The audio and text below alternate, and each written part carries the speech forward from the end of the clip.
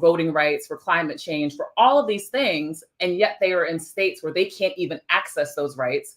And so that is impacting the way that they are able to get this education, which is a key to their economic freedom. I could go on, but it's so important that you and I are having this conversation in the fact that this is what the Global Black Economic Forum does, is connecting these dots together, because we can't see them as a silo, and it removes us. We can have real talk, right? This is what we're doing. We're having real talk. So yes. It shifts the conversation that I think happens sometimes in our communities, that puts Black people in a position that says, well, I got my bag, so I'm good. But you're not good. You're not good if you're not healthy. You're not good if, a white supremacist can decide that they want to roll up into your church with a gun and gun you down while you're praying. You're not safe when our communities are overwhelmingly impacted by not only climate change, but environmental racism, right? So we have to make sure that we as a people are smart enough to realize that our wealth won't save us like it's saving these billionaire white boys from other countries that aren't even here, but they want to kick everybody else out, right? Let's be honest, right? So we have to make sure we are connecting those dots for our people. Let's talk a little bit about, there are a number of things that you said that I want to briefly unpack. Let's first talk about reproductive justice, right? This is an issue that often gets labeled incorrectly, if I'll just say it that way. And when you talk about the economy and you talk about reproductive justice, let's break that down in terms of the impact that it's having on Black women and also Black families. Because often our voices, Black men, are not really a part of the reproductive justice conversation. So let's first talk about the economy specifically and our bodies, women's bodies, and how it affects Black women disproportionately than it affects other women. Well, look, we think about Black women's spending power, right? But even before we get there, if we look at, I started talking about the states with the abortion bans. You have all of these abortion bans and these restrictions. That is going to force Black women who are making certain decisions to have to decide between going to work, figuring out childcare, and crossing state lines to go get the services that they need. And that is impacting their ability to not only have a salary, but invest that back into the economy and to make those decisions that they're going to make. It also puts them, as a lot of Black women tend to be the pillars of their communities, the pillars of their families, right? If we think that some of them are heads of households, the inability to take care of the home because they can't take care of their body is directly correlated. I want to pick up on this piece that you said, though, this conversation about Black men not being in the conversation. It is so imperative, and I think about this particularly as we're talking about maternal mortality. There's so many stories, and yes, we should continue to lift up the stories of Black women that we have lost and continue to lose in the United States, right? Where we're supposed to have access to quality healthcare, and yet Black women, from Serena Williams and Beyonce to Black women who we may not know their names, are talking about their birthing experience. Black men are providers and fathers in this conversations and are also impacted here as well, right? When a mother is removed from the household, when a mother doesn't have the ability to parent, when a mother doesn't have the ability to maybe go back to work when she needs to go back to work, or vice versa. If there's not a conversation around a Black father being able to have time off to help take care of the family, these things are also connected to our economic advancement. There's so many ways in which we have to look at reproductive justice as an economic issue. I think if we had it in that conversation, we would have more of our people, right, who sometimes are apprehensive to the conversation because some people think that it's taboo to talk about sex in public, but we have to actually talk about this in the vein of healthcare and economic opportunity, because it'll get more people engaged in the process. What about the folks who said, look, I'm just going to vote for the person that can put more dollars in my pocket and everything else will figure itself out? Well, good luck to you, because no, let's have the real talk, because we heard some of that during the election, right? We did. We heard some of that. And so when you said that, it made me think of, well, yeah, you have money in your pocket and maybe you can afford these groceries, but how healthy is that food you're about to eat when they're dismantling the FDA and the USDA, right? Like, Let's talk about the environment. Exactly. That's where I wanted you to go. Like, let's talk like the things that we are consuming. So you have, again, also the environment at a larger scale. So you've got all this money, but you are breathing in toxic air. Beyond breathing in toxic air, you are living somewhere where there are going to be environmental catastrophes and you're not going to be able to rebuild, right? So we know what happened. I think people often talk about Hurricane Katrina and when the levees broke, and that was really an infrastructure mistake to not be ready to withhold what was happening. But that does give us an insight to these environmental disasters and what it will do to Black communities. We look at what happened in California and all of the fires. Look what happened to Altadena, right? Like, these are issues that, quite frankly, your money cannot save you when the fire comes, when the hurricane comes, right? Your money cannot save you when they are poisoning the water in the system in your area and you are still fighting for clean pipes so that you no longer have lead in your drinking water. I'm shouting out Flint, Michigan, as well as so many of the states in the South that overwhelmingly have a large Black population. I mean, look, we talked about the environment, we talked about healthcare, we could think about the police state, we can talk about voting rights. All of these things impact your ability to, even if you got the bag, you are not living the full quality of life that we, I believe, are deserved and owed. That is the promise of America, but we are not able to experience that because, again, the bag's not going to save you. That is the thing that I have been trying to say to everybody. You got a nice job. This is a nice event we're at, but this will not save us. And I think about Alfonso, I know our time is probably coming up soon, but yeah, I think about after the first Trump election and this hard conversation that I was having with a lot of people we know. They said, well, oh, those tax cuts, they'll actually benefit me. I said, but what about other people in your community that look like you? I'm not okay when the rest of my people are suffering. I'm not okay when just because I might have an economic benefit, right?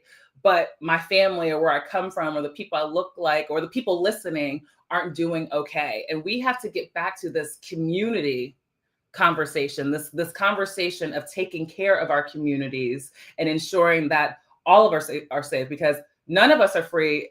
None of us are free if one of us isn't free. Well, and not only that, but if you get the tax cuts and you're looking to reinvest in your community, we've seen lawsuits and legislative efforts that try to make it more difficult for us to do that. That was the Fearless Fund, just so we can connect the dots, right? Arian Simone is seeking to invest in our community, and she's hit with a lawsuit where they're saying, you can't do that. You can't invest in Black and brown communities because we think that's discrimination. So even if you got the tax cuts and you took those dollars and wanted to reinvest it in your community, they're looking to stop you from doing that. So when we think about the economy, to your earlier point, and the intersectionality between social justice and economic justice, it's clear as day. Yeah. So, we're seeing legal attacks, we're seeing legislative attacks.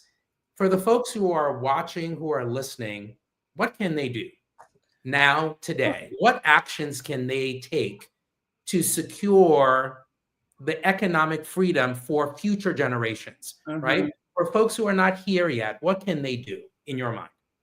Ooh, there's so much to unpack there. Before I say what we can do, can I also, when you were talking about Arian and the Fearless Fund and investing in Black businesses, we've been talking about how we are going to come through this moment and taking into account what our ancestors did.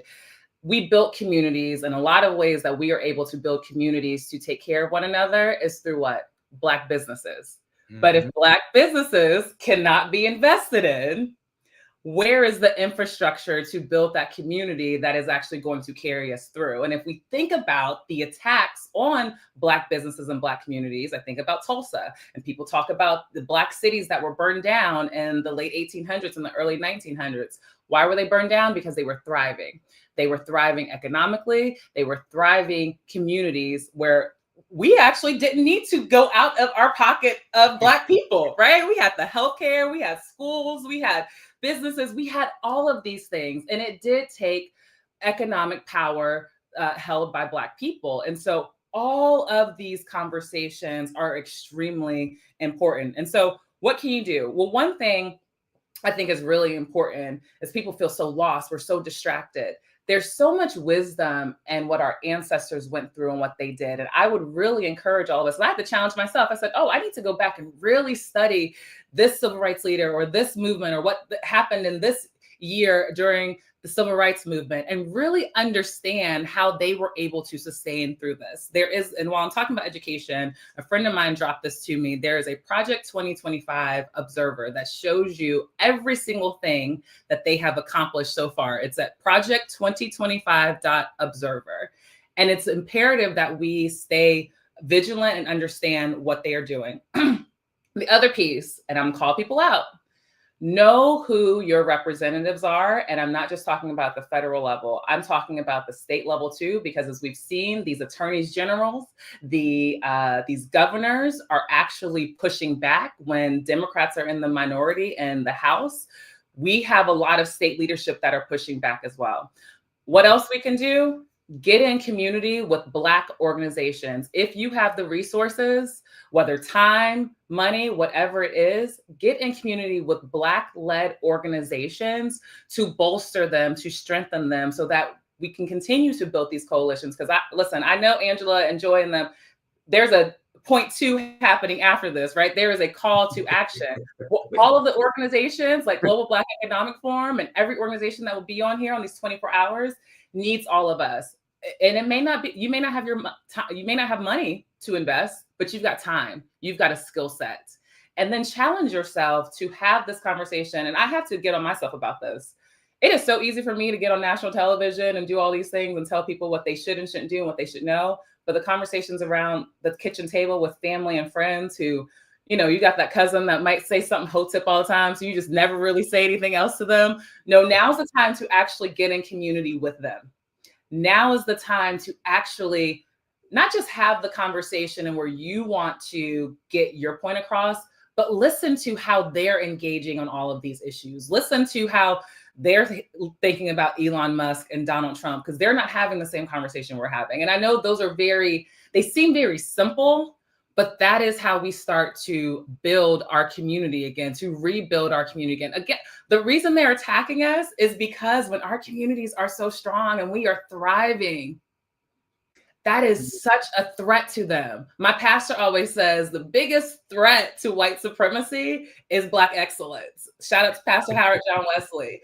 And that's what is happening. And I look at Black excellence beyond the multi-million-dollar business. I look at Black excellence as us being in our brilliance and our creativity and finding solutions that work for so many of us. And so as we have to continue to find ways to do that, but it's so important for us to be in community and in community in ways that, quite frankly, we haven't been in because of social media and because we've been so divided.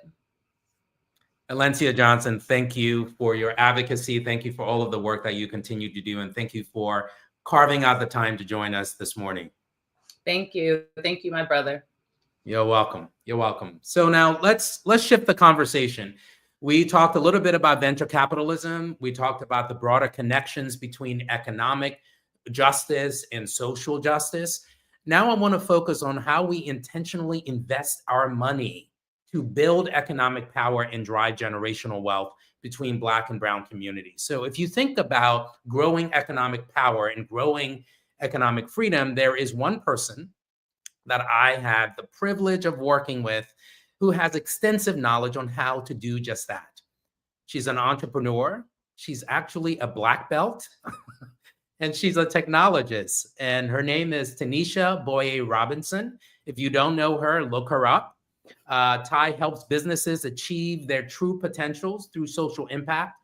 She serves as the president and the CEO of CAP EQ, and she's also a board member of the Freedom Economy, which helps investors all over the country. And she's also an author.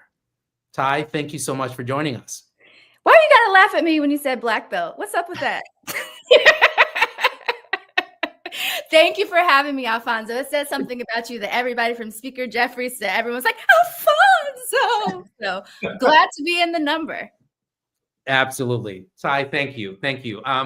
So hopefully you've been listening to the conversation from Arian to Alencia, now to you, where we're talking to folks about economic justice. We're talking to them about economic opportunity. And in this moment of heightened opposition to racial equity, what does the next phase of investment in Black and Brown communities need to look like? Not what it looks like now, but what does it need to look like in the future for us to get to that point of really achieving racial equity and or generational wealth for our communities?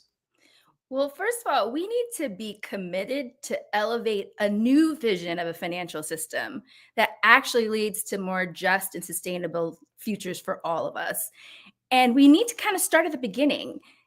When we think about this, capitalism as it operates today has consistently been harmful to people of color. And these existing racial inequities are a result of long-standing systemic decisions with consequences born over centuries. So undoing them won't happen quickly or easily. We heard Alencia say, you know why we're getting so much pushback? Because you're thriving. It takes a while to address the unequal and unjust allocation and distribution of capital. That unequal and unjust allocation and distribution of capital has meant that many dominant majority groups, mainly white, have benefited for far more long of the tools of capitalism than have been the groups that have been historically marginalized. So it takes three things for us to transform this capital system. First, we have to shift power. We need to make sure that we have equitable representation in decision-making within investment firms, within companies, and across the board. We need to redefine risk. Risk right now is something where it's a sentence that says, is this a good investment or not? But it's usually a thinly veiled group of policies and practices that reward white men based on potential and Black people and all people of color based on proof. And then we actually have to achieve financial justice. That means we are investing in the types of things that close inequities. It's education, it's health, it's employment. We need to make sure that those investments are having ripple effects and multiplier effects, not just in the bottom line of our business, but in the bottom line of our community. And I'm really proud that CapEQ has been partnering with groups like PolicyLink and the Global Impact Investing Network and others to build the tools and resources to help support investors do just that. In fact, collectively, over the last 5 years, CapEQ has partnered with investors to shift trillions of dollars of assets under management to start to flow in ways that actually achieve power, risk, and justice. So I'll just tell you, you outlined those three strategies, and I'll say within the US, we do such a poor job of financial literacy, right? We're not teaching folks in school about investments. We're not teaching folks in school about, the stock market and what to do and what not to do. So it's not something that we really focus on, unfortunately, in this country. So as we're talking to folks about our financial strategies and we're talking about long-term economic justice, right? We're trying to create an environment where we can grow generational wealth for our communities. But we're also not teaching folks about financial literacy. We're not teaching folks about investments in our communities. So as we're thinking about achieving this long-term economic justice, how do we ensure that the financial strategies that we're implementing reflect that commitment for folks who are very well versed in finance and folks that may not be? There was a lot of conversation from Ariana and Alencia about the importance of Black business. And I think Black business is a real great unit of change and unit of measure, because even if you don't understand finances, you understand Black business. One of the biggest group of Black businesses there are hairdressers. Everybody knows how much it costs to go to the hairdresser, how long it takes. And they know that that woman or man is running a business. And you can do things like that based on examples of real life people in your community. I have a great example. My daughter is in Jack and Jill, and we had a financial literacy exercise for them where they worked on selling lemonade. And it was, okay, how much does it cost to buy your lemonade? How much does it cost to sell your lemonade? How much money will you get from the lemonade? Just one bottle. And then if you wanted to sell 10, 20, 30 bottles.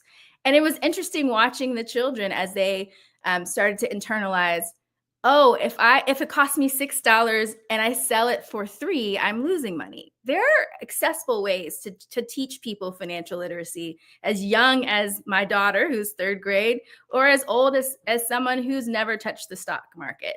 There's also great tools out there now that allow you to take fractional ownership of stock and things like that, if that is something that's new to you and you're afraid of the overall investment. But I want to go back to Black businesses overall. If you look at one of our efforts called Path to 1555, which is about fueling Black business growth, we have a list of key performance indicators on what does it take for us to actually drive generational wealth.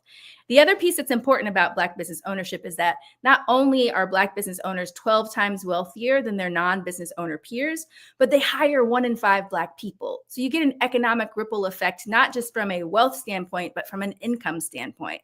And we also know that people who are children of Black businesses are often more likely to become entrepreneurial and have wealthy options. So that's why, once again, the Black business ownership is a unit of change. And those key performance indicators are everything from removing barriers to capital, making sure policies are reinforcing a fruitful environment for Black businesses, increasing jobs and revenue growth, and actually shifting the narrative change to ensure that the fundamental goals of Black businesses are really about uplifting the community and seen as assets, not liabilities. So those are a couple of things. I really do feel that the literacy and the education piece, coupled with really investing in our own companies, is part of how you reflect long-term economic justice.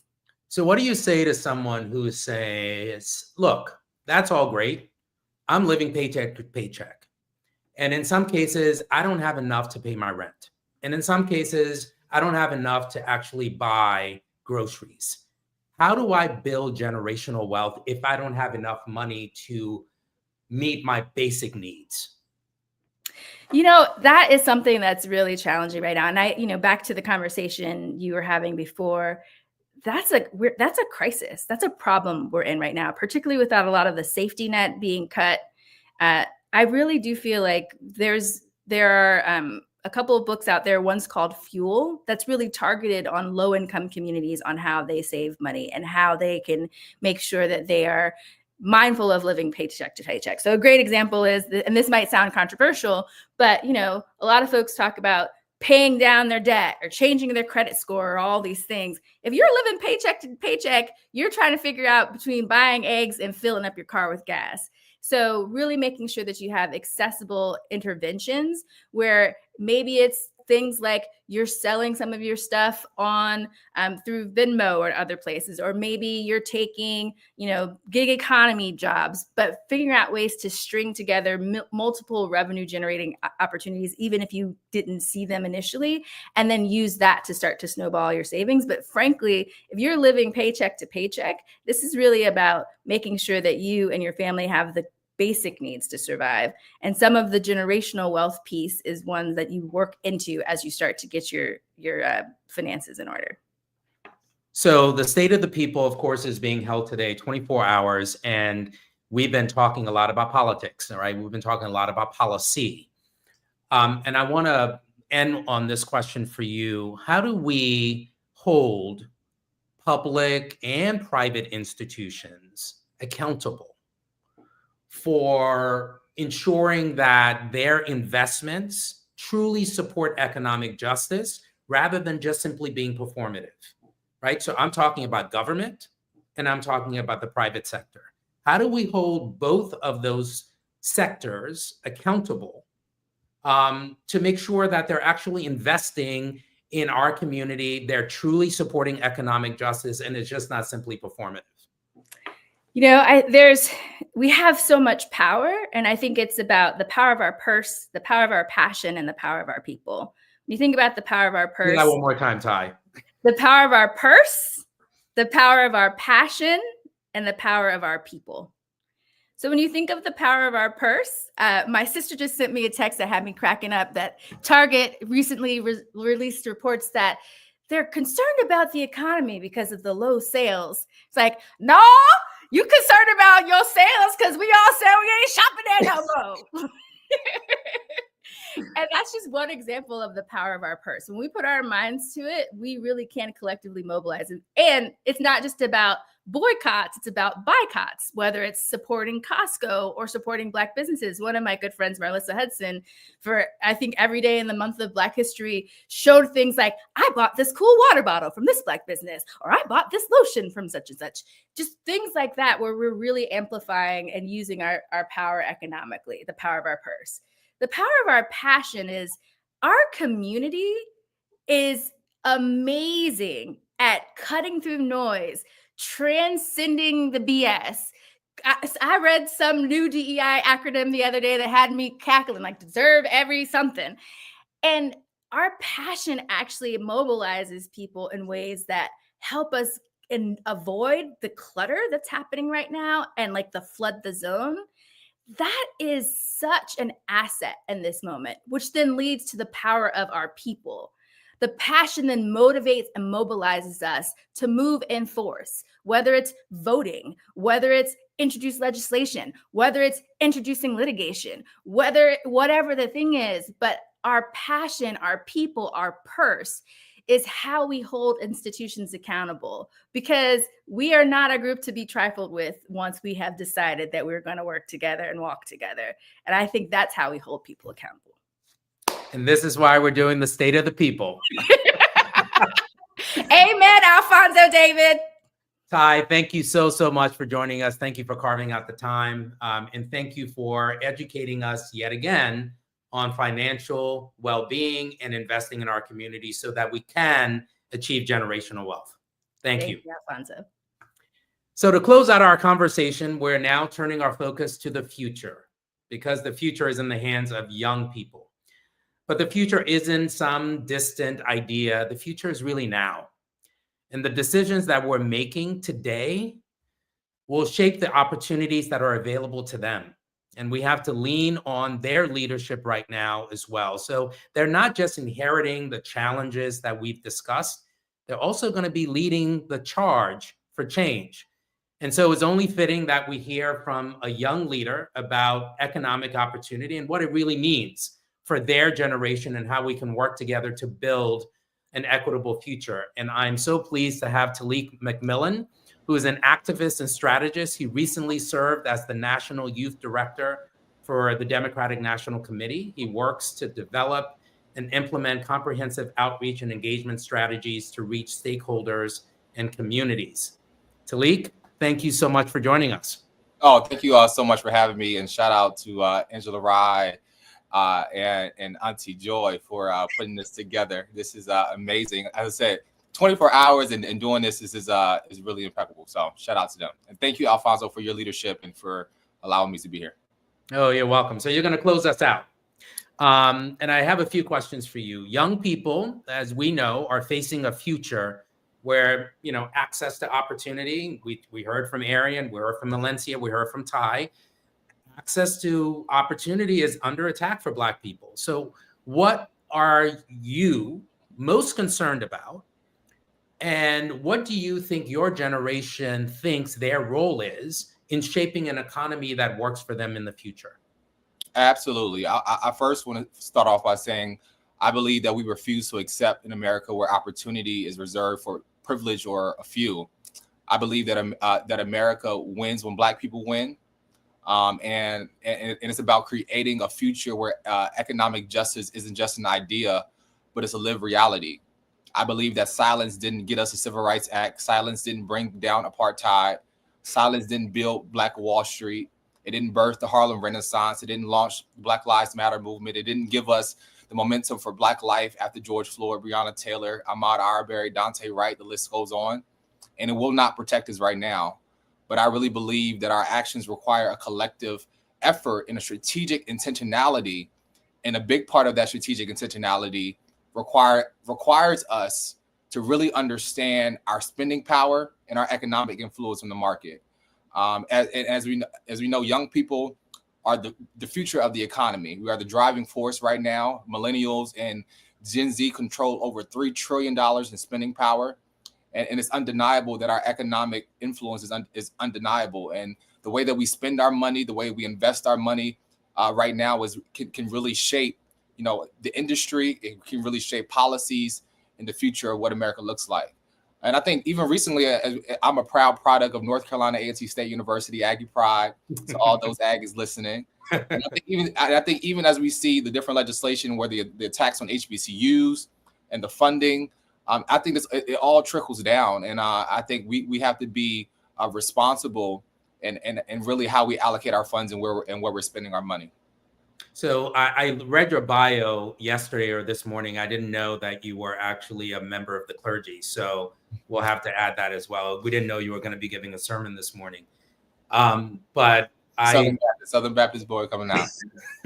So it's in your bones. So you're talking about young people being the future of our economy. And I understand that philosophically. Talk to me practically about how young people can and or using their power to inform or affect the economy, right? Because you buy things, as you mentioned, a lot of money young people have, a lot of money, they're utilizing those dollars and buying products and services.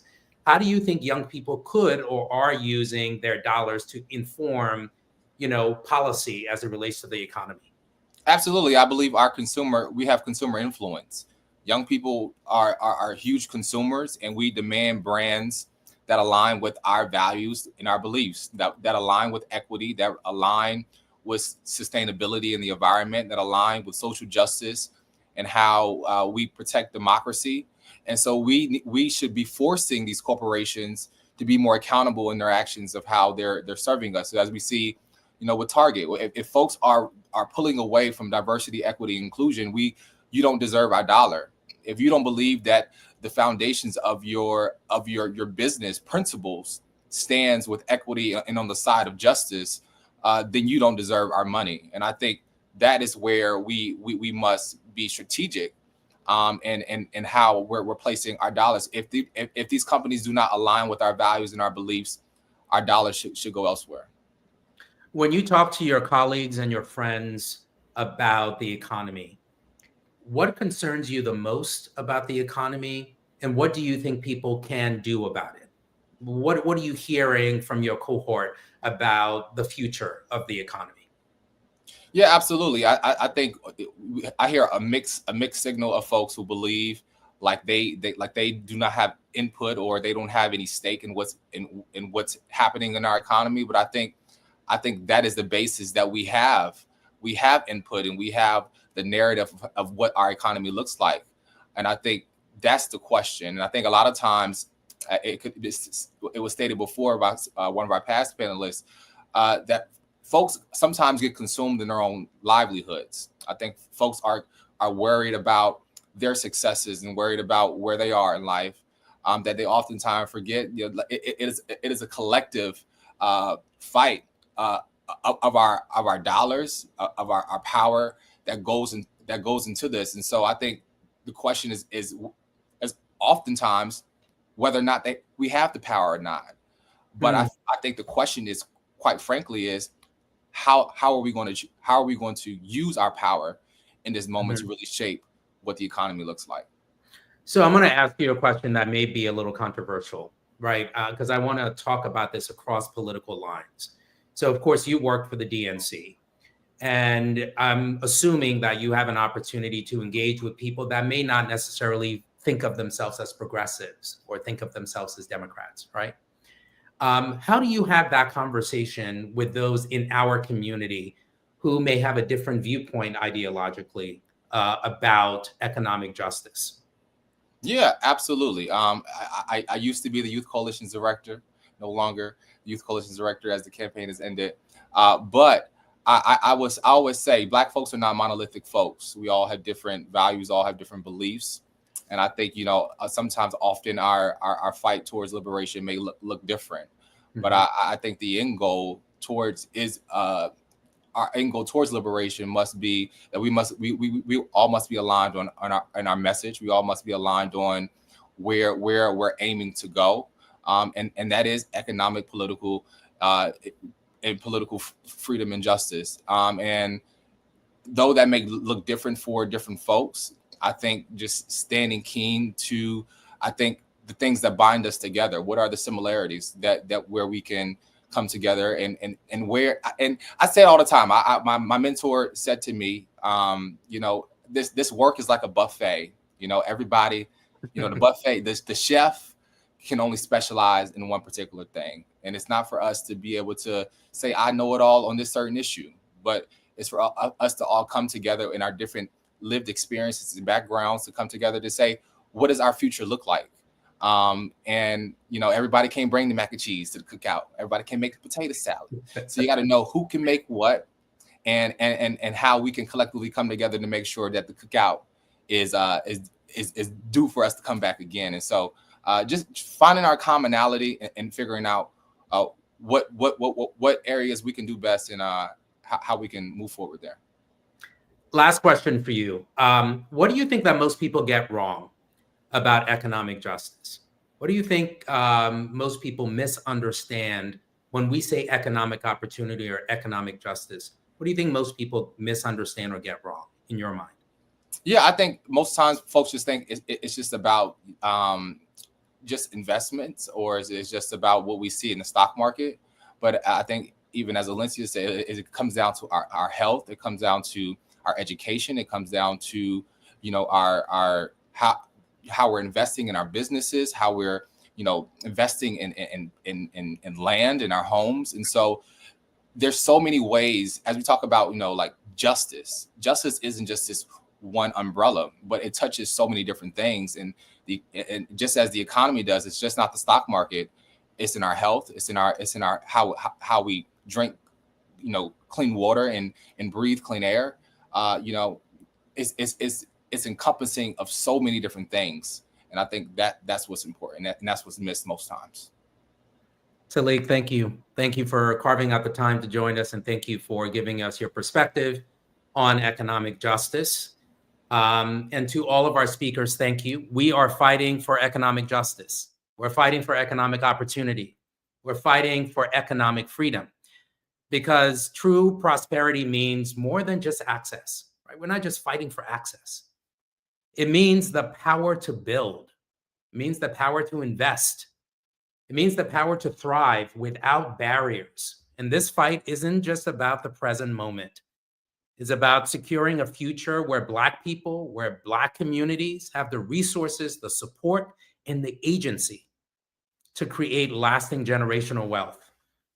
I want to again thank Arian, Alencia, Ty, and Talik for joining us during this segment. I want to thank the organizers, including the folks that I mentioned before, who have created this amazing opportunity for us to connect with community. You can find us at the Global Black Economic Forum on all of the various platforms. And now I will turn it back over to Holly, who will transition us to the next panel. All right. Well, look, you got the duo. You got Holly and Lolo, because we are transitioning ourselves. This has been amazing. Thank you, Alfonso. Really, thank you. Again, I will continue the trend that Angela started. We don't know why you agreed to do this, but we sure are glad that you did, because this has been an amazing conversation. And I am just excited to know that there are so many passionate Black voices out there from all the different walks of life. And so really appreciate you today. Thank you so much. Thank you. All right, y'all. So y'all got me for the next few hours, and I'm going to keep it pushing because we have so much going on. It's so funny. I just spoke with her, so I'm going to bring her on up here. Miss Busy. We was just on the phone call together. Listen, 2 seconds ago. It's been so much, and I'm so excited to be a part of this that I just said it doesn't matter where I am. I'm actually in the Sirius Satellite Radio studios.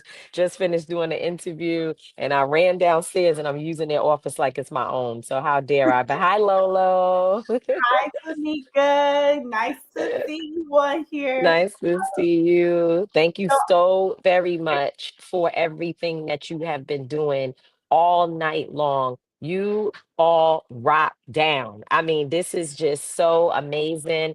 We can do things, great things together. We know that because we've done it before, but this was such a labor of love and a show that, just an example of how when we all put our minds to something, even though some of us only had a little contribution and you all had huge contributions, but here we are all together making this happen. So thank you, Lolo. I appreciate you and the Hollies and Ashley and Angela and Mark Thompson and everybody who's been involved. Yes, thank you so much. So I'm gonna get out your hair. I'm gonna bring everybody up, but thank you everybody for all that you do. So let me get out of here. Thanks. Bye, Lolo. Hey, everybody. How y'all doing, Until Freedom family? What's going on? Well, Listen, we've been up for just all night. I've been streaming all of this on our page on Until Freedom social media and on my personal, and I think some of that is happening on yours as well, which means that every 4 hours we're up and making sure that the stream is working properly. I see we have been joined by the one and only Mayor Ross Baraka, the mayor of Newark, New Jersey, who is our dear brother and friend. Hey there, Mayor Baraka, Hey, how you doing? I'm good. What's going on, everybody? Hey, what's up? Good. Good. It's good to see you. So we want to jump right into it because we only have a short time together. As you know, Mayor Baraka, we are 3 of the 4 co-founders of Until Freedom, and our organization works there in Newark on the ground, dealing with issues around gun violence and also police accountability and all those things, and working in community with your community. And one of the things we wanted to talk about today, as this 24-hour State of the People marathon is happening, everyone that's been on, and I mean, there have been some brilliant mind strategists, legal experts, media experts, journalists, so on and so forth.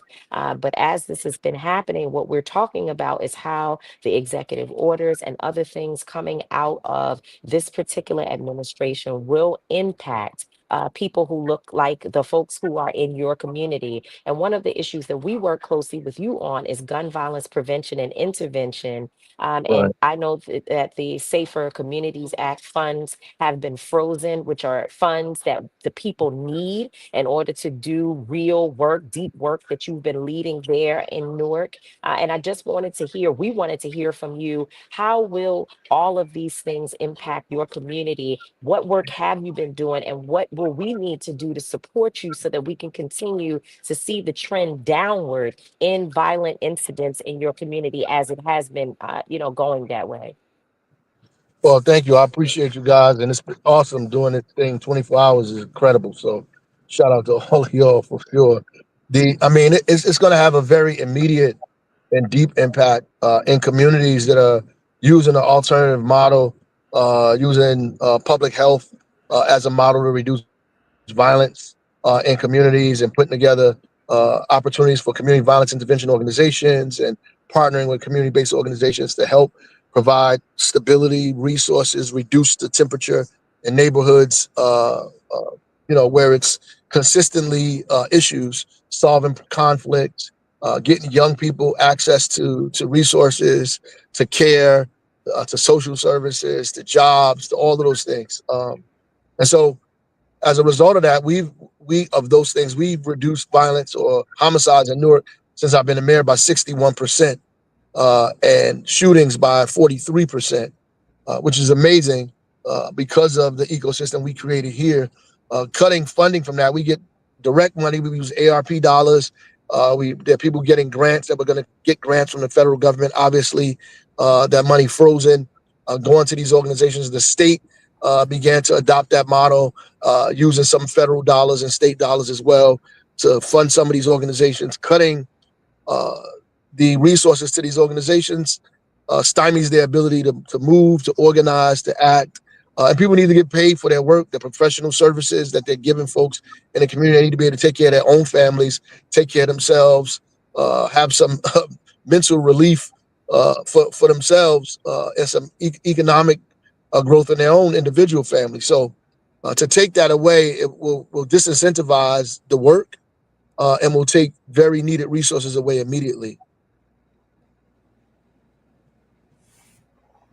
And Mayor Baraka, maybe quickly for those who don't know, we are, very intimately aware of some of the work happening in Newark, but you did something very innovative in how you got city funds to be able to fund the Office of Violence Prevention and Trauma Recovery. Do you want to share a little bit about that? Because that may be one of the most innovative approaches happening around the country to fund the work. Yeah, I mean, we began talking about taking a percentage of police dollars, but what we did was for every 10 police officers that they hire, that they had to hire a social worker. And obviously, you move just from social workers, you begin to hire outreach workers, you begin to hire other folks to pull them into the department outside of just social workers, because you need more than just that. And train them and graduate them with any academy or else with everybody else. So it's an extension of public safety. So you're really just changing the definition of what public safety is. So they can't say that you are taking dollars from public safety. What you really do is expanding public safety, and you're kind of growing the definition of it to include other people. That's also responsible for public safety, putting public back in public safety, as we say over in Newark, and so I think that has been helpful for us to make sure we have a steady flow of people working for the city in those agencies. Certainly. And the idea of not just violence prevention, but really trauma recovery. Right, And trauma recovery. the role that therapists play in doing that. And as you mentioned, a tremendous decline in homicides over the course of a 2 or 3 year period. And one of the things that I saw a couple of weeks ago was the impact of ICE already in the city of Newark. So Right. ICE is already in Newark. I saw that they're planning on reopening a facility in Newark, Yep. which from my perspective means that they are now going to make, in some ways, the city less safe. How do you respond to that? And what examples or what advice do you give to other cities who may be dealing with ICE coming in and the instability that may cause in their city? Well, it's certainly going to cause instability. The week that ICE raided that fish market, that month, we had a 50% reduction in immunizations, a 30-something% reduction in people coming to get social services from the Department of Health. So this can cause a really serious public health crisis. When these things happen, when people hide and not coming out and not taking part in the things that make our community safer, healthier as well. So it has a very immediate and dangerous impact. So we are right now struggling with ICE and the GEO Group, who stand to make $60 million, a month, damn near to house these folks. But at the end of the day, $60 million per month is what you said? they stand. Yeah, they stand to make billions of dollars. This is billions of dollars here. These folks aren't. This isn't a joke, and they're going to do what they can to open this place up. But they have to follow. What we're doing is making them make sure that they get all the permits, everything they need, because they think they're going to roughshod over all of that, but they're not. Like, they have to have community meetings. They have to change the use. So if you're changing the use of the building, you have to have the public planning board has to vote yes for that. And you have community meetings. If the community comes out and say no, and the planning board says no, then they can't change the use. And if you can't change the use of the building, then you're not supposed to open it with that use. That is the state and municipal law. So they can't just run roughshod over the laws. What they can do ultimately is get the federal government to come and take the property altogether. Then it becomes their property. But if they take the property, they lose the lease. They lose the lease. So it doesn't benefit them as a group, the GEO Group, to allow the government to take the property from them, because then they lose the money that they stand to make out of this. So there's an important role for community to play in this moment to push back in regards to what they're doing, because the community voice can actually at least stifle the process a little bit. It may not be able to permanently prevent them from figuring out how to get that building, but it certainly can stop them. Sure, absolutely. It certainly can slow them down, pause them. Absolutely. So when people say we don't have power, there are things that the community can do, and this is one of those examples. So how do people get that information? And when is it time for them to show up? Well, the information is public, and they have to post the building, the developer, whenever they change in the use or building something, they have to put a big giant white sign on it. Engineering department puts it up there, and the date of the planning board and all of that is on that sign, all of this stuff, so people can show up to those meetings and voice their concerns about what happens. And then the planning board has to vote on whether to grant them the change of use or not. I want to ask a quick question. As running for governor, which I'm sure you should be and will be, you know, when you talk about leadership and we look at what this administration is doing, is this an effective way of leadership? Is this something that you would practice, or do you think that they should be going about it a different way? Because we definitely need a lot of things. You know, there should be immigration control. There should be, you know, budget controls and all those things. But what do you think it should look like, and how should they go about it? Well, I don't think really that all that stuff is like a bait and switch, right? It's sleight of hand. It's really these people are trying to create chaos and instability. You know, strike in the east, you know, make noise in the east, strike in the west, right? Really, they're just robbing the treasury and giving money to these people like Elon Musk, these oligarchs, but they doing it in a kind of thin veil of efficiency, that we're wasting money. The people said the Social Security was a Ponzi scheme. It's like the most bizarre thing I ever heard of in my life. They're doing this because, you know, if you just attack everything, you can't protect everything, right? So you can't defend everything all at once, because if you defend all fronts, you defend none, right? So we really have to figure out how to pick 2 or 3 of these things and push back on it so it does not happen, and begin to focus on the other 3 as we go, because we can't do it all together. Obviously, if we were working on efficiency, one of the efficient things to do was cut some of Elon Musk's contracts that he's getting for $800 or so millions of dollars. That's efficiency, making the wealthy pay their fair share. You can't give the wealthy these super tax breaks and say you're going to reduce taxes or make it affordable for regular working class people in America. It's not going to happen, right? You can't do both of these things and run government at the same time. Because, you know, government is funded by taxes, right? It's not funded because we're selling pies out of the back of White House, right? So people's taxes funds government, funds all municipal governments, county governments, state governments. And so if the wealthy don't pay, somebody has to pay. That's middle class families. So who's taking care of working class folks? Nobody. So you pull the floor from under them, you know, you make the middle class pay more, and you give breaks to the wealthy. And that's exactly what's happening. I would be trying to give resources to working class families, to poor folks at the bottom, to help them become part of the middle class so they can own homes, so you grow the economy, investing in small businesses. That's how you grow things. That's how things develop, right? Not by giving money to people who are going to put it in a tax shelter, right? You give money to folks who are going to spend it, right? Who need to pay their bills, send their kids to school, buy food and clothes, put it back into the economy immediately. That's what you need to be able to do. But that's not what this is about. So we got the wrong argument. The context is incorrect. They're not trying to fix the economy. They're not trying to fix government. They're not trying to help anybody. They're robbing us. And we know what it feels like to be robbed from the hood that we grew up in. We know what it feels like to be robbed. This is a straight robbery, what's happening right now.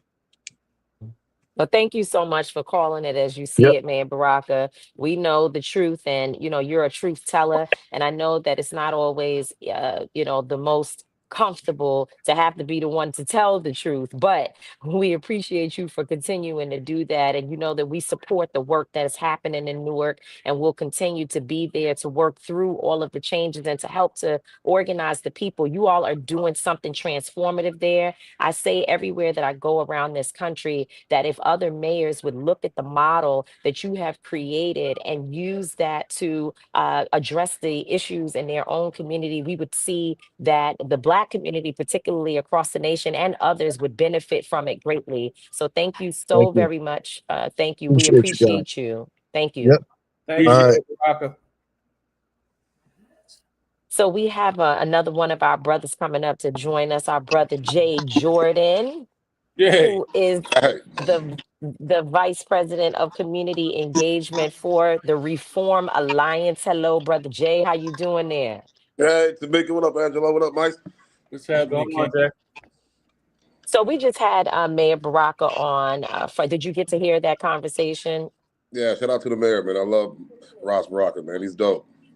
Absolutely. And you are sitting in a very important position at Reform Alliance, being responsible for community engagement. But even before this, you have worked with other organizations and have led efforts. And one of the things we wanted to do during our time on this 24-hour marathon, where an incredible team of individuals are working to ensure that we center Blackness, that we center truth, that we center ourselves and ensure that we have an organized space to come together when we know lies will be told this evening as the other events are taking place. And so one of the things I wanted to have you on, and we always talk to you, Jay, and until Freedom's role here in many ways is to ensure that we bring some of the people who are doing work every single day in the community to address very specific concerns. And one of the things you talk about all the time are the collateral consequences of people who are coming home or already have come home from prison, and what they have to deal with after many, many years to be able to return to a normal life. Now, you have been working and others around creating legislation that would help to address some of those issues. Now we're dealing with an administration that we know will be adverse to much of that progress, and wanted to just hear from you about those collateral consequences. Give us some ideas of what some of those things are and talk to us about where you stand in your work today. Got it. So for those who are watching that don't know, there's the term collateral consequence. These are restrictions that are given to people because they have either a felony or a misdemeanor conviction, right? These aren't the direct consequences. These aren't, going to jail, going to prison, fines and fees, restitution. These kick in after they serve their time, right? So, and there's about 40 to 45,000 of these collateral consequences. Case in point, if you try to go and get a job at a pharmacy and they tell you no, that's one, right? That's one collateral consequence. There is 40 to 45,000 more of these collateral consequences.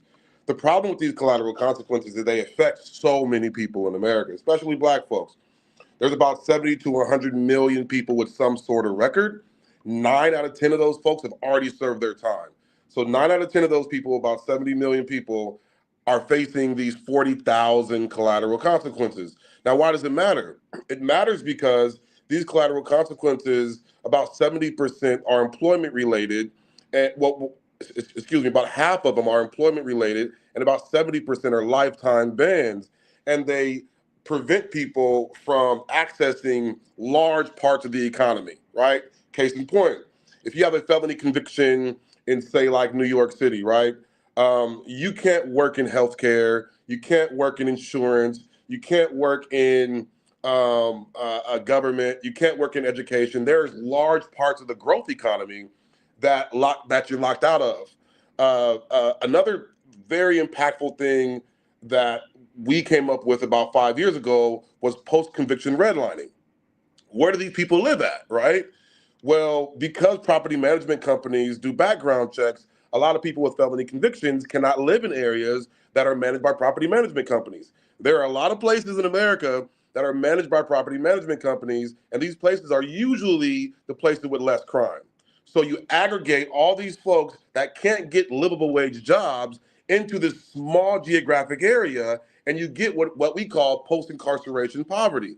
Very concentrated type of poverty that is different from poverty that is generated from social determinants of health. This is legal generated poverty, and the industries that attach themselves to these areas are extractive industries like buy here, pay here, buy now, pay later, furniture stores, bail bondsmen, cash advances, very extractive, very exploitive industries, charging people upwards of 400% on the return. It is, so you get not being able to work a livable wage job, living in an area that is primarily unsafe, and are being attacked by all these extractive industries. There are millions of people that just can't get a leg up, right? And so the answer to that, right? The answer to that is expunging records, is pardons, right? Is not allowing these industries to see the record and going off a merit-based system where if a person can cut hair, they should be able to be a barber. If a person wants to go to real estate school and get their and pass the real estate exam, they should be able to become a real estate agent. We have done that in multiple areas in the country. Shout out to Sheena Mead and the Clean Slate Initiative. I mean, people are doing this all over the country, and this is a nonpartisan issue. This is not a Democrat or Republican issue. This is a nonpartisan issue. It is literally an economic issue. We want people to get out, to pay their debt to society, be held accountable, but when they come home, they're home and they're able to take care of themselves and their kids. They're able to pay taxes, they're able to build businesses. These are your neighbors, these are the people who go to church with you, their kids go to our school, and this is what we're seeing now. We're seeing a lot of progress on this. I will say this, that the current administration has a unique opportunity to do the right thing, right? They don't have to be against this. And, they haven't postured that they were going to be against second chances. Obviously, Trump pardoned a lot of the January 6ers, right? Almost all of them. So there's like some synergy there with this issue. I'm not saying that, it will be like the prior administration where there was money going to state governments to fix their court systems so they can expunge records a lot easier. We've seen that go away through a lot of the federal grants going away, but we do see an opportunity for, pardons and expungement to be more of a federal thing. I know Sheena Mead and the Clean Slate Initiative and their coalition has a bill that's working its way through the House. I mean, there is a huge opportunity in America right now to fix this issue. Whether or not we're able to see the leaps and bounds that we need to see, that's up for determination. Thank you, Angelo. Oh, well, I guess my challenge with I have a lot of challenges with the current administration, but what I will say is when I think about the issue of mass incarceration, and I talk to folks about it, and we see the ways in which there has been some progress made, right? Where you don't see numbers necessarily rising, you may see them flatlining. For me, what we're seeing now around crimmigration or the criminalization of undocumented folks is a way for the system of mass incarceration to expand. And even when you see a reduction in some folks who are inside, now, like when we were speaking to Mayor Baraka, you have Geo Group who's going to open a facility in Newark. So, and it's cheaper, and they don't have to honor the liberties because folks don't have their citizenship. So how do you feel about the ways in which it appears the system of mass incarceration or the system of detention is expanding, right, by targeting undocumented folks and also probably making even more money through the privatization of that work? What's the connection, and how do you respond to some of that? Yeah, I mean, you named it. For those of you who don't know what crimmigration is the intersection between criminal law and immigration. Shout out to Rose Kahn and Hillary Blount and all those folks. It's real. It's real. There's a lot of industries that are attached to mass incarceration. I think level setting for people may, give them a picture for what they're up against, right? So the American legal system, right, is the second largest employer in the world.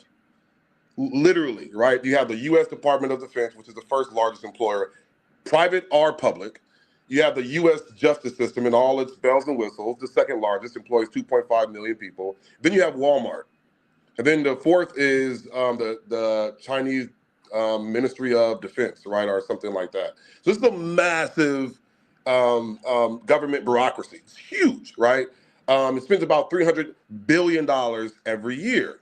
That's not including all of the contracts that are attached to this system, right?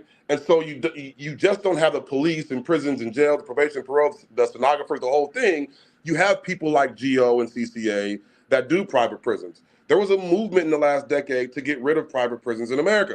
It was a massive movement. Both red and blue states canceled contracts with GO. They literally said, we're not doing private prisons anymore in America. And it wasn't, and I think about 80% of Americans agreed that we shouldn't use private prisons and use cost we shouldn't use profit as an incentive for public safety. The problem with that is, right, when you have a massive push to do immigration reform through mass deportations, that same industry that got kicked out of these red and blue states are now coming back in and being being pushed into the forefront in a lot of these budgets. Yeah. The major problem I have with this, and I think we all should have, is that money that could be spent on ensuring that we have domestic violence shelters, ensuring we have trauma recovery centers, ensuring that we give people treatment for a drug addiction, ensuring that our streets aren't riddled with people who are houseless. All that money now goes to private prisons, and this was the problem, right? Absolutely. Like, we have a very small public safety budget, right? Yeah. Very small public safety budget. And a large part of that already goes to responding to crime, not preventing crime. We respond. We don't have a criminal justice system. We have a crime response system. And so if we have a large portion of that going to crime response, and you begin to say, okay, well, we actually need to open up these prisons again, and then give this contract to GEO, right? And GEO does what they do. We're taking money away from preventing crime from happening. And I think every Black person... I hate to cut you off because what you're saying is some good stuff, but we only have 2 more minutes here today. And we have to, if folks don't know who Jay Jordan is, we were so intentional about getting him in this conversation, even though it was last minute, but he has a wealth of knowledge that I want you all to follow. Jay, tell folks where they can find you. And then I want to give you, my son, any last words that you have as we kick this back over to our brother, Pastor Mike McBride, who will be taking us the rest of the way. Shout out to Mike McBride, man. He gave me my start, man. I'm a live free organizer through and through. Shout out to Mike. You can follow me on any platform, Mr. J Jordan, spelled all the way out like the color purple, MisterJayJordan. Love y'all. Thank you. We love you too, brother. I just want to round it off by saying we heard, the amazing things that Jay said. We heard the amazing thing that Ras Baraka said. And I just think when we look at this administration, that they aren't invested in, the protection of our communities. Even when we look at, reform, and I know the work that they do, and it's bipartisan work, but the reality is if we are fighting to get pardons and we have a president who is making laws and we are locking up protesters, kids who are protesting and, things of that nature, then we're increasing the population in prison. And we can't get enough for that. We listen to Rock talk about how they're disenfranchising the community and everybody's in an uproar. Violence is going to have an uptick when you take away jobs from the community. Violence is going to have an uptick when you increase the scarcity and you increase the trauma in communities. Domestic violence is going to rise, like we've seen with COVID. When you're inside the home and you're dealing with all these traumas, violence is going to rise. So I just think for me, when I look at this administration, it's counterproductive to all the things that we actually want to do. And we have to do things that we know is going to be intentional about trying to solve those problems. Absolutely. Thank you so much. Thank you, Pastor McBride. We're giving it to you. Thank you, Until Freedom family. We appreciate y'all. Appreciate you.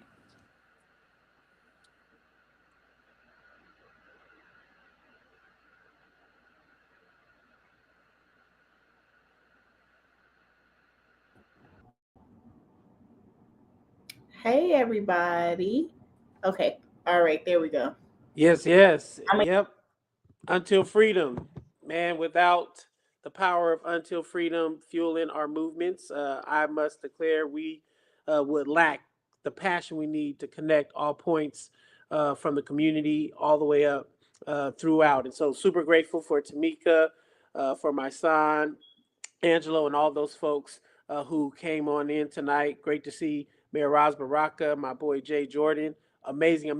Listen, y'all, State of the People. We are cooking. I want you to make sure that you are texting people, that you are sharing these streams all throughout your network, all today. We are literally turning the TV off and we're turning on the voices of our own people that we know can move all of us into a place of truth, of justice, of hope, of action, of solidarity and unity. And so please, y'all, encourage people to join the State of the People community, 24 hours of truth telling, of learning, of educational solidarity. Super excited. Now we're getting ready to bring to the State of the People stage the sip hour. My goodness, get ready to sip something. Get ready to get your sip on with Adrian Shropshire. Is coming from Black Pack. Sis, my goodness. We cooking out here in these streets. Unmute yourself so we don't mute the voice of the powerful Black woman who organized us all over the country. Say hello to the people. Hello and good morning, Pastor Mike. So good to see you. Oh, the pleasure is mine. I am a long-winded Black preacher and I already have my time. So I'm going to move on out the way and let you bring up the rest of your friends and your Lord have mercy, Judy. If I know Judy, I'd have snuck in on this panel. My God, what's up, sis? Hey, love. Great to see you. I think Fatima's coming on. Glenda Carr's coming on. These are some wonderful voices, organizers, co-founder Higher Heights Pack. Listen, y'all, it's about to go down. And as Jesus said, I will decrease so y'all can increase. Have a great time for the sip hour. Thank you so much, Pastor Mike. So we are waiting and will soon be joined by the fourth member of the SIP, Fatima Goss Graves. But good afternoon. I was going to say good morning to you all because it is morning for me over here. But good morning to two of the co-hosts of the SIP, Judith Brown Dianas with the Advancement Project Action Fund, and Glenda Carr, president of and co-founder of Higher Heights. Good morning, y'all. Hey, hey, good morning. Well, it's morning for you. Yes, well, here we are. Right. So I think I want to add to the chorus of appreciation for the folks who brought us here. So just a big thank you to Angela and Joy and Holly and Reverend Mark and Ashley and Lolo. I'm Team Lolo all the time. So just it was really, again, like just phenomenal to go from an idea one day or one night, I don't know when it popped up, to the actual Avengers assembling, right? Portals opening, people stepping through saying, sign me up. So just so appreciative of the folks who put in the time and all the other people too, who really put in the time to make this 24 hours real. So let me just do what we do all the time at the SIP, which is to ask two questions. One quick second. I know I was going to decrease. We got you. I saw it. All right. We was going to do this. We professionals, Pastor Mike, now. We got a congressman that wants to come on and say hello, so we're going to bring him on. We started. Hello, everyone. How are you? Hello, Congressman. Let me begin by thanking you guys for what you do for our people, for our country, and keeping the airwaves live with unfettered facts about where we are, and equally as important, where we have to go to protect ourselves, protect our democracy, protect our community. So God bless you all. Thank you, Congressman, for jumping on in here. Super appreciative for you and your work, and keep standing tall. We got your back. We got all y'all's back. CBC, fight for us out there. Thank you so much. Well, as you know, today is going to be the new president's first opportunity to address the joint Congress.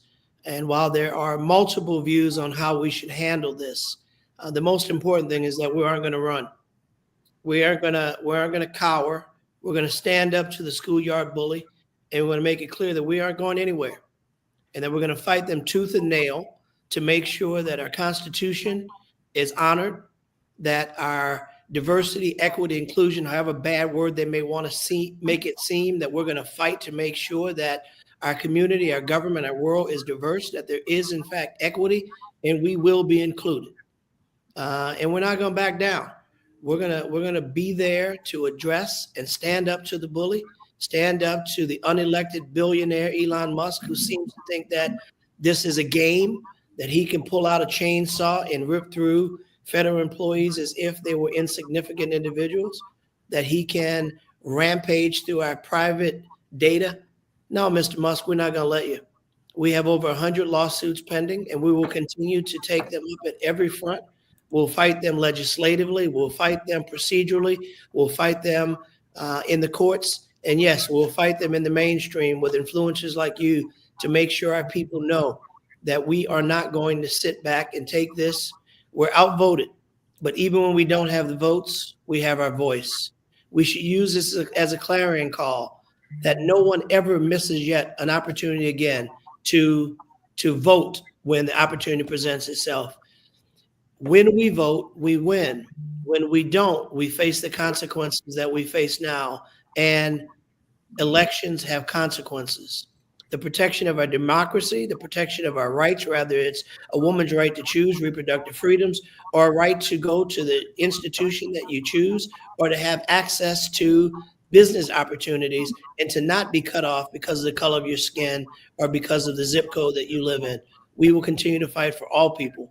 We will certainly continue to fight for African Americans who have been historically left behind. And this attempt to turn the clock back, hashtag we won't let them. Thank you so much, Congressman. I appreciate it. The courage that you all are showing. Leader Jeffries was on earlier and said we're not going to let him run us off our block. So I appreciate you sort of echoing that again and saying that you all are going to be there and stand up. So thank you so much for joining us and for the words that you brought to the viewers. Yes, thank you. We know you're from Louisiana and you all have a lot of fortitude. So, and it's Mardi Gras season. So we expect that, that you're 10 toes down in this fight. So thank you so much. Absolutely. Thank you. So, Sipsters, I was about to say two things that we always ask. One is, what are you sipping? And because I know Judy, I hope that's just orange juice. No, I'm on vacation. Okay. So I have a little sip in my sip. So yeah, if you see me drinking orange juice, know that 99% of the time it's got a little something in it. So, yeah. Well, we appreciate you, Glenda. So it's coffee. I haven't been feeling well. I keep going. Is it the state of the world, or do I just not feel well? But excited to be here with these amazing national leaders who make up the SIP host. It actually, Adrian, I don't know if we're talking about this, it is literally 5 years to almost the day that we came together as then 5 national leaders during the pandemic. And we're sister friends. And similar to how this came about, it was like, we should do something together. It went into just being one live stream on a Sunday brunch to these 5 women hosted their own political view 3 days a week, all the way through the pandemic. And so we now get the gang back together to sip on coffee. We do little pop-ups. We certainly think that this was an important moment, but 5 years, y'all. March 11th. That's crazy. That is welcome, Fatima. Hello. I made it. Yay. Yes. Hello, my sisters. So my second question, we have some guests that are going to come on and talk through some of the issues that we know that we're going to be hearing about tonight, or at least that we're going to be pushing back on for a long time. But I did want to get you all's perspective on a couple of things before we get started. One, just your sense of what it is that is going to happen tonight.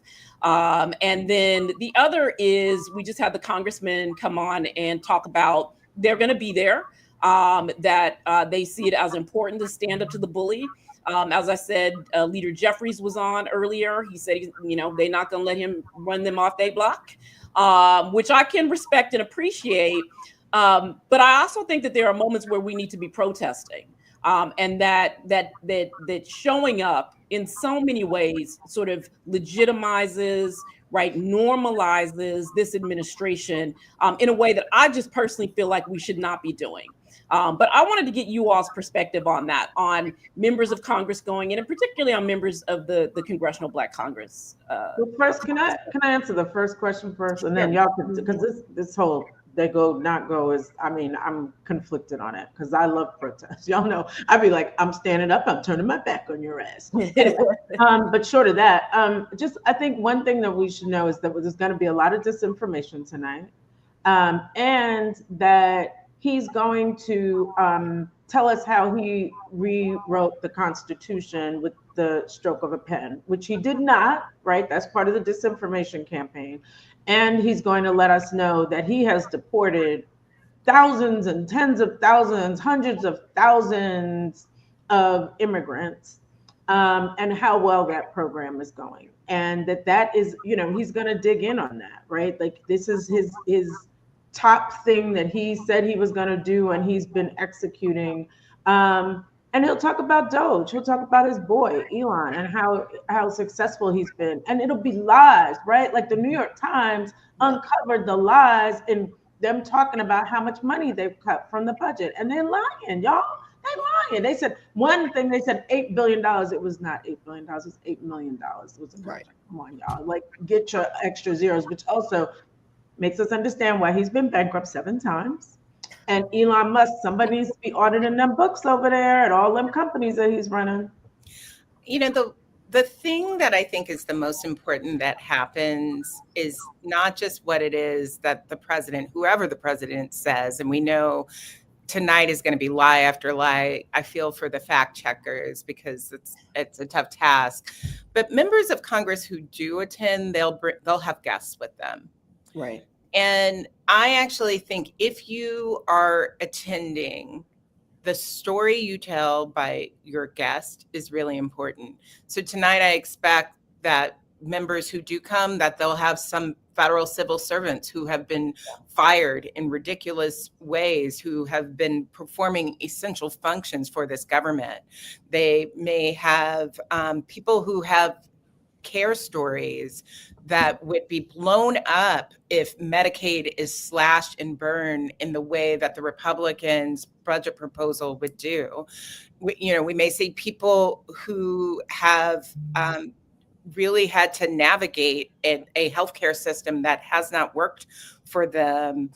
We may see people who have experienced the aftermath of Dobbs because of Trump's Supreme Court. And so if they do come, telling the story, not of the president's lies, don't give his lies oxygen, of what life is like under Trump for everyday people in this country. That is their task, not to go tack to tack, to remind people who they are actually fighting for. Mm-hmm. Linda?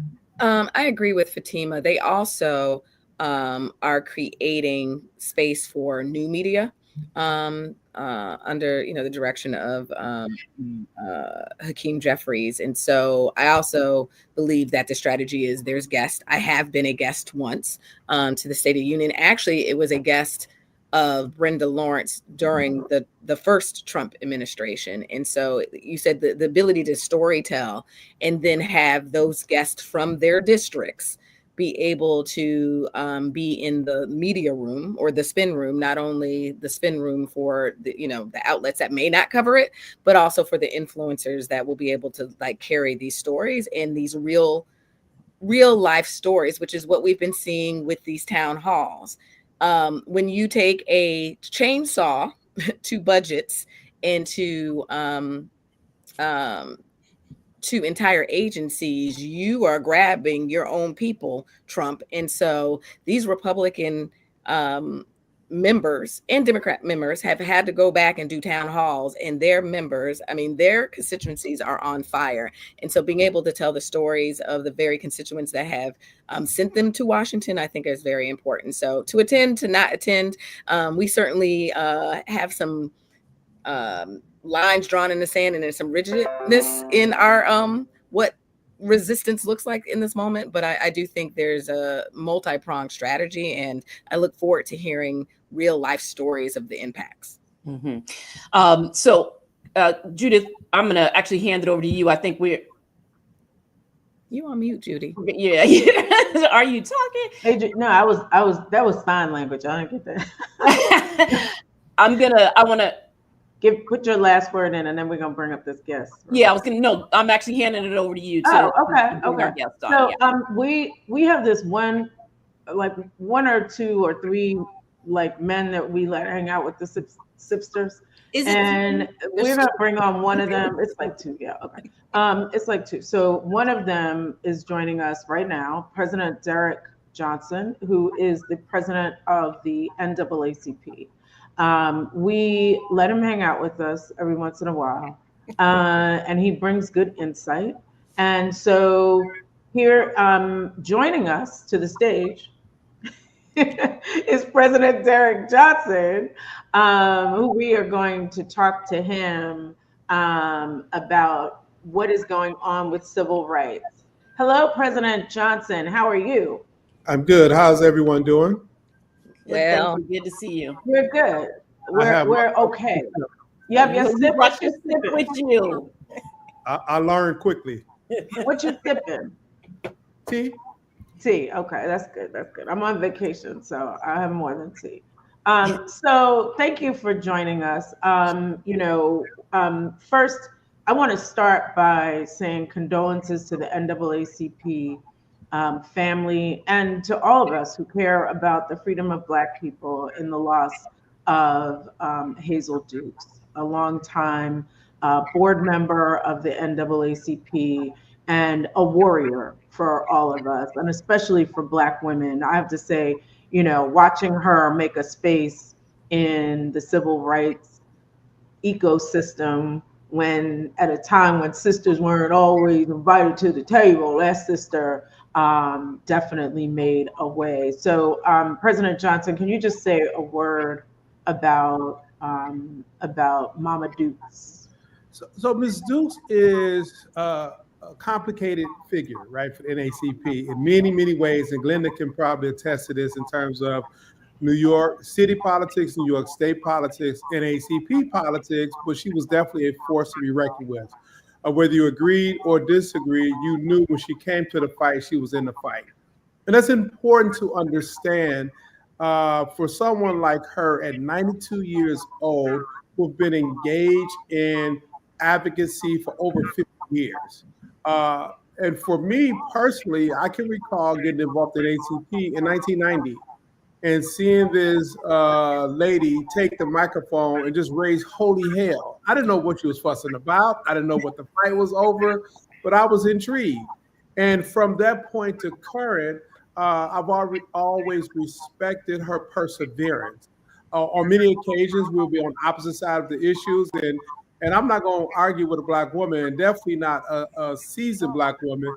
So every time we get into the fight, I say, "Oh, look at my angel! Ain't she pretty?" And she get to cuss it, and so we known each other as Angel, because at the end of the day, I can say three things about her. One, she had a level of strength, courage that many people are unable to display, and she was able to display it over time. Two, her commitment to the organization is almost unmatched. I think she was the second longest serving board member. My mentor, actually, former Supreme Court Justice Fred Banks, was the longest serving board member. And the fact that they would show up day in and day out for the association speaks volumes. When many people try to build their own personal brand identity, we can never move away from the need to have institutions, whether those institutions are new or old. As long as they are relevant, we always need to give wind to the sail. And then thirdly, though, she's one of those unique personalities that if you travel across the country and you look at the Black political infrastructure, there are names that pop up based on a city, based on a state, that we must always pay homage to, because there are lessons learned. When I go to LA, of course, is Karen Bass, but it's also Anthony Thigpen. When I go to San Francisco, of course, it's Willie Brown, but there's a whole infrastructure. When I go to Detroit, we all lived off of Coleman Young's legacy and John Conyers' legacy. When I go to Alabama, it's Hank Sanders and Joe Reed. And when you go to California, it was undeniable. Hazel Dukes and Percy Suggs and Basil Patterson and all those warriors. And so for a life well lived, we must celebrate.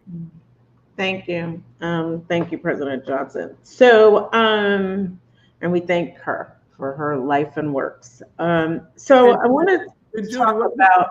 Julie, let me share one thing that I meant to mention. Our board meeting was just in New York 2 Saturdays ago. And she showed up to give a report. Wow. We were both surprised, but also shocked, because we didn't realize how much suffering, health-wise, And she demanded to be at the board meeting, as vigorous as she's always have been, and she was there. And for some of us, it felt as if it was her swan song, that she came to make her presence known, because it was after that Saturday board meeting, Monday, Tuesday, when we all was put on notice that she was deteriorating much faster than anybody realized. Wow. To the end. To the end.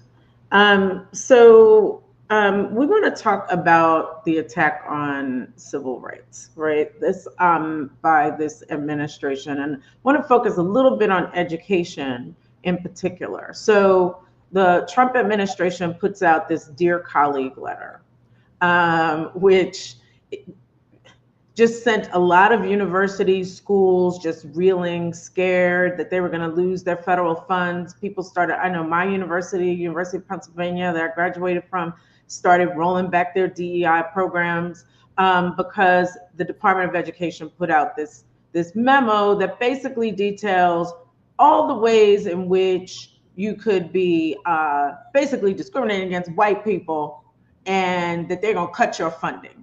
And it was a lot of lies in there. So let's talk some about that. And Fatima, you should feel free to jump in this, all y'all, right? But President Johnson, talk to us about this attack on civil rights, the Dear Colleague letter, and specifically, what should we be telling people about it? Because I'm telling people, ignore that. Are y'all crazy? He don't make law. An executive order is not law. I learned that in law school. I had to pay a lot of money for that.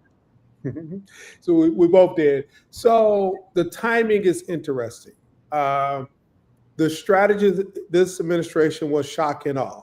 And for the last 42, 43 days, they have shocked and awe everything. They are seeking to push as much as possible the limits of executive authority and power. And so if there's not a pushback, they're going to continue to push. But the timing is aligned with the House adopting the budget outline. The timing is also aligned with the March 14th deadline for the CR that must be adopted or government shuts down. It is also aligned with many farmers who were Trump supporters not receiving their subsidy checks during during this period when it's the planting season. It is aligned with the goal of disrupting many Americans' expectations around the things that they have grown accustomed to, not realizing it's the federal government and their tax dollars that are providing all of those supports. And so I'm not surprised that they have issued such an executive order to distract people. You know, the last 42 plus days has been about other. Whether it's women or Black or Latinos, you name it, led by the politically charged concept of DEI, which I normally don't use other than saying it here because it's been so weaponized as a tool of distraction and to disorient exactly what they're seeking to do. And in my opinion, and others may disagree, it's about the money. It's about redefining the role of government, redirecting the tax dollars, giving tax cuts, privatizing services, and to do so without majority of Americans realizing that their pockets are being robbed. The beautiful thing about us being Black, we see exactly what it is. We've always seen it. And we may react to some of the targeted stuff against us, but at the end of the day, and I've said this for a while now, the most brainwashed population in this country, unfortunately, are working poor white people. W. Du Bois talked about the uniqueness of our caste system, that unlike any other country around the globe, that there was this buffer between the haves and the have-nots in the tool of race. And in that buffer was a set of individuals, many of whom were not even considered white when he wrote the book, but they were so trying to be a part of the class of whiteness that they would take up the mantle and fight against others who could never be seen as white under this illusion that there was a supreme race and an entitlement concept that would never be realized. And we're seeing that same thing now, that this illusion of white supremacy is something that should be upheld, and therefore anything that I have not received that I think I'm entitled to is the fault of the others. and those others are immigrants or blacks or women or whatever the case may be. And those tools are still being used today. So Derek, I fully agree with you that it is designed both to distract and to divide, and in some ways is our a legacy playbook that they're using. But it also seems there's a second thing that's happening here, and that is that by calling things DEI, they have so frenzied people in this country around the notion that it is DEI that is harming you. They are also trying to hide that they are going for our very most basic civil rights protections. The very idea that you can, that you must be in school settings where they address discrimination, that schools have this responsibility, as responsibility that turned 60 years old last year. So I am curious if you think that point has gotten through, and whether it is a thing that NAACP students or others are animated around. So yes, I absolutely agree. So I'll step one step above that. We are in a ongoing fight that really kicked off after the stock market crash in 1929. And with the new president coming in 1932, Roosevelt, who began to shake up the expectation and the role of government in a way in which it better reflect not Black people, but the definition of a social safety net, the accessibility of certain protections. And that goes all the way through Great Society programs of the 60s, when we began to see the benefit of the redefining of the role of government with the Voting Rights Act and equal protection laws that's actually being enforced, and Fair Housing Act. And that's the racialized part of it. Up to this point now in 32, you also had the creation of John Birch Society. And then in the late 40s and 50s, you had William F. Buckley. And in 64, you had George Washington. All of them come together and create the Heritage Foundation, which is the author of Project 2025, which brings us here today. Right. So it's not decoupled, it's all a part of it. And they're now, you know, they've been doing this colorblind stuff for a while. This is not new. Color blindness that they have created is about turning civil rights on its head. And now we have this enddei.gov website where people are supposed to go on and put in, this is for Moms of Liberty, to put in a complaint about discrimination. And I'm telling people, y'all should put in complaints about race discrimination and gender discrimination, the real stuff, not the stuff where white people are the victims. And we have another. Let's welcome. Where'd she go? We had Congresswoman. This was right on her issues, because I know she can talk about this. Please bring her back. There you are. Welcome. Thank you for joining us this morning or this afternoon. I'm stuck on the West Coast here. Oh, you're on mute, Congresswoman. I was saying I was just enjoying listening. You all are giving me so much life in this moment. It's wonderful to be with you, family. Well, we know that you have a word to say about all this stuff. So thank you so much for joining us. Yeah. I have a lot of words. Where do you want me to take this? Well, I mean, I think, you know, we were just talking about the attacks on civil rights. So it would be great to hear from you, from where you sit, what you're seeing, what you're thinking our fight back should be. Yeah, I just appreciate you so much. Just it seems obvious because of the work that you all do each and every day, but I think the frame has been so set within the context of a constitutional crisis, and I think it is important that we name that it is a civil rights crisis. It is a civil rights crisis. It is a constitutional crisis. It is an unprecedented power grab, and I think it's important, since their strategy is to flood the zone, is to overwhelm, is to shock and awe, that we not treat these draconian, these dangerous, these lawless executive actions, that we treat them as inevitabilities. You know, he is a dictator, and we have to be defiant in the face of a dictator. You know, we were not being hyperbolic when we said that, when we predicted a march toward authoritarianism and fascism. And I'll just say, as a Black woman, it's just anti-Blackness on steroids, you know, all around us. And so what is the antidote to anti-Blackness? We have to be pro-Black. We have to be just as race conscious in the prescriptions in this moment. And so we have to be exhaustive. In litigation, that's an important defensive strategy, and we've won a number of those cases. In legislation, I know people, are saying to me, well, why are you still introducing bills, recognizing that they do have a two-person majority? Well, because I'm still going to appeal to them.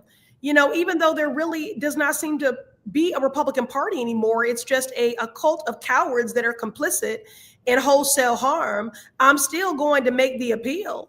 I'm still going to use the power of the pen as a lawmaker while they work to deny us as a co-equal branch of government, to erase our relevance. I'm going to stand up in the face of that and offer an affront at every turn. And let me say this legislatively. It is not only important that we offer legislation in defensive strategy, but that we continue to introduce legislation to affirm who are we? That's right. Because one of the reasons we're struggling, one of the reasons we're in this situation is because when we have the power as Democrats, we do not use it. And so we have to continue to advance. You said it, we didn't. Yeah, no, it's a fact, So while we do the work of blunting these harms, we have to do the work of actively rebuilding the party, but we have to rebuild trust so that people know when we get the gavel back, when we're back in power, that we will actually use the power. And as I said before, my sibling, Brittany Packnett Cunningham, says scared power ain't power at all.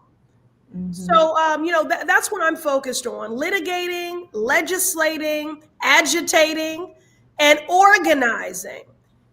Organizing is so important. We're actually doing trainings to teach people how to organize, because we can't just keep throwing out stuff like, y'all need to go organize. Not everybody knows how to organize. It's a lot of people for a long time who do have sort of Superman syndrome, who do see democracy as a spectator sport. But in this moment, everyone will have to summon the courage and the will and do something. If you're not leading the resistance, pack a sandwich for someone that is. We need people sending up prayers. We need artists. We need everybody in this moment. We need mutual aid.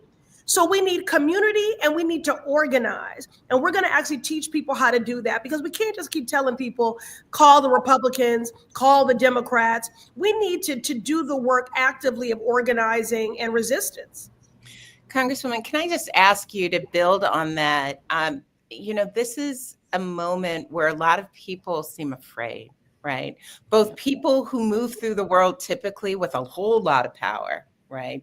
I've never seen billionaires act so afraid. And then there have been these really inspiring moments where individuals who don't have the protection and cover of wealth or institution have stood up. And I'm curious how you think people find that courage and what that looks for you. Yeah, I see people doing that every day, like my guest tonight for the State of the Union, a federal worker, brilliant attorney, a manual wheelchair user as well, who worked every day to enforce our fair housing laws, to ensure that people were not experiencing discrimination in housing, and also to advance, more housing that is affordable by advancing grants to organizations that do that work. And, she was fired. She was a probationary worker. She could have taken her talents as a righteous attorney into any sphere, any industry or agency, but she chose the federal government because she wanted to give back to her people and her community. And, the fact that she received a pink slip on Valentine's Day, no less, it was demeaning, it was demoralizing, but she is one of those everyday people who, in the midst of that, 24 hours after she was terminated from a job that she was damn good at, that served the people and communities, she was already organizing to support those that were fearful that they might be terminated, and to do everything possible to advance that work. Her first concern to me was not her life, was not her livelihood, but what of the unfinished work? And so it's people like my constituent Claire from Everett, Massachusetts, my guest for the State of the Union tonight, an unjustly fired HUD worker who proves also the importance of diversity, equity, and inclusion. that those are our fair housing laws to guard against discrimination. So it is everyday people that are giving me, emboldening me, are fortifying me, that are inspiring me, that are strengthening me in this fight. I think it was Dr. Angelou who said courage is the most important, because without it, you can't practice any of the other virtues. It is the most important. And so we all have to summon that courage in this moment. But I do want to acknowledge that folks are tired. There is a lot of fear, there's a lot of uncertainty, and there is a lot of fatigue. But we can't back down, so we can sleep in shifts. But we have to stay on the front lines. All of us. But and since this is the civil rights crisis, I'm just going to remind people: please support. Honor Hazel Dukes. Honor the leadership of the NAACP, which is a volunteer organization, the longest civil rights, organization, the oldest in our country.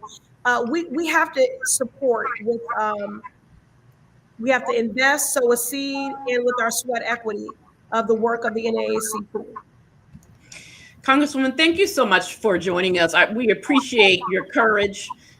We appreciate that encouragement that you just gave to not just us, but the folks who are watching.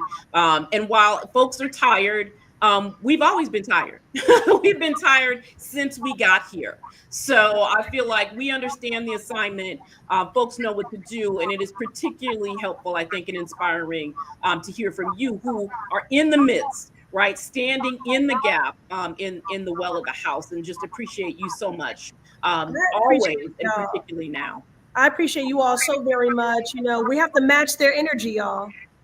So they're not taking any days off, and unfortunately, neither can I. Like I said, so we have to match their energy. But thank you for doing this, because what we know for sure, as at the State of the Union tonight, it will be lies and propaganda.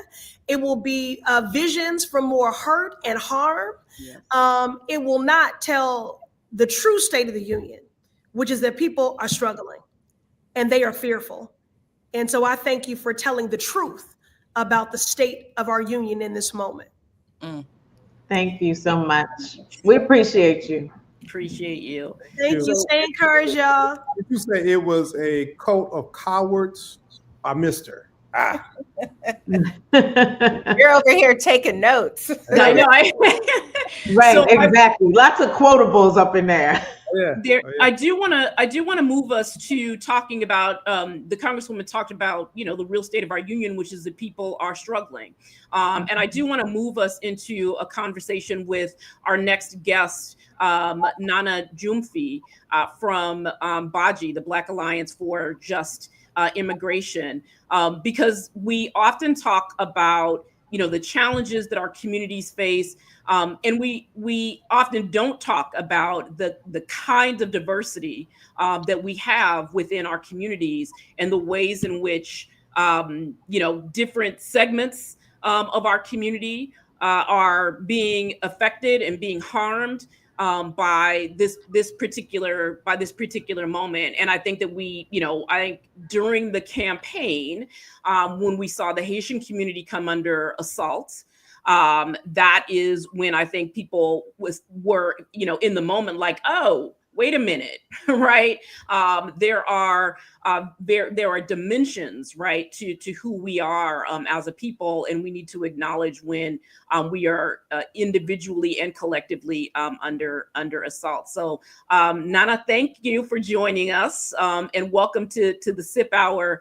I wanted to start with asking you just to talk a little bit about the work of BAJI and the communities that you all represent. You're on mute. We all get it. It's all right. So Nana, we still can't now hear she's you. not on mute, but we can't hear her. Uh-oh. Something going on. Well, let's try to. They work on behalf of Black immigrants across the country and doing advocacy work. And she's the person that I bring in all the time if I need some expertise on immigration law and criminalization of immigrants, and reminder that, like, they always are reminding us that immigrants are not only Latinx folks, y'all. No, I think it's important to broaden the discussion around immigration, and that the face of immigration looks like us. Right? I'm a daughter. I'm first generation born.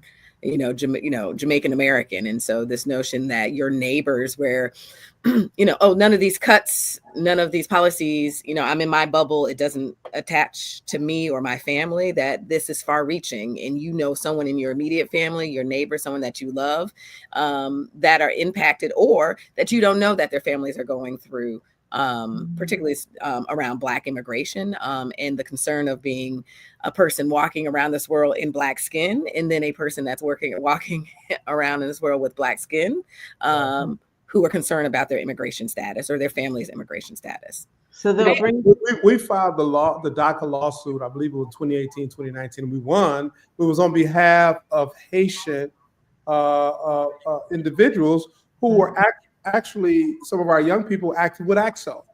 The African diaspora is just that, it's African diaspora. And whether the ship stopped in San Domingo Island, because it's the same people, just to half, or in Cuba, or came to South Carolina, we're the same people.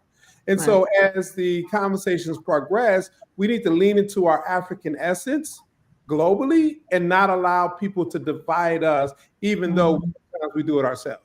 Right. And this administration has been stealth on all of the things around immigration, and it is clearly anti-Black.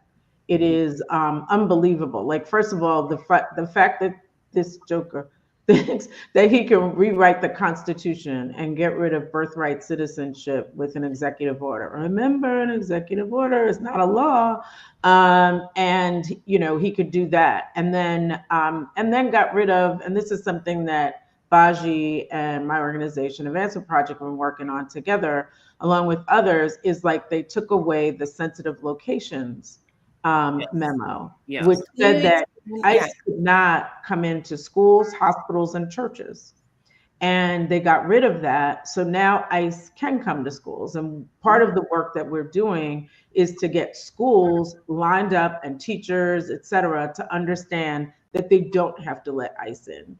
That is complicated when you have school resource officers who may be under a cooperation agreement. So that SRO that could be walking down the hall could be really acting as ICE, and they know who the undocumented students are in the school. So we're doing some work around an action kit with Baji and the Alliance for Educational Justice to give people the tools to advocate at their school district to make sure that young people remain safe in our school buildings. Can you hear me now? Yes.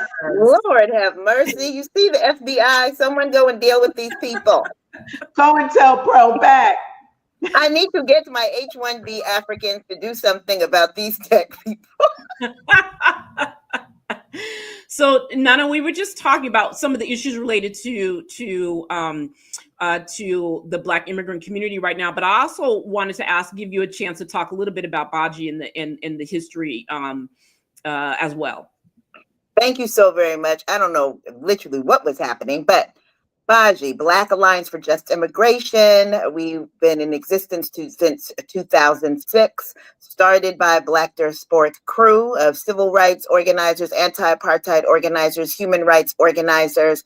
We fight for the rights of Black immigrants and Black Americans to improve our communities, to get us all the sweet life by advancing racial justice and immigrant rights.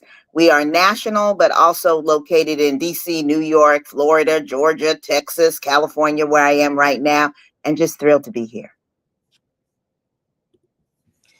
So Judith was talking about, and maybe I'll just give you all a chance to talk a little bit more about particularly, I think, the sensitive locations. I mean, we know that there's just a lot going on right now. We're talking about deportations. We're talking about people being sent to Guantanamo. It's unclear who's being. I mean, I think there's lots to talk about.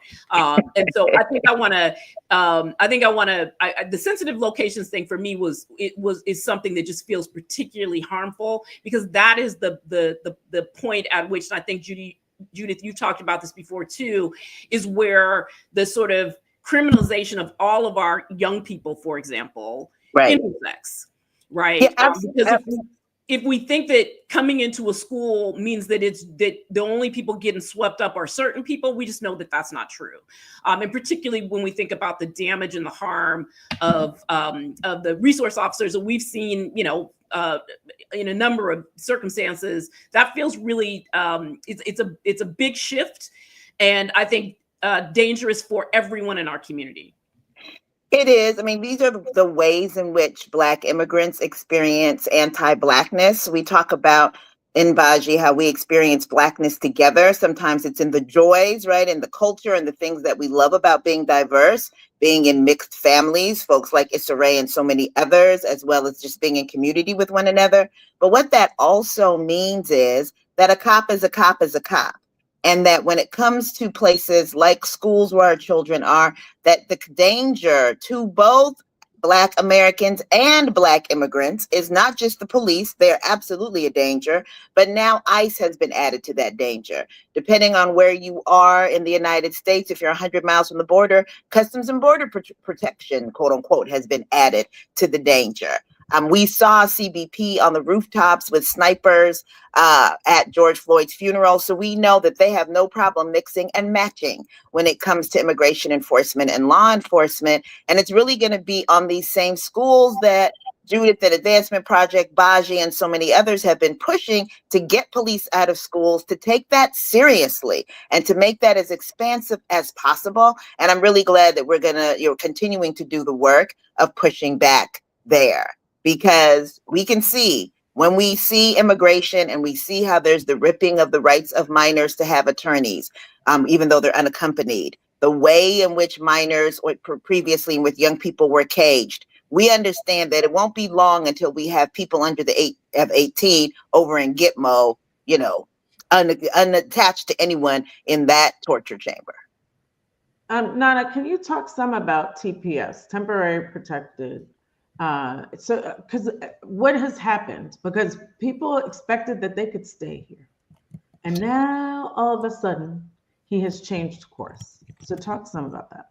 So he's changed course. Temporary protective status is like an in-between status. It's not quite the permanent protections we're looking for, but it saved lives. It's only granted for countries where the conditions in people's countries are so terrible that it doesn't make sense. It puts people in unsafe conditions to have them go back.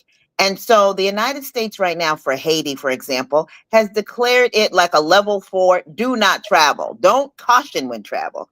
Don't go there, okay? But they have been sending Haitians there.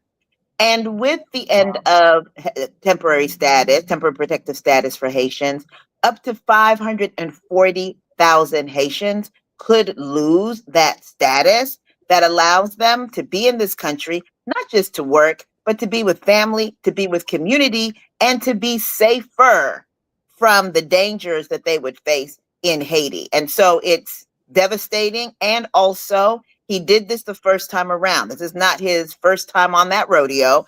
And we whooped his behind. I'm trying not to cuss that first time around in litigation, in organizing. We kept our people here. He also went after Sudan and a bunch of other countries. We expect the same. And we're here for it. We're ready to fight. We're not going to let our people go quietly into the night. That's not what Black people do. Yeah. So I want to shift this just a little bit. I mean, we know that civil rights are under attack. We know that Black communities and Black immigrants are under attack.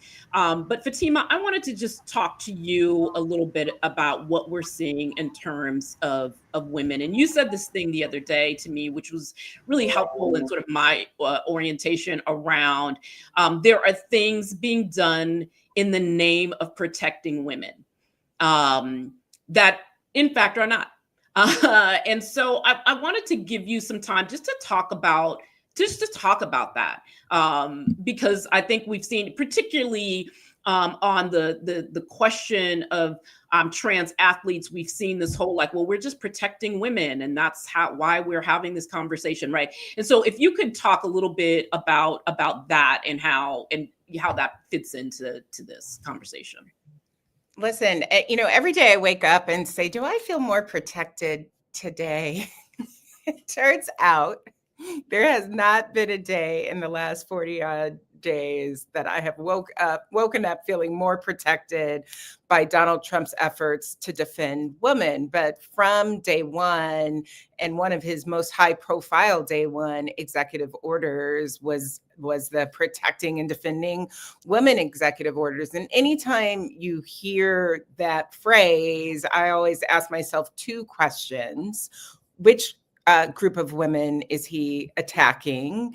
And second, who is he trying to distract from? And what we have seen is they have used this as a part of a giant anti-trans effort. So to suggest that you could cover for kicking trans women out of the military, for terrorizing trans young people, from preventing not just young people, but younger adults too, from accessing gender affirming care, and basically full stop saying that trans young folks can't play sports. The nitty gritty level in which they are terrorizing trans people in this country at every turn has largely been done in an effort to protect women in this country. And that's not a new idea, by the way. The notion of defending women, there's a long time sort of code and cover for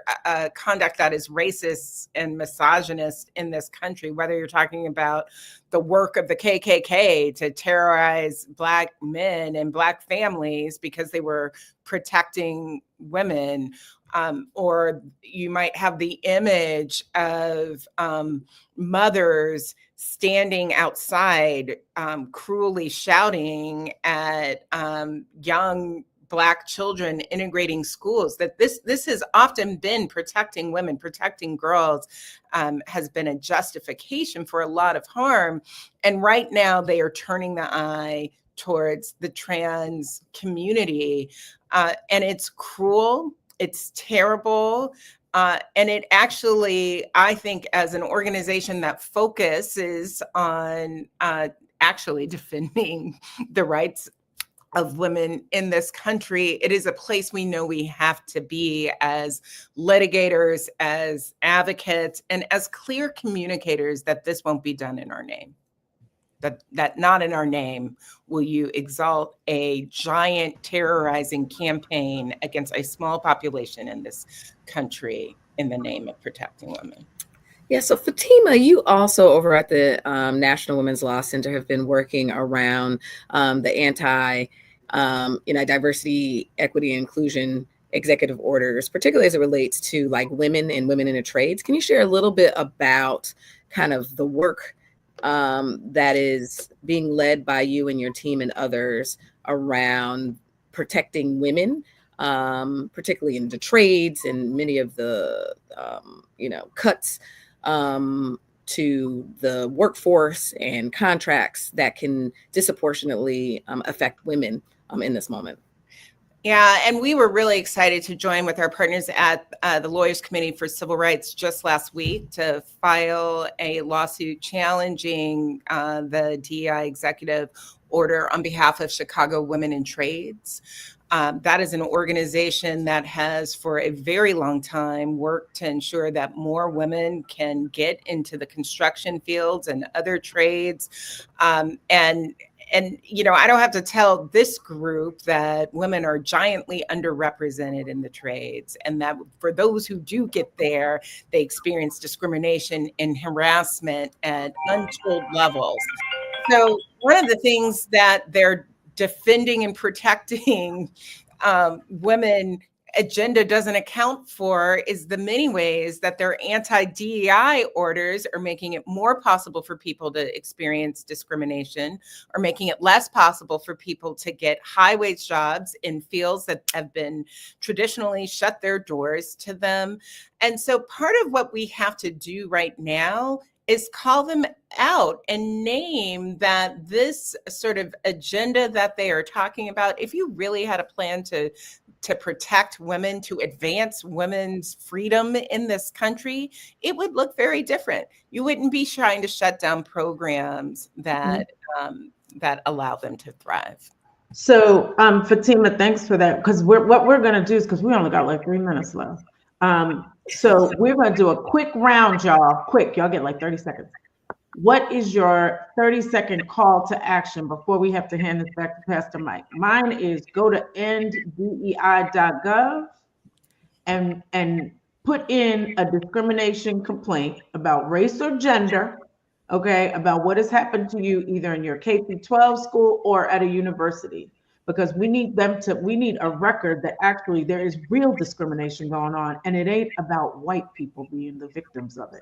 All right, I'm gonna go to let's go to our guests. So Nana, what's your 30-second call to action? 30-second call to action is for us to get together as Black folks, Black migrant and African Americans, hook up with folks like Baji. We are going to be having conversations about how you deal with authoritarians and dictators and get them the heck up out of here. Thank you. President Johnson, what is your 30-second call to action? 30 seconds. Pay attention to the March 14th deadline on the continuing resolutions for the budget. Let's make sure that our members hold strong. Don't cut a deal to cut us out. Cut a deal to cut us in. Glenda, thank you. Glenda, what is your 30 seconds? My 30 seconds is in the spirit of Hazel Dukes. You're either going to sit down in intention in protests, march with intention, call your elected officials, go to lobby days, go to town halls. And as Derek said about Hazel Dukes, is make sure that your voice is heard in every room with intention. As they say on my little workout videos, do something. Adrian Shropshire, what is your call to action? I'm going to just piggyback off of Glenda and Derek too. There is a lot of things that people can be doing right now, not the least of which is holding your elected officials accountable to what you believe is right in this moment. And so that means call your members of Congress, whether they're in the House or your senators, whether they're Republicans or Democrats, right? You may have a Republican representative. They have to represent you, right? And so let them know. And the other thing that I would say is that we still have elections in this country, right, for the moment.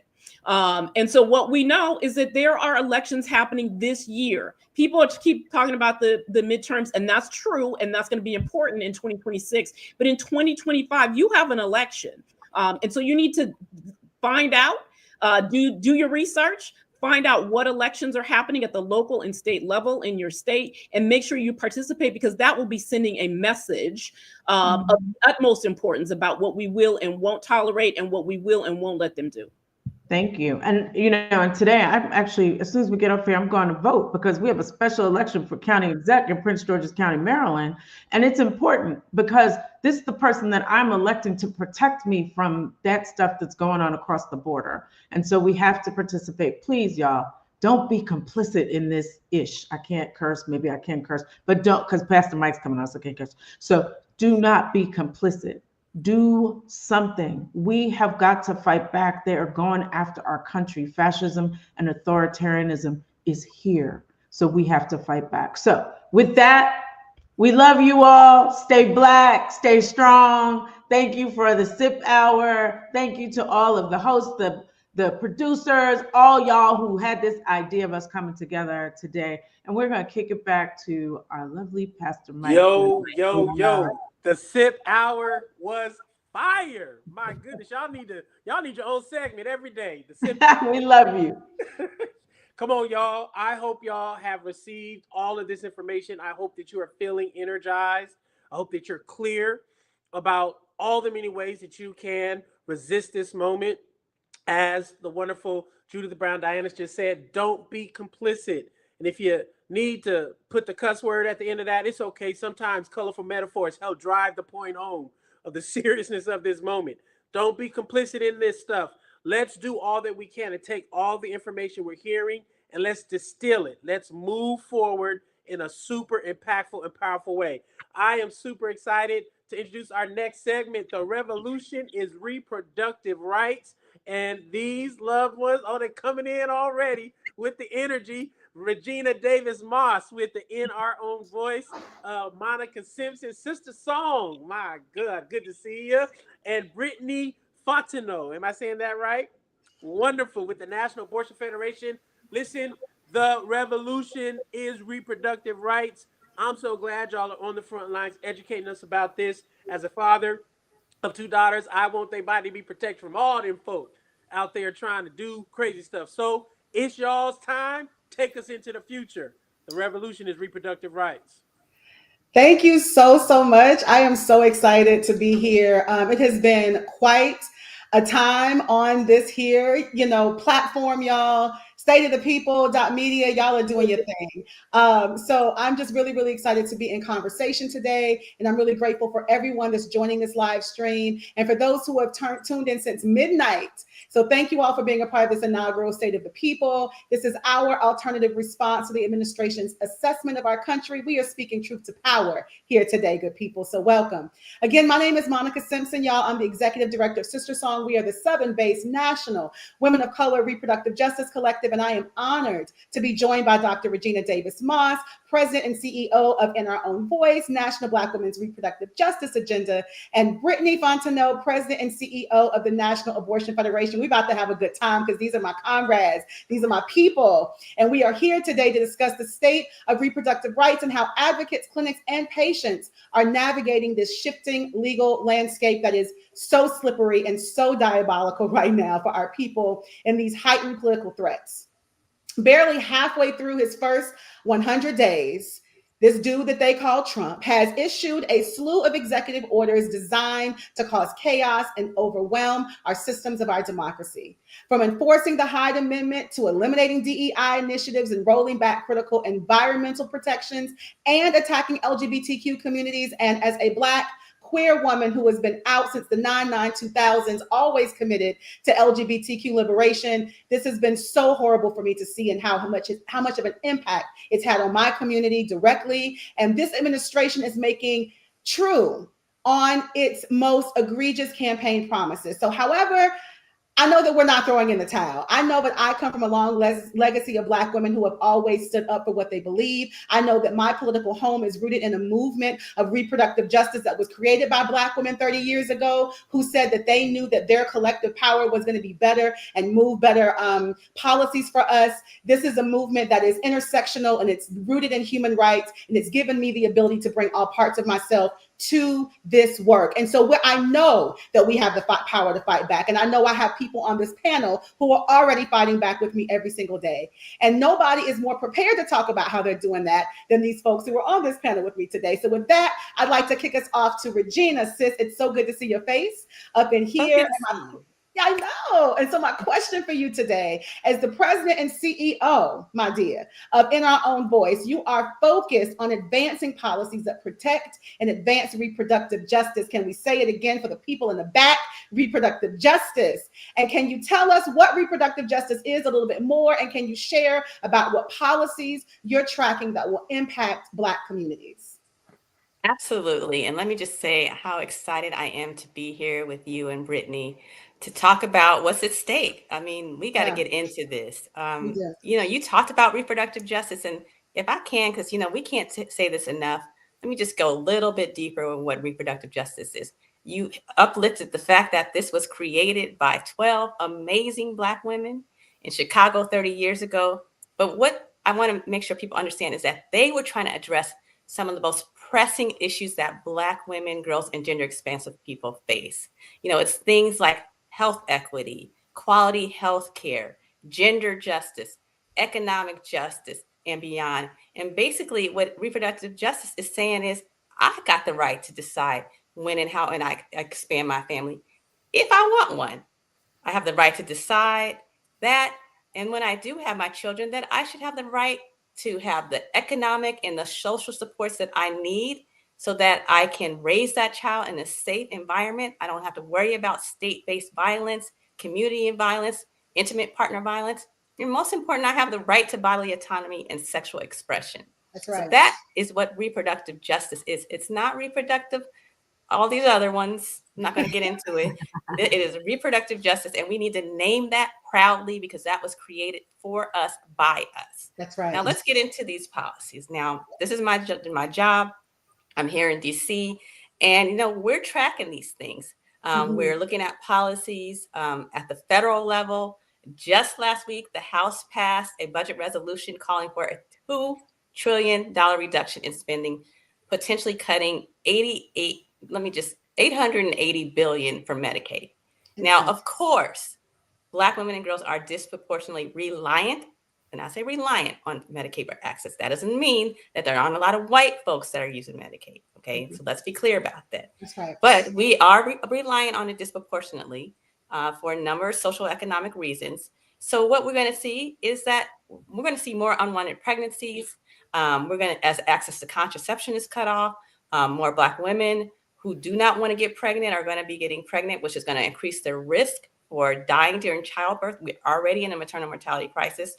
There's trying to eliminate access to prenatal and postnatal care and emergency maternal care. And all that's going to make these things worse, because what people don't understand is when you make these cuts, we lose services. There's a reduction in services, and there's a reduction in people that can access the services. So loss of preventive care, screenings for STIs, cancer, routine, OBGYN exams, all of that is going to increase our risk. We're also closely monitoring Project 2025. I got to give a shout out. We read that document. That's 900 pages, and we put together a brief on how these policies are going to impact Black women. That's right. Things like 150-year-old Comstock Act, which is what they'll try to use to ban abortion. It's ridiculous. So please go to our site, read it. At the state level, we're working with our partners in Virginia and Georgia and Michigan and Pennsylvania to push for legislation at the local level. We've got some great work happening in Virginia around the Reproductive Freedom Amendment that's working to enshrine abortion protections. And Georgia, we just came back from an advocacy day. I was there with my good sis, Monica. We were pushing for a number of bills around midwifery and doula care and more things to make sure that we have safe and healthy births. That's just the beginning of this. I'm looking forward to getting into that. But right now, I want to hear more from Brittany. Let's bring her into this conversation. Hey, Brittany's the president. Hey. President and CEO of National Abortion Federation. Brittany, you are more so than anyone acutely aware of how the policies and barriers I just mentioned are impacting abortion providers. Tell us more about this. Tell us more how it's impacting clinic staff, patients seeking abortion, and how the Trump administration is already hurting you all. Right. It's so good to be in community with you all and to be able to share so much about what's going on and how our community can fight back. So what we know is that, as Monica said, we're not even halfway into the first 100 days, and Trump has wasted no time on keeping certain campaign promises and going back on promises that were made around abortion rights and access. Listen, what we know to be true is that the vast majority of Americans across political parties, across races, ethnicities, and genders support abortion rights and access. Trump made certain promises to try to engage them and get them to vote for him and his tomfoolery. And listen, he's already going back on those promises. During the first week, he reinstated the global gag rule. And so this is having reverberations around abortion rights and access, not just here in the US, but around the world, essentially gagging providers from being able to talk to their patients about the full spectrum of reproductive health services, including abortion services that people need and deserve. Also, domestically, what we've seen is that the Trump administration very quietly decided to take a step back from enforcing the FACE Act. So just a little bit of information around the FACE Act. This was implemented in the 90s as the result of anti-abortion extremism that resulted in the death of an abortion provider that was just trying to deliver expert care to patients. And so this act really incorporates the federal government in saying that they won't stand for violence for abortion providers or for patients. So right now we have a federal government who has said that they're washing their hands clean. They're taking a step back, and that anti-abortion violence and extremism is okay when it's at the hands of extremists who are targeting patients and providers. And this chilling effect has such a negative consequence on health outcomes and people's ability to access the essential care that they need. And we know that Black and Brown brown communities do access abortion care at higher rates for a variety of different socioeconomic constraints and factors that my colleague Regina talked about earlier. And so we know that any time that people face barriers to care, that is something that we're not going to stand for. The other thing that I'm going to highlight is that there has been a really strong rhetoric that's laying the groundwork around questioning the safety and efficacy of abortion at any point in pregnancy, whether that's procedural abortion or medication abortion, and also laying the groundwork for extreme disinformation about abortion later in pregnancy. We know that abortion at any point in pregnancy is a valid choice, and that decisions around people's personal family formations, about their health care and about their future should be left within their own hands. I could go on and talk about all of the threats that we've already seen and the threats that are upcoming, but I actually want to kick it back over to you, Monica. So you're the executive director of Sister Song, and you have incredibly deep roots in organizing and culture strategy. How are you harnessing that energy? Because we need so much of that energy right now to engage the community and the broader culture around the fight for our reproductive lives. No, for sure. I just want to be real with our people who are watching us, right? Like, we're talking about these topics of abortion access, maternal health care, bodily autonomy, as if they're easy things for our community to always talk about. And unfortunately, they're just not, right? Like, people's stories they're multifaceted. They are very diverse. And so in order for us to really move an organizing strategy and to help more people understand their reproductive justice stories and why they should be connected to this work, people have to see themselves reflected. As a person who is a creative, who really believes deeply in cultural strategies and understanding that it takes a very strong culture to sustain any policy win that we know that we need for our communities, it's important for me to root myself in some of the greats like Tony K. Bombaro that tells us that we have to make our movements irresistible, right? And we know that we are, as a movement, reproductive justice is a movement that, because it is talking about some of the most what we grew up with as taboo topics, we got to find ways to help people see themselves reflected. So for us, it is about making sure that stories and narratives are at the center of our work, and making sure that we are tapping directly into the communities that we serve, and that their voices, that their experiences are the ones that are being lifted to the front, so that we can actually help to motivate and ignite and educate these folks on how to then move towards their political power. And so ways that we've been doing that is across a lot of our different programs. One of our most well-known campaigns right now is our Trust Black Women campaign, right? And this is a campaign that started because there was a direct attack on our reproductive lives, Black women specifically, in 2010, when there were billboards that were put up all across this country, in particular in the South, that said the most dangerous place for an African-American child is in the mother's womb, right? And so we knew that we needed a counter response, but we also needed to be organizing as Black women doing this work to ensure that we were creating a national collective of Black women ready to be on the front line for any attack on our reproductive freedom and on our reproductive lives. And so that's how we're doing that. We're connecting directly to community. We're using our campaigns and our messaging to push and to penetrate deeper into communities to help people see themselves reflected. I'm a church girl. I grew up in the church, right? And I know how sometimes as I'm moving through different communities, in particular in the South, how these conversations can be polarizing for people, can also silence people in some ways because trauma is real. But what I'm here to tell the people today is that we can't have any freedom or liberation in this country if we are not centering bodily autonomy, if we're not centering helping people understand their human rights in this work. That is what we have to focus people on. And I don't want to get to a world where we are able to rid ourselves of this white delusion that continues to plague us, but we haven't been able to really root ourselves in understanding the gender nuances of things, how patriarchy shows up in our work, how misogynoir, these different things show up. And all of that is important in this cultural and narrative strategy work that we do, as well as the on the ground organizing. So we here to talk to you about the real things, good people, and making sure that you understand that you shouldn't be ashamed of your stories. Your stories are power, and those stories help us build strong organizing tools to get more people engaged in the work.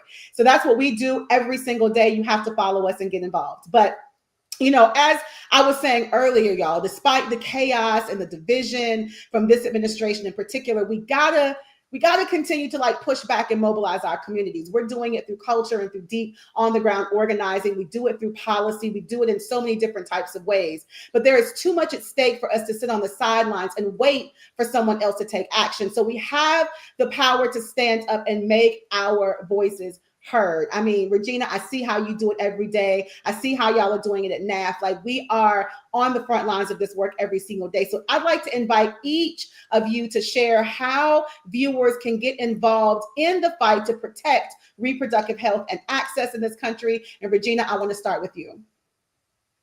Yeah, you know, listen, one of the most important ways to get involved is to hold your elected official accountable. You know, I had dinner last night with a congresswoman, and she reminded me that she said, you know what's giving me hope is I remember that this has happened before. And there's three things that are consistent when we have these moments. There's propaganda, there's violence, and there's voter suppression. And I said, you know what, you're right. And I said, so, and what have you noticed? And like, what's the tipping point? How do we know when things change? And she says, it's when it gets so extreme that people rise up. So we saw that with George Floyd. We saw that with the water hoses during the civil rights movement. And so what I'm saying to you is that in all those cases, that was a public outcry. That was a public demand. You know, we got to look at the reality. You know, federal policy is critical in order to protect some of these policies that we're talking about. But with this conservatives controlling both chambers, they're limited in what they can do right now. So this is our fight. You know, there's so much important work happening in the states. We still need to apply the pressure. We need to be encouraging them to do the right thing. And as a constituent, these are your elected officials. They answer to you. So what does that mean for you? Number one, call the district and the offices, the DC offices, but in your home offices, learn when they're in recess, find out when they're back home so that you can attend town halls. I've been hearing about how people are blowing up these town halls. So, request an in-person meeting, call press, pick at their office, make your voices heard. We got to go local, plug in, show up, be loud, run for office if you can, or maybe somebody in your family, or somebody, encourage them to run for office. That person that's always been championing issues.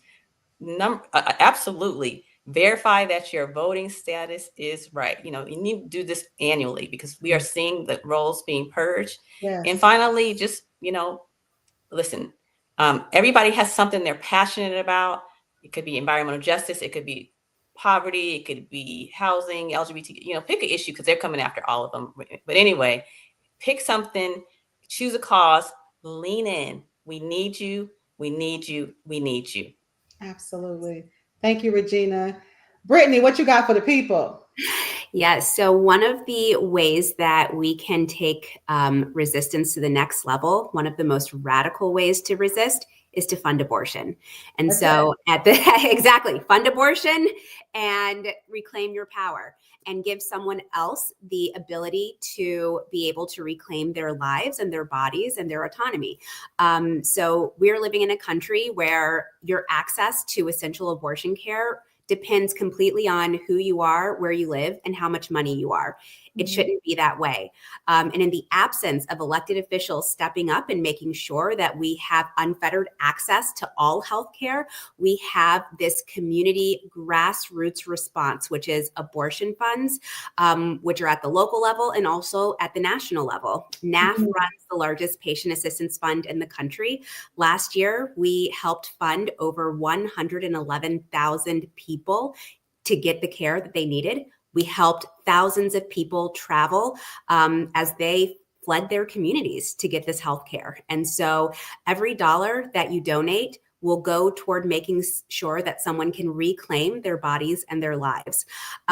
We also, I want to just maybe piggyback a little bit on what Regina was saying, that making sure that you connect with your local officials, tell them that even though the federal government has taken a step back from enacting and enforcing the FACE Act, that there is still the opportunity to stand with providers and to stand with patients and enforce civil FACE Act at the local level, making sure that providers and patients are protected from anti-abortion extremism, and make sure that people understand at all levels of the government that the majority of people in this country will not stand for this, and that we will reclaim our right to be able to control our bodies, our lives, and our futures. What about you, Monica? Yo, let me tell y'all, first of all, y'all are brilliant. I just love being able to work with both of you every single day. And I'm hoping that everybody that's watching gets tapped into all of the work that's happening with all these organizations talking about this issue. But, what's real for me, good folks, is that, my organizing teaches me that, to never leave this moment without giving a clear call to action, right? And I think that that's what's important for this moment that we're in. What we do realize is that Dobbs no longer exists, good people. It does not. And our country is being plagued by abortion bans. And these abortion bans are detrimental to our communities. In the state of Georgia, we lost 2 Black women because of an abortion ban. Candy Miller and Amber Thurman, their lives were taken from us because of an abortion ban in the state of Georgia. And we are now seeing so many people losing lives, too many people losing lives. We know that maternal mortality is an issue. Black women are dying at a rate 4 to 5 times higher than white women in childbirth, right? We know that our children's lives are at stake every single day in our communities, as we've seen our communities deal so much with police brutality and just like not being able to be safe and having access to the resources that would allow our children to thrive. That is what reproductive justice is. It is about being able to have the human right to make our own decisions about our bodies and our families and our futures. And to me, that is at the crux of everything that is real to us in this world right now, in this country right now, is our ability to make our own decisions and for our human rights to be secure and for our bodies to be safe, right? And so this is a time for everyone to get connected to a movement to do that work. If you don't have a movement home yet, the doors of the reproductive justice movement are open. We are here for you. This is a movement that allows you to bring your full self into this work. And if you trust Black women and you believe in the human right to make your own decisions about your bodies and families and futures, then this is definitely where you need to be. I know, again, good people, as I've done this work for many, many years, I have worked with people who have had many different views on where they stand with their bodies, because we've never been given the ability to like have what we need to make those solid, real decisions about our bodies, right? We weren't always given that, especially as a girl who grew up in the South. But we are creating a new day for our people, where our young people have the ability to change and to shift that dynamic and to be able to move into a world where we are thriving in all the ways, in particular within our bodies. So Octavia Butler, in honor of Women's History Month, right? Octavia Butler said there is no single answer that will solve all of our future problems. There is no magic bullet. Instead, there are thousands of answers at least, and you can be one of them if you so choose to be. So I am sitting in the legacy of like these beautiful Black women, these powerful Black women who have given us the blueprint for how we need to walk our way towards liberation. And we got to do that together. We can't do that by siloing ourselves off in movements. We have to center and understand that this fight for our reproductive freedom is essential to Black liberation. It is absolutely essential to Black liberation. We can't have Black liberation without it.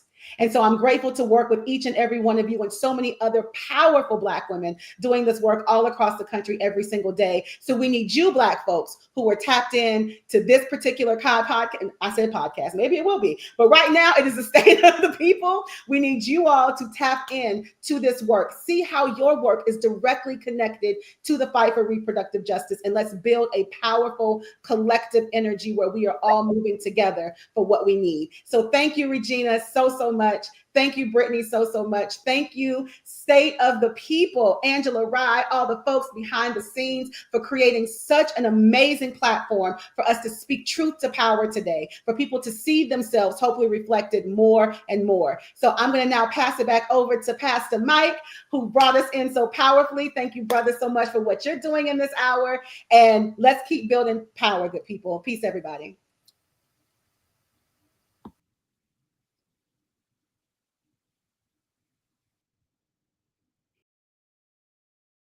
Sisters who are continuing to remind us that the revolution is indeed reproductive justice.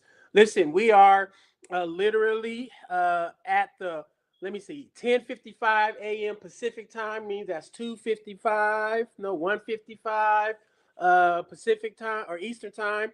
We are, moving quite quickly through this next segment of time, and we hope that you all are taking notes, you're sharing, you are making sure people are aware of the state of the people 24-hour moment of power building, relational networking. We're getting information to help us respond in this moment. We're turning the TV off, in the words of Kendrick Lamar, and making sure that we are filling ourselves up on this day of the State of the Union, where President Trump will no doubt share lots of gaslighting, misinformation, claims. We want to fill ourselves up with the information we know we need to move us forward as a people. So we're inviting you, please, beloved, share these streams. We are on YouTube. We are on Instagram. We're all over the place.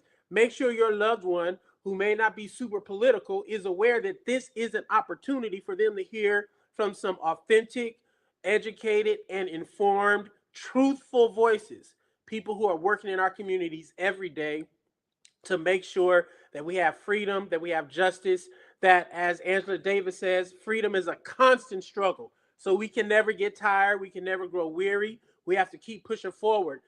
Sometimes you can feel like you're just doing this work all by yourself. Well, we've had at least 11, 12 hours of programming that has shown you, that has demonstrated to you that people are working even while we're asleep to fight for freedom and to fight for justice. Go to stateofthepeople.media. Make sure you share your information there so we can be following up with you. Wouldn't it be amazing if we continue to have this kind of rigorous programming that happens on a regular basis so we can keep getting the truthful voices from our communities out into the universe? So, State of the People, we are almost ready to get our next group and panel on the stage. Super excited for this next segment that is literally going to remind us of the power of our political organizing that has to happen at every level, reminding ourselves that elections are happening literally this year. We don't have to wait till midterms to start amassing political power, putting people in office. We can start that literally today, literally right now. And super grateful that the collective, led by the wonderful, wonderful power couple themselves, Quentin James and Stephanie Brown James. They are the co-founders of the Collective PAC. They got all kind of homies, all kind of smart, educated, activated folk that are going to come and give us all the things that we need to know to make sure that we are politically organized and politically resourced to elect candidates to get us the freedom fighters we deserve on the other side of the political machine. Thank y'all for joining. I'm going to hand it over to y'all. Brother Quentin, Brother Sister Stephanie, great to see y'all. God bless. Thank you, Pastor Mike. Good to see you, brother. Hey, so good to see you. So good to see everybody over these last, I don't know how many hours we're into it, but we in it. We are in it. We are so grateful. First and foremost, Angela Rye, Joyanne Reed, Holly Holiday, the entire team, Pastor Mike, who has been spearheading this for the past few hours. We are so grateful for your leadership. Roland Martin for pulling us all together. It is, I hope, not lost on anyone that's been tuning in. The fact that you have this many Black organizations and leaders who are unified doing this together is so powerful. And as Pastor Mike said, we must make sure that we keep this going. So yeah, we're just super excited to be here. Honey? Awesome. Well, yes, y'all, we are thrilled to be here. As Stephanie mentioned, as Pastor Mike welcomed us, 24 hours of the State of the People. We want to move this convo along to talk about elections, talk about our power at the ballot box. For those of you that don't know, we know that a lot of folks are looking at what's happening in DC tonight with the State of the Union from President Trump. But today, in cities like St. Louis, Missouri, it is election day. People are out casting ballots right now. We encourage you, if you are watching from St. Louis, or you have friends and family and networks in St. Louis, you are encouraging them to get out and vote today, because it's important that we, exercise our right to vote. I think all of us right now are dealing with the consequences of elections, dealing with the consequences of the vote or lack thereof from many folks who, we wanted to make sure they were voting, but may not have shown up in November. And so, one of the things that we want to start with is, listen, elections have consequences. We know that when we do or do not show up and what happens with those elections, they have direct impacts on our lives. And so back in 2016, Stephanie and I decided to start this organization, the Collective PAC. We are the nation's largest political action committee dedicated to building Black political power. We recruit, train, and fund Black candidates all across the country, running on the local, state, and federal level. It's been 9 years now, and in those 9 years, we've helped elect over 500 Black candidates to public office. Many of those folks you probably know. They probably may be serving in your city or state or even on a Capitol Hill. But these leaders are getting into office on a mission to improve our communities, to make sure that they are there representing our concerns and being our voices in the political process. This organization really is about a for us, by us. We want to make sure that we can raise money from our communities and fund our candidates. One thing that stood out to us when we were looking at starting this organization is the simple fact that over 90% of our public officials, people who are elected to public office in this country, are white. We know this is a country that's becoming more Black and more brown. And the reality is, in a country as diverse as the United States, 90% of our elected officials are white. So we wanted to help impact that. But looking even deeper, over 95% of the elected prosecutors in this country, the folks who we appoint and elect to protect us, to oversee our criminal justice system in our states, in our cities, in our counties, those folks are also white, 95% of them. And then to get even deeper, on the candidate side, over 97% of all Republican Party candidates and over 85% of all Democratic Party candidates are also white. And so we have a lot of work to do. Yes, many of us may grow up and live in diverse cities, diverse counties where we see people of color serving in leadership, and that's great. But this country is really big. 50 states and don't forget the territories and other places. We have a lot of work to do to make sure that we have representation from various people, various different backgrounds serving in public office. We know there's a direct correlation to folks who come from our communities who get into leadership and them actually moving policy forward that will impact our communities in a positive and beneficial light. And so, again, we're thrilled to be here. We have an amazing lineup today. Stephanie, I want to turn it over to you to kind of talk a little bit more about why we're here today, what we're going to cover over this next 55 minutes. Yeah, I think one of the unifying aspects of this 24 hours is a couple things. One is that this is unapologetically Black space for us to talk about our truths, to talk about what's happening in our communities, but most importantly, to be geared on action and to be proactively geared on action. And so we are hopeful that throughout this 24 hours, you're able to hear information that will make you feel empowered, but we need you to spread that word. And so we're going to say throughout our hour here that all of us can only be as strong as we are individually, but also collectively coming together. And so please make sure that whatever you hear here, learn here, does not stay here, that you spread it to your family, your friends. I can tell you, my mother is more engaged than she's ever been in politics and what's happening. And that's great that people are feeling like they have a space to get involved. And so please continue to spread that. I would also say, for us, we are very much focused on supporting Black candidates that are running on a local, state, and federal level. Every position is important. And yet a lot of positions go either we don't have people who are running against folks in some seats that need to be contested, or we have folks in our community that don't feel as though they can be the person in power in these different positions. And so if you are one of those people who know you have leadership skills, who know that you care about your community, we want to encourage you to go to collectivepac.org to learn more about the organization. If you're already running for office, learning about our endorsement process, we are here to be a helpmate to you as much as possible and to be a resource. So please definitely go there and share the information. I think we can probably cue. Do you want to get into our convo? Yeah, let's do it. Let's do it. Alrighty. So first up, we are thrilled. We can go ahead and bring Phyllis up to the stage. We are thrilled and honored to have such a phenomenal partner, leader. Yeah, she also helped us to be a Delta woman as well. But this is Phyllis Dickerson, who is the CEO of the African American Mayors Association, a body of leadership in this country that is making sure Black mayors have the tools, resources, and the support together to thrive for the sake of all of our cities. And so we are honored to have you here, Phyllis. Thank you so much for joining us today in this 24-hour live stream.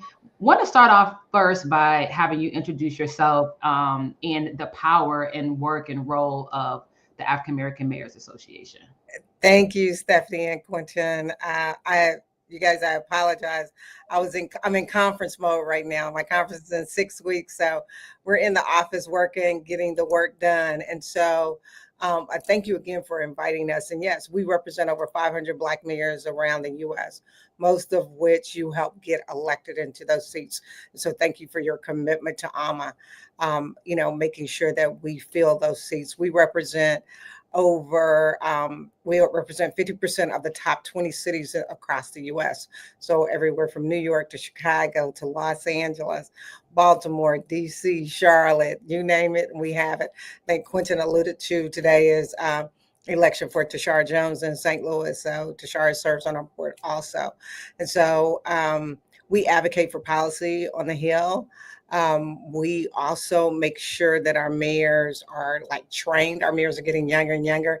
If you remember, Jalen Smith won when he was 18 years old. And then we make sure that we share some best practices. We just left LA talking about natural disasters. And so we went to Altadena to look at the fires, look at the devastation. So we talk about fires, tornado, hurricane, floods. And so we were able to do that in LA. But I think my takeaway from LA this week was Mayor Eric Simmons in Greenville said that natural disasters do not discriminate, but this recovery does. Sad, but it's very powerful. So my first question for you, Phyllis, and thank you so much for being here. We know that there's a lot of maybe confusion happening right now with whether it may be DOGE and what they're doing in the federal government to some of these executive actions. Tell me firsthand, how Black mayors in this moment are responding. We know that, again, there are separation of powers between the different branches and also the different levels of government. But we know our Black mayors are in charge of our cities. People are expecting them to deliver on city services and to respond to their concerns. How are Black mayors responding in this moment of so much upheaval in the nation? So most of you know I'm originally from Little Rock, even though I'm in DC right now. So I'm used to working with blue and red governors, right? So one thing I teach them is try to figure out where you can find commonality. If it's just one or two things where you have commonality, figure out where those common threads are and stay in that part of the sandbox when you first start a new administration. The other thing that we're telling our mayors is paint a picture to the federal funding. Because right now we're just saying, oh, the federal funding is frozen. But when people are on the ground, they don't know what you're talking about. They have no idea. So you have to paint a picture as to what that looks like as it relates to public safety, what that looks like as it relates to public housing, what that looks like as opposed to your Medicaid funding or your Social Security funding. What does that look like with your social services? Will you still be having your summer jobs program? How was that funded?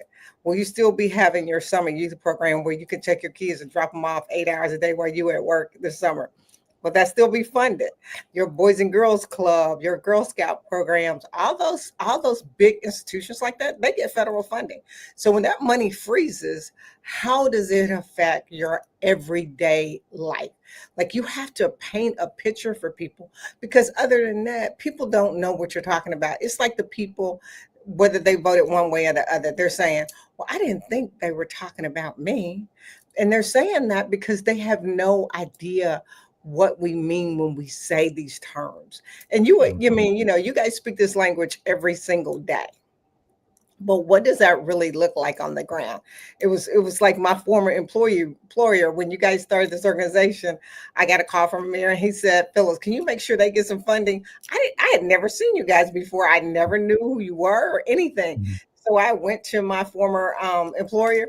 He wrote a check and you started your organization. Years later, I moved to DC and I'm like, oh, you're Stephanie and Quentin, right? Because I didn't even put a face with it to see where that funding was going and what it was going toward. But now that I'm on the other side of the fence, now I see the work. And Phyllis, I'm so glad you mentioned just, at the end of the day, and I think a common thread that we'll hear throughout these 24 hours is it's important that we are talking with our community, not talking around, but being direct about what's happening, how people are feeling, how people are responding in the moment. Again, eggs still high. Egg prices will get higher, unfortunately, and we have to be responsive to the challenges that are happening in our community. I'm curious, over these past few years in your role and with AMA, are you seeing, because you mentioned about how there's younger mayors that are coming on board. I remember we had the influx of, you have Randall Woodfin in Birmingham, you have Justin Bibb in Cleveland. I mean, these are guys that are under 40 years old. How are you seeing younger people being excited about running for office, running for mayor? You mentioned a young man that was 18 that ran. Are you seeing that shift of younger mayors coming on board as something that is just responsive, or something that you think is going to be here to stay for a while? I'm seeing the shift of younger men. I still see that where we have issue is women. And we saw that shift during Black Lives Matter, when women were being, not just the woman being threatened, but they were threatening their children. That's when I saw the shift of women kind of backing out and not running for a second term. And so that's the trend that we're kind of seeing now, because one way to really piss off a woman is to threaten her children. So you see a different side of her. And so she's like, I can't be in political office because I already know what I'm going to do if somebody continues to threaten my child. Right. Y'all saw that with Keisha Lance Bottoms, where she decided not to run again. So those are the kind of things that you're seeing. So Phyllis, we have a lot of folks watching around the country right now. We mentioned this really important race in St. Louis, Missouri, with Tashara Jones. There was an article that came out, I believe yesterday or on Sunday, talking about the race in Pittsburgh and how there are now conservative efforts to really try to take out some of our Black mayors using this, anti-DEI or frames around crime, intimidation tactics, as you mentioned. What should the people know about what's happening, and how can we be responding in terms of whether it be making contributions, making sure our friends and families are voting? How should we be responding, and what's happening that people may not know about on CNN or MSNBC around our Black mayors? So the first issue is the strategy in making sure that your mayor is an AMA mayor at the end of the day, right? And so, we saw it happen in some cities where you had two African Americans running against each other, and then you had somebody, non-Black running, and then of course the two Blacks knocked each other out of the race, and so the white mayor won. And so you're going to see that more and more, instead of coming together with a strategy and putting your weight and your resources behind that one candidate. Because when you split up your resources, you split your vote. And so that's one. Two, making sure that the people in your household are registered.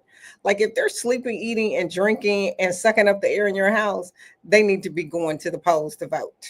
And so you just got to make sure that also is happening. And then there is an all-out strategy. I mean, just think about it. Just last year, we represented the top 4 cities in the entire U.S. And when we ran that story in the New York Times, we got threats at the office. Wow. And So making sure that you're understanding that this is going to be an uphill battle. It's not going to be an easy fight, but you got to prepare to fight. It's a muscle we haven't used in a while. Let's just say that. And so be prepared for the fight. Get the right information. Go to your city council meetings and figure out where your budget and that money is coming from. Like, understand that city, but it's okay to ask questions. All that information is FOIable. There is nothing that they can have that's a secret in local government or state government. Everything is open to the public. And so if you want to know something, then ask the not so easy questions. And that's what I think people aren't doing. They don't want to show up to the budget meeting because they think it's boring. And then as soon as they eliminate the social services program, then they're like, oh, I can't believe you eliminated this. You didn't show up to the meeting. You got to show up. And you can't just show up on poll day. You have to show up to city council meetings. When you want something done, when they know you that you're going to show up to city council meeting, before I came here, most of you know I served as the mayor's chief of staff, the former mayor of Little Rock. And I just remember we were going to not rebuild a adult living center across the street from a predominantly Black upper class neighborhood. And that neighborhood showed up to the meeting with signs and everything. And before they could get up to talk, they were like, it's okay, we're going to build it back. And so the housing association president said, well, let me tell you what I was going to tell you. And so he still got it out, right? And so it's important for us to show up day in and day out. Find out where your city council meeting, find who is representing your ward in your city, that kind of thing. Most people, you ask them, who's your ward representative? They don't know. You can ask people who the mayor is. They don't know. And, and one piece of advice we like to give, especially for organizations, I mean, Black folks have a lot of organizations in our communities, many of which we're a part of. That can also be the role of your organization, is to split out who's going to which meetings, because it can be overwhelming to try to go to school board and city council and the ward club. But if we can take that responsibility within our organizations, within our churches, to say, hey, I'm going to go to this meeting, you go to that one, we report back, we make sure we're going with action items, we're telling them what it is that we need. If we combine forces like that, I think we can definitely make sure we're covering the bases of being where we need to be. Last question for you, Phyllis, is what are your thoughts about ways in which we can come together to build Black political power? So I think we have to build the agenda, right? And so I know some of us are coming together next week. We're having a working group here. I'll make sure you guys get the information on that. But putting that working group together to say, what is our quote Black agenda? One of the questions we're asking the administration, what is your urban agenda and what is your small rural development agenda? Because we just need to know what that is. And like I said, for us, it is keeping up with the executive orders. You said that earlier, just keeping up, right? And so now we produce something twice a week that shows what the executive orders were for this week. So the mayors can keep up, because they're coming so fast. Most people aren't keeping up. And so I think if we form this working group and then work out what our agenda is, and our agenda is not Black, it's just everyday people working to make a better income for their place where they work and play and pray, right? We all want the same thing. We just happen to be Black. I love that. So just understanding what that agenda is, and it's not going to be a whole lot different than anybody else's. I tell people just figure out. I had a conversation with Mike Huckabee not too long ago on email, and it was so funny because he was a former governor in Arkansas when I was the mayor's chief of staff, and I had to ask him a question. Where we have commonality is we're both Baptists. And so he signs his email, Phyllis, keep up the Lord's work. And it's always his hook, right? But that is where we find commonality. And so figure out, because this is not going to be an anomaly going forward. Sometimes you're going to have a Democratic president. Sometimes you're going to have a Republican. But be respectful of each other and find out where you have commonality and shared values and work in that space. Because we're not going to always agree on everything. Even when you're on one side or the other, you're still not going to agree on everything. Very true. Awesome. Thank you so much, everyone. Give it up for Phyllis Dickerson. Thank you so much. Thank Appreciate you. your time. And we will see you at your national conference in DC in April. Yes, Stephanie, I got a call. I'll call you after this. Okay, sounds good. We'll talk to you soon, Sora. All right, bye-bye. Thank you. Bye-bye. All right, folks, we're going to keep it rolling and bring up our next guest. We are thrilled to have one of the brightest minds in politics, period. You've seen him on national TV. You've heard him in national print media. Please join me in welcoming our amazing friend and pollster, founder of Hit Strategy, Mr. Terrence Woodbury. What's up, Terrence? What's up, Quentin and Steph? How y'all doing, family? Good. How are you? Man. I'm good. It's good. It's just good to be amongst family right now. I feel like this is exactly what we need. This is what the people need. This is what voters telling me they need. So for that, we thank you. Excellent. Awesome. So Terrence, I want to start first, let everybody know who you are. I mean, a lot of us know you, but let everybody know you are, but also tell us about some of your work in 2024 and tell us about kind of what you're seeing and hearing from people right now in this moment. Absolutely, Q. He froze, but you know what he's saying, Terrence. Yep. Well, look, I appreciate you all. I appreciate Angela and Holly and everyone that's organized this. And I appreciate the viewing and listening audience. My name is Terrence Woodbury, and I'm a founder of Hit Strategies. We're a full-service public opinion research firm. That means we do polling and focus groups and social media listening and every other way of understanding communities that have often been misrepresented and underrepresented in traditional research. In 2024, I had the privilege of serving as a pollster for the Kamala Harris campaign, along with some other dynamic and diverse candidates around the country. And look, we saw a lot of things that I think are very telling about where we are, specifically amongst Black voters, but amongst what I like to call the emerging electorate, young people and people of color. As a result of underinvestment, not just in the Harris campaign, but years of underinvestment, Democrats have experienced quite a bit of erosion in their base. Every group you would think of as a Democratic base voter, we did worse with that group. We did worse with young people. We did worse with Latino voters, young voters, Black voters, urban voters, working class voters. Those are all of what I would consider the Democratic base. And so we have What we do good with, Terrence? Look, I can tell you that we did not do a single point better with Republicans, with white suburban women, with these mythical swing voters. Democrats win when they mobilize their base. And that's what we need to do now. That's what we need to talk to. That's who the opposition is. Because the last thing you asked me, Q, is what are we hearing now? And when I talk to voters and focus groups, people just feel very disempowered. Perception of power is a very important metric that Hit Strategies measures. We've done this on every poll we've ever done for Collective PAC. And this is where we ask, regardless of how often you vote, how much power do you believe your vote has to make a difference in your community? The higher they rate those perceptions of power, the more likely they are to participate. In the 2024 cycle, we saw perceptions of power as high as 60% of Black people said they felt extremely powerful. 58% voted. Well, now only 24% of Black people feel powerful. 24%. That's crazy. We can't mobilize them like this. We can't activate an opposition or resistance if they don't feel like they have the power to make a difference. And that's why I'm glad we're doing this. This is a representation of that kind of collective power that people have been missing and needing. Yeah, can you actually elaborate on that? Because it's whenever I hear about how if people feel empowered, I oftentimes associate that with, do they feel like their needs are being taken care of? Do they feel like they're being heard? Do they feel like they have a say-so?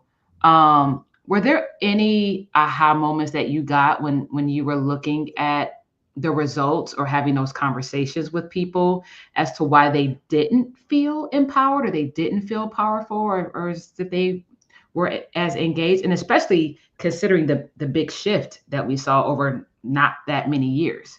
Yeah. So, we asked this question empirically, which of these things represents political power to you? And you're right, Stephanie, the number one representation of political power is the ability to secure the resources that your community needs. So when they look at other people's power, when they say, the white community has power or the LGBTQ community has power, it means they can get what they need.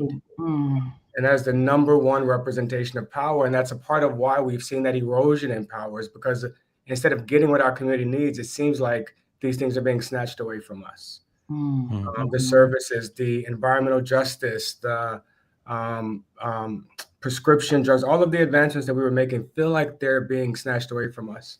But the other thing that represents political power is collective action. It's feeling like you're a part of a movement, a part of something that others are doing.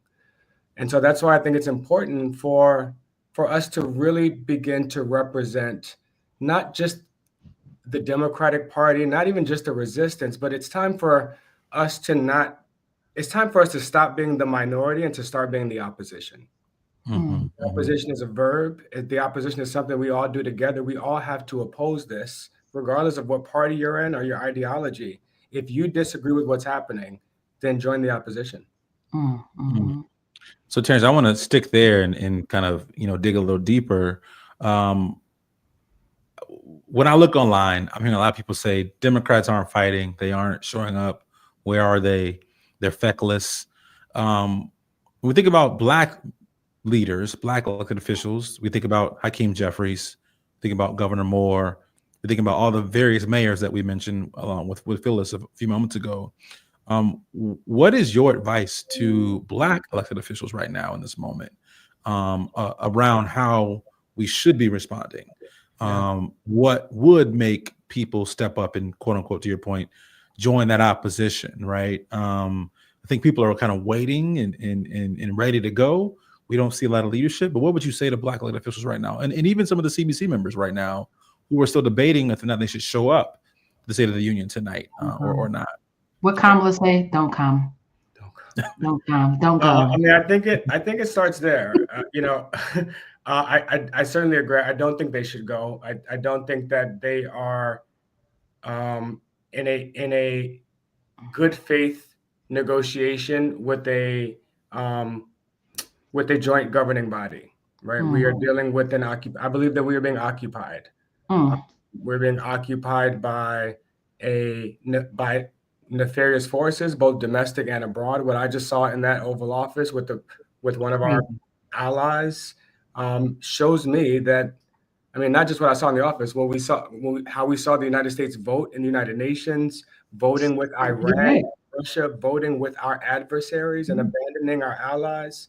We are being occupied. And aid. I mean, it's crazy. It's crazy. Cutting foreign aid. I mean, a part of this, we really need the opposition led by Hakeem Jeffries. But to be fair, what we are facing is insurmountable for any single leader, right? And this is why I believe it's important for us to begin assembling the Avengers, because while one leader cannot take this on, all of our leaders together, Hakeem Jeffries and Governor Wes Moore and Senator Raphael Warnock and mayors in every major city, Philadelphia, Chicago, LA, New York City, every major, well, I don't know if we could depend on New York City, but right, exactly. But together, these leaders can begin to represent an opposition. I've worked in parliamentary politics around the world. I worked in Trinidad on the opposite end of the aisle of you two, and y'all kicked my ass in Trinidad. I forgot about that, Terrence. Wow. Yeah, we were on opposite ends of the prime minister's race in Trinidad. When I was working for the sitting prime minister, Quentin and Stephanie came in and beat me. So, but what I learned working in parliamentary governments in the Bahamas, in Trinidad and Jamaica, is that when you are the minority party, when you don't win an election, you don't become the minority, you become the opposition. And that also comes with standing up a shadow government. Shadow government means you have a shadow cabinet minister of education, a shadow minister of defense, a shadow minister of agriculture, a shadow minister of foreign relations. And we can do that right now. We can activate our leaders to assign them to a specific agency where they're able to watch what's happening, to explain to the American people what is going on in these agencies, to oppose every action that hurts American people, and most important, to present an alternative of what we would be doing different if we weren't in this situation. I think that it's going to require some bold actions like that, some things that we've never done before to oppose something that we've never seen before. Watch, report back, and act is kind of what that made me think about, Terrence. And so you use the word opposition, and when you said that, it kind of like put like a little tingle in my spine, because I so much think of things as we're the ones that's right, you know, like we are. I think there's more of us who are, well, maybe not by the electoral sense, but there's more of us who are concerned about what's happening. We don't want what's happening in this country. We don't want the leadership that we have. People know they made a mistake. They were dead wrong in how they voted. And it just makes me think like, no, we are the prevailing thought, the value system. And then when I pair that with, in how many years are people of color going to be the majority in this country? In your thoughts, how do the next 5-10 years look for us as people of color become the ones that make up the majority of Americans, and not just Americans, but the ones who are also, in my opinion, in a lot of ways working to uphold true American values and patriotism, because we built this country. Right. How do you see the next 5 to 10 years going for us? Man, Stephanie, what you just said reminds me of a Barbara Jordan, Congresswoman Barbara Jordan from Texas, was giving a speech during Nixon's impeachment, where she said that because she had been omitted from the Constitution for so long, that because it took so much toiling and pain for her to be included in the body politic, that is why she stood as the best inquisitor. That's why she stood as the best judge of our democracy, because of how hard she worked to be included in it. And I think that's what we're going to see as we become a majority minority nation, as people of color become a majority of the population and a majority of the electorate. Is that there's going to be demands for it for the body politic to better represent the country. And I think that's both in race and gender demographics, but also in generations. You know, young people are already, millennials and Gen Z are already majority minority, right? They beat the country to it. Yeah. Right. And they're also they're also more than 50% of the American electorate. And so young people are no longer, I used to say young people got next. Well, now we got now, you know.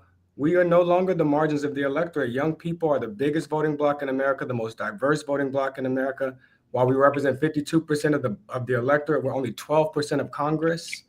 But I believe that as young people and people of color take their rightful place in the body politic, we're going to make it more fair. We're going to make it more just. We're going to make it work. I was telling Democrats all 2024, young people don't want to defend democracy. They want to fix it. It ain't working. Right. That's right. So fixing it is going to require us to take some bold actions. But I am confident that if we can survive this moment, what did they say? What did the founding fathers say? A republic, if you can keep it. If we can survive this moment, I'm quite confident in what young people and people of color will do to make this a more perfect union. Awesome.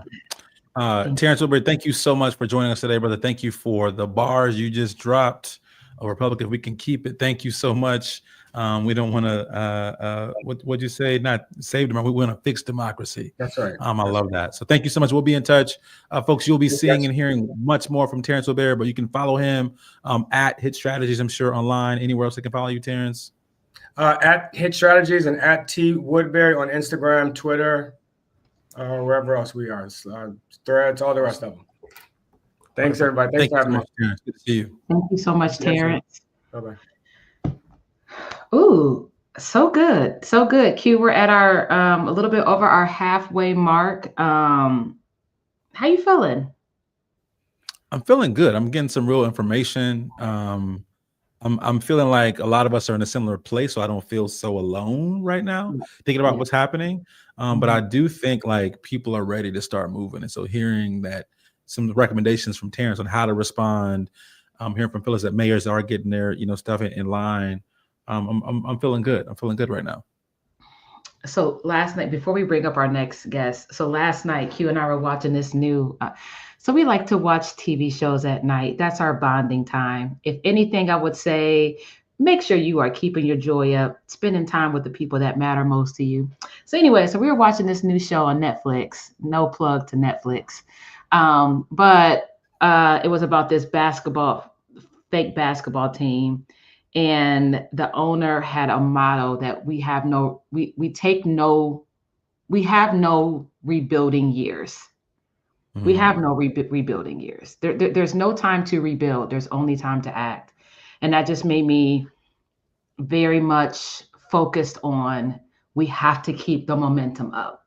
We have to keep the hope up. We have to keep, all of our actions up. And so, yeah, so one of the great organizers, leaders, voices that Q and I have been so fortunate to learn from, to love on, is Jeffrey Johnson, who, if we can bring him to the stage, I could speak for the entire hour about Jeff Johnson, many of whom were introduced to him as Cousin Jeff back in the day when he was on BET. But I know Jeff from home, from the Cleveland, Ohio area, from the NAACP, where we both really grew up in. He was National Youth and College Division Director. I was National Youth and College Division Director. We both followed after Jamal Bryant, who was National Youth and College Division Director. And so Jeff is a phenomenal leader. I think he has some of the best reasoning and just real life perspectives on not just what's happening in the world, but what we can do about it and how we can do it together. We also didn't mention that there is a affiliated sister organization that we have to the Collective PAC called the Vote to Live Action Fund, which is a C4 organization. There's also an organization called the Vote to Live Foundation, which is C3. Jeff happens to be one of our leaders with Vote to Live. And so, yeah, if we can bring Jeff up, just phenomenal leader, dad, we would love to chat with him a little bit. Jeff, are you there?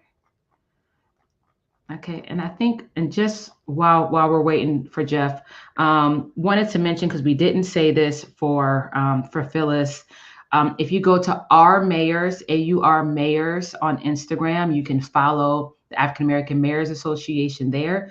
They're having their upcoming conference in DC in the second week of April. Also, make sure that you follow us.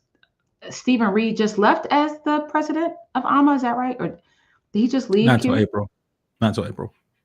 So Stephen Reed, phenomenal mayor, is the current president of AMA. So please be sure to also follow him. Jeff, what's up? What's up? Bro? Good to see you, brother. Good to be with you too, man. What a moment! What a moment! Yeah, how you want to start this conversation, Steph? Because we can go for hours. Yeah, listen here. Let me say this right now. We ain't got that long because we got a last final guest, but because we could talk all day to Jeff, because we usually do talk all day. I just personally, Jeff, I think that you're able to frame not just the state of where we are as Black people, but more so be inspirational on where it is that we can go when we work together. But I'm sure you have your own thing of whatever you want to say. So I'm just going to turn it over to you, Jeff. No, I mean, I actually always love being engaged where Terrence is, because I think we so often haven't focused on data.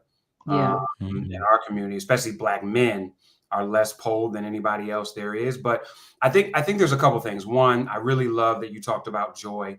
I have had to stop having conversations at this moment with people that want to start from what we don't have versus what we have.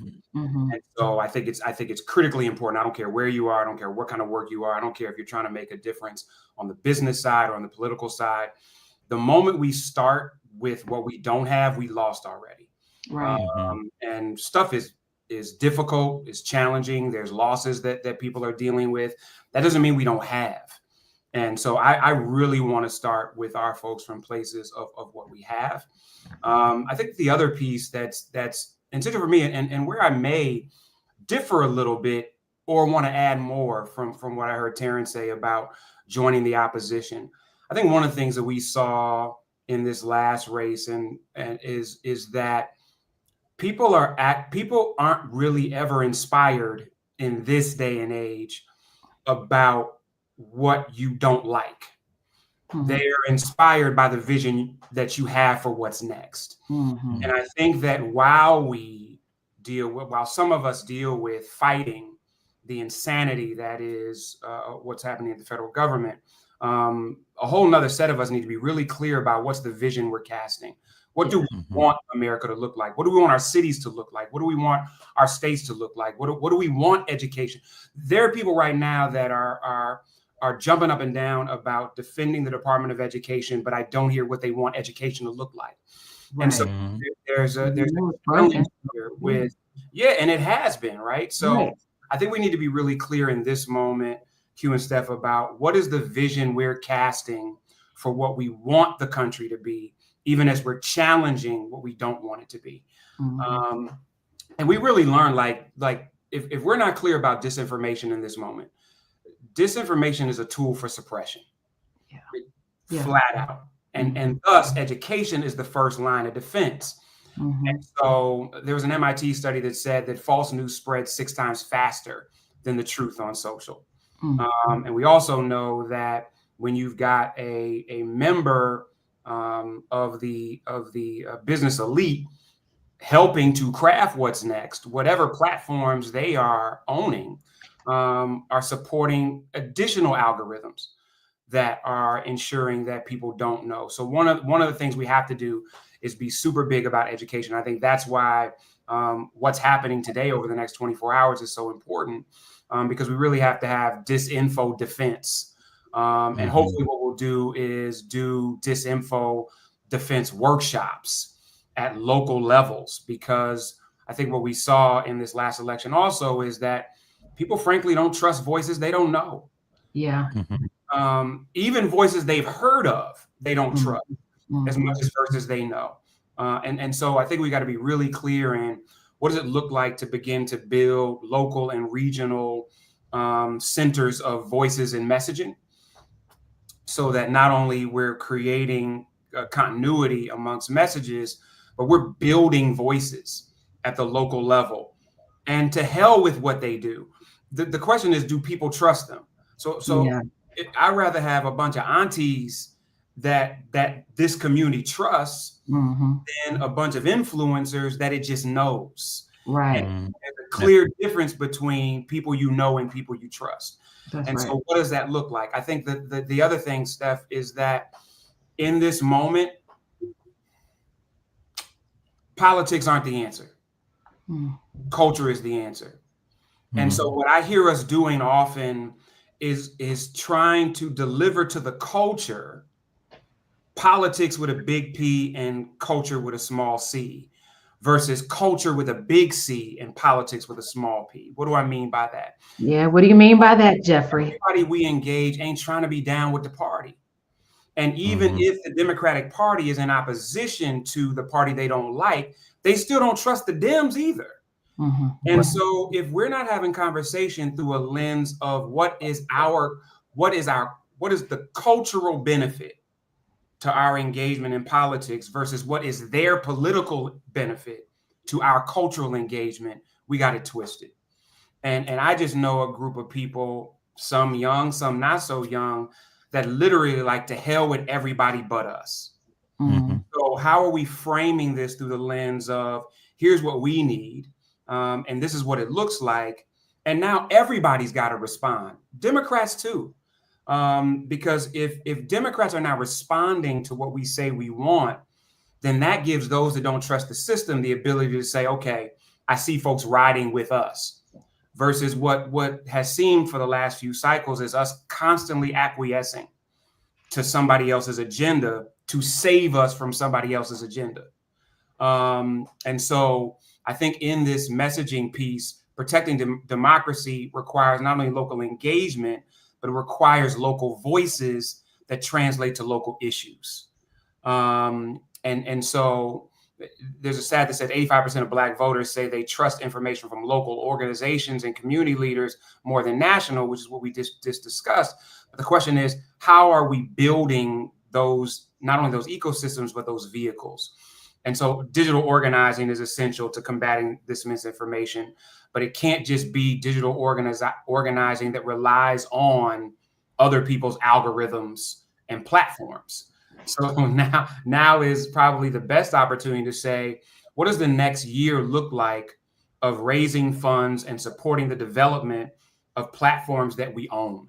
And whether you're talking about, Isaac III and fan base from a social media perspective, or whether you're talking about how do we fund these 5 college students in Cleveland that are going to develop an information platform that's specifically around Greater Cleveland, Ohio, right? So there's an opportunity there. And lastly, if this is going to be real, I think you all said it's the power of collective, no pun intended, goes beyond elections. And Q, you and I have been talking a lot about how do we begin to create a culture of civic participation versus a focus on elections.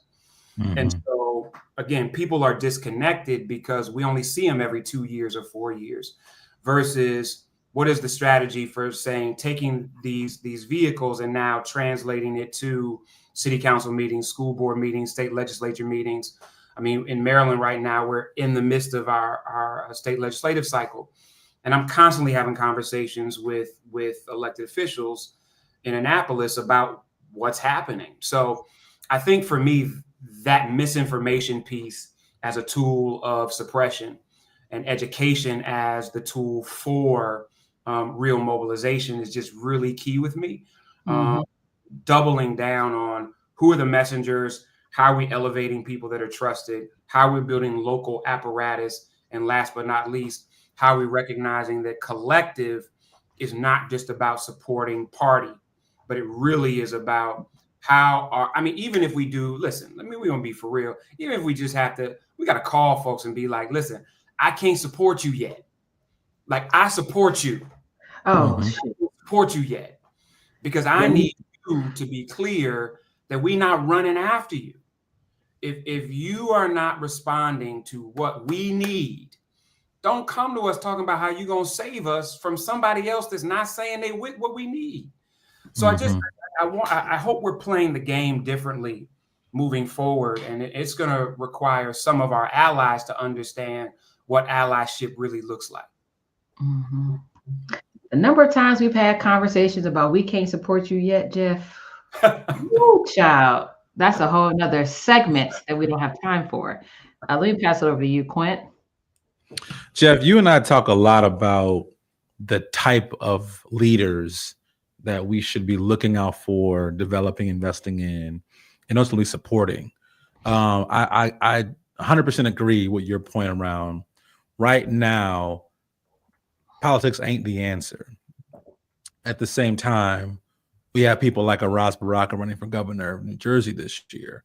People like a LeVar Stoney running for lieutenant governor in Virginia this year.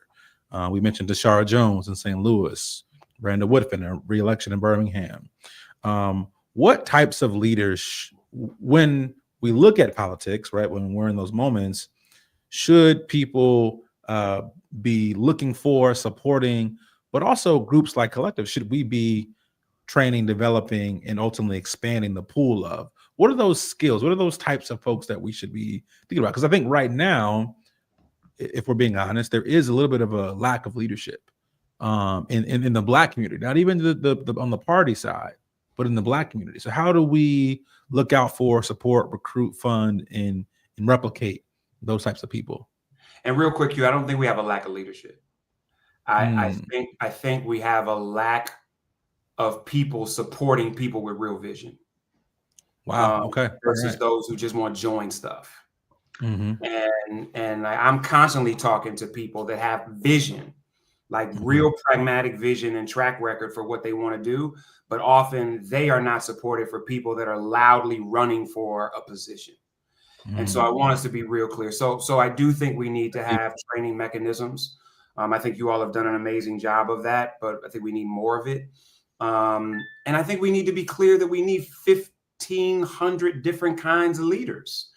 Like there's not one archetype. I know people that I think are amazing representatives that I never want to see run for a political executive position. And I see people who I think are great political executives who I don't want to be members of a legislature because I don't think they advocate, they manage. And so when I think about political executives in this moment, and when I think about mayors and governors, I want people who have management experience. I want people that know how to manage resources towards an impact. I want people that are less focused on the ideological policy and more on how do we leverage work, wages, and wealth. Why I think somebody like Randall Woodfin is a great archetype is because I think Randall clearly understands politics, but he does it for people. He doesn't let the game of politics get in the way of serving people. More, he leverages politics to provide those people with basic needs. And that's why I think he's been so popular. I think that Wes Moore understands that there are billions of dollars at the disposal of a governor to leverage towards work, wages, and wealth for every citizen versus how do I just get elected to talk about it. And so I think it would be great if organizations like Collective did a better job of helping the electorate understand the skill set necessary to best leverage these positions, right? Because like what it takes to be a great representative is not the same what it takes to be a great mayor. And what it takes to be a great prosecutor is very different than what it takes to be a great Secretary of State. And I don't think the vast majority of the electorate understands the difference. We have all seen people march against a mayor on stuff that a state legislature was responsible for, or things that we've seen people, tell President Obama they wanted him to do that their local mayor or governor was responsible for. So I think that, yes, training is important, but I think we got to help people. I think we also need to deal with psychological profile. There are some people that I know that just don't have a temperament for certain stuff. So I need you to think about that. But I know that my dear fraternity brother and mayor is ready to talk, and I'm excited about his leadership. I think it's great. This is a great segue because I think what Ras Baraka has done in Newark in running a school and learning what some of the community needs were in running a school, talking to young people, talking to parents, talking to union members, talking to workers, led to an agenda of what he was able to do as mayor and what he's been able to do by leveraging the resources of the city of Newark is what prepare him to leverage the resources of the state of New Jersey. And so that to me is a great segue and example of how you look at people's track record, what people bring to the table and how they leverage it, not only where they are, but for next opportunities for service, and all wrapped in a vision of what they want to create. So I will get out of the way, let my frat brother, mayor, and soon to be governor, give insight that is far beyond what I have to give. So good to be with you all. Thank you, Jeff. Thank you, Jeff. And hello, Mayor Baraka. I want to say that it is especially wonderful for Quentin and I, who are fellow Howard University Bison. I ran for Houston president at Howard. You were the prototype for me, and I didn't even know you, but your legacy preceded you on campus. And so I know we only have a few minutes left. We want to turn it over to you, Mayor Baraka, to talk about not just a little bit of your journey where you are now and your candidacy running for governor of the great state of New Jersey, but really where you see us as a community moving forward to make sure we're building power for the Black community. Thank you. I think this is awesome. What's been happening, this whole time, this 24-hour. I mean, it's been amazing. It is exactly what we need to be doing. I'm here in Newark, predominantly Black and brown city in a predominantly Black and brown county in New Jersey. Trying to get resources. That support our families, help us grow, take care of our children, make sure we can afford healthcare, housing, all the other social determinants that determine how long we live or not, here in this city and in this state. I was an educator, an activist. I've been a mayor of this city for 11 years, trying to fight very intractable and difficult issues as mayors are doing all over the country. Now we feel the impact of every crazy policy that comes out of the White House, out of the State House, and in some instances, state houses where you are different. New Jersey is different from Mississippi, different from Georgia. So those problems could be a lot more advanced in cities that have a State House and the White House that's stacked against them. Right. But so we are, trying to keep people afloat more than anything. I mean, if you take Newark, for example, which is 8 miles from a city like Livingston, you can ride your bike there. There's a 14-year life expectancy difference between the two cities because of the social determinants of health. So the work that mayors and people on the ground do actually add years to people's life or, take away from their life. And so it's important that we have resources and opportunities. So the things that are coming out of the White House now, taking away Medicaid, making it difficult, to get education, attacking the Department of Education, attacking housing, all these things are very real issues that we have to deal with in Newark, really day to day. And if the state has a cold, Newark has a flu. So it's the same thing with us all over the country. Whatever's happening in the country, Black folks have it 2 times or 3 times as worse. That's for sure. And I think that now more than ever that we have to be as loud and as forceful as we possibly can, as organized as we must be. We have to be pushing for democracy no matter where we are, to be included, to have our voices heard, to be in rooms that we've been excluded from, because people have already paid the price for the ticket to get in that room. So we need to go in those places, stop giving people credit for digging us out of holes they put us in the first place, and begin to go into spaces where we're supposed to be, because somebody already paid for us to be in there, and stop acting like we don't belong there. And then on the other flip of that, we need to be fighting for self-determination. I mean, my father always talked about democracy and self-determination, the two sides. We fight for democracy, for inclusion, like W.E.B. Du Bois talked about. So we're not looking at ourselves through the eyes of people that hate us, that we are fighting to have the same thing that most Americans have the access to because of the Constitution of the United States, because of the Bill of Rights, because of the things they said on paper, because of our blood, sweat, and tears, frankly, fought for these things. We ought to have access to them, and we ought to force them to be inclusive. And then on the other side of that, we have the right to set up our own institutions, and should be our own institutions, our own schools, our own churches, places of worship, our own social organizations, our own economic institutions. We ought to set those up and continue to fight for those. We have the right to represent ourselves, the right to, institutions that look like us, with people in them and led by people that look like us. We have the right to those things, and we shouldn't be ashamed to say we need to stand those things up. And that's what we're doing. We're encouraging people in Newark to buy property, to own property, to open up their own businesses, to buy their neighborhood, to open up their own bookstores, to not lease stuff, to own it. And at the same time, to get into organizations and fight for democracy. Both of those things we need to do. Just like I think we need to push the Democratic Party, but we still need to organize outside of the party at the same time. Awesome. Well, Mayor Baraka, thank you so much for joining us today. Everyone, he was running to be only the 4th ever elected Black governor in this country. You can find out more about going to riseforgovernor.com to be part of his campaign. But Mayor, thank you so much for the time. We look forward to supporting you and being with you even later tonight. Pastor Mike, we're bringing you, turning it back over to you. Thank you all so much for joining our segment of 24 hours of the State of the People. This is Quentin and Stephanie signing off. Thank you so much. My Quentin, Stephanie, thank y'all for your courageous leadership for the last, at least, 2017, 8-9 years. You all have been the tip of the spear in helping us to make sure we are getting the political power and resources funneled to our candidates that are taking the step forward to lead us representing the people. We are in, I think our 12th consecutive hour. Lord have mercy.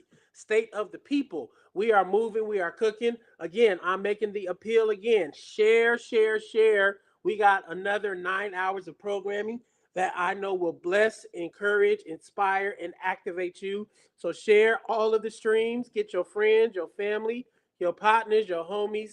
Have them come on, tap in with State of the People. Super excited to bring up to the stage. Oh my goodness. One of the co-founders of Black Voters Matter, Brother Cliff Albright, along with April E. Albright. They are leading us in our next session. Look at that setup. See, I need to you come in and you come in. I mean, you're just blowing up the spot. The Albrights coming in, blowing up the spot. Resistance, right. Resilience, and reimagining. Come on, y'all. Take us up to another level. What's up, Pastor Mike? It's always good to see my brother. I'm just saying, bro. Y'all fly. You can pop your collar a little bit, man. You got a little lean to the side. Look at everything. You're looking good. Looking good. Just try to be like you, brother. Just try to be like you. But for real, thank you, your team. Mark, of course, Angela, Holly been thrown down. Y'all, this is what this is about. Like, this is Black excellence right here. 24 hours. But this won't be the last 24 hours. So we're excited to be here. We're excited to be following our brother and sister, Quentin and Stephanie. April was just sitting here gushing. Because one, she's a soror. Anytime I'm in the company of a soror, I'm always going to be excited. But because, they have been leading the way, making sure that we have powerful representation all over this country, not just at the federal level, y'all, but also at the state level, which is equally important. So yeah, it's dope coming after them. That's right, our family over at the Collective. Of course, we're going to be joined by our sister, Latasha Brown, who is literally getting off of a plane, y'all. She's like getting out the plane and hopping right to her camera. So she'll be joining us in just a couple of minutes. But as you heard Pastor Mike say, the theme of our show is resistance, resilience, and reimagining. That's right. So we're going to be talking a little bit about resistance, like what's the resistance we need to be doing in this moment. Then we're going to talk about resilience, which is in the face of all that's going on and all these cuts and all these attacks, what do we need to be doing to look out for ourselves, for our community? With a special focus, we're going to be talking about the need to feed ourselves, right? That's and we're going to have some special guests joining us for that. And then we're going to end it talking about reimagining, right? Because after we resist and after we're resilient, we also got to reimagine what is the society that we're trying to build, not just what we're trying to fight against, not just what we're trying to survive. What are we trying to build, right? So we're going to talk about all three of those things. And we got some dope guests that are going to join us, including our sister, Cori Bush, the former congressperson, right? The people's congressperson. She'll be joining us, I think, in just a second. Are we still going to put up the king? Oh, there's Cori. All right. What's going on, sister? Oh my goodness. This is amazing. Amazing. Around the clock info, Blackness, beauty, right. What to do, how to do it, experts, everybody. This is amazing. And I'm so glad to be on. No, we're glad to have you here. Just great. And I just can't compare with this. I feel inadequate now. This background is killing me. They keep us inspired. We have to have our ancestors to keep us inspired and rooted in this work. That's right. Amen and Ashe. That's right. So let's get on into it, right? Let's talk a little bit of resistance, right? And we thought it was very fitting that we have you here. Amen. Because you know about resistance, right? You know about resistance on the streets in St. Louis and Ferguson.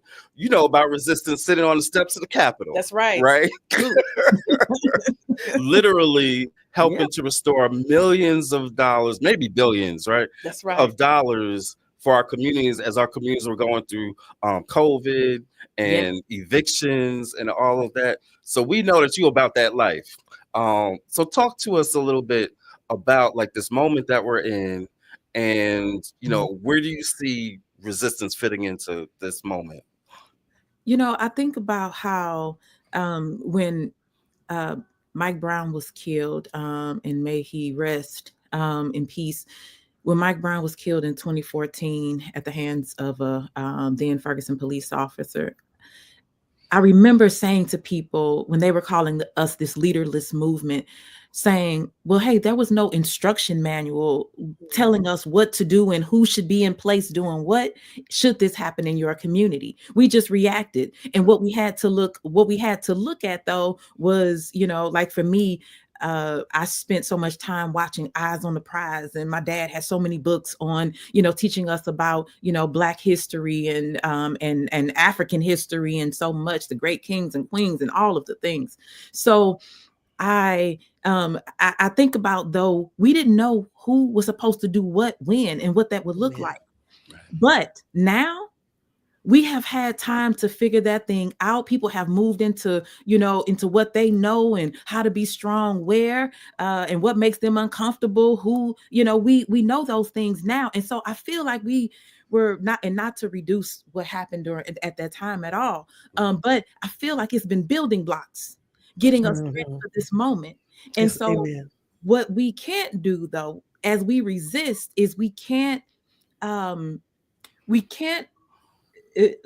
forget to think about who people are in this moment, because everybody wants to do something. We all need to do something. Everybody has a role. I don't care if you tie shoes well, tie somebody's shoes out there that's marching before they fall. Like, I don't care what it is, but know your role. And I think that that's what real resistance is. We get so much further faster. So look, we have great communicators. When it's time to speak, put the great communicators out.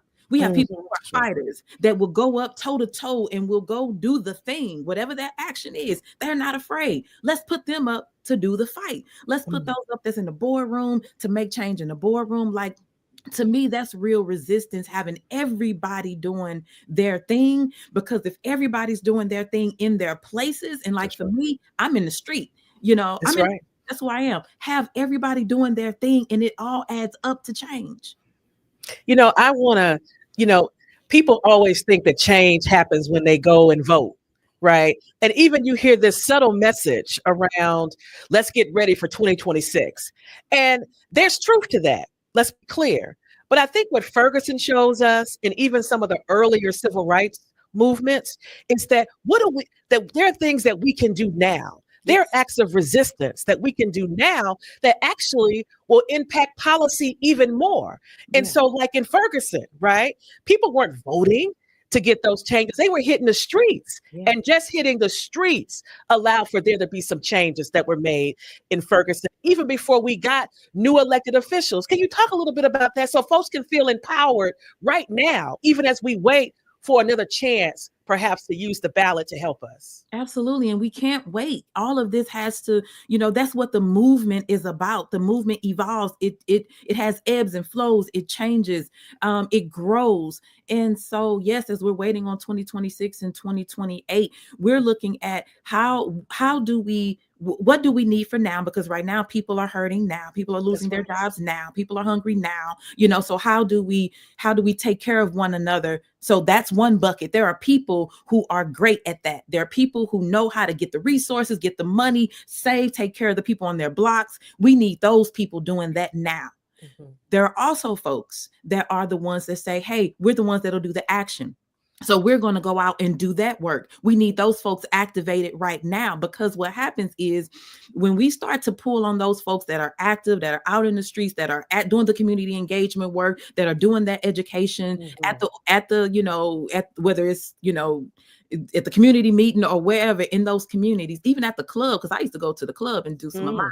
But before a certain time, because then it's get off the chain. But before that, but I'm just saying we have to be everywhere, because out of that, you're going to find those people that should be running for those seats. Amen. You're going to find those people that are ready for the moment in that time. And you're going to find out who are the people, as the elected official, who are the people I should be working with on the ground in those communities. That's what I was able to do. When I went to Congress, I said I was going to be the politivist. I was going to marry the politician and the activist together. I wasn't going to leave my activist friends out. I was going to bring that with me. And what you said, politivist? Come on, say that again so they can, because I think the folks in DC need to hear that right now. That's right. I'm the politivist. I'm the activist and the politician, and I won't take off that hat of being the activist. That's why I was out there on the Capitol steps. The thing is this: Be who you are where you are. And so I didn't care that I was at the US Capitol and it was going to make me look, unsophisticated and undignified. What was undignified was the idea that 11 million people were about to be at risk for evictions in this country during the pandemic. That was undignified and that was unsophisticated, was not sophisticated. So that's what we need in this moment. People, the federal workers are out there. We got to get out there with them, but not only them, everybody that's going to be impacted, that's already being impacted, so let's do that work. Let's everybody not try to be everybody's everything, be your thing and be excellent at it. Amen. Because that's what this moment calls for. And if you scared, go into your closet and figure that thing out. Take that off. Because right now, this is the moment. So whatever you're scared of, put it to the back. Push because be uncomfortable so you can grow. Be uncomfortable so somebody else can have the change they need. Be uncomfortable so that you can even find out who you are. Like, Come on, Corey. Let's go. Let's go right now. Let's go already. Let's do it. Stop playing, y'all. Let's go. Never scared. Oh, look, we see that we've been joined by our sister, Latasha Brown. What's going on, girl? I am here. How you doing, Corey? I'm good, jet setter. You don't even look like you've been jet setting. I'm literally just getting off an airplane from 20 hours, but I'm here. You look beautiful. The movement demands that we're in this moment. And I love what you just said. Sister, I love what you said about this whole idea of being uncomfortable and fear. The one piece I just kind of want to say about that is because we believe that, if you're fearful, that means you're not courageous. Courage requires fear. That what makes you courageous is that you're able to overcome your fear. So if you're feeling a sense of discontent right now, if you're feeling fearful right now, I understand that. We all should be feeling some of that right now, but it really is a matter of how we gonna show up in this moment. Like, come on, Black people. I need my Black people to rise up. And so, and I think that's happening, that we have to see this as an opening.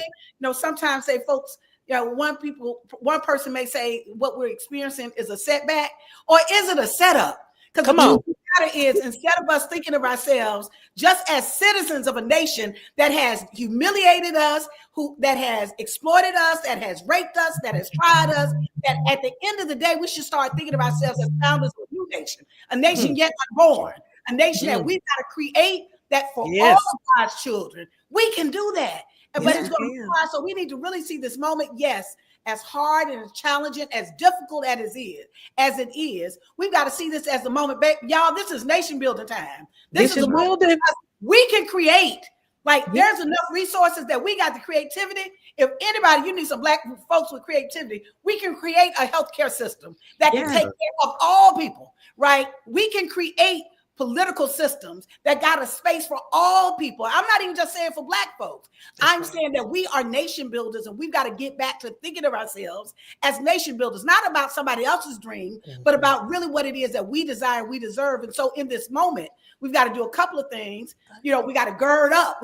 In this moment, we've got to fortify ourselves. But in this moment, we also can't get so caught up in responding to racist folks that seek to divide us and continuously have us in this perpetual cycle of fighting them, that we stop dreaming and stop building. So, and so it's really important for this moment. And so, sister, if anybody I know that has been out here ringing the alarm, calling the question, advancing and moving, and you've dealt with consequences. All of us, yes, there is a consequence of leadership, right? It is. But what we also know is there's a reward. Freedom and liberation is a reward. Yeah, you might kick me off your committee. You might say that I'm not on your TV station. But at the end of the day, if I'm doing the work to liberate Black people, I'm winning. Mind your mission. That's the thing. Stay on mission. And you know what? And the hope is, this is what gets me every time I think about it. The hope is we're here. So no matter what is scary, no matter what is, problematic, we are here. When you think about how great you are individually, and just to know that my cousin, my friend, my colleagues, how great they are. And it's like, we're here right now. So even though all of this is coming down from this administration and all and the minions connected to them, we're here. That's right. That's right. And I love, so much what y'all are talking about. We were going to put up a quote. We might still put it up in a minute, from Dr. King's letter from Birmingham jail, which I really believe in this moment, we need to be doing all kinds of teachings on that letter from Birmingham jail, because it's such a masterclass in the science and the purpose and the discipline of nonviolent civil disobedience, right? And part of what he talks about a lot of stuff. He talks about the white moderate, which we really need to be talking about today, right? But he talks about like extremism, because I know we've all been called extreme. I know you've been called extreme, Corey, right? We've all been called extreme. And one of the things King says is, ain't nothing wrong with being extreme. He said, wasn't Jesus an extremist for love? So the question isn't about whether or not you're going to be an extremist. It's about whether you're going to be an extremist in the name of hate, and division, or whether you're going to be an extremist in the spirit of love and justice. Come on. I don't mind being an extremist. And right now, we need a little bit more of that, because these are not normal times. But you know what, Cliff? I don't even know if like really what we fighting is not even extreme. According to these folks, being black is extreme. That's right. Wanting to get paid for my work is extreme. Wanting to be able to vote, So I think this is a moment like to step back. So and I know we've got a lot to talk about, but this is a moment that I do believe that we need to have the discipline to figure out what is happening. A lot of the things that are happening, a lot of things that the Trump administration is they're just throwing spaghetti on the wall. And the chaos is the point, is to have us so fearful and so paralyzed that we don't move. And so it's really important for us to realize what's going on, but also recognize that they are not our source. Sorry, y'all. My humanity ain't determined by the American Constitution. My humanity is determined because God said that I have value, right? And so part of us, as we're doing this work, we have to, one, kind of get grounded and really get the facts. The facts of what's happening right now. What are the policy issues? There's a budget issue that's coming up right now. There's a budget that is coming up right now. Right. And what are the implications on that? Two, what is it that we can do in this moment? But we can't stop there. Three is, what are we building and what are we dreaming? What are we radically reimagining? That we've got to think about something greater. That at the end of the day, what is it that we position ourselves in this moment to actually create so that all of the people in this nation can actually benefit, that we become the solution drivers? And I just want to add, because I want a question that we need for you to talk about, because the threshold of discomfort, right? Especially when you're a representative or you're a congressperson or you're a mayor or a county commissioner, right? You're an elected official. And there are times that call upon us, right, to break decorum. And I know that it is hard. Like today, we're raising the question and we've asked congresspeople to not show up tonight. That's right. And that's a big deal, right? As a former congressperson, that's a big deal for a congressperson to not show up. It is. Can you share how you were able to master and be disciplined and get over the decorum and go protest and do sit-ins that caused your other colleagues to have to show up, even though it made you not look like you were a traditional congressperson? What can you share in this moment to help our elected officials know that you got to be a part of this resistance and be okay with that? Yeah. So first of all, we signed up for this. And we signed up for this knowing that the tide can turn at any moment, that there may be a moment that makes us uncomfortable, makes us, push past ourselves, that there may be things we will have to do that we may not agree with or understand. We signed up. So since we signed up and we represent people, we represent every single person in our communities, regardless of faith, nationality, socioeconomic status, whatever. We signed up for every single one of. We signed up to represent those that hate us. So those that did not vote for us. So when the moment calls for it, who do you put first?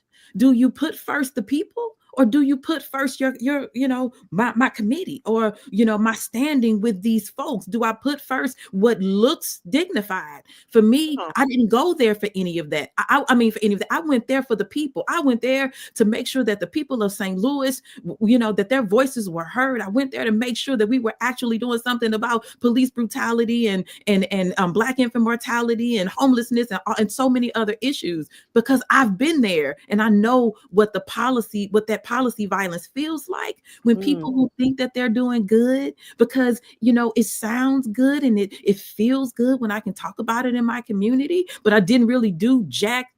You know, I didn't go there for that. I went there to flip tables because I know what the pain is like. Okay. I know what it was like to be left for dead at the hands of an abusive partner. I know what it was like to sit in that car and wonder if my children would be awake by the time the daybreak came because it was so cold in the car. I know what it was like to not feed myself for days and only feed my kids because I was so hungry. I know. And so I went there for that purpose. And if it makes people uncomfortable, you need to be uncomfortable because the people you're leaving out are uncomfortable. Amen. Say that. So that's what. So, but as a legislator right now, what you are in that position for a purpose, and this is what I think about, especially on days like today. And I've said it before, is sometimes I would have to balance between, I know my community looks at me like, Corey, you made it somewhere where most people won't go. So go and show up and represent us. Like, you know, even though it's hard, still represent us because we can't be there.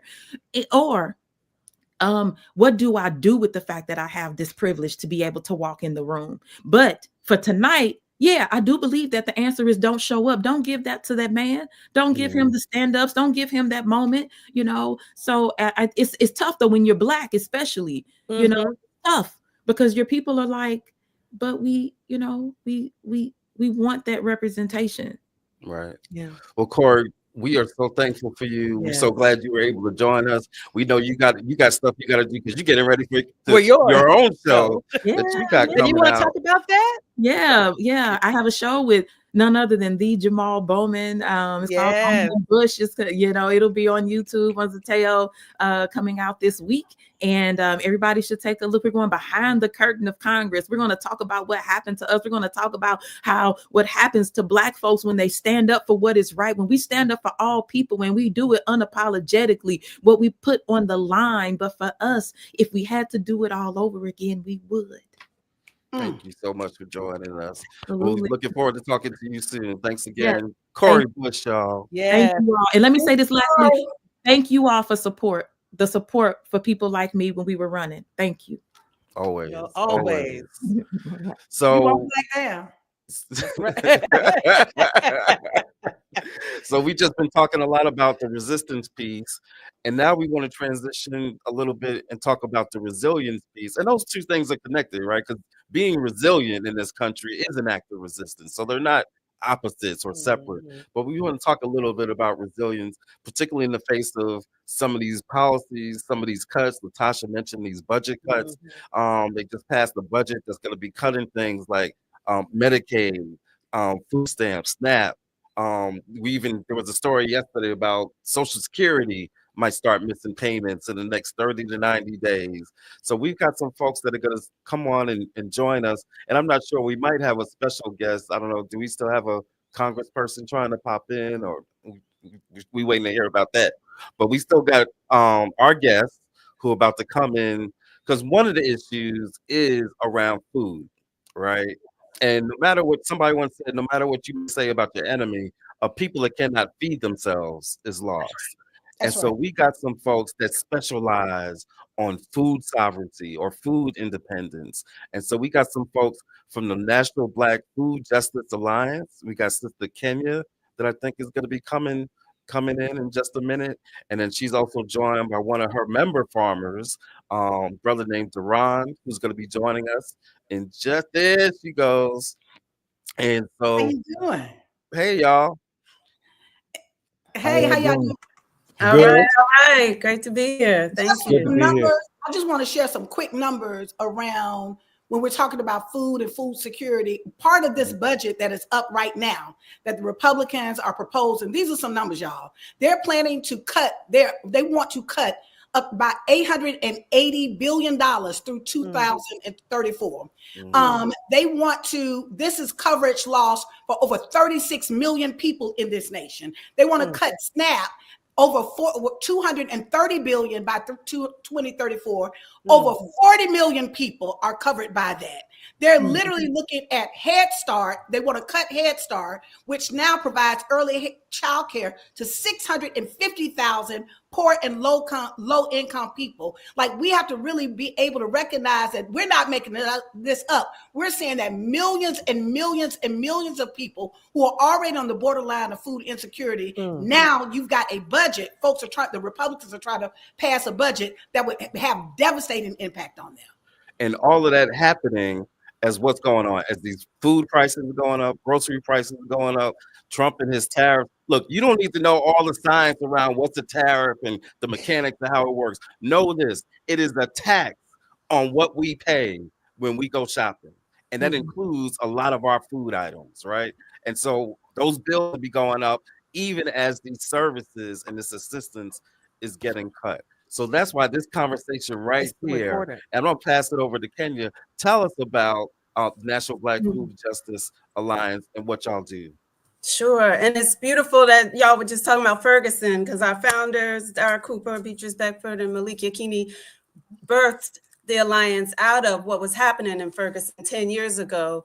They knew that our people are in this country are very intimately impacted by sanctions, and that this country sanctions, protects, and enacts violence intentionally.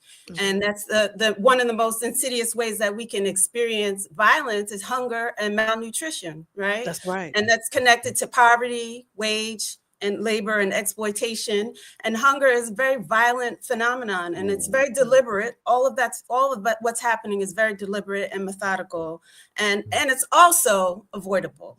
And so with that, it's important that we fight against corporate greed and all the protections of the elite few and all that. But we also have to work to build and fight and invest in community controlled, cooperatively operated, and democratically controlled systems that are rooted in love and care for the many.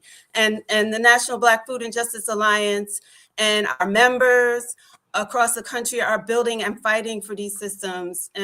Just to give you a couple of examples, in Detroit, the Detroit Black Community Food Sovereignty Network and D-Town Farms have a new Black-led grocery co-op. It's huge. It's beautiful, beautiful.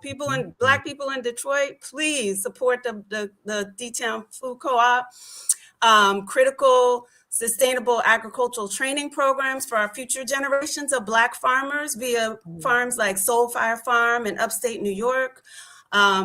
Community land trust and sustainable agricultural work that is happening in Virginia, like Duran can talk about, and the Black Oak Center for Sustainable Renewable Living is a 40-acre ecosystem completely off-grid in Pembroke, Illinois. And our members are all leading a resilient path towards liberated Black futures.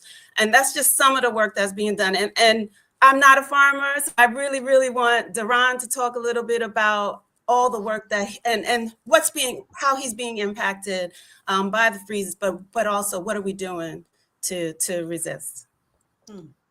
Yo, man, I just want to thank y'all, man. This is exciting just to hear you all get revved up. Sister Ms. Brown, I heard you, loud and clear. It's nation building time. Right.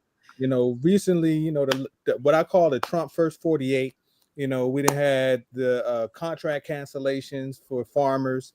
And these are not just contracts that are just a regular contract. These are reimbursement programs, right? Things that we've already paid for, that we have a signature that says we were to be reimbursed, and it's not little money, y'all. These are hundreds of thousands of dollars in contracts that have been made out, and that can devastate a farmer if we don't get that money back. Right. That's right. The other piece is the mass firings at the USDA.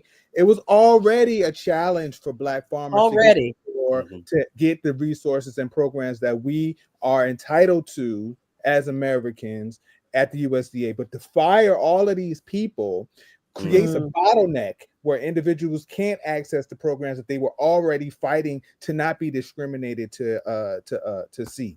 Then the third piece is Trump's attack on climate change, right? All of the investments that have been made specifically to address the change in climate that is making it difficult, even more so, for farmers to grow the food and keep it affordable for you. have all been slashed. So this is the game that we're headed into, right? This is the reality of it. I just went to DC last week on a fly-in to talk to about 12 different Democratic and Republican offices, and the despondence that we saw inside of these staffers is astounding. Everybody's in trauma response right now. And I had to come back to my community and let my folks know, like, yo, I think y'all need to be aware there is no cavalry coming in this moment. Amen. Say that. I hate to be the bearer of bad news, but you're the messenger. This is about to be a hard time. And the reality is Sankofa is a verb, right? That's right. Yes, that's right. That Black farmers have been the bedrock for Black empowerment in our community, from Reconstruction to the Civil Rights Movement. We talk about Shirley and Charles Sherrod, New Communities Inc. We talk about Fannie Lou Hamer, Freedom of Farms Cooperative. We talk about the Republic of New Africa. The farmers have come on now, let's talk. As the bedrock for our liberation movements, right? Yes. So this is the time for us to lock in, right? And this is not to dismiss our policy reform energy, but in terms of dialing up, but tell it. It's important for us to dial up our support for those who are working to reclaim land for housing and for food production in our communities all across the country. This is not just isolated situations. The National Black Food Justice Alliance is representative of hundreds of member organizations all across the country. Now, I'm gonna just say this, and I'm a slide. I'm gonna let this energy roll. You know, MLK said in his final days that he fears that he's integrating us into a burning house, right? And in this moment, what we are seeing is the house burning, right? Yes. So how are we developing our own systems? As you said, radical imagination. That's How right. are we imagining our communities not just being resilient, come on now, thriving in the light of what's happening over there? How are we building up our own situations so that we have the redundancies and strategies that protect us from whatever shocks are coming from whoever's in office? That's right. That's the energy that we had to be tapping into right now. And I'm giving thanks for the ancestors and all those that came before us that paved the way. We ain't got to look far, y'all. This is our grandparents that showed us the way. Just our grandparents. Right? Free the land, brother. Free the land. Somebody pass the hat, because my brother Duran is preaching and teaching up in here. Y'all don't go nowhere. Don't go nowhere. We got to bring in a couple of special guests, but I don't you two go nowhere. We got two Congress people, two sisters that are always fighting a good fight. We got Congresswoman Joyce Beatty, another soror, and we got Congresswoman Stacey Plaskett joining us. How y'all doing? I'll turn it over first to Congresswoman Beatty. Well, first of all, let me just say thank you. I have enjoyed all of the segments. Last night at 11.59, I said thank you up to Angela Rye and everybody. It's good seeing everybody. Always good to be with my friend and Congresswoman Stacey Plaskett. But let me just tell you, we are in unprecedented times, as you know. And it calls for us to do what you're doing tonight. And let me just say thank you for this marathon and bringing people who can talk about speaking truth to power and laying it out. I just want to say, since we've used my title as a member of Congress, being here, that we're not going to disappoint you. We are more united now than we've ever been. And if we're going to talk about unity and being together, it's going to take us with media and with civil rights activists, and we've all got to be on the same page. But we can't do what we've just been doing in the past. And Duran, you said it so well with the quotes from Martin Luther King and just laying it out there. And that's what you're going to see with us. You're going to see some of us on the inside fighting. And since you brought up Martin Luther King Jr., he used to always leave some people back. When he'd go in the fight, he'd leave some people back in case they needed money to get out of jail, if they needed a lawyer. And so tonight, some of us, we're going to leave black back and we're going to come join you. We're going to be over there with Roland Martin. We're going to be out there outside protesting and showing that. But we need some people on the inside too. We need to make Donald Trump uncomfortable in our house. We cannot let him be a bully. We cannot stand up and accept anything that he's thinking, because when we've seen the 100-some executive orders that he's put out there, when you think about this budget that we didn't vote for, and I don't want anybody to get it twisted. They wanted to be in charge. They're in charge, and they are the Republicans. That's right. So let them do what they want to do.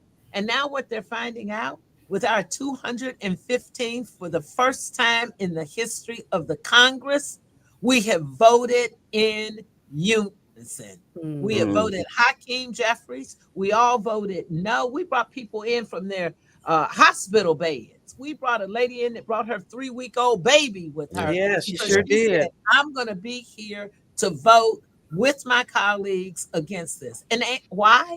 We need to educate people. Look, everybody knows somebody on Section 8. Everybody got somebody in their family that gets a voucher, or on the other side of it, somebody that owns property that's allowing people to have affordable housing. Well, they want to cut 50% of that. And we could go on and talk about SNAP, as people brought up earlier today. We can talk about Medicaid. When we look at the number of sick children and families that receive Medicaid, that is their lifeline. That's right. And as Black people, we understand how fragile a lifeline is. Amen. Amen. We're going to be out here telling our stories. We're going to be communicating. We're also going to be litigating. And it's important for us to do it in amicus briefs. It's important for us to do it as legislators, because if you look to that damn Supreme Court, you know what you're going to get there. Well, and you know what you're not going to get there. Mm-hmm. And we know the two folks that are going to be fighting for us. And we are so grateful to have Ketanji Brown Jackson there, because she is fearless and she speaks up for us. So when we look at the victories that we've had, that's why they're scared. That's why they're not meeting with constituents. That's why they're canceling their town halls, because people now are getting it. Just don't call me. Look, I'm going to answer your calls when you call me. But we need to call those folks on the other side that's voting against our rights. We need to call those who are on the other side and tell them, we're coming after you. That's right. And I can tell you why I know this works, because I was here during the Obamacare and the Affordable Care Act. Right. And we were in the minority in the House. 71 plus times they tried to repeal the Affordable Care Act, because it was keeping Black people healthy. It was letting our kids in college stay on their parents' insurance. They're going to come up with if you had a pre-existing condition, you couldn't have insurance. Well, hell, everybody's had a cold, or everybody's had something that was a pre-existing condition, but we united. And we were able to fight and maintain our health care. Well, right now, everything's on the line. He is a bully. He is somebody that is a convicted convict. And so we have to treat him that way. And to add on to it, he's got Elon Musk doing a lot of his dirty work. But I've been saying this, and I want to say it right here so you all hear it. They're going to get a divorce soon, because Democrats going to split them up. We're going to come after both of them. There will be a divorce in the future, because we're going to split them up. And how dare Donald Trump come back to the same place, the same scene of the crime, where on January the 6th, he incited those folks to come, break into our house of democracy, disface it, and put lives at stake. You know, the Republicans forget about that. They were lying on the floor, scared and crying like other people. So I think we have to remind them. And I think having members and civil rights activists and other interested parties come on this marathon show to support you all in media, to support Angela and Joy Reid. And I'm leaving here, and tonight I'll be over there with Roland Martin. And let me just tell you, it's folks who don't look like us as well. We've got some Tri-Caucus supporters. They're wearing black for justice and unity today. And we're rocking shades of pink for protesting today. But it's more about It's not just about what we're wearing, it's about what we're doing. It's about how we're standing up, how we're fighting together. And that's the only way we're going to get through this. We have a new chair of the Democratic Party. Ken Martin was with Jim Clyburn and I this morning, and we went live for 1 hour. And the first thing he said, I'm going over there to sit with Hakeem Jeffries because I know our power if we band together. And then he said, I'm going to Roland Martin's with you. And so this is the time that we have to come together because everything is at stake. So I don't want to keep going. I know I got Stacy here, and Stacy's always a fighter and setting us straight. Yes. So Stacy, I'm just glad that I'm on with you. And you know, she's a soror. That's right. That's right. That's what we do. Thank you, Congresswoman Beatty. We know listen, part of what you said. You just got to give me a verse or a song or or something. I can't ever be on the stage without you. And we're going to have truth to power. And you don't set us right with a verse of some song because we got arrested together. Listen, we sure did. Shut it down, and we'll do it again. Because when you said we'll do it again, we'll do it again. And when you said we outside, I'm like, oh yeah, we outside. Come on, it's time for us to be back outside. So thank you, Congresswoman Beatty. We're so grateful to have your leadership, and it's a moment. This is, I think, the message that we're hearing everywhere we go when we're talking to people is that this is a message that's not normal. So we can't act normal. We can't just validate and normalize what's happening to us. And that means oftentimes we got to step outside and do some things that are uncomfortable, including our folks that are in office. And just know that when you fight for the people will fight for you. We got your back.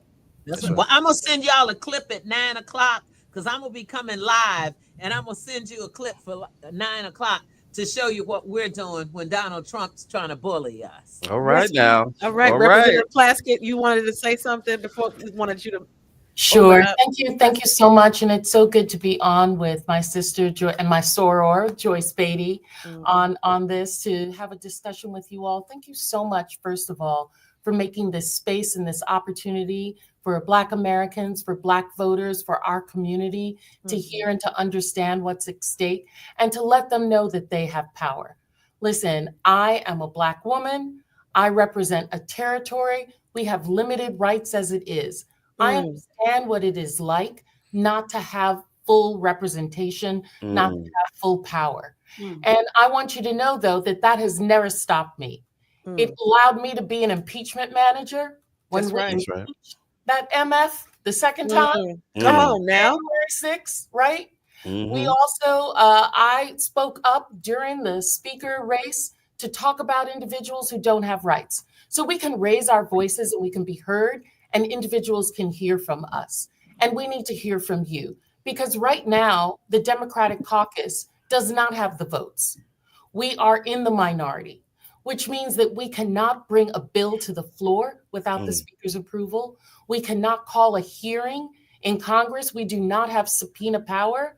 We can sign on to litigation as amicus briefs, but we do not have standing as members of Congress to be involved in lawsuits. Therefore, we need you. We need you, the people, to be with us in this fight, to elevate us, to direct the energy that you have on 3 Republicans. We only need 3 Republicans to vote the right way, to vote with their constituency.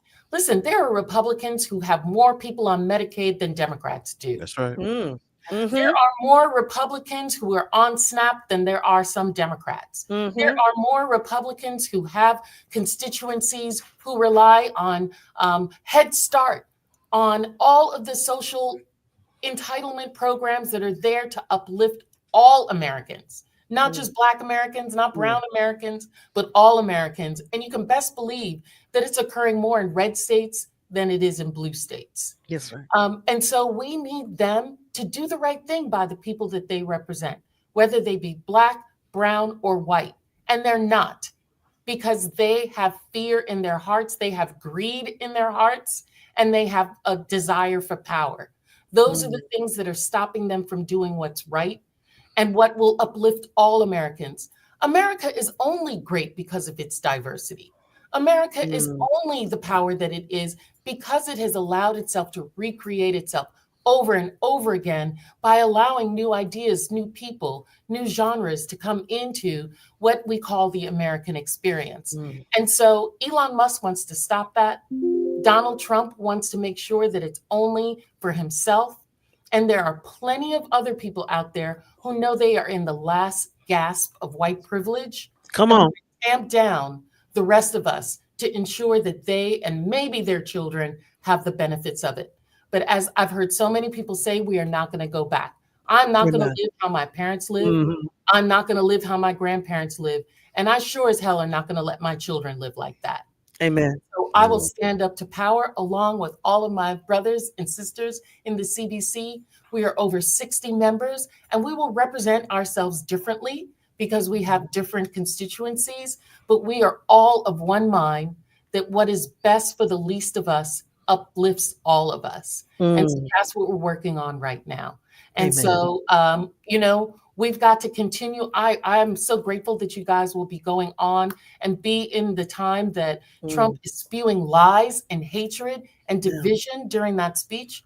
We know that that's what he's going to have. And so we've got to direct truth to those people in our communities, particularly our young sons, whose algorithms are getting them a whole bunch of misinformation, which we saw that was occurred during this past election cycle.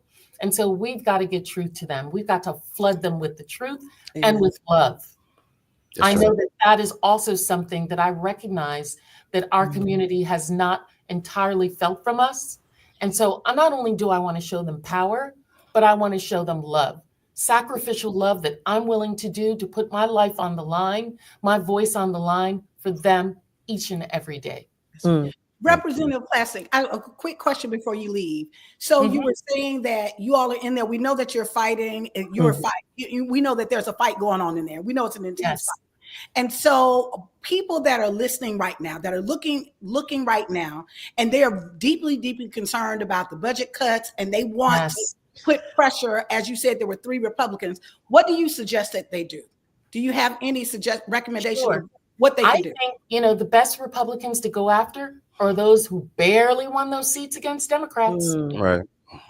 The ones who are in those purple districts and those red, what we call red to blue districts, those seats that we were trying to flip, as well as those members. There are some in California. There are some who are in Michigan and other places, Illinois, even Ohio and Florida, who have large pools of Black individuals who did not come out and vote.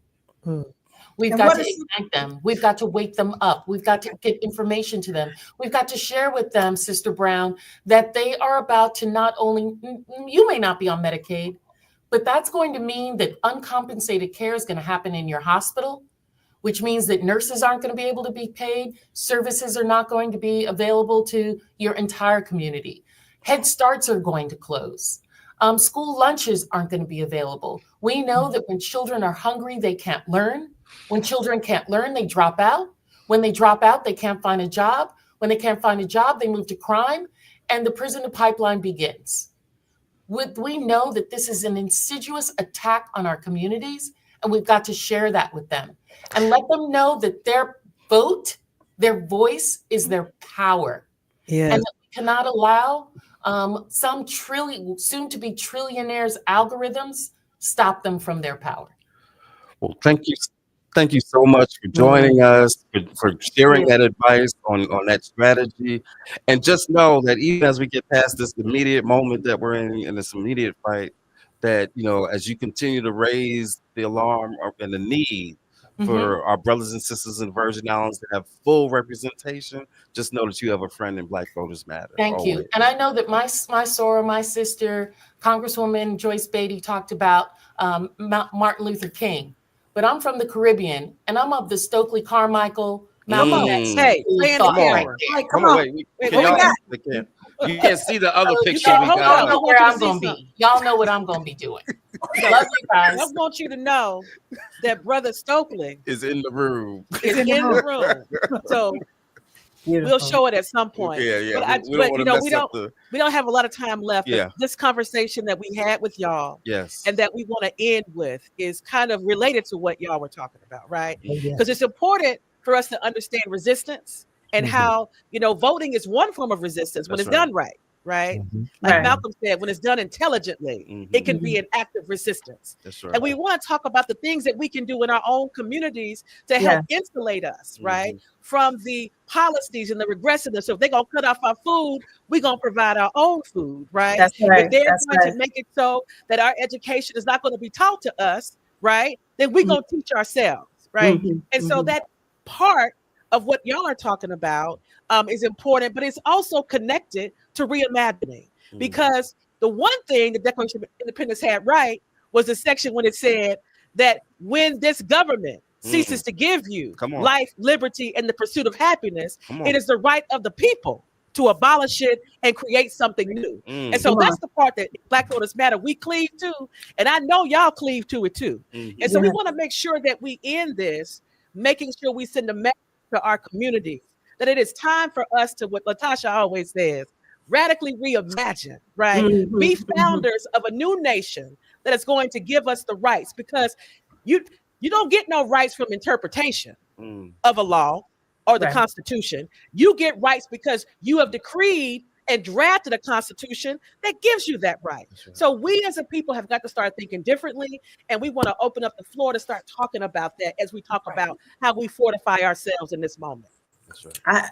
I know Duran has some things. I just want to talk about some call to actions that I have for folks to just, I think it was Representative Cori Bush talking about we need all the tools in the toolbox, right? Yes. So we need folks to support their local Black farmers. That's number one. Just like we had the blackout last week, Friday, right? But okay, so take that money to your local Black farmer. You can look on the Black Farmer Index, in blackfarmerindex.com. The Alliance has a Black food map on our website. You can buy seeds. Give us that website. blackfoodjustice.org. There's and you don't have to, I'm not saying everybody's a farmer. I'm just saying if you organize your block and I'm growing tomatoes and you're growing cucumbers and we can share what's surplus, we can feed ourselves. We can get seeds from a Black seed company, Ujama Seeds, UJAMAA. They're beautiful Black organic seeds. You can buy an organic cucumber at the supermarket and dig out the seeds and save them and plant them yourself. You don't need an acre or half an acre. Just start with a container, put it by the windowsill. You just need some window, some soil, and I was just going to chime in. Some water, right? So organize your block, support your Black farmers. Oh, go ahead, Duran. Oh, I was just going to say, you brought up Kwame Ture's name, and he said that it's important for us to organize, right? There's two pieces of this puzzle that I feel like we haven't really figured out the strategy, how to hold these things together. Back in the day, we did. How do we hold policy reform and direct action in the same hands? It's not an either or, it's a both and. Right. And when we're in line, those that are doing the grassroots activism, the direct, tangible things that you can taste, touch, see, and feel are married with the folks that are doing the policy work, then we see that impact over time. Amilcar Cabral taught us, tell no lies. Come on now. Victories. That's right. This is about to be real. It's about to get real, y'all. About to get real. I'm going to tell you on the food tip, right? Spring is 30 days away. There are farmers that haven't been able to plant because they have no workers in the field due to the mass deportations. There are folks that have had canceled contracts of the money that they were going to spend to hire staff, to get seeds, to get fertilizers is now out in the wind. So you ain't going to feel it right away. You know what I mean? It's going to be a slow trickle, but then it's going to hit summertime when it's time for your babies to be at home from school and you looking for that lunch and that breakfast program, and the food ain't in the stores like you thought it was. This is prepare now, right? And by prepare, I mean organize. Get connected to organizations that are already doing the work, that have established ecosystems of real people and real relationships that exist outside of social media that are in real time, the people that I can go knock on my neighbor's door. That's the energy that we need in this moment. Farming has taught me that this social justice work is a communal work. It's not an individual thing. It's about our individual contributions to a collective good, right? That's So right. let's figure out the mechanisms to, if you ain't got an organization that's close to you, start one, right? And lock in when it comes to the most basic thing that we want to do every day. Eat. You know what I mean? Jordans might go out of style tomorrow, but broccoli ain't. So we got to figure out so that our families can eat. This is the land conversation that Shirley Sherrod and Fannie Lou Hamer was Say those names. Fannie's in here. I got to keep reiterating that because we seem to be forgetting. We like to forget that the work that our civil rights ancestors and the legends did as they got into their final days was how do we get land? That's right. Space that we own and control so that we can have housing and food to feed our community. And if we lost sight of that, y'all, maybe this is the warning shot. This is the book that's hopefully going to wake us up so that we understand that we need to have our own self-determining communities, right? That interface with this system however it needs, but we need to be able to be resistant to these shocks. So that's all I got to say. Thank y'all so much for having us. We are an organization. What you said, Cliff? No, I said go ahead. We talked about resistance and resilience, and now we're talking about radically reimagining. We got what we need, y'all. So it's a moment that we really are we got to think about how we're going to feed and take care of our people. And so we're so grateful for the networks that exist. I'm hearing you. I heard that we've got to find and support Black farmers. There are networks that already exist. I'm hearing that we also have to find organizations that are already existing in our communities that are doing this work. You don't have to start another organization. We got plenty of organizations that are in our community. Another thing is about Black spaces. We have to reclaim spaces that we have. We can't have churches that are closed for 7 days and only on Sunday are open. All those spaces got to be open. We need Black spaces so that our people can gather and organize and work together. We need our Black institutions. As we're thinking about that, ultimately, it has to be self-determination. And so given that, I know, Cliff, you were going to say something, and I want to say one more thing before we leave, a quick piece, but that's it. Just real quick, because we got a couple of minutes left. First, I want to thank the two of y'all for joining us. As we said before, this is not the end of the conversation. This is just the beginning of a conversation and relationship. So we'll be seeing a lot more of y'all. We talked about like organizing, right? And connecting with organizations. I just got to shout out the way that we even got connected with Kenya and then Duran is that we reached out to our fam at Movement for Black Lives and for BL. And we all in this together. We all family. And so shout out to them. And then lastly, I just wanted to mention, as you were talking about land, the brother behind me, Malcolm, said land is every revolution. Land is the basis of every revolution. That's right. Right. That's right. And so that's what this is partially about, y'all. We have got to have our own land and be able to feed ourselves in order to be truly independent and have true self-determination. So thank you, Kenya. Thank you, Duran, for joining us. We'll be talking to y'all soon. Latasha, I'm going to pass it to you for the last word, because we don't want to be late, because I know Holly's about to come on here. Holly coming down. I am going to end real quick. Well, the first thing I did right was the day I started to fight. Keep your eyes on the prize and hold on. This week marks the 60th anniversary of the people who had the courage to sing that in Selma, Alabama, at the foot of the Edmund Pettus Bridge. They didn't have politics. They didn't have a president. They didn't have a party. They didn't have resources. What they had is they had a vote. And they didn't even have a vote. But ultimately, they were able to change and shift the direction of this country. So in this moment, y'all, it is nation building time. Thank you. It is nation building. It's nation time. Let's go, y'all. Nation time. Black voters matter. Sister Holly. No, it's who coming on? I'm here. All right, Sister Amy. Nation building time. I'm right with you. All right, right with you. Thank you so much. Thank you. Thank y'all. Hey, Holly. Beautiful. We did good, Holly.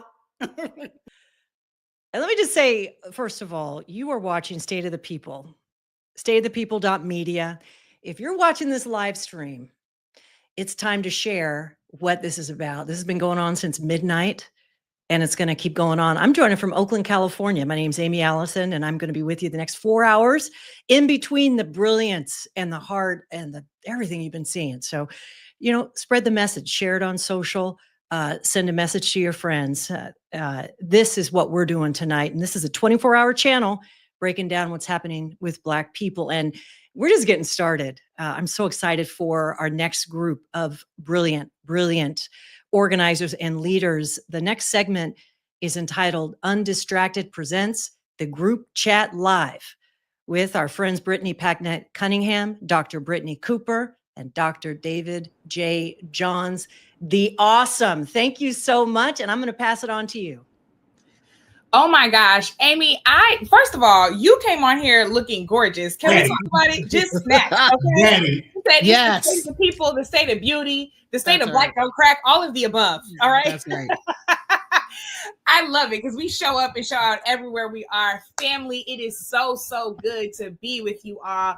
We're here, State of the People. We've been going for many, many hours all together. State of the People will be going for 24 hours, y'all. 24 hours of Black voices of integrity, speaking nothing but truth, unvarnished and unapologetically. And so we here, the three of us are so thrilled to be a part of it. If you are a fan of the podcast Undistracted, which I host, and EP, we just wrapped our 3rd season. You know that this season we brought 2 voices on that we call the group chat, right? Now, the good news is we're really a group chat and we really be talking about this stuff.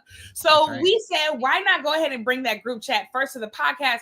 But you know what? For State of the People, let's go ahead and have this conversation live. You've been hearing expertise all day from the Justice League about what's happening in the courts, about what's happening with Black farming, about how this is going to impact Black reproductive rights. We talk about everything in the group chat, but we have one thing in common, and that's we're all educators. K through 12, collegiate level.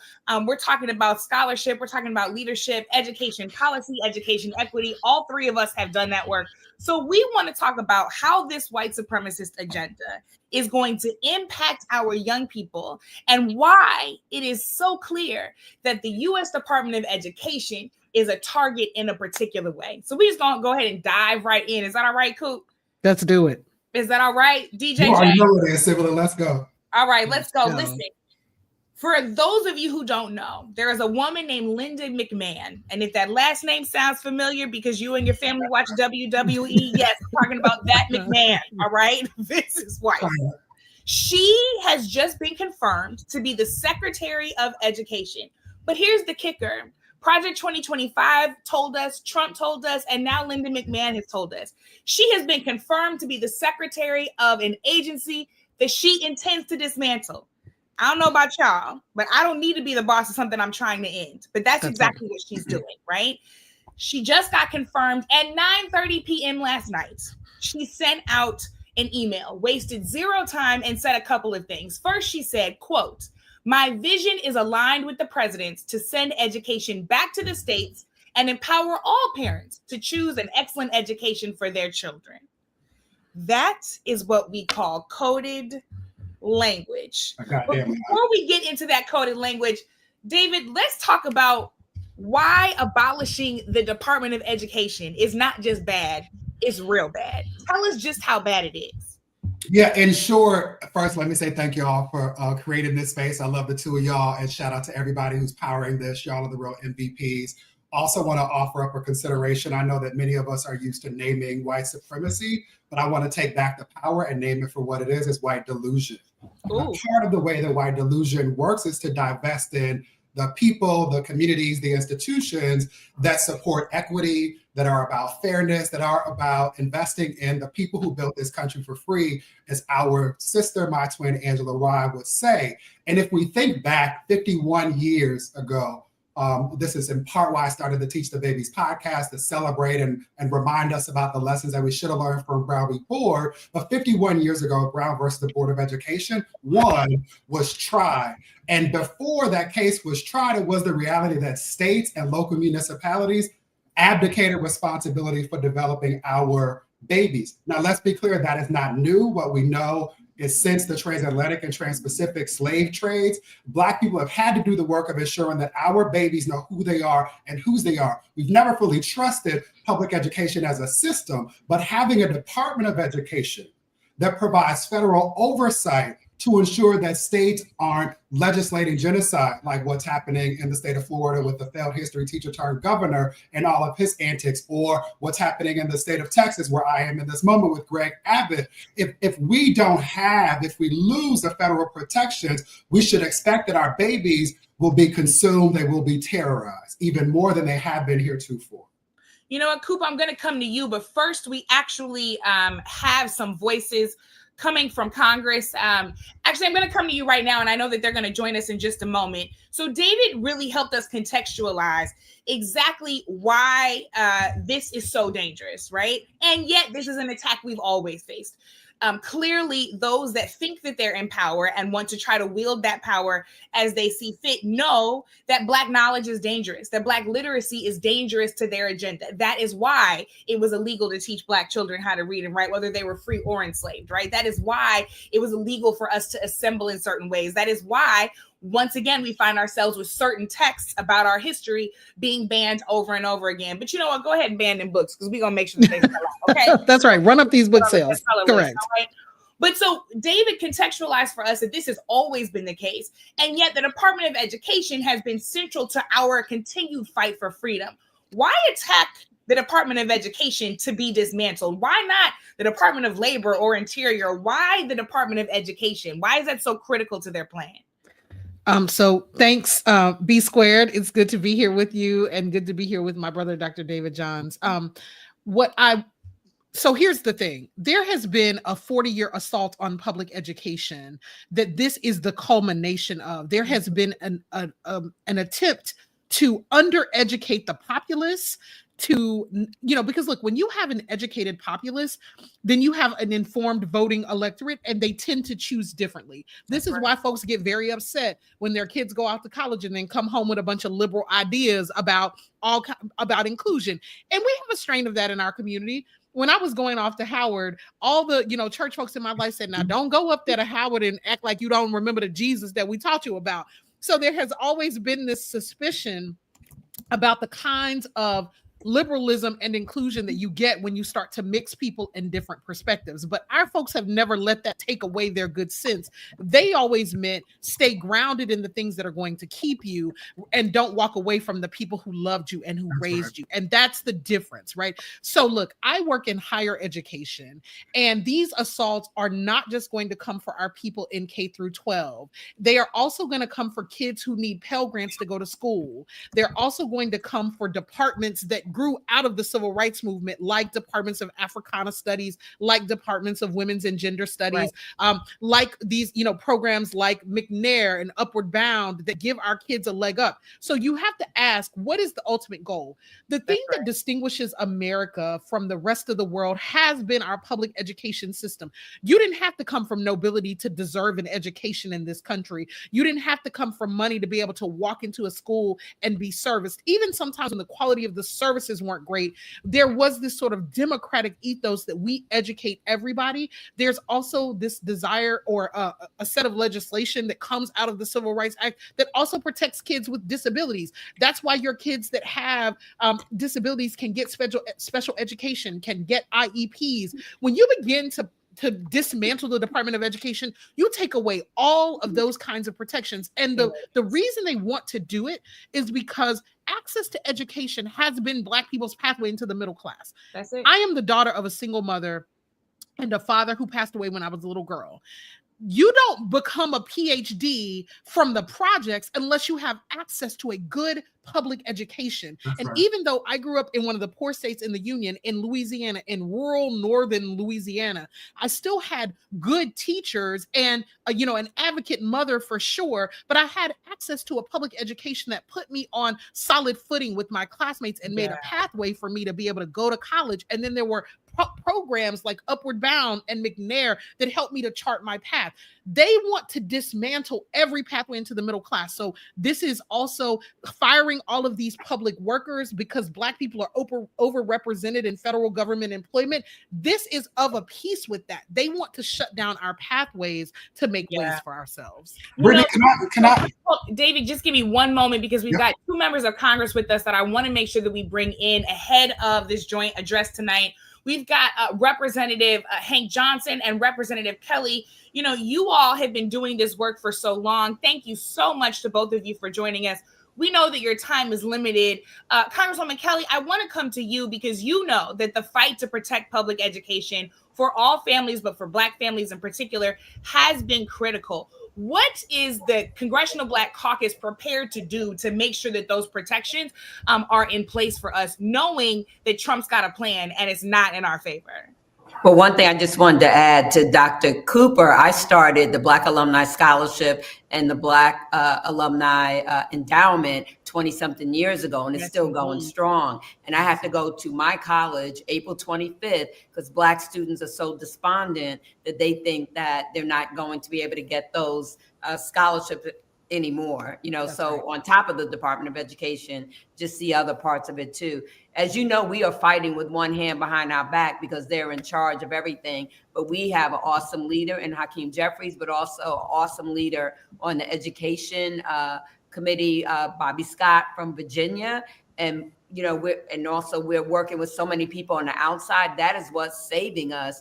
The attorneys generals on the outside with going to court for everything. So far, so good. Even Trump appointed judges are siding with us too, because it's so horrific and ludicrous. So, you know, until we can find, as we've been saying, 3 brave Republicans, and as I also say, they ain't in Illinois, you know, we really have to pound on the Republicans in districts that Vice President Harris won, or Republicans that just won by the hair of their chinny chin chin. Those are the ones that we really, really have to put the pressure on.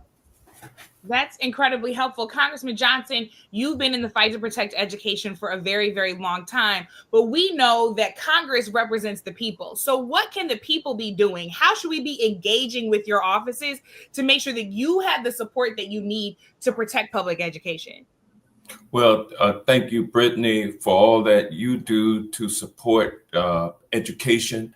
And thank you all for all of the work you have done in that space. Of course, it's been education that has allowed us to lift ourselves from the agrarian nature of the economy back in the previous century, or century before the last century, into the industrial age, and then into this current information age that we are in. It's education that is key to the uplift of our communities. And used to be a time when parents, Black parents, encouraged their children. I mean, it was never, in my growing up, I was always going to college. There was never any doubt about it. That's the direction that I was steered in. And we had good public schools. I'm a product of the public school system here in Washington, D.C., where I was born and raised. Went through public schools, ended up at Clark College in Atlanta, Georgia, now known as Clark Atlanta University. Matriculated there for 4 years before going down to Thurgood Marshall School of Law, Texas Southern University, another HBCU in Houston, Texas, and attaining my law degree. And so I'm a product of the Black schools and the HBCUs. And I believe that I would not be where I am today without those, because I'll tell you, my mother and my father graduated from HBCUs, Clark College and Morris Brown College. And so it's within my DNA to be supportive of higher education, HBCUs in particular, and the public school system. And so it's distressing to think that we have someone who is the Secretary of Education now who is committed to abolishing that department of the federal government. Moreover, she is a strong supporter of things like the misnamed school choice. She's a school choicer, and she's a charter school advocate. So all of the ways in which they can kill public education, from defunding it from a federal level, and then also enabling state monies and local monies to flow into the private for-profit school setup that is ongoing. It's a recipe to make education unavailable to Black people. And where does that then leave us? It puts us back to when America was great, and we were picking cotton and all of it, doing the productivity that they are putting my Latino brothers and sisters who migrate here to do that work, because we are not suited intellectually to do it anymore.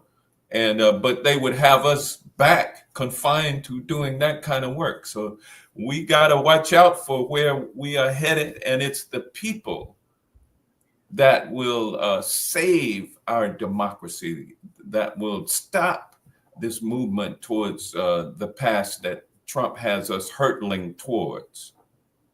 Can I just jump in, Yes, please do. Brittany? And if people live in states where they're represented by Republican congresspeople or Republican senators, they need to flood the zone. They need to be heard. If you are part of, AFT, but in your state, like me, IFT, call those people. Don't let them off the hook. Even though I know our folks are not going to change their mind, but don't let them off the hook. Go see them, protest, call, do everything you can do to disturb their world and let them know it ain't right and we're not going to take it. Do everything you can do to disturb their world.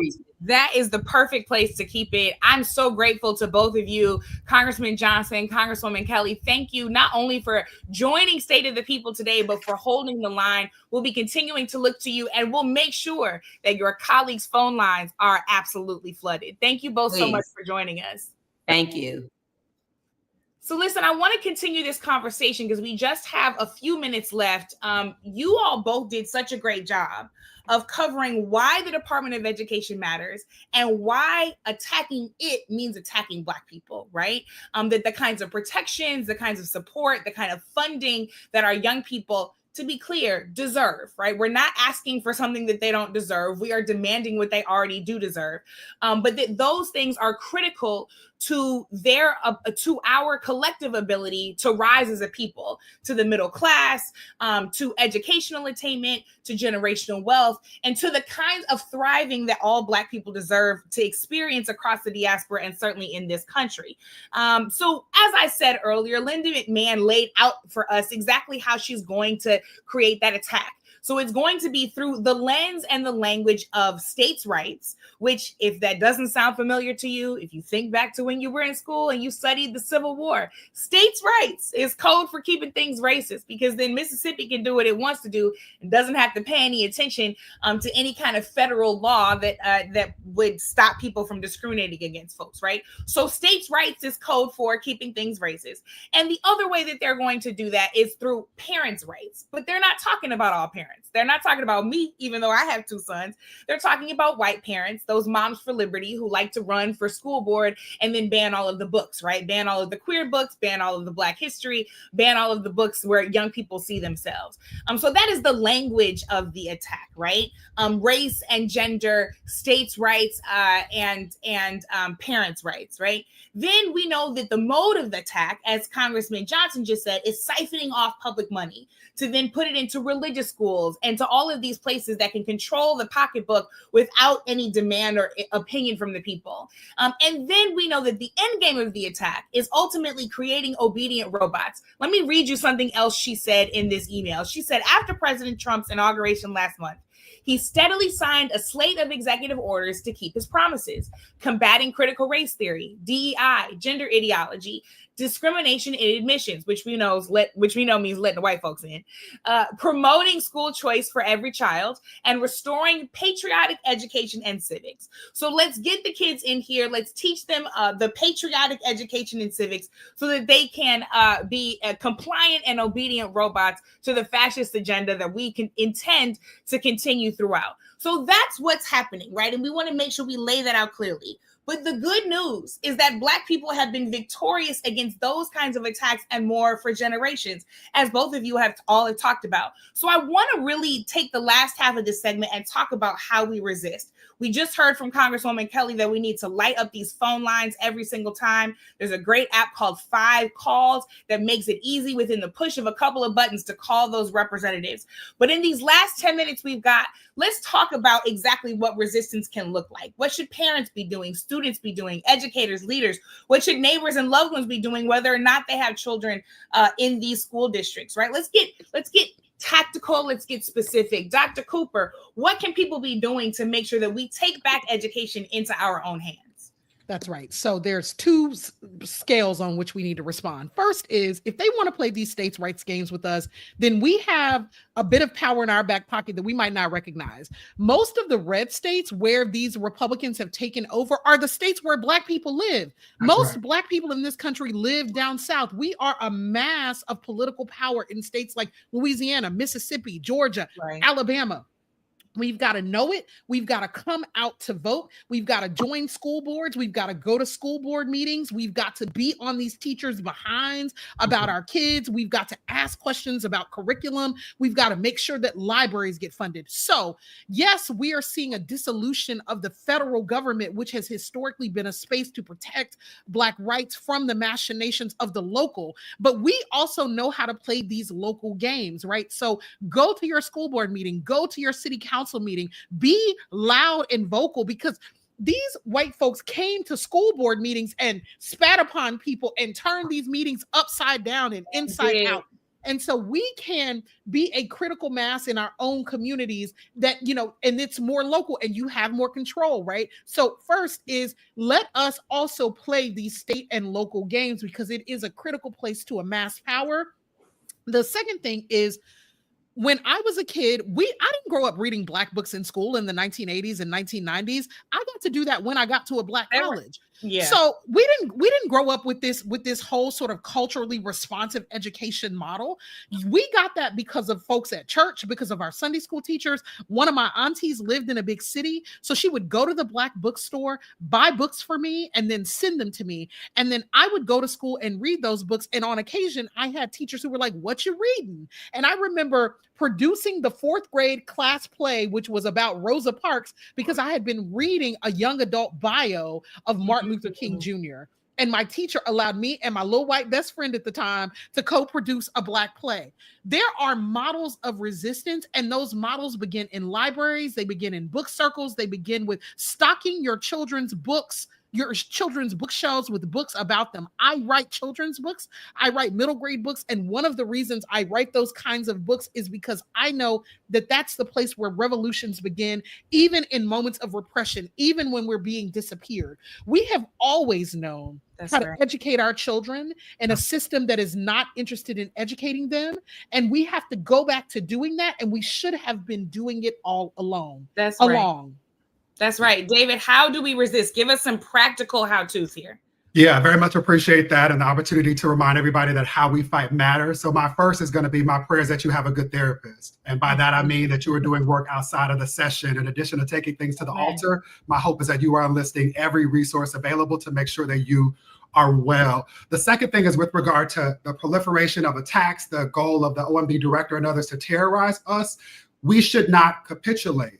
We should make them fight for everything that they are desiring to take. In the words of the laureate Kendrick Lamar, we need to squabble up at this moment and be prepared for the fight. Don't concede. Don't act unless you have to, especially with regard to these executive orders, which are not laws.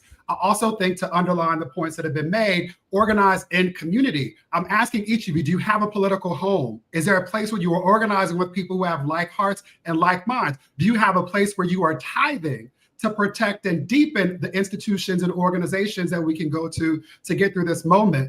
I'd highlight 2 resources in addition to us ensuring that we teach our own babies the model of the Panthers, Sunday school, Saturday school, after school, whatever that is. There also are digital resources we can use. Our sister, Kaya Henderson, created Reconstruction so that we can leverage existing curriculum to teach, because people say silly things like teaching isn't rocket science. They're right. It's a lot harder. Not all of us are called to do this work, but each of us have a role in supporting the learning and development of our babies. And then the last thing for me is this.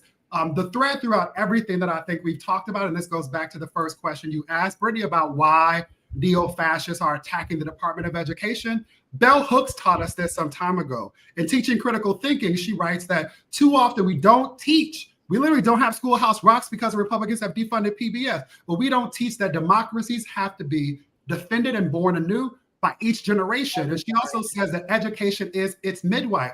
What they know, for all of the reasons that Coop talked about, is that if they dismantle education, they don't have to do a whole lot of work to keep us oppressed. We'll do the work for them. The last thing that I don't want to miss is that in addition to acknowledging all of the layers that you did, Brittany, and framing the question, I want us to remember that sexual orientation and gender identity plays a role in this. We got to think about this intersectionality. The Department of Education is also where Linda McMahon and Donald Trump and so many others are dismantling protections that have existed for women and girls, Title IX, and using them to target and terrorize trans folks. I want to say generally, but trans women specifically. And so acknowledging how all of these intersections show up in our lives, let's be as expansive as possible as we're thinking about solutions and organizing. And let's recognize that then pitting us against each other is a tactic that does not help any of us, right? Absolutely. So I want to close with this. This is one of my favorite stories to tell, and I'm telling the very short version, but y'all know I'm from St. Louis, I'm from the Lou, and I'm proud. And Missouri was obviously an enslaved state, but it was also a place where when Black and white clergy started to teach Black children how to read and write in their church basements and during Sunday school, the state legislature made it illegal to teach Black children to read and write, right? They saw the power of that action and they literally passed a law, passed statute to stop it. So what did John Barry Meacham, a Black preacher, and his wife do? They got together some wood and some sticks and some hammers and some nails, and they built a boat. And they built a steamboat school and put it on the Mississippi River, because in between the enslaved state of Missouri and the free territory of Illinois, the Mississippi River was unincorporated territory, which means that the laws of the state of Missouri did not dictate what happened. So all those young people who weren't allowed to learn to read and write in those church basements, they learned to read and write on that steamboat school. That is what we call creative subversion. That is exactly what we need to be engaging in. So all of us should be asking ourselves in resistance, what does it look like to create our own steamboat school? Am I going and buying out all of the banned books from Black authors and putting them in a free little library in my front yard? Am I taking the young people in Sunday school that I'm already teaching and once a month giving a Black history lesson? Am I making sure that during the summer, the neighborhood kids come into my house and they get a hot meal and they also get a lesson, which was the free breakfast program that the Black Panther Party started in the first place, right? So let's be creative, because all of us have the power to be creatively subversive and build our own little steamboat school to teach ourselves and our young people what they need and deserve to know to be victorious. We are going to wrap up with that. I want to ask each of you for one word of how you're feeling after after over 10 hours, right, of State of the People. How are you feeling? Give me one word, Coop. Buoyed. I'm buoyed. There we go. Lifted. There we go. Hallelujah. Buoyed. That was real churchy of you. Dr. John, how you feeling? I feel encouraged to stay in the church. Come on, hallelujah, encouraged. I feel victorious. We're all very churchy here. And with that, we're going to thank you for joining Undistracted. You can catch us anywhere podcasts are. We thank you for joining this group chat live. We thank you to the entire team behind State of the People in front of the stage, behind the stage, making it happen. We could not be doing this without you all. Your creative subversion is why we're here. And with that, Amy, you better moderate, Brittany. You better moderate. You did your thing, girl. You did it. I had to get back in my seat. I had to get back in my seat. You all are brilliant. Brilliant. Thank you so much, Brittany, Dr. Cooper, Dr. Johns. I love it. Thank you so much. And it's the State of the People, stateofthepeople.media. I'm Amy Allison, and we're going to be keeping it going all the way to midnight. So if you are watching on YouTube or you're watching on your favorite website or social media, make sure and spread the word. You know, I just got, my heart just was filled. I just like, you want to know where people are standing up and standing for our communities. It's right here. And, I was thinking about this in terms of our next segment. Keith Boykin is joining in this segment. How to fight back against right-wing takeover this is just what we need, Keith. This is just what we need. Thank you, Amy. Thank you so much. And Rashad Robinson is joining me too. I think he's going to be on in a moment. And here he is coming in right there. And Rashad and I have been talking for a long time. We're happy to be a part of this conversation. I want to thank Angela Rye and Joy Reed. Yes. All the organizers who put this together. This is amazing. I had no idea when this was when they first approached me about this, it was going to be this amazing. Just the magnitude of it, the scope of ideas and topics, the number of people involved and the ideas represented. Oh my, I just can't tell you how excited I am to be a part of this. And I know you are too, Rashad. I mean, absolutely. The brilliance, the energy, the expansiveness of voices that we are hearing from right now is so incredible. And in so many ways, this does represent kind of the ideas of independent media. Right? When we think about independent media, it was really founded by Black people. Right. In so many ways. We had to create our own platforms, our own avenues to reach people because we were denied access to the mainstream ones. And after we did that, though, sometimes those avenues were co-opted by corporations and by others. And so the idea and the possibility that's in front of us when we can both build and create institutions that are independent, that are our own, ways that we can reach people at scale, and be able to give people the information they need to be able to be good citizens, to be able to feel powerful, to be able to do things that they wouldn't imagined otherwise possible. That is what I hope this moment can hopefully open up. Because, as we both know, Keith, and as we've heard from so many of the incredible speakers over the last, several hours since last night, we're facing a lot of pain.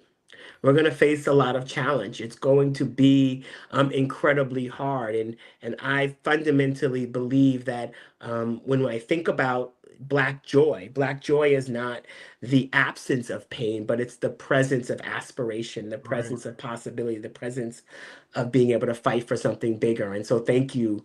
I just want to join you in thanking all those who put this together and hopefully giving us a little Black joy in the midst of the pain. And can I also thank you too, Rashad, because I met Rashad 20 years ago. He doesn't want me to talk about it. We met on a reality TV show 20 years ago, and now this brother is so amazing. He just came off of 12 years at 13, yeah. Color Change, leading that organization. And I know no person in the country, I know a lot of people, no person in the country who is a better strategist and thinker about what to do and how to create change than this person right here, Rashad Robinson. So thank you for being a part of this conversation.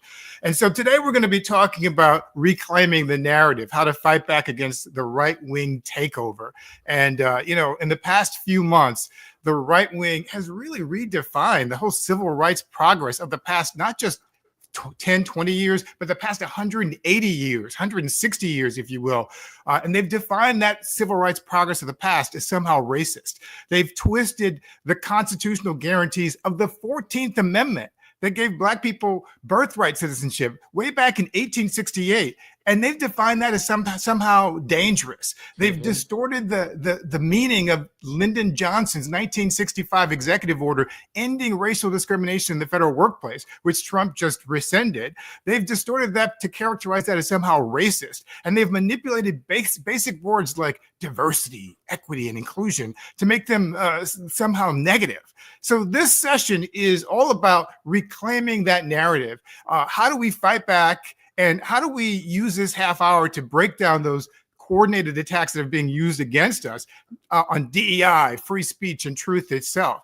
And so as Trump and his allies are working to dismantle diversity and to try to weaponize corporate power, we need to recognize the tactics that they're using and what we can do to take action. So we want to focus on three quick questions here. The first is, what exactly is DEI and how is it being misrepresented in the media narrative?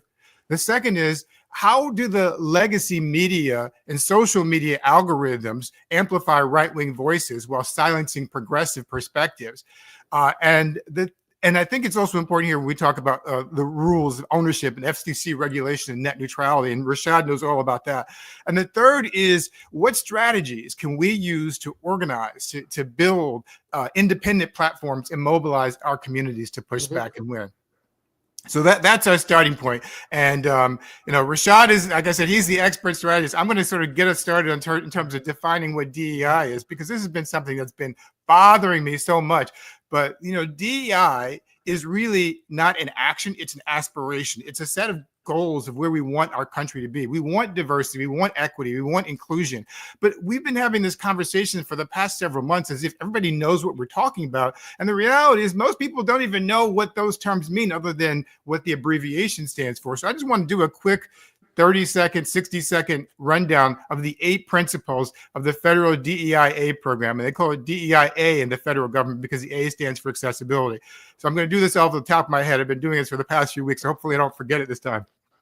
But the first is data collection, basically getting information to see who's being hired, who's not being hired. That's all that involves. The second is paid internships. So we bring people in who don't necessarily have that network, that nepotism connections. We give them the connections so they can actually get the skills to be able to develop and to be able to do the jobs they want to do. The third is recruitment, not just going to the usual suspects in the usual places. Let's go to HBCUs. Let's go to schools and places and in communities that aren't traditionally represented and try to get those people in so they can have a foot into the door. The fourth is professional development. Once you hire people, you want to make sure they have skills so they can continue to do their jobs, so they're not just thrown to the wolves and they don't prosper when they're there. Number 5 is opportunities for people with disabilities, which is something we don't think about often when we have these conversations because it always seems to focus on Black people. But people with disabilities who were included in the law and federal law in the Americans with Disabilities Act in 1990.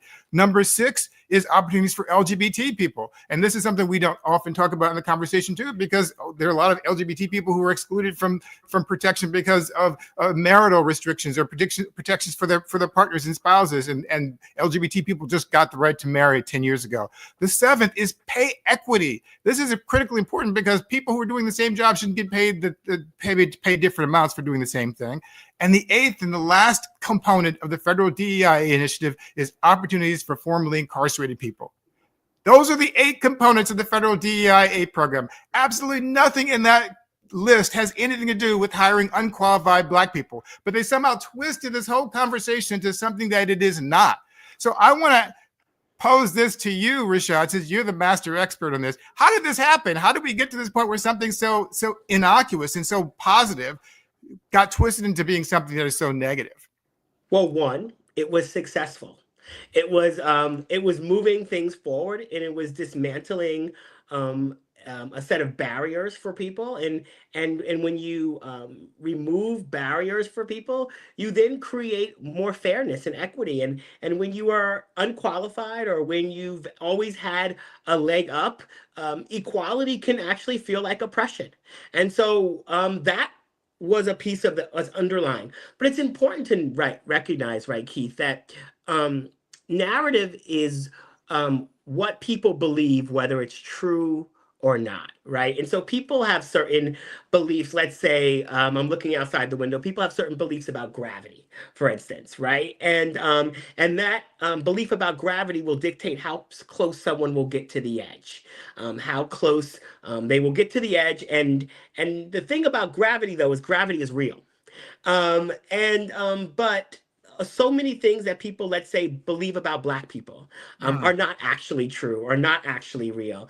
But it still dictates how close people will get to Black people, how close people will get to our community and to us. And it doesn't matter whether it's true or not. And so narrative is a tool of change, not simply an object of change. And as a tool, what the opponents of equity, the opponents of progress, have tried to do is really resegregate us. And so the attacks on affirmative action, the attacks on ending discrimination, have all been about closing the door to education opportunities, closing the door to government contracts, closing the door to employment opportunities, and resegregating us. And in many ways, that strategy, right, requires rule change. It requires both written rule change and unwritten rule change. And so this is decades long worth of investment, investment in telling a story through media, both sort of media that was reaching conservatives, but also then influencing the ways in which conservative media operates. It's an investment in a pipeline around judges, right? And sort of making judges and the courts a focal point for the right wing in terms of how people would engage and where people would see the importance. And so they don't always have to like who they're voting for. They don't have to like them personally. They don't have to want to have a beer with them. They have to understand that that person's going to give them what they want on judges. And that sort of creating of a litmus test around judges, a threshold, a standard, has been incredibly important, right, to getting us to where we are. And then there is the role of corporate America, the role of sort of corporate power at recognizing that they could get certain things along the way if they were connected to a certain side of the aisle, right? They could get lower taxes. They could get less rules. And I know we're going to get to social media platforms, but that's deeply connected, right? In terms of how social media platforms have even changed some of their politics. Many of these platforms in the early days cared a lot about climate change and the leaders talked a lot about sort of ensuring that there were regulations for the future of our environment. And you see them completely silent as we see our federal government pull out of all sorts of agreements that are meant to keep our air safe, our water safe, both here in this country and around the world. And so all of that, right, is a result of kind of the role and the way that capitalism works, the ways in which trying to take as much money from the bottom and moving as much to the top, and along the way privatizing every single aspect of how our society works. And then along the way, you actually then have to make people less powerful who are going to stand up to that. And who has been some of the most powerful people at standing up to that? Black people, Black women in particular, in terms of voting, in terms of engagement. And along the way, you have to decrease their political power. So, right, we see after Obama's elected, we see the American Legislative Exchange Council, ALEC, do a whole campaign to move voter ID laws into states around the country. The American Legislative Exchange Council was built by the same man who founded the Heritage Foundation. And all of these institutions are funded by some of the biggest corporations in America, who have put money both behind the scenes and sometimes their logos out front, all sort of in service of being able to have these vehicles deliver for them all the things on taxes, all the things on no regulation, all the things that allow them to determine how our economy and how our democracy works. So how we got here is because the other side organized. They built power, they made investments, and they recognized the role of being able to fuel an organized base of people to be able to make these demands, to believe that these things were for them. And on our side, well, Rashad, before you get to our side, I want to jump in for a second, because I mean you were preaching here. You were saying all the things I wanted you to say, and I'm glad you're saying it. But I'm really glad you mentioned Black women, and I'm really glad you mentioned the importance of having a long-term vision, because we have somebody who's joining us right now, Congresswoman Ilhan Omar, who is a Black woman who knows more about the importance of the long-term strategy of doing this than just about anyone else, who's able to see the vision. We don't have to agree with the presidential candidate on every issue in order to support the policy, the initiatives that person can deliver, and the Supreme Court justice and the federal judges that person delivers. So Congresswoman Ilhan Omar, Representative Omar, I want to thank you for joining us, and I want you to chime in, if you will, and add a few words about the importance of long-term vision. Yeah, thanks, Keith, for having me. I think Rashad was preaching. Some real facts. I mean, I think I'll just pick up from where Brother Rashad stopped. I think it's really important for us to look at the Republican playbook on what a long-term vision looks like, right? If you even just think about Roe versus Wade, that was a 50-year plan. Yes. That was a meticulous, slow-moving 50-year strategy to get that overturned. And I think for many of us, we want instant gratification. We want to go to the street today, get a policy change tomorrow, and then go home the day after that. And that is not how any sort of movement is able to get any kind of changes. Even if we think about the civil rights movement, you know, many people don't know that the Montgomery bus boycott, that actually lasted over a year. Thank you. Right, we hear the story, we learn about it in the history books, but we think of it as a week.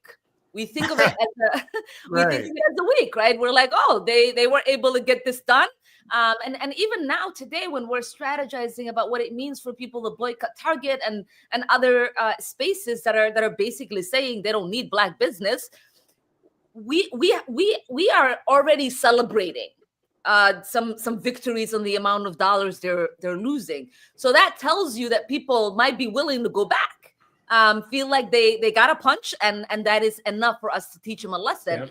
If we are ever going to have any sort of sustained wins, not just as Black people, but people who care about this country and who want it to work for everyone, we have to understand that, you know, nothing happens over time. And nothing happens in a vacuum, that we all have to collectively work together, whether it's lawmakers like myself, whether it's journalists like yourself, whether it's change makers like Brother Rashad. Like, we all are in this movement together. And that this small building, you know, whether we pick on an issue that's on a local level and we drive it all the way up to federal level, or whether we do it the other way around, it's important for people to understand that resistance takes time, and it takes a lot of effort, it takes a lot of energy, and also change making takes a lot of time, a lot of energy, and it's not something that happens overnight. And once we get the change, this is what the last thing I will say. Once we get the change, we have to also continue to be in that fight. Right? The losses from the civil rights movement didn't happen over time. We didn't win, and then they didn't, you know, like elect their people and change everything. Right? They slowly tried to work to dismantle every single win, and they still have more to go. And so we have to stay vigilant. You know, we can't say, oh my God, we've won these rights, we have these rights as Americans, and this is going to stay in the books. No, they're fighting us every single day, whether it is through local government, whether it is through state, whether it is through the federal government, whether it is just the rulemaking process in these different levels. And it is up to us to pay attention and not to fight each other, but fight for each other.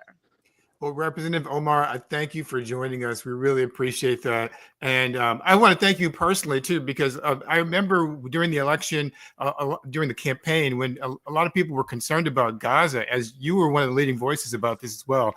And I just wanted people to see that, yes, you can speak out about injustice in Gaza and still support a candidate for president, because you understand the long-term consequences of electing somebody like Donald Trump as president. So thank you for your leadership. Unfortunately, we are seeing it today. So yes, hopefully people learn from it.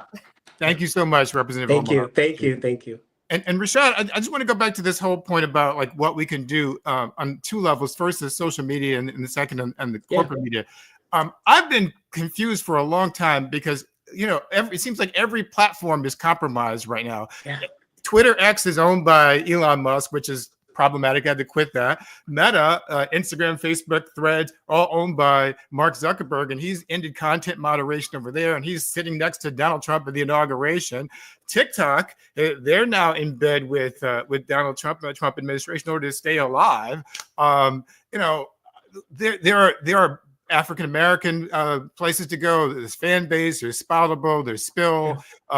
There's also Blue Sky. There's all these different places people can meet. But I wonder if the purpose of all this sort of attacks on the social media was to sort of force us not to have a place where we could organize. Well, absolutely. I mean, but I think in some ways, Keith, it goes back to what I was saying about sort of the ways in which capitalism and really does drive a set of behaviors when we don't have it checked, when we don't have rules, when we don't have a way in which the people have control. And when capitalism becomes stronger than democracy, we end up. And so I'm going to, as someone who was like in the room with many of the biggest leaders of these platforms, having spent time meeting with Mark Zuckerberg, having spent time at Google and at Twitter, both before Elon Musk bought it and then met with him right after he bought it.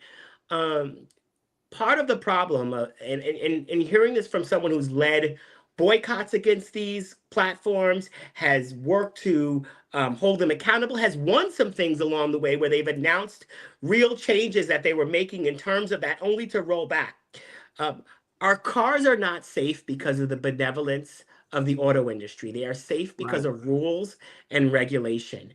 And expecting a billionaire to choose rules and regulation when it may get in the way of their growth and their profit is actually a fool's errand. And so we do have to rise up. And yes, I urge all of us to use the various new platforms and the new entries, but recognizing the ways in which it's a setup. And we can't simply outrun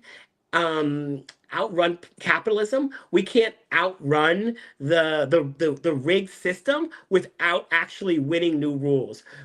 The same way with our cars, like our food is not safe on our shelves because there's not regulation and rules. So yes, I'm not saying anything against the new platforms. I'm not saying anything about supporting Black institutions and Black media and Black-owned companies. And at the same time, we have to work to actually change the rules. Because if we don't change the rules, we actually will just be in a situation, even as Facebook and some of these companies are starting to say now that they are for certain types of regulations. They are actually for a type of regulation that will make it harder for new companies to actually enter the marketplace. They're kind of making this sort of agreement to actually be regulated in such a way that would make it impossible for a new company to ever meet those regulatory standards. You actually have to already be a strong player in the field, have a lot of money, have a lot of resources. And so as we even think about what type of rules and regulations, we will need people at the table who actually do believe that we need many choices.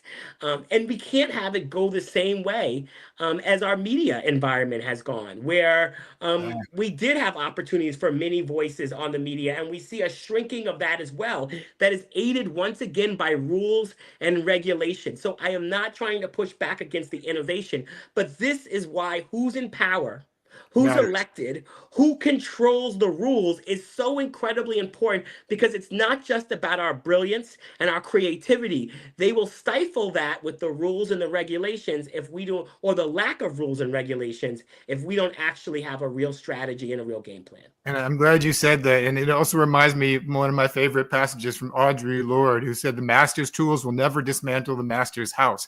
But on that note, we have another member of Congress who's joining us. Representative Gregory Meeks is here. And Representative Meeks, you are a member of Congress, a person in power. What's your take on what's happening right now with the State of the Union and President Trump? And what's your plan for action for tonight?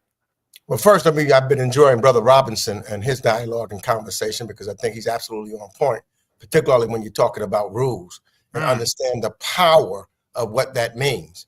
Because when you are in the position that I'm in, and those who are members of the Congressional Black Caucus, when we are in power, we help set those rules. We help, we then, when there's a hearing that's being had, we determine who testifies. We determine and hold any administration accountable as a result of that. And that's why elections are really important. And that's why the guy that is current, the president of the United States, he's going just the opposite way, because his interest is just to empower the billionaires who are his boys that he sees that's around him.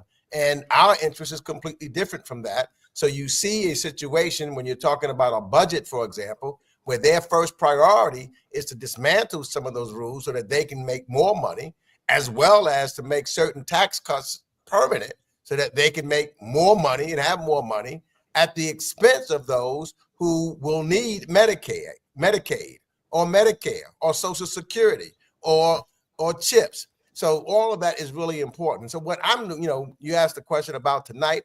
Tonight is significant for all of us, because I think that we have to have a multi-plan moving forward with everybody understanding that they have a role, even if those roles are different. I'm, been a member a long time, and I understand. I saw Congresswoman Ilhan Omar talking about civil rights movement, etc.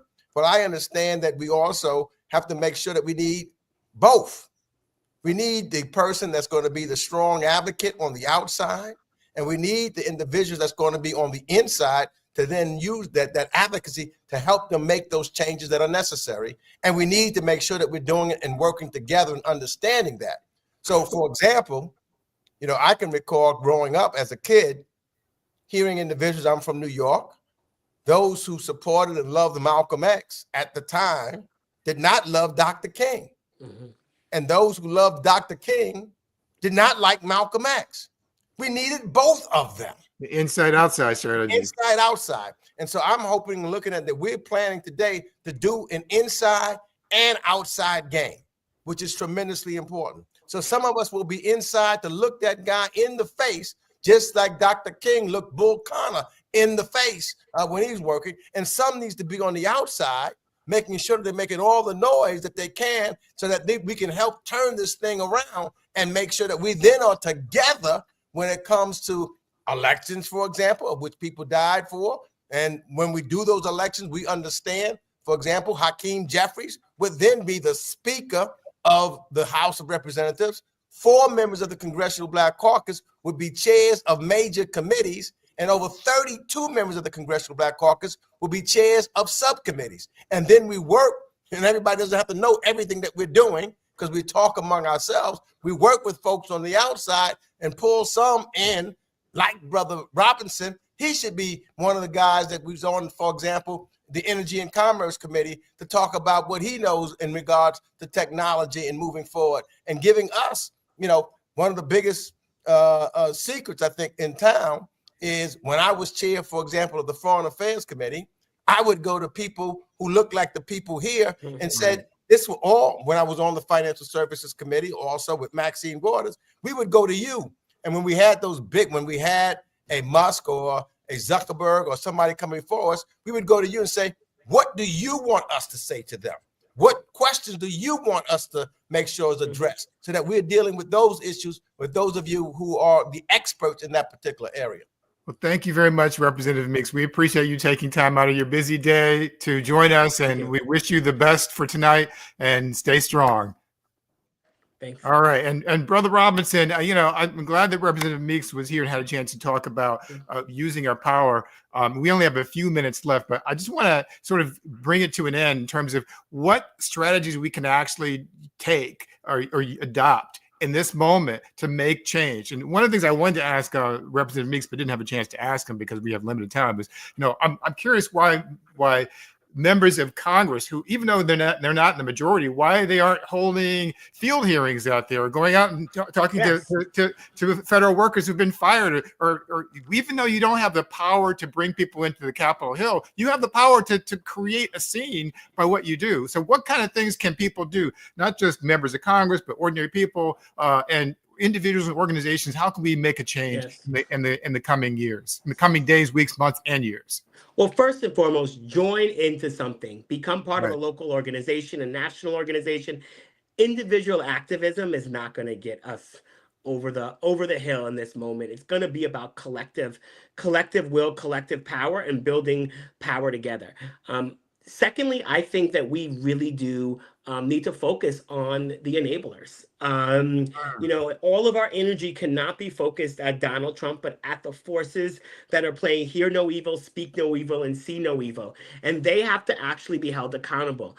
Corporations, media institutions, other elected officials, creating an environment that makes it incredibly hard for people to go about their day to day if they are supporting and they are aiding Donald Trump and this administration, if they are aiding and supporting Elon Musk takeover of the government. And so that enabler strategy actually has to then have a real strategic imperative that it has a long game behind it, that actually sort of goes after the bottom lines of corporations. And that's why I think we have to focus very much first on public facing companies, companies who come to our community and say, buy our products or use our services, and actually get very clear with them around that. And then have very clear demands around how they should operate and engage in this current environment.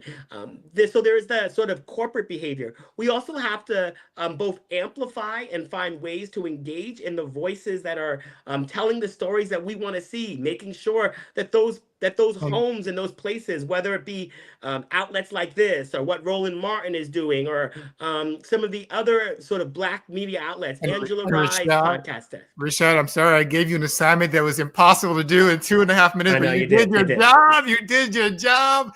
And, you know, I want to, you know, And they you say, are always so great, my brother. And I appreciate you so much. Yes. They say all that is necessary for evil to prevail is that good people do nothing. And you are doing something, and the people who are watching this are doing something. Don't let anybody take away your power. Know that you have power. I want to bring back Amy into the conversation, and thank you for allowing us to be a part of this for this past 30 minutes. And thank you for all of those who've been watching, because it's been a great opportunity to just get people mobilized and know that you can do something. Incredible. Thank you so much, Keith, Rashad. You're amazing. And let me just remind you, if you're just tuning in, State of the People and stateofthepeople.media is where you go to be part of this 24-hour broadcast. It's really special. It's an alternative. Like, you know, the State of the Union with all the lies, the misinformation, all that stuff is happening tonight. But what's happening here are, you know, the nation's best thinkers, organizers, strategists, journalists who are sharing their best thinking right now. So if you haven't had a chance to share this broadcast and live stream, do so. We are in 14 of 24 hours. We're going to be here 24 hours. So we're 14 hours in. And this next hour, I'm really excited. I want to say thank you both to Keith and Rashad for sharing your brilliance. And we'll see you, I know, out in these streets where there's so much we're covering. I'm joining from Oakland, California, and there's people from all over the country. This next hour is about the 92%. It's about the 92%. It's about Black women. And we're going to focus this next half hour on Black women and the backlash that we're in the midst of right now, organizing in the hostile political environment. And I want to ask my friend, colleague, sister, Ashanti Golark, who is president of Emerge, founder of the Brown Girls Guide to Politics, to join. I'm so happy to see you here. Oh, I'm so happy to see you, sis. You've been killing this moderation. Love it. Yeah, and I'm really, you know, this is our chance to talk about the 92%. Mm-hmm.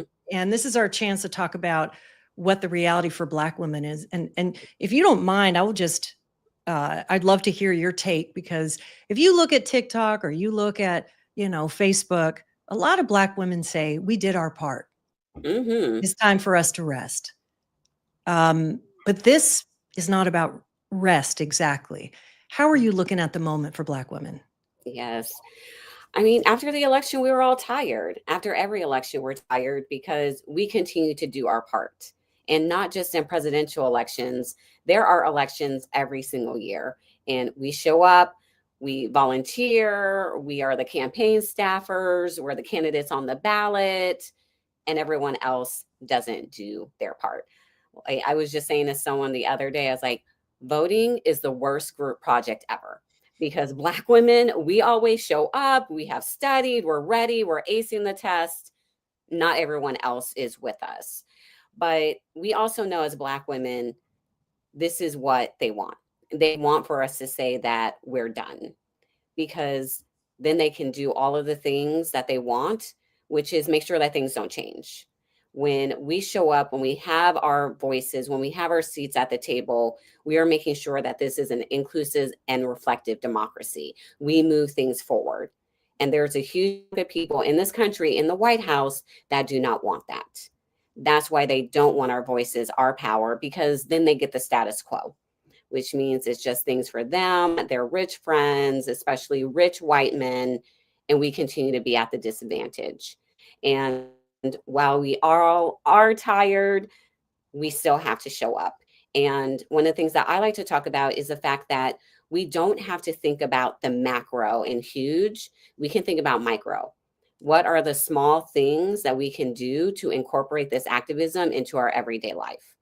If you are going to church, you can show up to church a little bit early or stay a little bit late and tell people that you're going to be there so you can talk about the issues facing the community. If you're involved in a parent-teacher organization, you can let people know that you will draft the templates to email to the elected officials and school board members saying that this is absolutely unacceptable. If you're involved in social clubs, email 5 friends to come with you who will care about the issues that you are talking about, that are going to be talked about, if they're impacting them.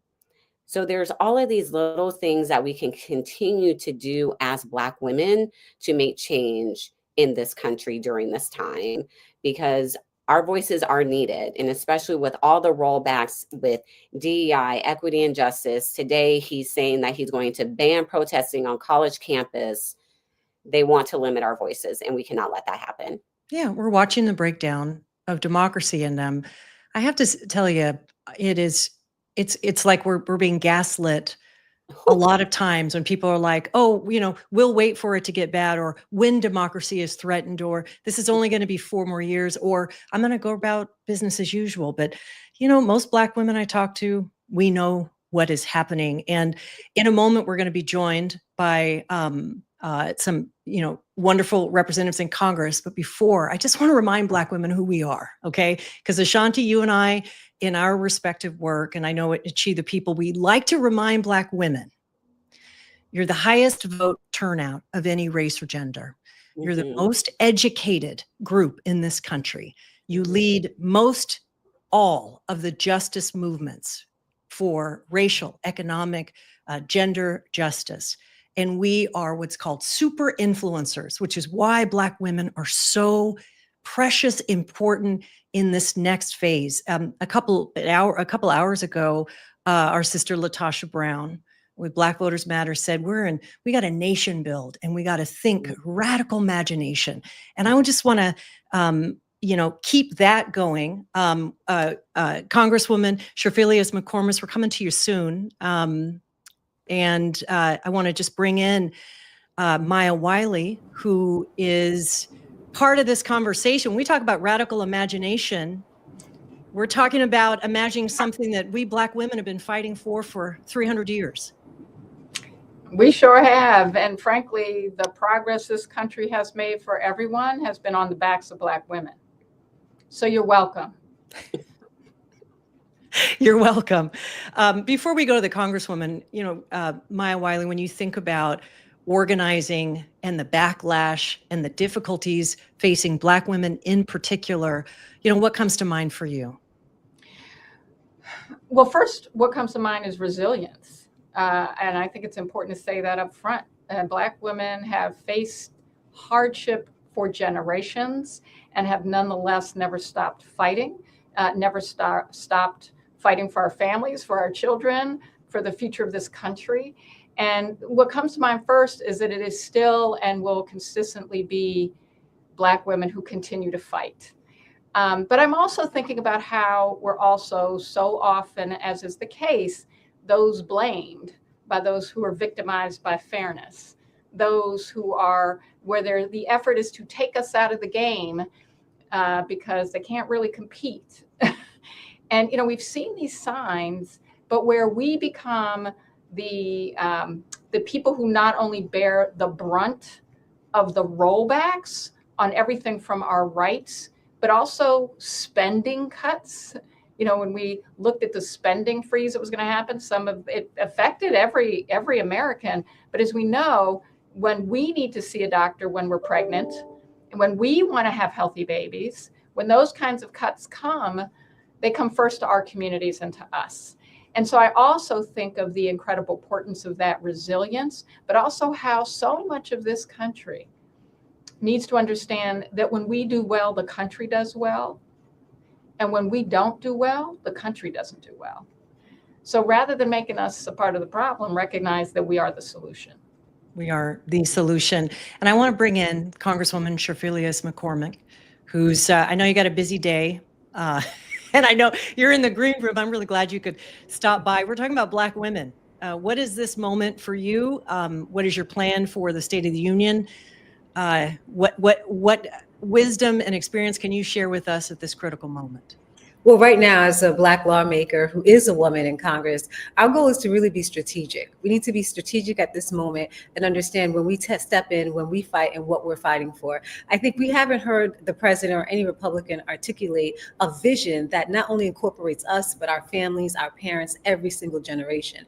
The lie they sold America of this going to be an economic opportunity for everyone is playing out every single day, that it was nothing but just that, a lie, a scheme, an agenda to trick everybody into thinking that they were going to do something. What we have actually seen more cuts, more rolling back of everything we put in place to give Black people, Black women, an opportunity to have a pipeline into government, a pipeline into federal jobs, a pipeline into actually living a better life. And so with all this tearing down, I want to see if they have any kind of real vision that they want to articulate. I'm 100% sure they will not. And I'm 100% sure that even if they did want to say diversity, equity, inclusion, that there was something negative about this, I always ask, so what is the merit standard you want to put forth? Please let me know, because there's one thing that I know for sure. No matter what standard you put forth that is merit-based, we will not only meet it, but we will exceed it, because we are the highest educated, because we are the hardest working, because we've been on jobs longer than any other race or gender waiting for a promotion. So what is that standard? Please spell it out, because we'll meet it and we'll exceed it. And I think we shouldn't be feeling bad or feeling down or feeling tired. I think we need to move more strategic. I think we need to know when we're going to enter the scene, how we're going to enter it, and make sure that when we do enter the conversation, that they are incorporating us intentionally, that we're not a bystander being incorporated, that we're not just coming in fighting someone else's fight, and then once we win, it goes to them and not us. This is a moment for us to be included intentionally, for us to be leveraged intentionally, and for not being taken for granted. And I know you have a very, very busy evening, but let me just ask this before we let you go. You know, there's a lot of Black women around the country who are just wondering where our power is right now. Where is our leverage right now? Things look so positive a few months ago, and now we're facing this situation. I mean, what do you say to just the average person? Well, we still have our power. You can't argue about the power that Black women have. That is not the issue. The issue is, did they trust us when we were telling them this was happening? So I think the entire country now has to take a seat back and been like, you know what? We should have trusted Black women, because look at where we at. I mean, if you even look at who my guest is today, I have a guest today who came here from Florida working for the CDC, and she thought this might actually be a good administration. And who was the first on the chopping block? It was her. Right. And if you had believed us and realized that they're not just coming for us and our family, they're looking to elevate only white men in a certain situation, that this was never about all of America and Americans being first. This was about the billionaires being first. Everyone was duped. And so I think as people are coming back and they're realizing this, the next time we speak and we leverage our power, I really suggest you pay attention to us, because we never fight for ourselves. We're always fighting for all Americans. We're always fighting for everybody's family. We're always fighting for all the races. And we continue to be the conscience of all America, and we will. So trust us when we tell you this was the best option. And the next time we come out and we're fighting, you better be fighting with us, because we're fighting for your best interest. I heard that. Trust us. Thank you very much, Congresswoman. Thank you for having me. Ashanti, we're going to be, when you work in the states, and I know you get state legislators elected in so many places around the country. I mean, it's hard to make that argument, isn't it? Like, it is, but when I look at our work at Emerge, and this is probably my favorite statistic from last election cycle, we may not have gotten the big win with Vice President Harris, but at Emerge, our Black women performed the best. They had a 70% win rate. I need for us to remember that when Black women do run for office, we win. And there are people in this country who are hungry for our leadership because they know that we're going to be in there, we're going to get things done. But just like the Congresswoman said, we bring everyone to the table. That is how we are, because when we focus on the issues that are impacting us as Black women, Black people, it's just going to make life better for everyone.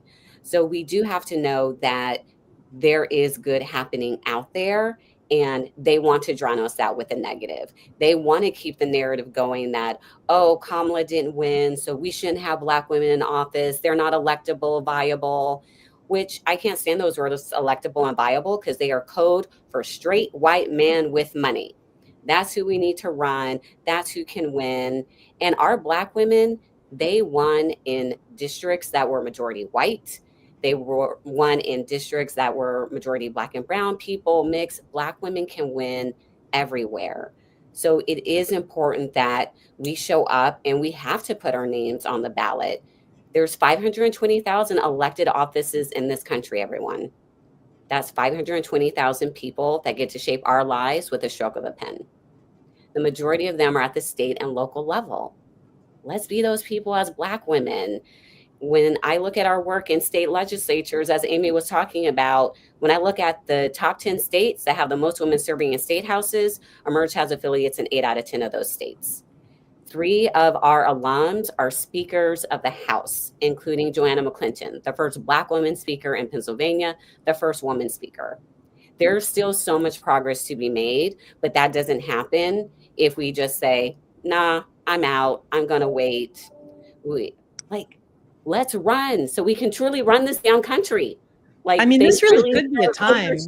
Yeah, this could be a time where we do see a whole new cadre of leaders and different kind, bolder, courageous leaders standing up.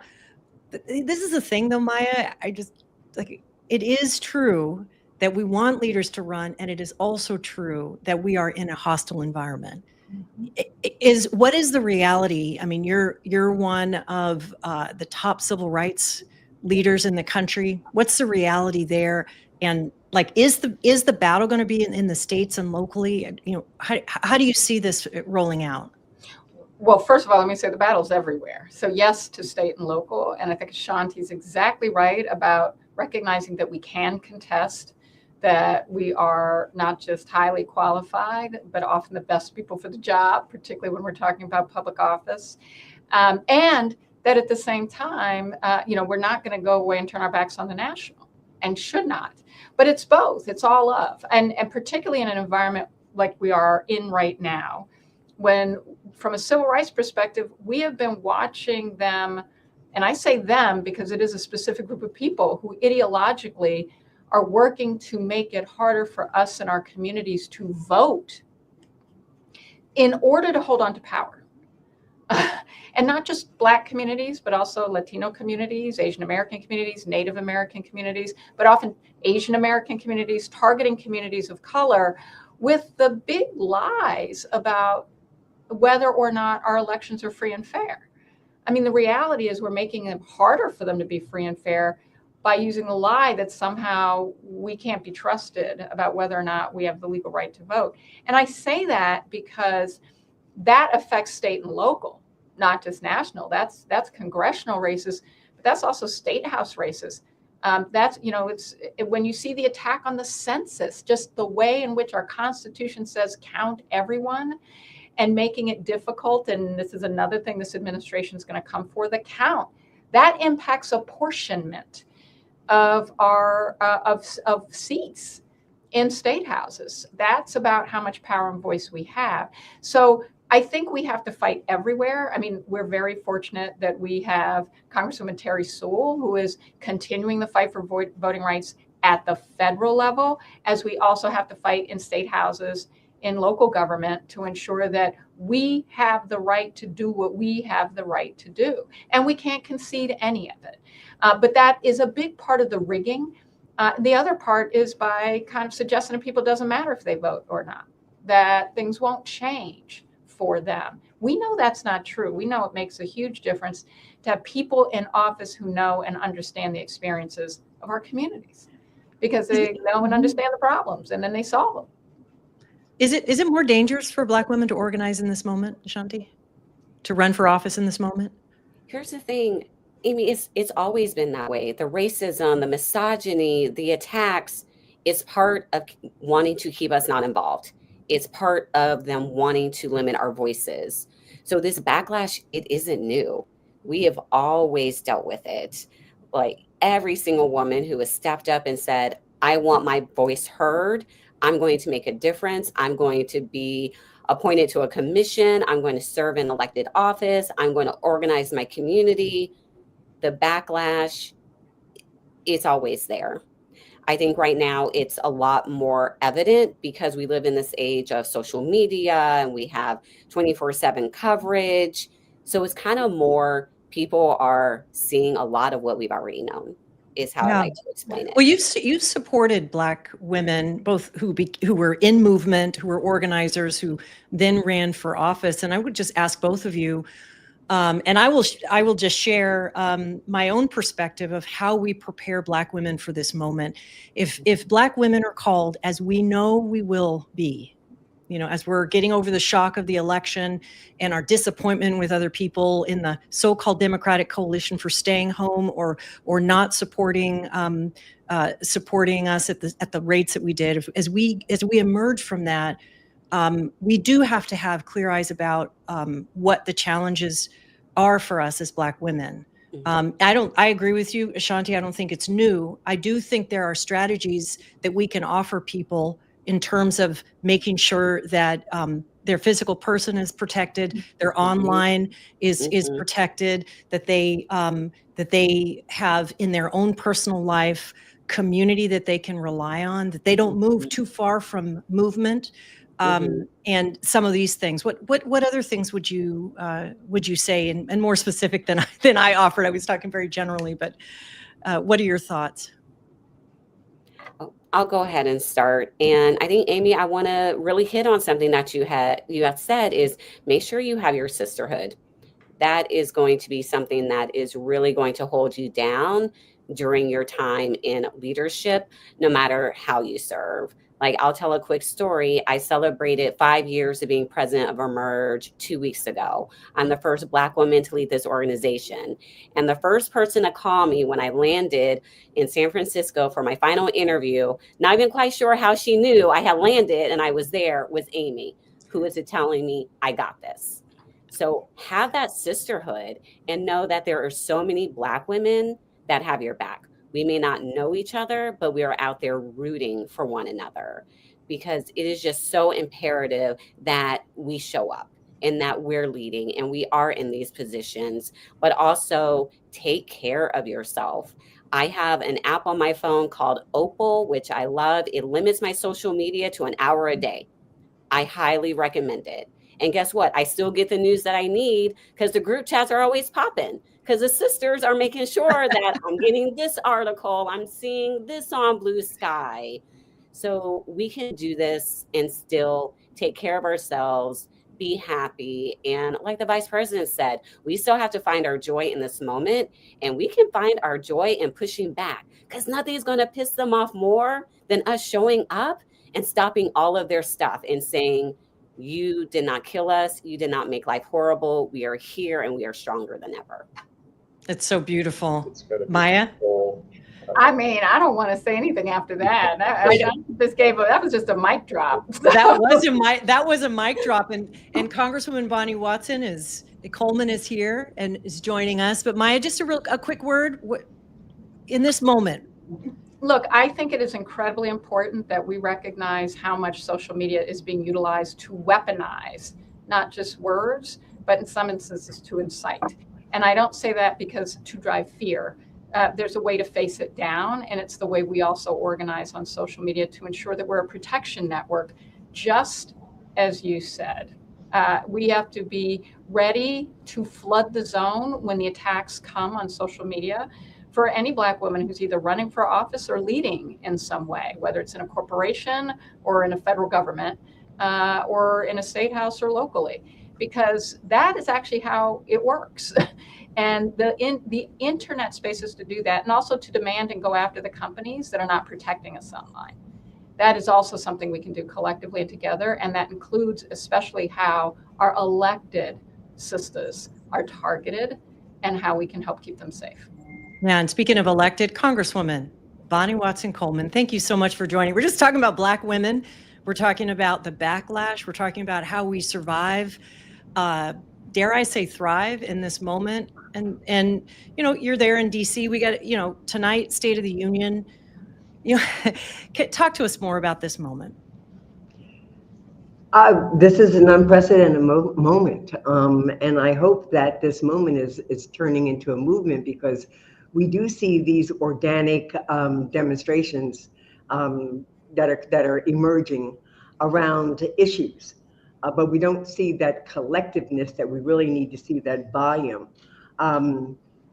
Tonight we don't know what to expect, and so we're kind of like sitting on our seats wondering, you know, how do we respond to this? I'm going to the joint message tonight because I have a guest who's been very instrumental in going back and forth to Gaza and delivering healthcare. And I think Gaza is something that we haven't been talking about lately, talking about Ukraine, talking about the craziness that's happening with all the EOs, and not really focusing on us. Depending upon us as Black women on in everything from elections to families to communities to just being the sacrifice that's necessary to keep the things. We're the glue, you know, but at the same time, we're the glue that has the economic disparity. You know, we've got housing insecurity, we've got food insecurity, we've got children that we need to nurture and don't have the capacity to do that. We have the healthcare disparities. We're still at the sort of bottom of the rung when it comes to caring about us. That's why I was just so impressed with the study that was done, and Economy for All, Black Women Best. I thought people would get caught up in the title of it, but if they read it and recognize that by focusing our attention and our solutions on those who are at the lowest rung of the economic ladder and creating an environment where there is a floor beneath which no one has to live, then we would be elevating everybody. We'd be elevating everyone's economy. We're right now at a time where we're trying to figure out how to keep Black women motivated, how, even though we're disappointed and we've been disrespected and disregarded and underappreciated for all that we've done, we can't give in. We can't not show up because it just doesn't work without us. So for me, the challenge is, how do I keep having conversations? How do I keep saying to people when they say to me, well, what more can I do? Well, your voice must be heard. You must talk to your friends in the red states, talk to your friends in the blue states, call your members, state, federal, and whatever, and let them know where you stand on issues. Even call us when you know we're on your side, because we need to be able to report out that we're being inundated with calls because people don't think that we're doing enough. And so my greatest frustration is that I know that the sisters in the House and in the Senate, because we got two over there, doing as much as we can to be on whatever platform. Anybody wants to interview us, you want to tag us, you want to do whatever, you know, we're willing to be out there and do it. But it seems that the media is cool on us unless we're saying something that's real salacious, or doing something that's real salacious, like being at an award show half naked, you know. And it is a very difficult time for all of us, because we could allow ourselves to be depressed. Oh, we have been depressed, Congresswoman. Let us be honest in this forum. We can't be depressed. We can be momentarily pissed off and hurt, but to be depressed means that there is a daunting of our power, a lessening of our energy. And our children, my granddaughter, she needs me now more than ever, because I see what's happening at her being 11. What's going to happen when I'm not here and she's 21? You know, And you're talking about the generational responsibility that we Black women feel, and that is real. That is real. And Congresswoman, we're gonna wrap up this conversation. I'll ask you, Ashanti, and you, Maya. I think for Black women like us, we look forward and we also look back. Leave us with just a couple of sentences. Who inspires you, and a word to move forward for everybody. Ashanti, you want to start us off? I will. I mean, I feel like I can't even name names. I'm just really inspired by every single Black woman who paved the way for us to even be here and have this conversation and talk about moving forward. We get to move forward because of everything that they did. And my word is just power. I want for us as Black women to continue to own our power, because we have it. They want to take it away, and we're not going to let them. That's it. That's it. Maya? Well, look, you see this photo behind me? Is that Shirley Chisholm? That is Shirley Chisholm. And I'm both someone who lives in Brooklyn, from the first Black woman to sit in Congress, but also to run for president of the United States. And what Shirley Chisholm taught us, not both in word and deed, was don't let anyone tell you you can't. And one of the things that she also, and she famously said, if they won't give you a seat at the table, bring a folding chair. We have more chairs at the table and don't need a folding chair. And we have to remember it and use those. So thank you, Congresswoman, for having one of those chairs. But she also, when she ran for president, when everybody kept telling her, but you can't win. And when even some of the Black members of the first Congressional Black Caucus disrespected her for running. And people claim you can't win. Why are you doing this? And she said, someone has to be the first. And that determination, so my word is determination. I love it. She was determined for Kamala. She was determined for everyone who is holding a seat that a Black woman hasn't held before, but also for telling all of us, just because we don't get the seat doesn't mean it didn't matter that we didn't try. And I think we have to remember that as well. No, these are words. And listen, I'm so grateful, Ashanti and Maya, for both of you. And Congresswoman, do you mind staying on? We're going to keep talking about the 92%. Okay. In this segment, as we wrap up, I just want to wish you, Ashanti and Maya, to go in grace, determination, power in your work. Thank you so much. I really appreciate it. And you are here with State of the People, stateofthepeople.media. Thank you very much, Maya. Yeah. And as we get ready for our powerhouse panel next, I will just say that State of the People was a brainchild. It came together very quickly. The people behind the scenes are brilliant. If you are part of this now 14 and a half hours into the broadcast, you'll know as a part of a 24-hour that, the State of the Union is happening elsewhere, but the truth and the spirit and looking forward is happening right here. So spread the word. My friend and sister, Karen Finney, is here to introduce our next panel. It's good to see you, Karen. It's so good to see you. I am not looking quite as glam as you. I just got off a plane, but I'm so excited to be here. The whole plane ride, I was like, I have to get there so I can do this. I'm so excited. Thank you so much, Amy. As Amy mentioned, we have Congresswoman Bonnie Watson Coleman with us. We are so excited and so honored to have her with us.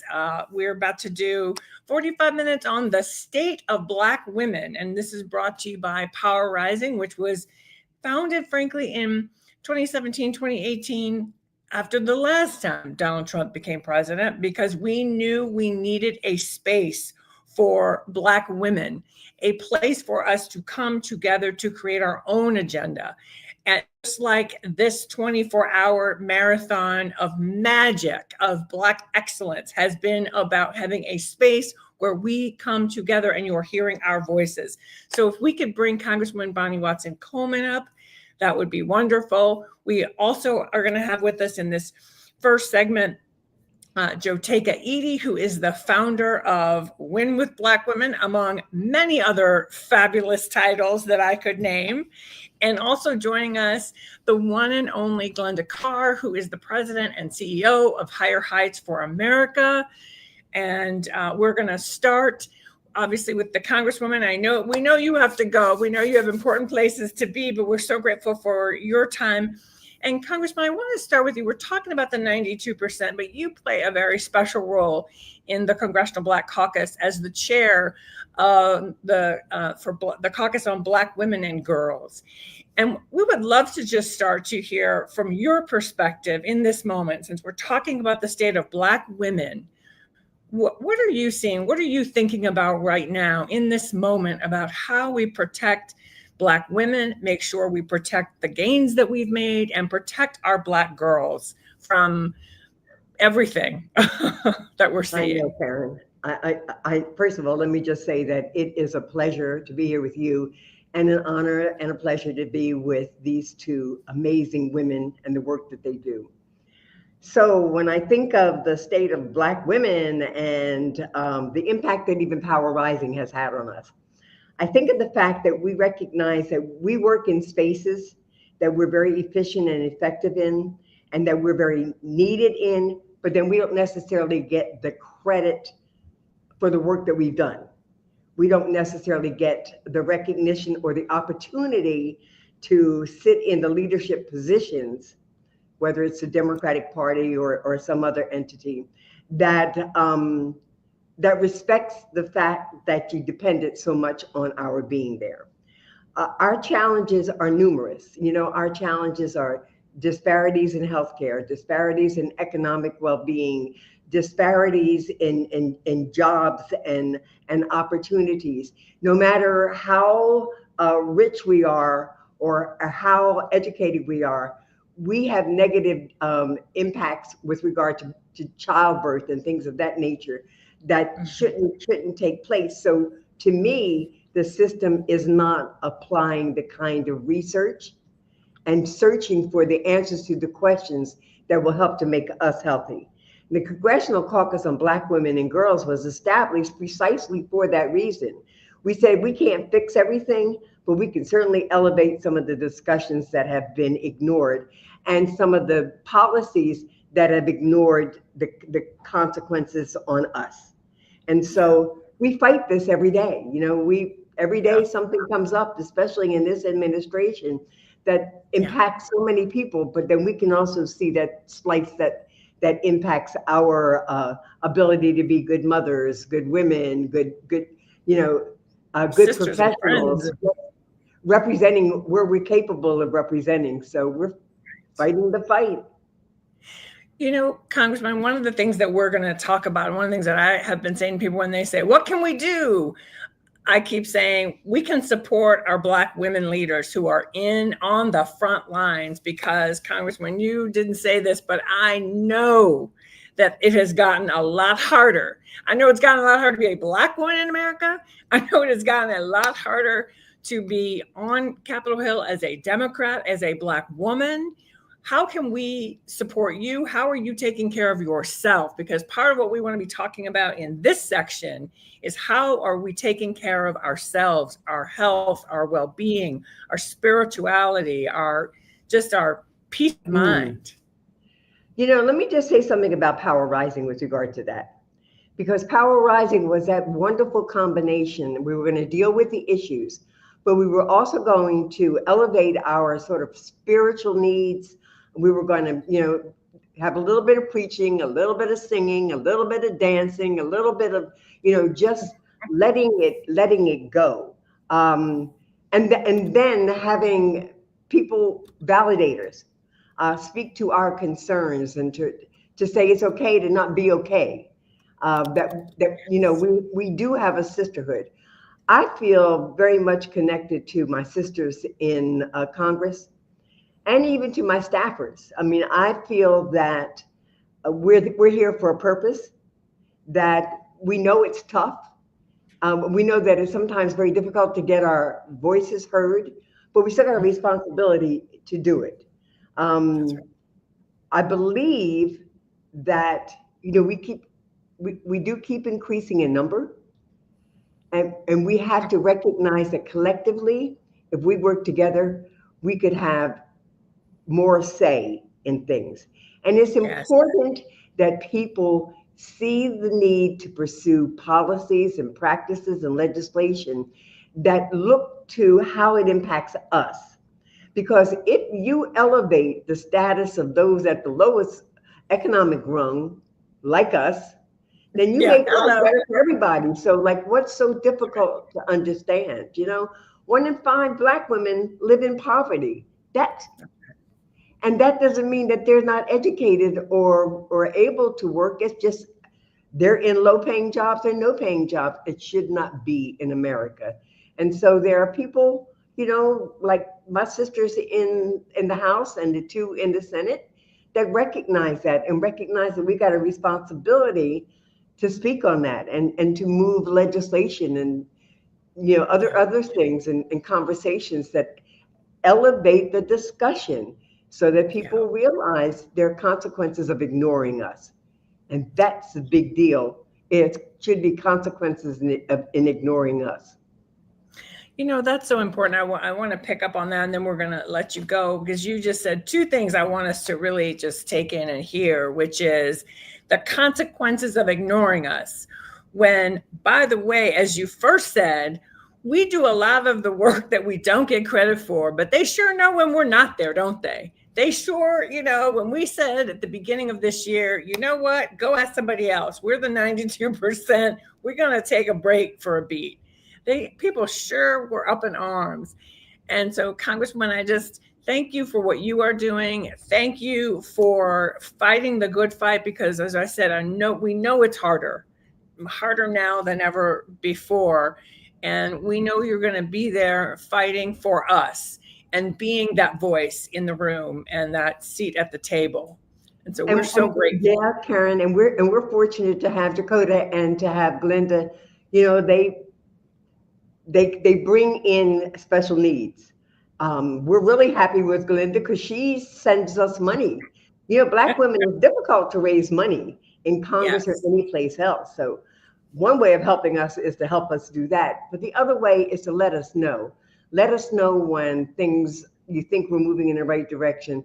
Let us know when you think we're missing something. Let us know that you're praying for us, because I'm praying for all of us. And let us know that there's the love that surpasses all understanding down here, because now is the time to show that love will trump evil. Amen. Amen. Well, we are praying for you. We are grateful for you. I know Joteka and Glenda join me in that. So thank you, Congresswoman. And we know you've got important things to go do. So thank you for your time. We appreciate it. Karen. Thank you, ladies. It's good to see you. Bye. All right. We're going to keep rolling. Joteka and Glenda, I'm so excited for this moment. What a beautiful day it has been. And I want to start, we heard from the Congresswoman, and she was kind of giving us her perspective, obviously from the Hill, but both of you are in so many different spaces with Black women. And I would love to hear each of you kind of talk about what is the state of Black women right now from your perspective? Because I think our audience would love to hear you talk about that a little bit. I'll start with you, Joteka. Well, I'll jump in. First of all, this has really been amazing. The state of the people is beautiful. We're 17 hours in, I think. I think that the fact that this segment is Power Rising, it sums up the state of Black women. So big shout out to Power Rising for just seeing and knowing the power of the rise of Black women. And I think when this moment, we can best describe it. It's almost as Latasha Brown often talks about, the ability to hold 2 things at one time. So it was indeed the best of times and the worst of times. at the same time. And I think that Black women, we absolutely are rising, but we also find ourselves at a state in our country where we are constantly and intentionally being attacked, our rights being taken away. And I think it's important for us, though, to recognize the part and the aspect of the rise, that we have 2 Black women simultaneously in the United States Senate. That has never happened in the history of the United States Senate. We have a historic number of Black women serving in Congress. We just saw one of them a part of this segment. We have a historic and a rising number of Black women who are running for office, largely because of the great work that Glenda does. And we also have Black women in other spaces, in corporate, in entertainment, in culture, that are rising, in sports. And so we know who we are, and we see that power. And I believe that our collective ability to come together, to be in power in various spaces, the power of Black women-led institutions in this moment is at an all-time high. We know who we are. We know we're the 92%, but yet we find ourselves where there is this vicious attack.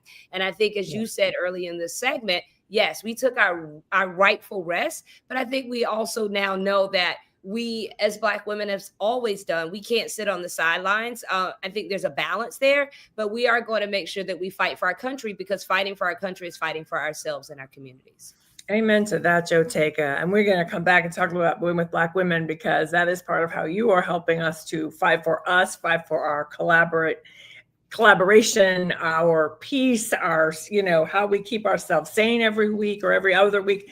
Glenda, I want you to talk a little bit about the state of Black women, particularly because the work that you do with Higher Heights is so critical in helping to elect Black women, pro-choice women.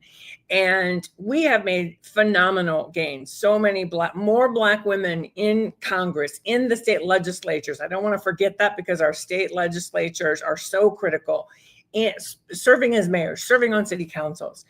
But it is a tough time. It's always been a tough time to be a Black woman in elected office, but it feels like this is harder. We're going to talk in a minute about disinformation, which we know targets Black women and our community at higher numbers.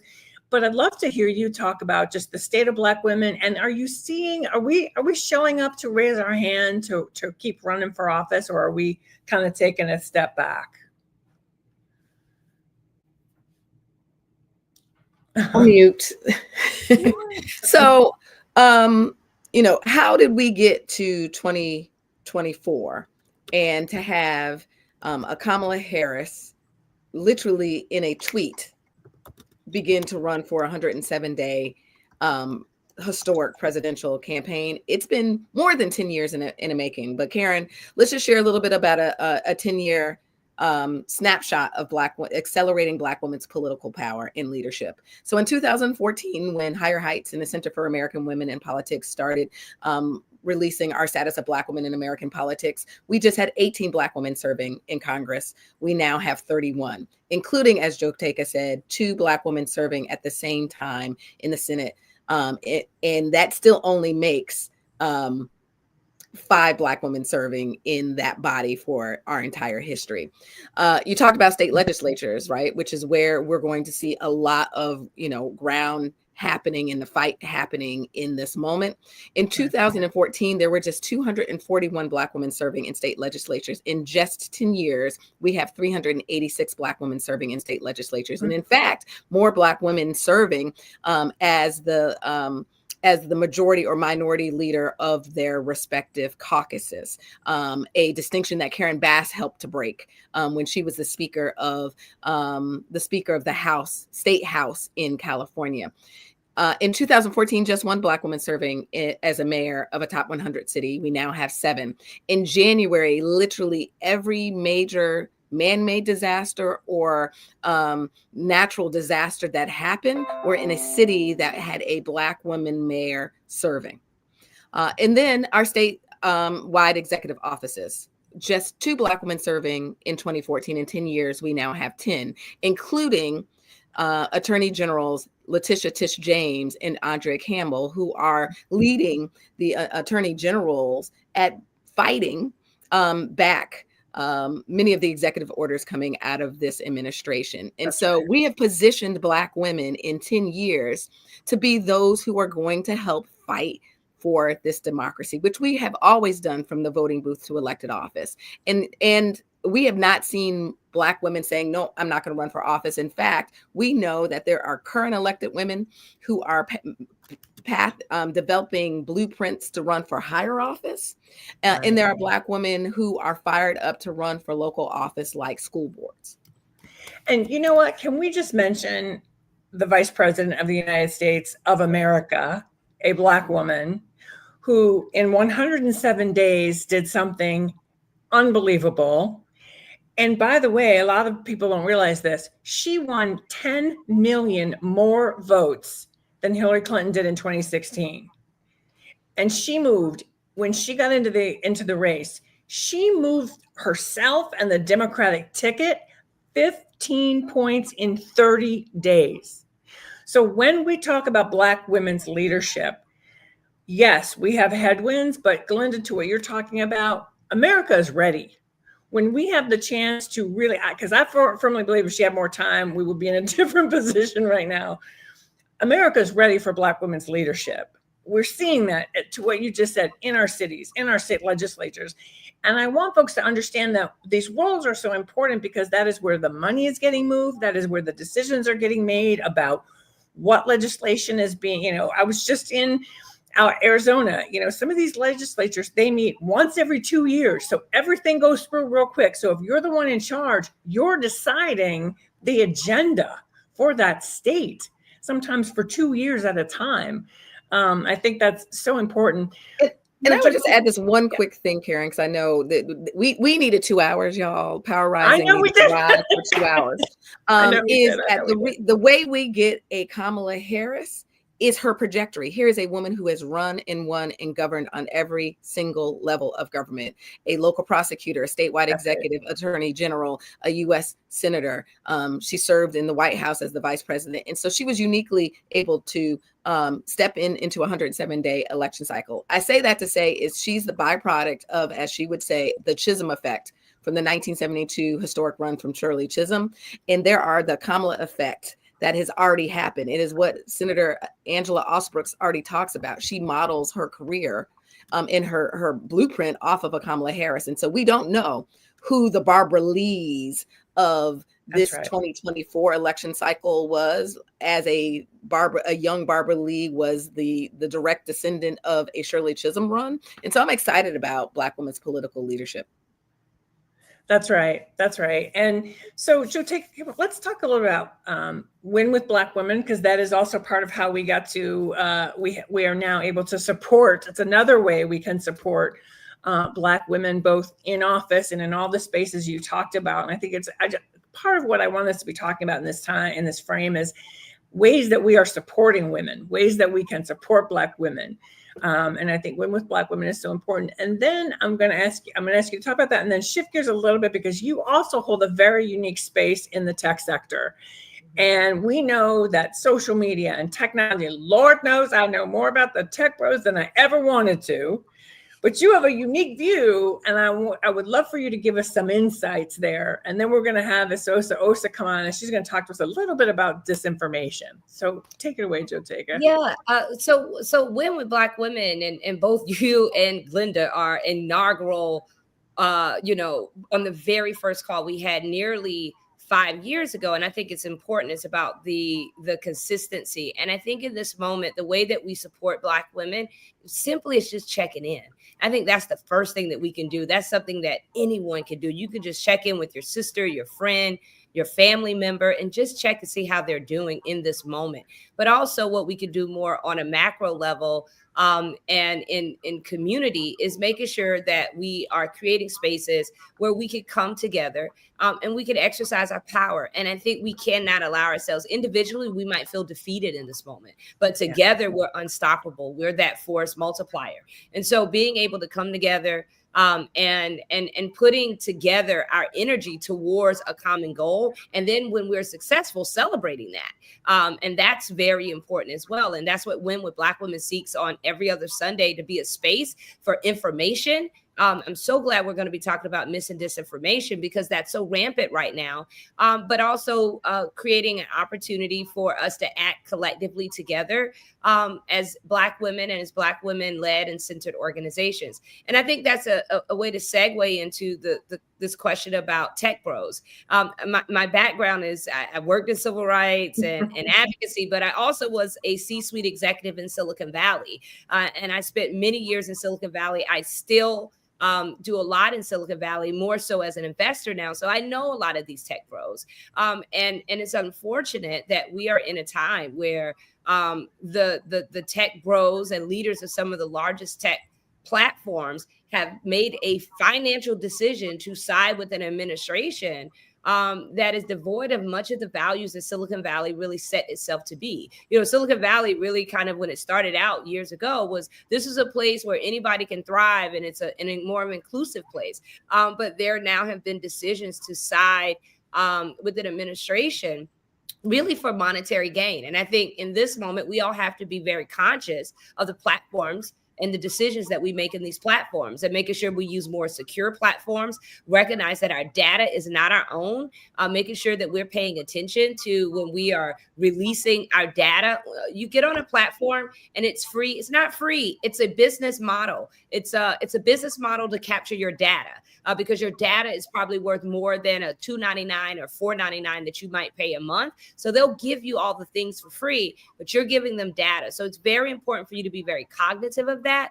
And I think it's also important for us in this moment to recognize that there are Black owned and more safe and people of color centered platforms that are creating technology for the people. Platforms like Spill and Fanbase and others that are centering and creating safe spaces, and also platforms and tech companies that are focused on solving problems and not just creating gain. And I think the more we can highlight that in this moment, but the more we can make sure that we are cognitive of our data and the protection of that data in this moment is so important. And also making it very clear to these platforms that we're making very, very rich and powerful, that we do not agree with their alignment with an administration that is moving in a direction to silence us and to harm us, literally and figuratively. And a sector where we are still fighting to be in the room at the table, to have the same kind of power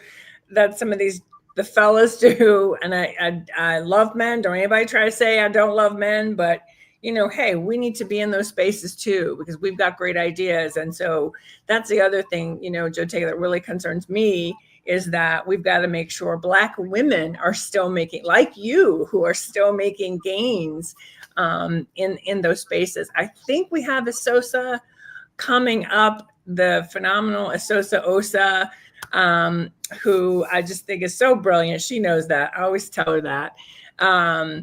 And so you've done just some incredible research and helped keep us straight about the way that technology is, and this disinformation is disproportionately targeting Black women, our community, our culture, and some of the things to look out for. So I'd love for you to talk about that. And then I'm going to ask Glenda to weigh in again, because I know we're seeing that particularly in the political space.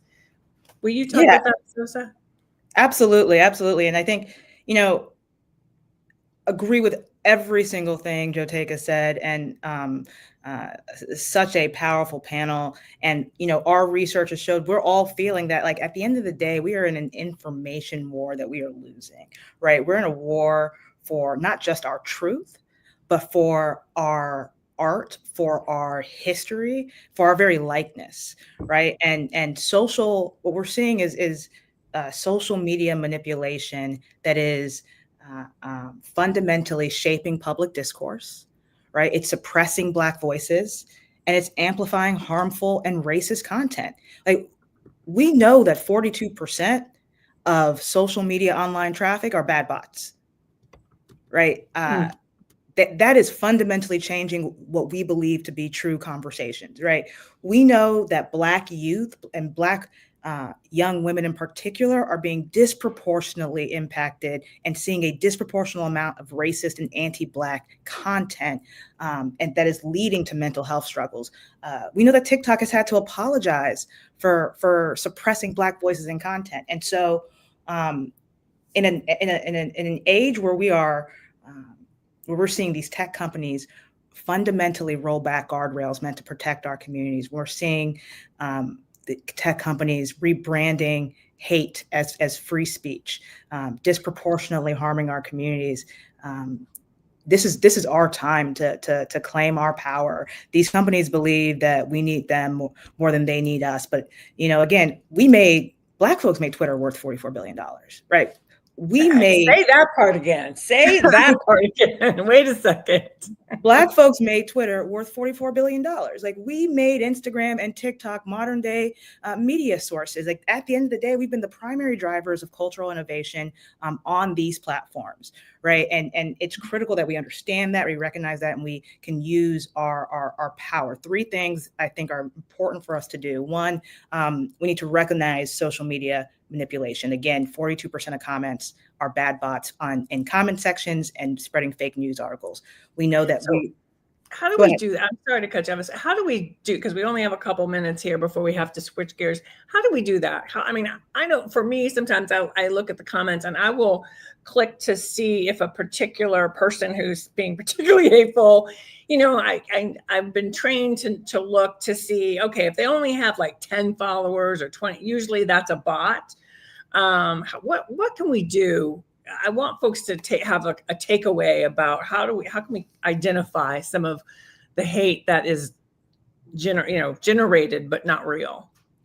We don't need to identify the bots if we know that half of the conversation are bots, right? Okay. We just need to recognize that what we are seeing is manipulated conversation. We need to recognize that our very social media feeds, right, how we intake news is being manipulated. We are not supposed to be seeing every bad article 20 different times every single day, right? That increases our emotional anxiety in a very inauthentic way. But more importantly, we also need to be following far more Black news and Black journalists, right? These folks that have a stake in accurately telling our stories, folks that have a stake in making sure that we're getting good content. And then lastly, Onyx Impact, we will be releasing a ton of resources next week to help Black communities protect our truth and data, protect our kids, and protect our culture. So please be on the lookout for that, because I think it's so important that we recognize this digital deception that's happening and how it's disproportionately impacting Black communities. So we will try to make sure through this State of the People site that we can share those resources, because one of the things that Sosa you did during the election that I thought was so helpful was, here are the narratives to look out for, right? The economic narratives that were bogus, basically, but they were trying to, trying to convince us that the sky was pink when it was clearly blue. So I'm so sorry, y'all. We could talk for another hour easily.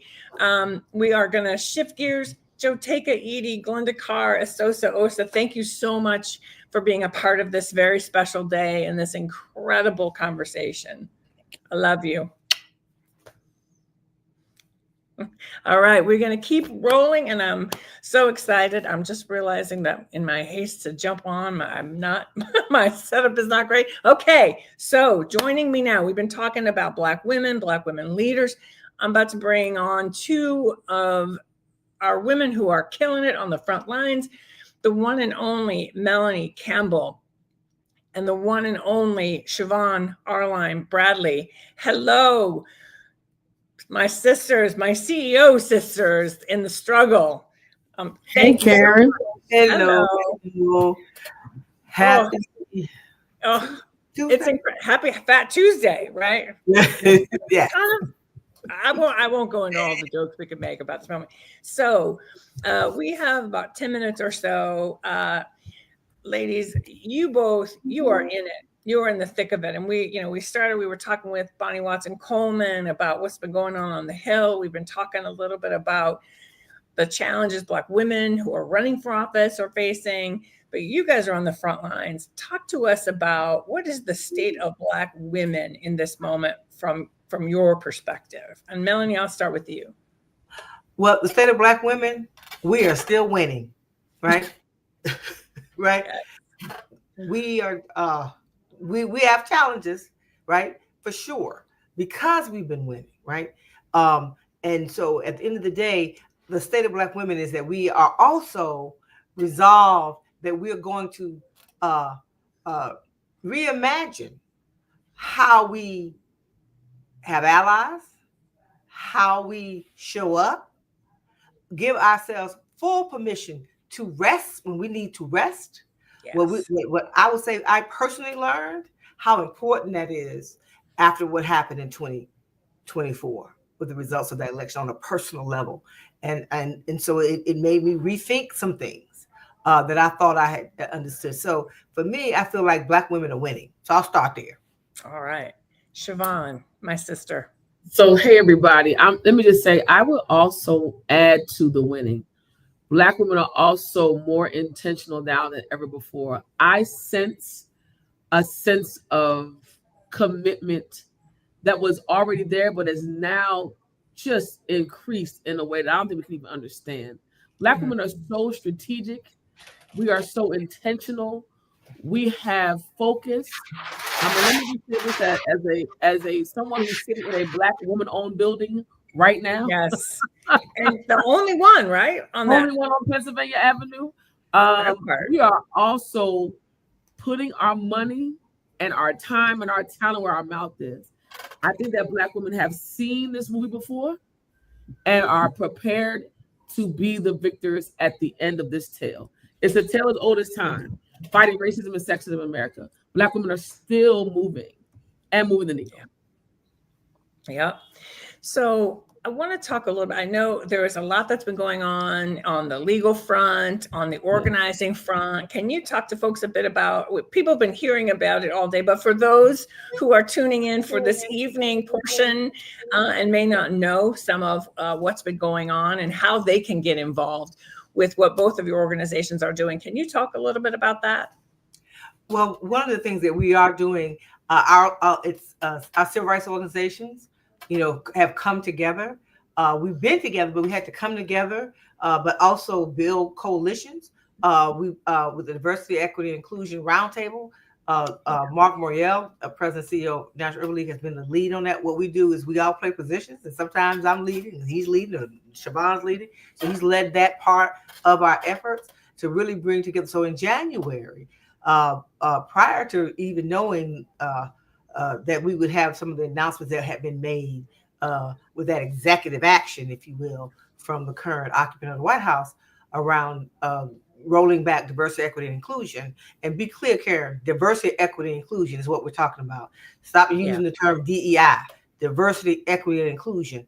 And so that roundtable was made of leaders from the Latino community, APIA community, from the Jewish community, from the Muslim community, from faith community, all of us coming together, women's and civil rights, and all of us coming together, and different folks are leading in different ways. But then also we're getting ready to go to Selma, Alabama next week so that we can organize and get even a broader coalition together. So I'll stop there. There's other things we can say, but that's one of the things that we started doing as a coalition. Been on Capitol Hill, meeting with leaders, asking to meet with Republicans and Democrats, right? So far, we have not had any Republicans say they want to meet, but we asked for those meetings. But we're going to do everything we can there, but also we got to hit the streets. And so other things I'll share later. Siobhan, same question, but I just want to pick up on a couple of things Melanie said. Obviously, hitting the streets is important. Asking for these meetings is important, because I also think it's important that our own people know we're watching. We gotta do what we can with the Republicans, but we need our own. Maybe we have to bolster them a little bit. I don't know, some of them, some more than others. Let me say that. But something, Siobhan, you've also talked about. Black women spend $2 trillion in the American economy. That is economic power that I know y'all have been looking at different ways that we can sort of flex that muscle. Can you talk about that in the context of some of the work that's going on? Yeah, so if you look at the African American spend in our country, it's about $2 trillion. We are, as our own country, could be the country of Australia's full spending, right? Our GDP would be the entire continent of Australia. And I want us to be clear, NCNW has been activating the 3 C's. The consumer strategy has been first. So it's identifying those corporations that value the consumer, and the consumer being valued means the consumer gets to be able to shop at those places. We are also supporting Black women inside of corporations. We've not talked about the sisters who are behind those doors. We've been activating the plan to engage them. Also, the constituent piece, the constituent strategy. How do we deal with these agency leaders now that have policies that affect our families? You see, we don't have to always just talk about Donald Trump. His appointees in these cabinet seats are affecting Black people, healthcare, education, economics. So we've been digging deep there. Let me be honest about the ground game. It's time to talk about the House of Representatives and the U.S. Senate. We have to look at this budget. We've been activating primarily with the United States Senate to say that the budget that is now being proposed will literally harm African-American families through Medicaid, Medicare, Social Security, SNAP, as well as long-term benefits for our families. The last thing is we've been pushing a commitment strategy. Buy Black, invest Black, identify Black institutions to invest in. And these are our priorities. You know, that's such an important point, Siobhan. And let's talk about this, ladies. You know, people, like, we're focused on these executive orders have been, I feel like, one round of harm. And then the second round of harm is as these things, as people are losing their jobs across the country, and the businesses that may support, you know, the fact that you have X number of people going to work every day in a particular community. I was just out west and a lot of people got laid off, and it's hurting a lot of small businesses, right? And then this budget. And this really, and we're trying to fight to protect our rights and the diversity, equity, inclusion, which is supposed to be part of our values as a country. But we can talk about that a whole another 24 hours. So how are we gonna, what can we be doing to support what y'all are doing and to support our members around this budget? I think this is really important, and I'm sure Trump is not going to talk about it at that stupid, whatever you want to call it, the lies of the union that he's going to tell tonight. What can we do? Show up in Washington, D.C., or show up at the district offices, right? So, because at the end of the day, it's three levels of government, supposed to be co-equal branches. The executive branch, the legislative branch, and the judicial branch, right? There's a lot of lawsuits we're hearing about, you know, if people are tuning in, right? But the folks who are leading, they have the numbers to stop this, and this is not partisan, just fact, are the Republicans who control the House and the Senate. And they're not doing their jobs right now. So people out there, whether you are in quote unquote a red district or a blue district or a purple district, show up at those offices. Make phone calls if you can't physically get there, but show up and demand that they do their jobs. Saving the civil service jobs is not 85% of the jobs that people say, oh, all them people in Washington, D.C., right? Which is what's wrong with Washington, D.C. It's a community like any other community. That's another conversation. 85% of the federal government jobs are not in Metro Washington. Right. They're all over the place. Social Security office, your post office is in your local community, right? You don't come to Washington when it's time to get your Social Security. You go to your local community. There are cuts that are being made. I'm hearing about people losing the whole. They have 2 people who had federal jobs who lost their jobs. They have mortgages, right? They have children in school, right? And what's impacting what's going on the federal level is also rolling down. Hey, Bishop,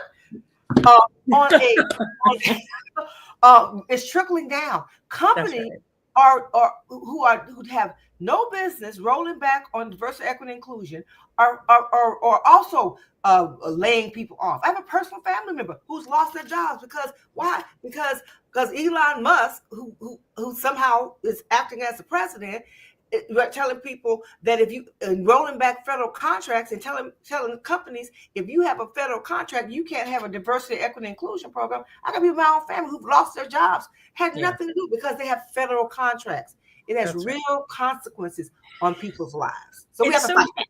It's so true. I mean, and you have cities like Kansas City, 30,000 government jobs. What happens to Kansas City if all those people get laid off, or even half?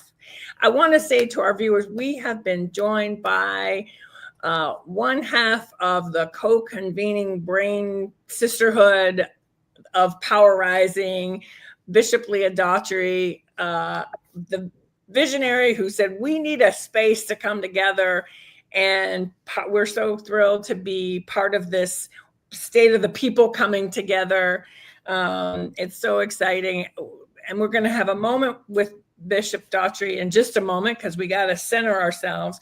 But before we do that, just real quick, Melanie and Siobhan, and then Leo, to you, what are you doing to keep yourself in, protect your spirit, protect your health? I mean, Melanie, you talked about taking time.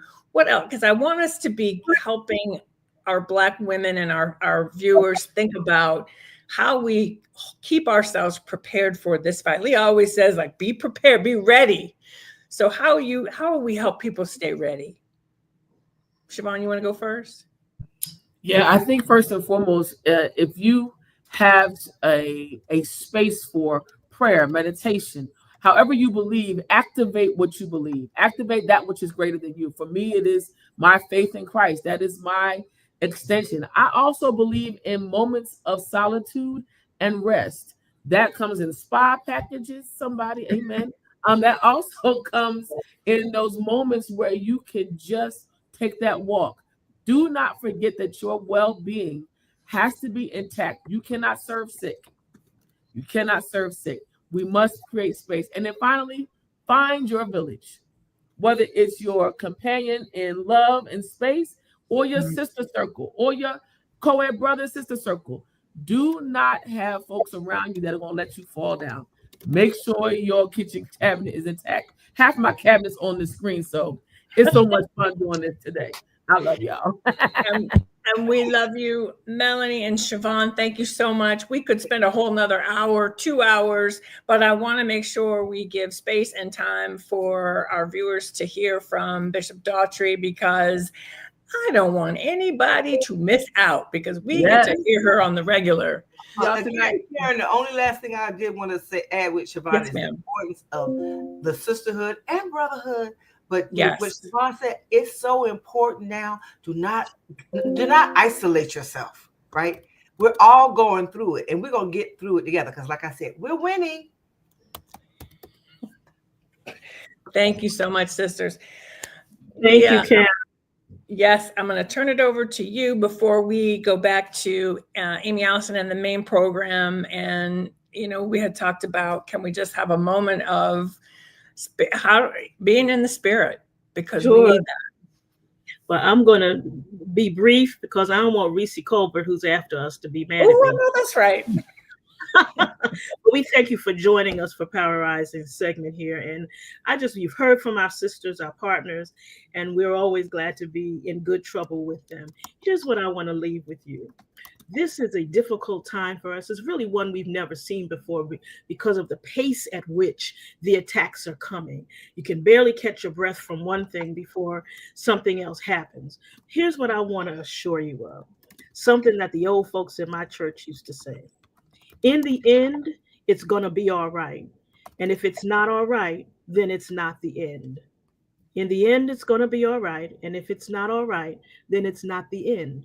And if it's not the end, that means we still have time to fight, to work, to pray, to love, to laugh, to be in sisterhood and brotherhood, to hug on our families, to go take the walk, to do the work. We have time. And the time we have is the time we need to make a difference. Rosa Parks said, we only fail when we fail to try. So sister, be encouraged. Brother, be encouraged. It's not the end. We got some work to do, but in the end, it's all going to be all right if we put the time in, if we do the work, and that work includes loving each other, loving our God, loving our families and our communities. God bless you. Thank you for being with us. And with that, I'm turning it over to our host. Oh, okay. I guess that's me. Thank you, Bishop, for having or for that wonderful word. And I want to bring in Clay Kane. I want to bring in L. Joy Williams. I want to bring in Loree Daniel Favors. Sirius XM Urban View is taking over for the State of the People Marathon. L. Joy, I know you have a train to catch, so I want to make sure that you get a chance to tell people about your 4-time NAACP Image Award nominated Sunday Civics podcast, which people can also check out Sundays on Sirius XM Urban View. How you doing, girlfriend? Hey, girl. Well, listen, you did it for me already by telling folks that they can tune in on Sunday mornings at 9 a.m., where I use what's happening around us, the current political landscape, to teach civic engagement. And, you know, quite often people say we need civics in schools, but there are grown behind folks that don't know where they can engage, what they can do. And I mean, as you know, right, people are emailing and texting and ask us, I want to do something is happening, what do I do? And so this is what we use to do that. And one of the things that you can do, which is what I've been talking about with you, with Clay, with Loree, is talking about doubling down locally. And I'm saying that while I'm in Albany, which is the New York State capital, and I spent all day with over 100 of the NAACP state members lobbying on the state budget, on issues where they're trying to change things that we've done on criminal justice reform, making sure that we continue with our reparations commission. So doubling down locally and making sure that the things that are happening in your local community, in your state, this is what I talk about on Sunday Civics, ways that you can get engaged in that way. Absolutely. And part of what we wanted to do here, this session, for those who didn't see the graphics before, is called Lies, Lies, and More Lies. The politics of distraction. We don't want to just talk about the disinformation and misinformation that we're going to hear tonight from that guy and on the dais. We want to talk about the solutions because you all know we all have shows where people call in, people want to hear solutions. So I'm so glad that we have Sunday Civics so that people can learn how to get activated in the way that you are. Any other words you want to say before you got to head out? Listen, I just want to also echo something that I think a number of people who have been on this stream, some of whom I've been in a struggle with for a long while, of doubling down, not only engaging locally, but making sure that we are bolstering our institutions in our community. Because it's we who are going to save us and we who are going to push for a better future. And so look at those institutions that exist in your community and see how you can join, lend a hand, and also just help them make sure that they have the resources they need, which includes not only your volunteer time, but some of your cash to make sure that those institutions can continue to advocate on your behalf. Thank you, L. Joy. We'll see you again soon. Safe travels. Thank you. Clay. Risa Colbert back again. No, it's not just back again. It's what? Back again. What's up to the Urban View fam out there? Thank you to everybody for pulling this together. Lies, lies, lies, and more lies. The politics of distraction. Angela Rye, the whole crew behind the scenes. It's just really beautiful to be a part of this. It's truly an honor. Yes. We're waiting for Loree. I know she's in studio, but we have to get her. Oh, there she is. Hey, Loree. Asking you shall receive. Listen, Loree, you always give us a moment of gratitude, but tell folks more about how they can get all of the Loree Daniel Favors goodness every Monday through Friday and all the other things that you're working on. Yes. So thank you so much for this chance just to build with you guys. You know, I have nothing but love for both of you, my fellow Sirius XM co-hosts. You can always catch me live on Sirius XM channel 126, Monday through Friday at 10 a.m. The Loree Daniel Favors show sits squarely in the intersection of racial, gender, culture, identity, politics, and the law type issues. And it is a heavy show because we are dealing with the realities of this day and age, which is why we always start out Reese Colbert with a moment of gratitude to get centered, to remember that we not only have the power to solve every problem in our community, but we also have the power to resolve the issues in our personal lives. So it's a pleasure. Oh, and also now you can catch a little bit more of the Loree Daniel Favors goodness on Loree Breaks It Down, which is a podcast that I launched this week on the Women's Empowerment Network. We will be sitting in those topics a little more in depth, connecting the dots. I believe a lot in using history, Clay, as you well know, and the power of Sankofa, that West African principle that tells us we have to use our history in order to understand the fugaziness of the world we find ourselves in today, and if we want to build a brighter future. So, yeah.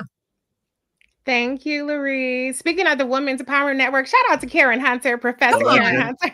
Yes. The Empress yes. of Urban View. Yes, yes. Yes, yes, She's built this space where we've got Black-owned media in one element, and then we've got Black-facing media in another element, and she ensures that we maintain a sense of integrity and love for our people that shines throughout all of it. So I'm grateful to be in that space. But y'all said lies, lies, lies, and more lies. And I know we are not going to be watching the lies tonight, because we are going to be doing the work of building this independent Black media space, these independent institutions where we really get to recognize our own power, something we probably should have done before, but I'm just going to be grateful that the ancestors have allowed us to reach that point now. Yes, yes. Thank you so much, Loree, for popping in on us.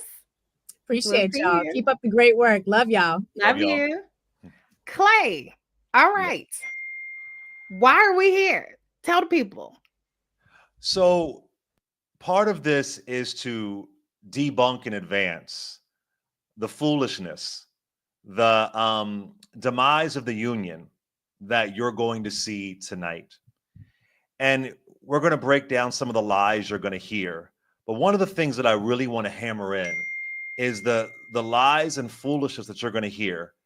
This is not just a Trump issue. This is a long time in the making of the Republican Party. Today, 148 years ago today, was the end of Reconstruction in 1877. Today is the day they devastated it, Reconstruction, with the Compromise of 1877. But I want to say since then, the opposition party, whether it was Republican at one point or Democrat at one point, they have been working with lies, telling us lies that Reconstruction was a failure because Black leaders were lazy and they weren't doing the work. Telling us lies that Abraham Lincoln freed the slaves when Abraham Lincoln was forced into glory. Telling us lies about the war on drugs for Richard Nixon.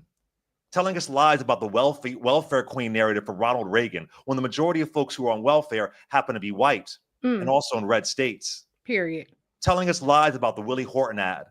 Telling us lies about DEI and woke and CRT.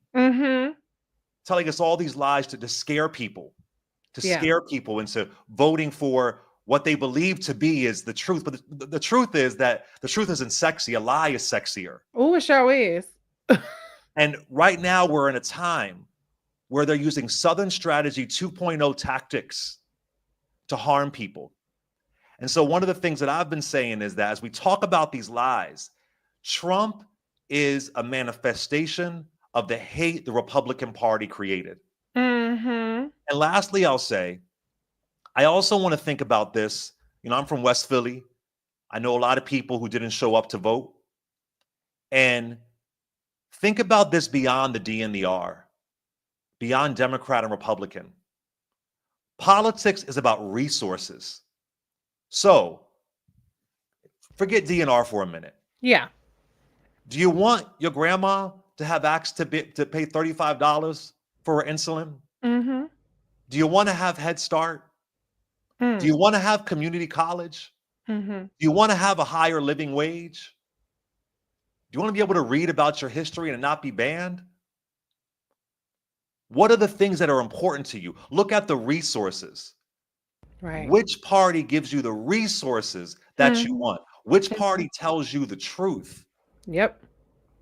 And that's a main thing I want to center in. So as you hear these lies, Trump may be more bombastic, but it's the Ronald Reagan remix. Yeah. It's the Richard Nixon remix. Right. And this is where they Pro, all that stuff. exactly. So Mhm. yeah, I just want to hammer that in, that this is an old school stunt. And it hurts me to see that sometimes people in our community fall for it. They Right. got you thinking about immigrant, as they're taking your rights away in your sleep. Trans. Mhm. Focusing everything, but the rich guy at the top exploiting all of us. Mhm. Mhm. So let's not fall for these Jim Crow lies. Yeah, but it's important to note that we didn't all just so happen to be singing the same tune. Our community is disproportionately targeted with disinformation. This goes back to, at least documented wise, the Mueller report and what Russia has done to sow division racially within this country. And it's so interesting that this administration, the Defense Secretary Pete Hegseth, has ordered that the United States no longer take offensive cyber operations against Russia. Meanwhile, Russia is still taking cyber operations against us. What is the main way that Russia does their cyber operations against us? By disinformation. And so we have to be just as diligent, even though we're not as well funded, especially when we're talking about Black media and Black voices, even though we don't get to beat the algorithm, which is something that was just talked about in the last segment. We have to be diligent about speaking out against this disinformation, because not only does it get people to buy in onto some of the things that we're going to talk about, but it also gets people disillusioned and disengaged. And so when we don't even show up, then they're already winning. Every one of us that stays home is basically a vote for the other side. It empowers them that much more. And so there are very real consequences to disinformation, and it is very powerful. The act of disrupting disinformation is powerful in and of itself. And so one of the things that we want to really address in this session is talking about or pointing out the fact that what you guys are going to hear tonight, those of you who watch, or what you're going to hear in terms of the feedback afterwards, the solutions or so-called solutions that this administration is putting forth are based on lies. They're based on lies. So you have fake crises, manufactured ones, and then you have solutions that aren't actual real solutions to anything. And it's wasting our taxpayer dollars. So let's start off with tariffs. People are going to hear a lot tonight about fentanyl. Fentanyl is about to be the new migrant caravan, is about to be the new CRT, is about to be the new DEI. That's what you're going to hear about tonight. Because Donald Trump has just put in 25% tariffs on Canada and Mexico. And he's doubled the tariffs on China because he's saying that they're allowing all this fentanyl to come in. Now, fentanyl is a problem, but is putting tariffs on these countries, which, by the way, they, them do not pay the tariffs. We pay the tariffs. Okay. They, them. The residents of those countries do not pay the tariffs. The trans folks ain't going to pay the tariffs. It's they, them. I'm not talking about the trans people. Right. They, the non-binary folks ain't going to pay the tariff. But they'll pay it in some way, but they ain't listen. they ain't putting the tariffs on you, basically. But that's what I'm trying to say, because you know the they, them, everybody, oh, they, them. Oh, they, them. What the ad say? Kamala cares about they, them. But Trump cares about you. Donald Trump. Hold on, Reese. I went and bought a dozen eggs today. Cost me over $6. The average price of eggs is $7. $7. Yes. I'm just saying. That's double.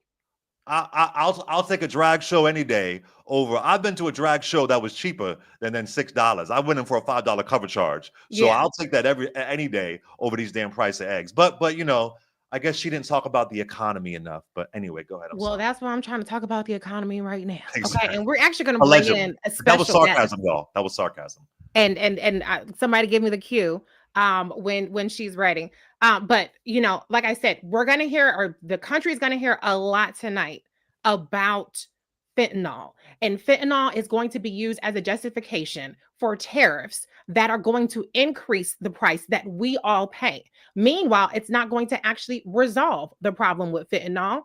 And because tariffs don't resolve fentanyl problems, they just don't. So this is where I'm talking about when I say that the lies are creating manufacturing problems, and then they have really bad solutions that are not actually solving the issues. If we want to solve overdoses, then we should be doing more around drug prevention. We should be doing more around funding our hospitals, about getting Narcan in more places, not putting tariffs on your avocados and your iPhones or whatever else the situation may be. So that's just one of the examples of how you're going to hear lies tonight that are going to try to justify policies that are harmful to all of us. But Clay, let's take a pause for a second, because we have 2 congresspeople who are going to be joining us right now. This first one I'm going to bring in, I love her style. I call her a cussing congresswoman because she just has the spice of life that we all need. So I want to bring in Congresswoman Come Like Her Dove. Let's see if she's ready. Hey, how you doing? Hello, Congresswoman. I think you're on mute, Congresswoman. I am on mute. Hello, how are you? Doing great. Good, Thank you how for are being here. you? I want to say I've been day drinking, but that would kind of be a lie. But I have definitely been in deep meditation as we plan for tonight. What's your drink of choice? Hold up now. Let's get a little cocktail in. Well, I'm a whiskey girl. Oh, okay. I'm a tequila man, so it's all good. Okay. Mezcal if you're nasty. Exactly. Ooh, I know that's right. Well, I'm a whiskey girl like you, so we got 2 things in common, Congresswoman. That's right. That's right. Yes. Okay. Let's pause and let's bring in Congressman Steve Horsford. Is he there? He's serious. Hello, Congressman Horsford. Hello. Good evening. Debonair and esteemed. Hey, Reese, how are you? Good. How are you? All right. Well, yeah. Hey. Well, let's talk about tonight. Who wants to get started? Well, let me. I'm sorry. Go ahead. I will defer to my colleague, Miss Tom Lager Dove. Let's bring it. You used to be the chair of the CBC. I know. That's how I was trying to. Up. There we go. go. Go ahead, Congresswoman. We're sorry. Yeah. Well, this is not the State of the Union. This is a joint address. So he was invited by the Speaker in the middle of our work time to try and pass some real legislation to share with the American people his faulty bill of goods. And so he is going to lie about a lot of things, right? How great everything is right now, how everything was bad. And then as soon as he showed up, it was amazing. And if anybody just takes a pause, you will see that the tariffs that he has just, put in place with Mexico, with Canada, with China, is really an act of war, of economic war against people. The tens of thousands of workers that he has fired indiscriminately and illegal is war against the American people. And allowing Elon Musk, an unelected, selected billionaire, to raid the coffers of Medicaid, of Social Security, of the Treasury is an economic war against the American people. Right. But can you just clarify, because a lot of people have the misconception that in this war that Donald Trump is on the side of American workers. And please, one of you explain, and maybe Congressman Horsford, you can take this one, how these indiscriminate, or I should say just blanket tariffs, it's not the kinds of way that tariffs are typically used, which is a strategic or industry based, as opposed to just tariff the whole country. Yeah, so these are, look, Donald Trump promised Americans that costs would go down on his watch. In fact, he said day one, costs would go down. It's months later, costs are going up, and they're going up because of his actions, right? Unilateral actions, self-inflicted wounds. And those costs are on everything from a carton of eggs to a pound of beef to a gallon of gas to the lumber that we need to build affordable housing. It's indiscriminate because it's 25% across the board on everything. It's going to disproportionately affect American farmers. It's not going to do anything to reshore jobs or make manufacturing strong. And it's going to directly affect American consumers. These are taxes on the American people. We will pay the cost. And already he is feeling the pain because the stock market tanked today, 700 points. And in addition to the cost that everyday consumers are going to feel, it's also his rich friends who are not going to be happy because they're losing money on the stock market. May I ask, I'm on Sirius XM 3 hours a day, 5 days a week, and I received so many calls over the past couple of days saying that they wish that Democrats would not even attend the State of the Union, that do something really aggressive and make a statement and not show up, That was 90% of the calls I was getting today. Where do y'all stand for some people that say, we want y'all to not even show up and boycott this State of the Union? And what's your response if you're deciding to be there? Either one. So first, I want to also say what people aren't talking about with the tariffs is that President Trump is engaging in market manipulation by forecasting tariffs and when they're going to start and who they're going to be exacted on. He is actually giving some leeway to his friends in certain industries to either buy or sell, to short out, because they're getting a window. Remember, he said he was going to do tariffs and then he held back. And that is illegal. There are so many members that represent all kinds of districts. And so for some, it's an act of defiance to show up, to not let him crowd us out by putting his own homies and cronies in our seats to applaud him, right? And if Democratic members show up, we can be an act of resistance by not standing up and clapping like sycophants. There are also a number of members who are saying, for my mental health, I'm going to boycott because I cannot flush the toilet enough to get rid of the bullshit that I'm going to hear, right? Yeah. And then there are some others that are saying, well, how can I show my solidarity with the American people while I'm there, but not really condoning what he's going to say? So I think folks are all across the board, just like people in America are all across the board. But what we all are united in is the notion that these are not normal times and that we must stand up and resist him, and we are not going to allow him to sell us a bill of goods. Yeah. And look, this is this joint address. This is theatrics, and this is what he's known for. He is a show horse, not a workhorse. He wants the theatrics, and when people don't show up, you're actually, in my view, you're actually giving him what he wants. We are also a co-equal branch of government, Congress. And as a member from Nevada in a battleground district, I have a job to do. And I don't like the majority of the crap that he's advancing. And it's my job to check him. But I have to be there to hear his arguments, to hear the context of the debate. And it's not going to just be about tonight. It's going to be about the government shutdown that the Republicans are risking in a week from now on the 14th. It's going to be about the fact that they're cutting $2 trillion on the backs of everyday Americans in order to give tax breaks to billionaires and the tech tycoons and the big corporations. And even though they call themselves fiscal hawks, they're doing it by adding $4 trillion to the deficit, which is going to make us all hold the bag for their tax cuts. And so I want to lean into this fight. I want to show up to the fight, and I want to be ready to take a punch and to give a punch on behalf of my constituents who need their health care to be defended, who need their rights and their opportunities to be protected. You know, Clay, the other thing is, let me tell you what's going on right now.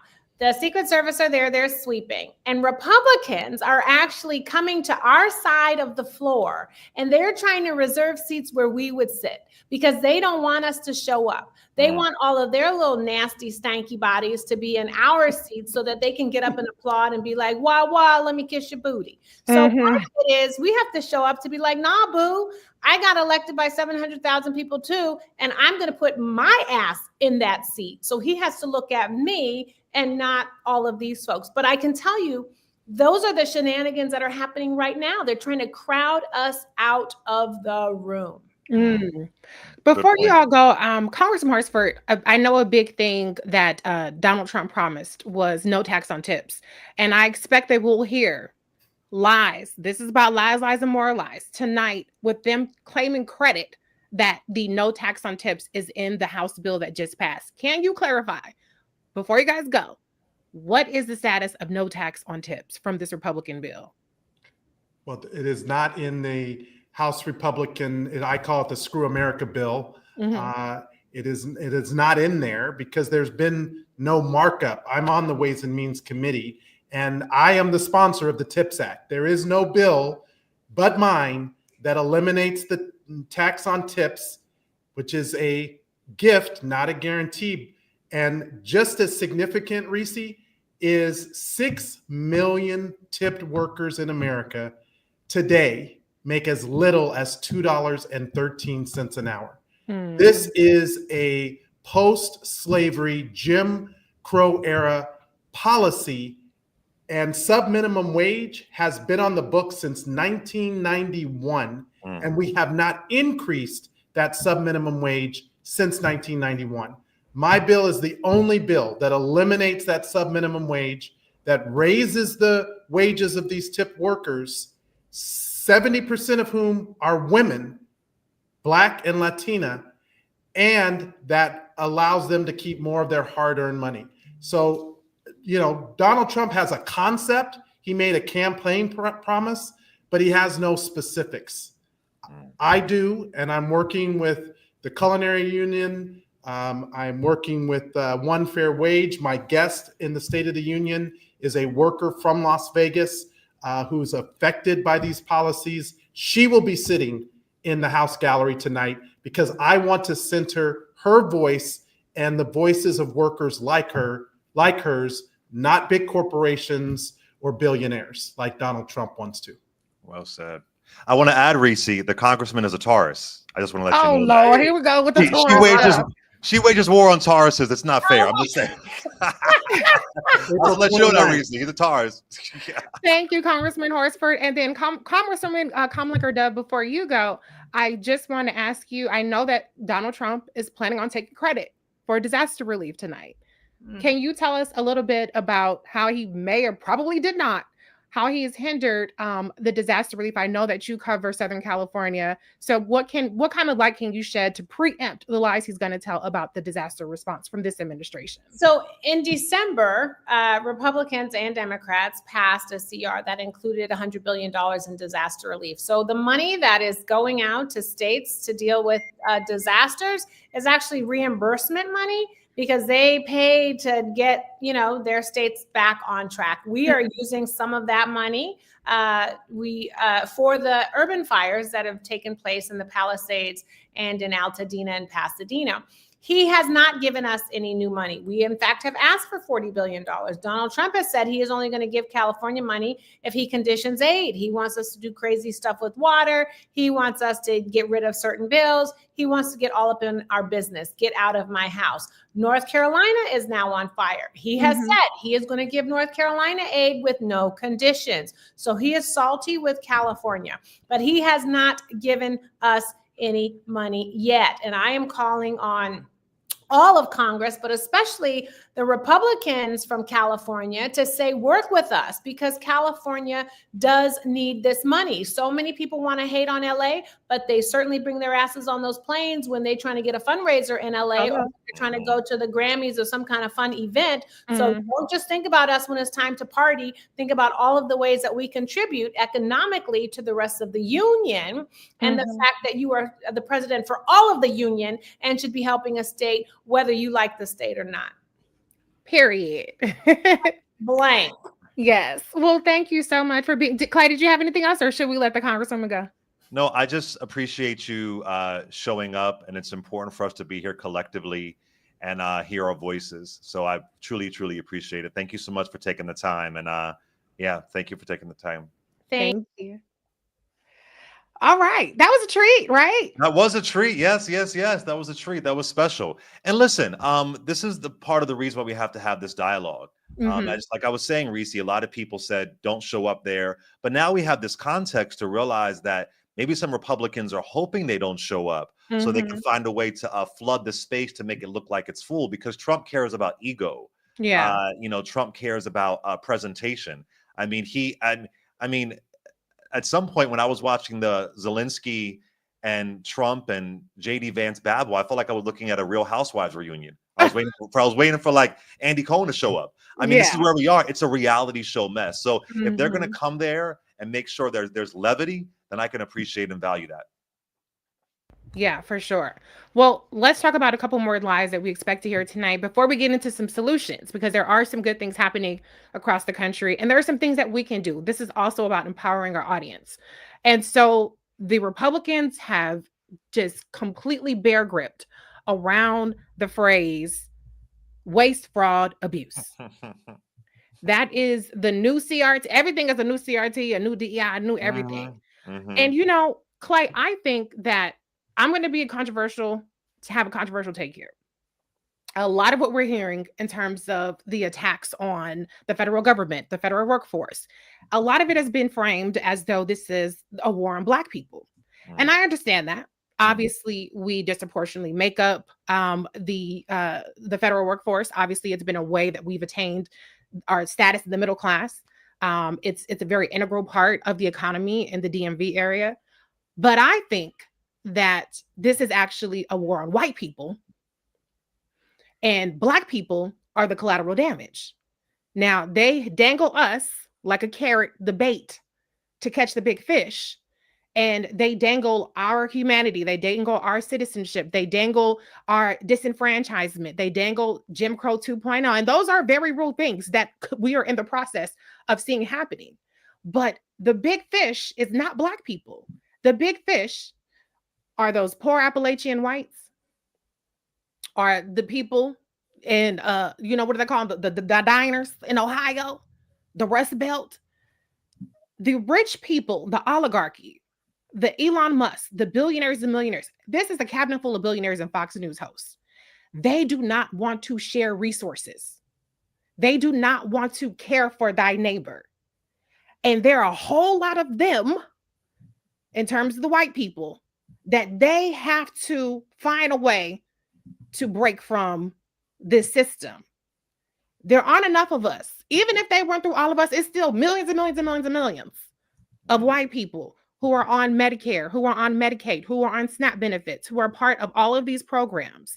When you look at the rural communities, when you look at, like I said, the Appalachian communities, there are all these people that they have to get to, and we just so happen to be the ones that they run over on the road. And so I say that because not that I think it makes anybody feel better, but I want us to kind of not internalize some of this, animus so much. I also want people to understand that this is a little bit different. I know we're used to being under siege. It's like, well, they always after Black folks. What else is new? But the extremes that they're going through in cutting the federal workforce, in cutting these programs, which if the federal workforce is not doing it, that means either A, the shit just doesn't get done, or B, we have to pay for it in our after tax pockets because there's no Doge dividend. That was just a little tweet that Elon Musk sent out. That's not really happening. Republicans are raising our taxes. And so I just want people to understand the gravity of the situation. This is about restructuring our society, undoing the New Deal. Going back to FDR, I know you could talk about that. Undoing all the progress that we've made so that the millionaires and billionaires at the top have to share a little bit more of the pie with us. You hit it. Lyndon B. Johnson, he famously said, if you can convince the lowest white man that he's better than the best colored man, he won't notice you're picking his pocket. Mm-hmm. Hell, he'll give somebody to look down on and he'll empty his pockets for you. You brought up Doge. Nearly 40% of contracts canceled by Doge will produce no savings. Right. And this is the thing that Fred Hampton tried to narrow in on. Dr. King tried to narrow in on. Mm-hmm. That they're trying to exploit you too. Right. They're dangling. It's the Black folks taking your resources. If we have this 1964 Civil Rights Act that goes through, you're going to lose your jobs. Mm-hmm. If we end slavery, this is going to ruin the economy. That's when at right. the end of the day, they want to narrow in on exploitation. And it's heartbreaking when you see poor white folks voting against their own interests. Because, like I said before, the majority of people on social services, even per capita, happen to be white. Right? Mm-hmm. So, they're targeting you in West Virginia. They're targeting you in parts of rural Alabama, right? But that's and a Georgia. lens. And Georgia, that's a lens. As they're shutting down rural hospitals. Mm-hmm. So part of the misinformation and the lies and more lies, and on top of lies, is they're distracting you and got you pointing at somebody who has no impact on you. Right. As they're picking your pockets. And then what saddens me, Reese, is, as we were saying earlier, is that sometimes we fall for that. Mm-hmm. And and they got you focusing on, is so-and-so really Black? Ooh, ooh, She had ooh. an opportunity agenda for Black men. Ooh. They got you focused on, well, she doesn't talk to the middle class, as Donald Trump was in McDonald's saying he wouldn't even raise the minimum wage. But where I am right now with that truth you just dropped about Dr. King, where do we go from here? 2024 was the year of chaos, and 2025 has got to be the year of community. And we got to do our best to see through this. Yeah. But the war, listen, everybody's going to get it. Yeah. And that's breaks my heart that some people think, I hate these politics of, well, I don't care until it impacts me. Right. Oh, it's Yeah. them over there. It's them over there. It's them over there. Then when it Mhm. impacts you, you've seen these Trump supporters. I had no idea. Right. I didn't know. I could have told you.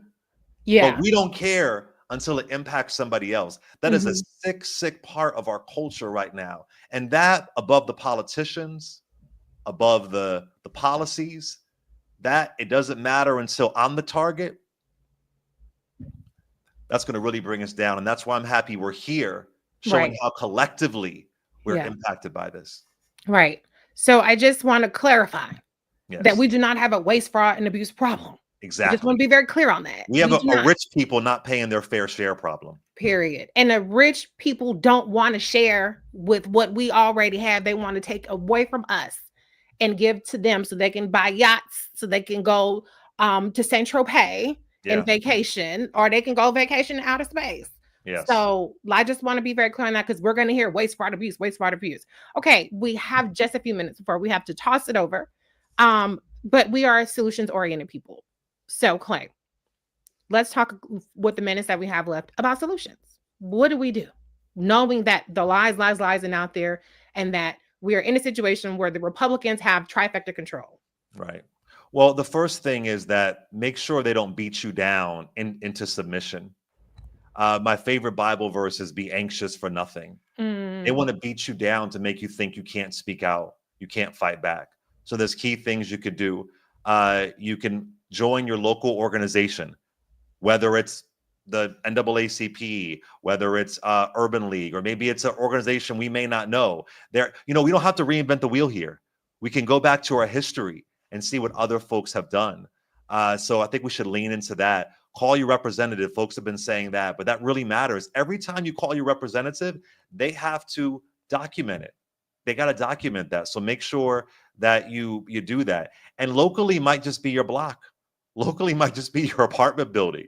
That's kind of where we are right now. So I think we have to really narrow in on our local politics. And I hate the language of states' rights, but we are turning into a states' rights country. So make sure you know the rights of your state.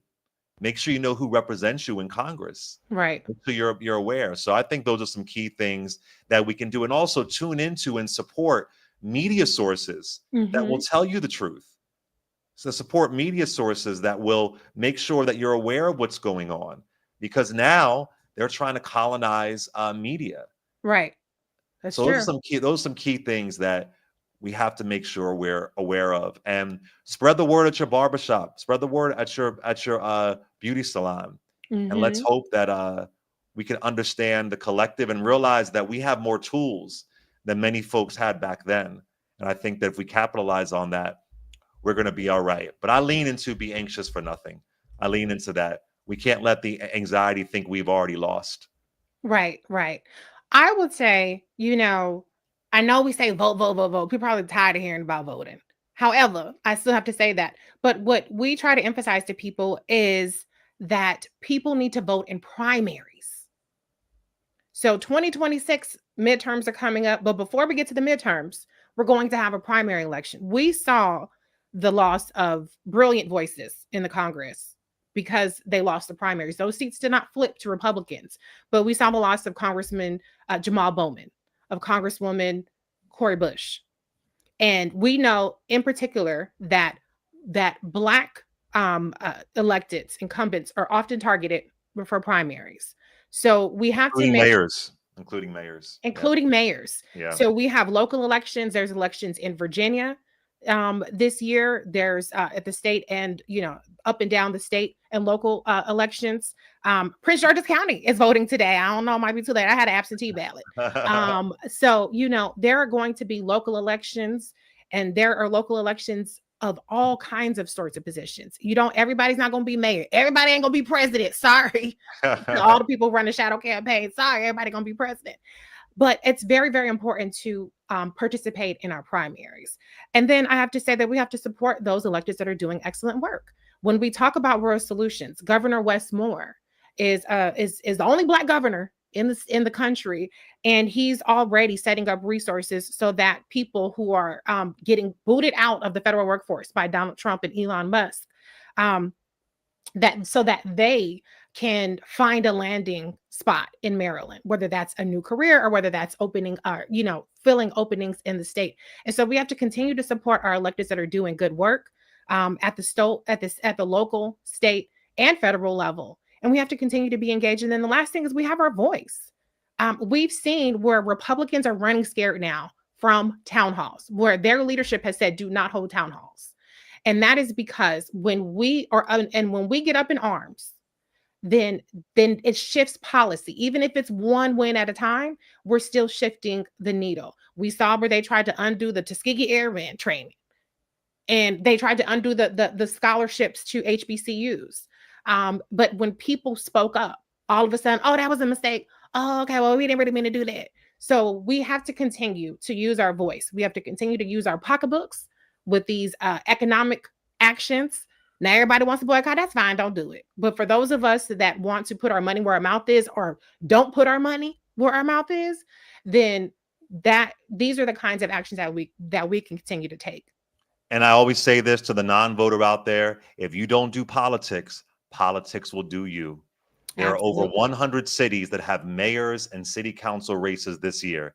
If you don't do politics, it will do you. And they're hoping that you won't do it so they can completely change your life. So show up and show out. And think about the resources, not Democrat or Republican. What are the resources that you want? Politics is about gaining resources. Who will help you gain your resources? Yeah. And I like to say that there's no abstaining in politics in terms of voting. You either vote or you abdicate your vote. And when you abdicate your vote, you're empowering a person who has the opposite views of you on everything. So if you are a non-voter, and a lot of people sat out, we had millions of people sit out in 2024 that voted in 2020, and we see what happens. And so you have to utilize your power, or you have to understand that you're abdicating it.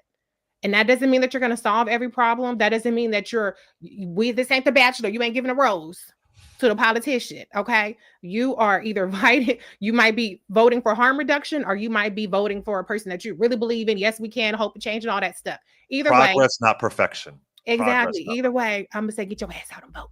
Okay. Yeah. I don't know if everybody's going to say that, but I'm going to say that. All right. Clay, tell folks how to follow you before we get out of here. Clay Kane on all social media. I love you, Reese. Thank you, y'all, for putting this together. And Clay Nation, you know the deal. I ain't never really gone. Yes.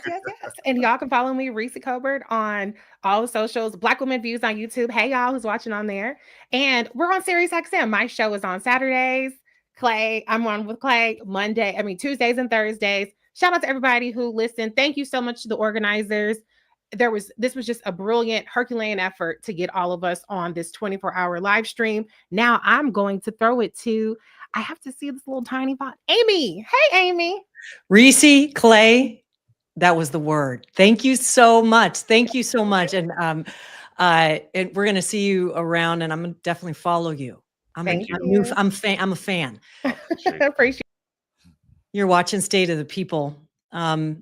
It was a Herculean effort to pull this many bright lights, leaders, thinkers, organizers, elected officials together for 24 hours. We're currently in the 14th hour. And we're going to go all the way to midnight tonight.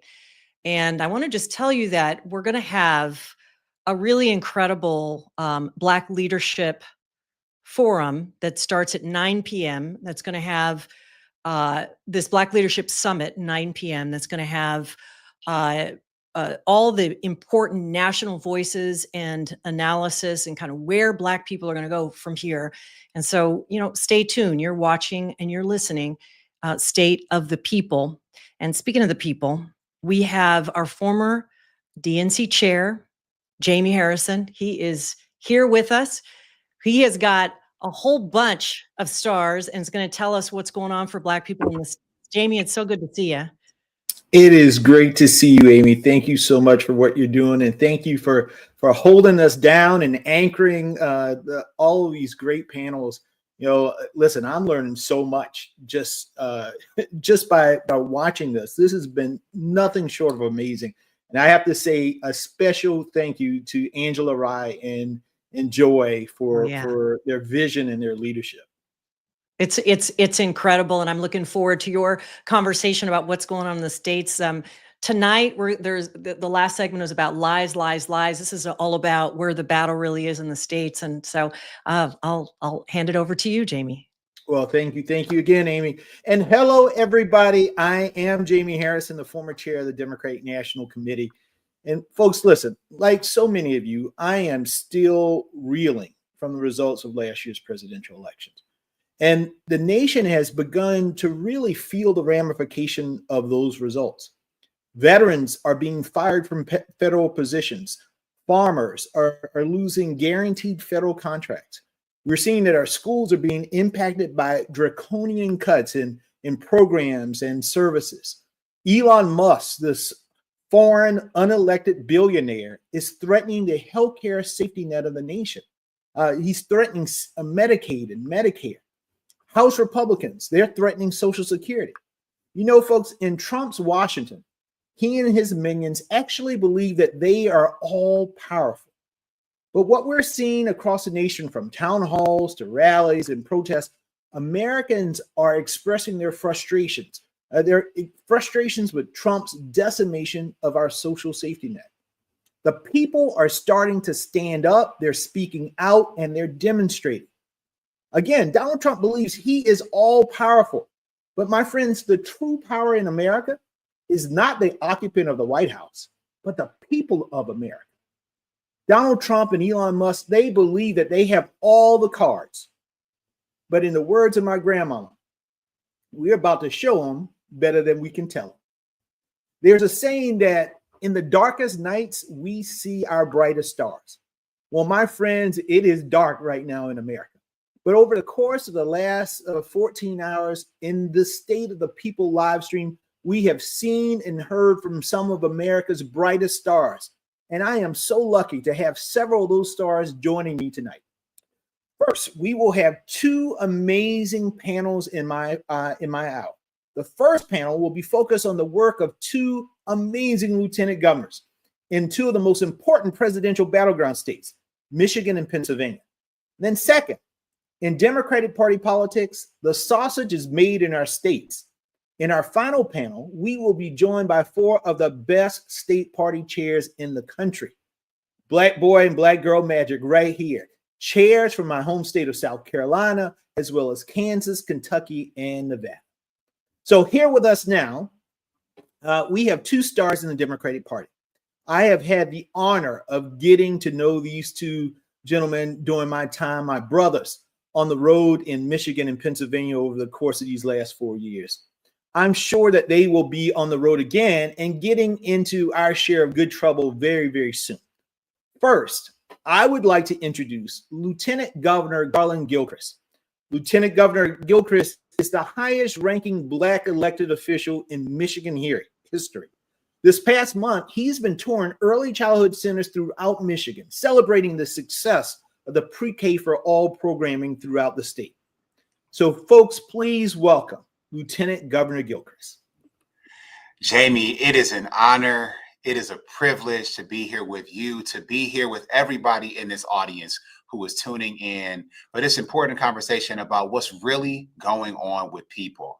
I'm here in the state of Michigan, here in the city of Detroit, a battleground state, in a city that is full of battleground fighters. We are people who are always stepping up and standing tall, standing in the gap.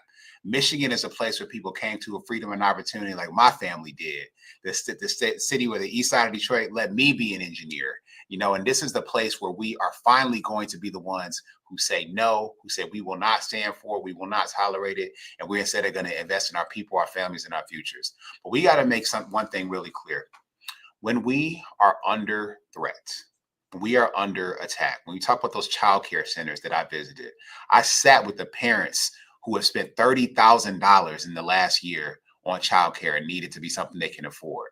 But you know what they told me about? Besides their pocketbooks, they were worried about the money in the pockets of those education professionals who take care of their babies every single day. The ones who will be hurt, the children who will be hurt if the doors to that center got closed. I talk with people, our farmers here in the state of Michigan, our Black farmers who are struggling because they were selling their crops internationally and now have had that thrown into limbo, which throws off not only their finances today, but their families' future finances going forward. I've talked to the automotive suppliers, not just the big three like GM, Ford, and Stellantis, but the small suppliers, the minority suppliers that are the bedrock and backbone of so much of our middle class communities here in the state of Michigan. They have talked about what these steel tariffs are going to do for their employees, for their businesses and their bottom lines, and then all the people who they support in the value chain for our automotive vehicles, whether it's internal combustion engines or electric vehicles. And finally, I'm thinking about my pocketbook, all our family's pocketbooks who had to go to the grocery store earlier today.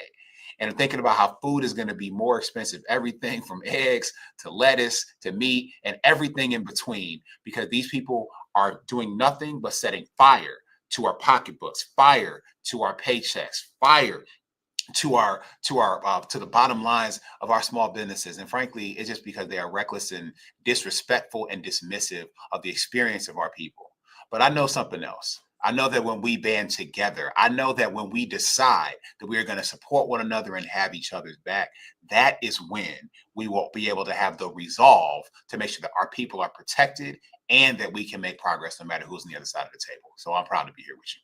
Well, thank you so much, Garland. And listen, I'm going to bring in another firefighter right now, another brother who is putting out fires in the great state of Pennsylvania. We have Lieutenant Governor Alston Davis. And Lieutenant Governor Davis is the youngest active lieutenant governor in the United States, and he's currently the chair of the Democratic Lieutenant Governors Association. Just this past month, the lieutenant governor has been actively hosting roundtables addressing early childhood education and after-school programming, as the Shapiro-Davis administration has announced more than $11 million in state grants to 46 after-school programs across Pennsylvania. Folks, give a welcome to Lieutenant Governor Alston Davis. Well, what's going on, brother? Good seeing you, Chairman Harrison. It's back with you. To my brother, Garland Gilchrist, thank you for joining us today. That was a heck of an intro. I'm hailing to you, coming to you from the Keystone State, another battleground state here in Pennsylvania. I've been on the road talking with everyday Pennsylvanians, Democrats, Republicans, and independents about the things that they're worried about. And quite frankly, what they're seeing coming out of Washington, D.C., only gives them more concern each and every single day. They're wondering when President Trump and his administration is going to work to bring down the costs of their grocery bills to help make sure that their family can make ends meet. And Governor Shapiro and I have been fighting back and standing up for real freedom here in Pennsylvania. When the Trump administration decided to freeze the federal funds to Pennsylvania, we went to court. We sued Donald Trump and we won to unfreeze those dollars to come to the Commonwealth of Pennsylvania. We have so much work to do to make sure that we continue to put our country and our values to the forefront, to make sure we're standing up to an administration that seeks to destroy many of our communities every single day, from cuts to the National Institute of Health that'll devastate Pennsylvania's economy to economic policies that are hurting working families like mine. I'm the proud son of a union bus driver and hairdresser and a first-generation college graduate. I know what it means to fight for working class people. I went to Harrisburg to fight for working class communities like mine. And we need more leaders who are stepping up every single day to deliver real leadership for the folks here in Pennsylvania and across America. Well, I got an opportunity to really see both Pennsylvania and Michigan with the two of you over the course of the last few years. And I know that you go to barbershops, you go to beauty salons, you're talking to people out in the streets and the restaurants and the grocery stores. What are Black folks in your states really saying? What are they concerned about right now? And what do they want to see all of us, elected leaders, community activists, leaders in this country do to address some of the issues that are being created by Donald Trump and some of these crazy MAGA Project 2025 initiatives that they got going forward? Austin, you want to start off? Yeah, I think that the first thing that we're seeing that I'm seeing that folks are most worried about is the economic policies that are coming out of the White House. They're seeing many policies that are making inflation worse. Pennsylvania families are paying more for food, gas, and utilities, and many families are being forced on the food banks. And those food banks rely on federal dollars to keep meat, produce, and other groceries on their shelves. And so they want leaders who are going to stand up to make sure that we're addressing the problems that them and their families are facing, not cutting taxes for billionaires on the backs of working class people here in America. Those aren't the policies that people voted for, and that they want leaders who are going to stand up and fight for them and their families. I think the one thing that we have seen, or that I've seen as I've traveled, not just Pennsylvania, but this country, is that folks are requiring more from their leaders. They're requiring us to think outside the box, to come with a fighting spirit and to fight for them and their families in a way that we have never done before. And I think it's on all of us as elected leaders to meet this moment with a sense of urgency, because many of the things that we all care about are hanging in the balance. And the reality is, unless we fight for these folks to bring down costs, to make sure folks continue to have access to healthcare, these are matters of life and death, unfortunately, for a lot of folks. Yeah. Garland, how about you? What are you hearing in Flint and Michigan and Detroit? So I think that last year, what I was hearing a lot of is they didn't feel like, certainly Democrats, were meeting people's energy. Like, people were really pissed off, really frustrated, and they didn't feel like we were as mad as they were, as that the change and the need for change was as urgent. Coming into this year, I'm thinking about this like I'm an engineer, Jamie. Like, I want to see solutions to problems, not somebody who creates more problems. And like, all Trump does is make more problems, like make more mess. He's like a kid who doesn't clean up after himself. And I think that our people are sick of more problems coming from leaders than solutions.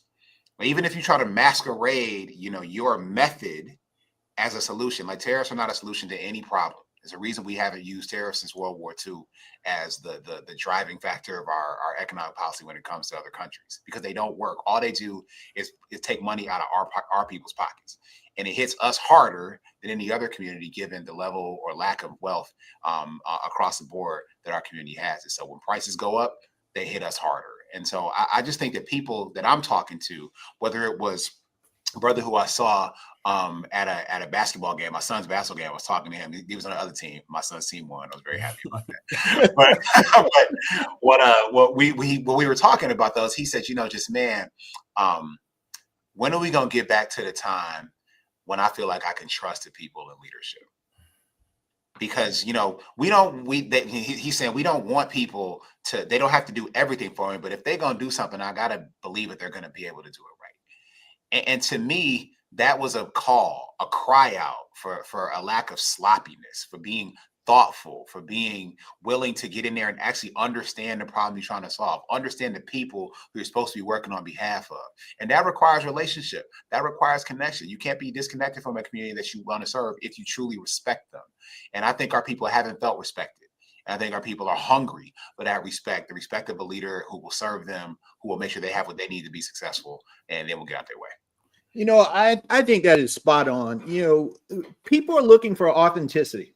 People want you to be real. And I think sometimes, particularly in Democratic Party politics, we get these consultants and all these folks who want to package us up in this nice little package in which they think a political leader should do and be. But in essence, people want you to just tell them the truth. If it's going to be hard, tell them the truth that it's going to be hard. If if we got to be creative about how we do something, then we need to tell them the truth about how we're going to be creative to do something. But in essence, they just want to hear authentic, real truth.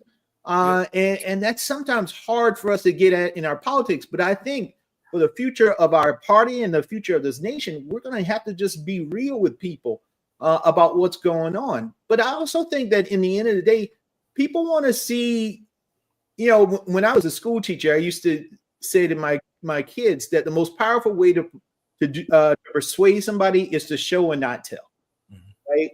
Democrats, we are good at telling everybody about what we are and what our values are, but we don't do the best job of actually showing that. What are ways that you all are showing right now what your values are, what you're fighting for, and who you are fighting for in your states? Let me just say, look, I'm 6 feet 8 inches tall. It's hard to fit in somebody's box. Okay, so that's not going to be the goal. Look, this is a full contact sport. Like, the way that you show that you are about people is by being with people. These are conversations that are not, that you can't have that kind of conversation with a person when there's a microphone between you and them. That can only happen hand to hand, face to face, eyeball to eyeball. And we have to have the energy to be able to do that. And then serving as lieutenant governor for the last 6 years, and then year 7, Michigan has 83 counties. We are the biggest state physically east of the Mississippi River. And I've been to all 83 counties in Michigan 3 times. I've talked to people in every context and walk of life here in the state of Michigan, from mobile homes to mansions and everything in between. And what people want to understand is that, one, you will actually listen to them, and that if they tell you something, it will result in some action that will help them. But that requires, to build that trust, to build that rapport, to build that relationship, you have to go see people. And I think sometimes folks would rather sit in an ivory tower and be an intellectual rather than get in the dirt with our people and understand what's happening on the ground and get your hands dirty to fix it alongside them. You know, I just to piggyback on that, I think, you know, there has to be a connection between meeting people where they are and the actions that we take in state capitals and United States Capitol and our government offices every single day.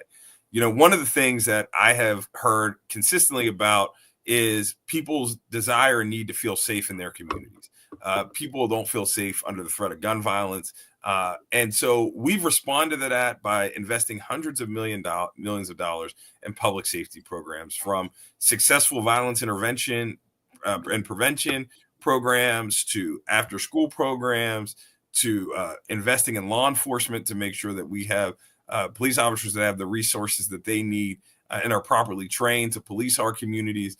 You know, and so I think for a lot of people, they lose trust and faith in elected officials when their words don't match their actions. And I think we have a responsibility to make sure that everything we're doing in government is lining up with our words and our actions. But I also think, to one of the earlier points, you know, when I ran for office, my philosophy was that the people closest to the pain should be closest to the power. And what I mean by that is the decisions that we make every single day in government disproportionately affect Black and brown people, disproportionately affect women. And we have to have diverse voices leading in government and running for office. And that doesn't just mean gender diversity. It doesn't just mean racial diversity. It means background diversity. It means making sure that if you're a small business owner, you know, they have an opportunity to run for office and serve in their community. If they are the son of a union bus driver and a hairdresser, they have the opportunity to run and be Pennsylvania's first Black lieutenant governor. Everybody can't be a lawyer. We need people who have actual, real, lived experience.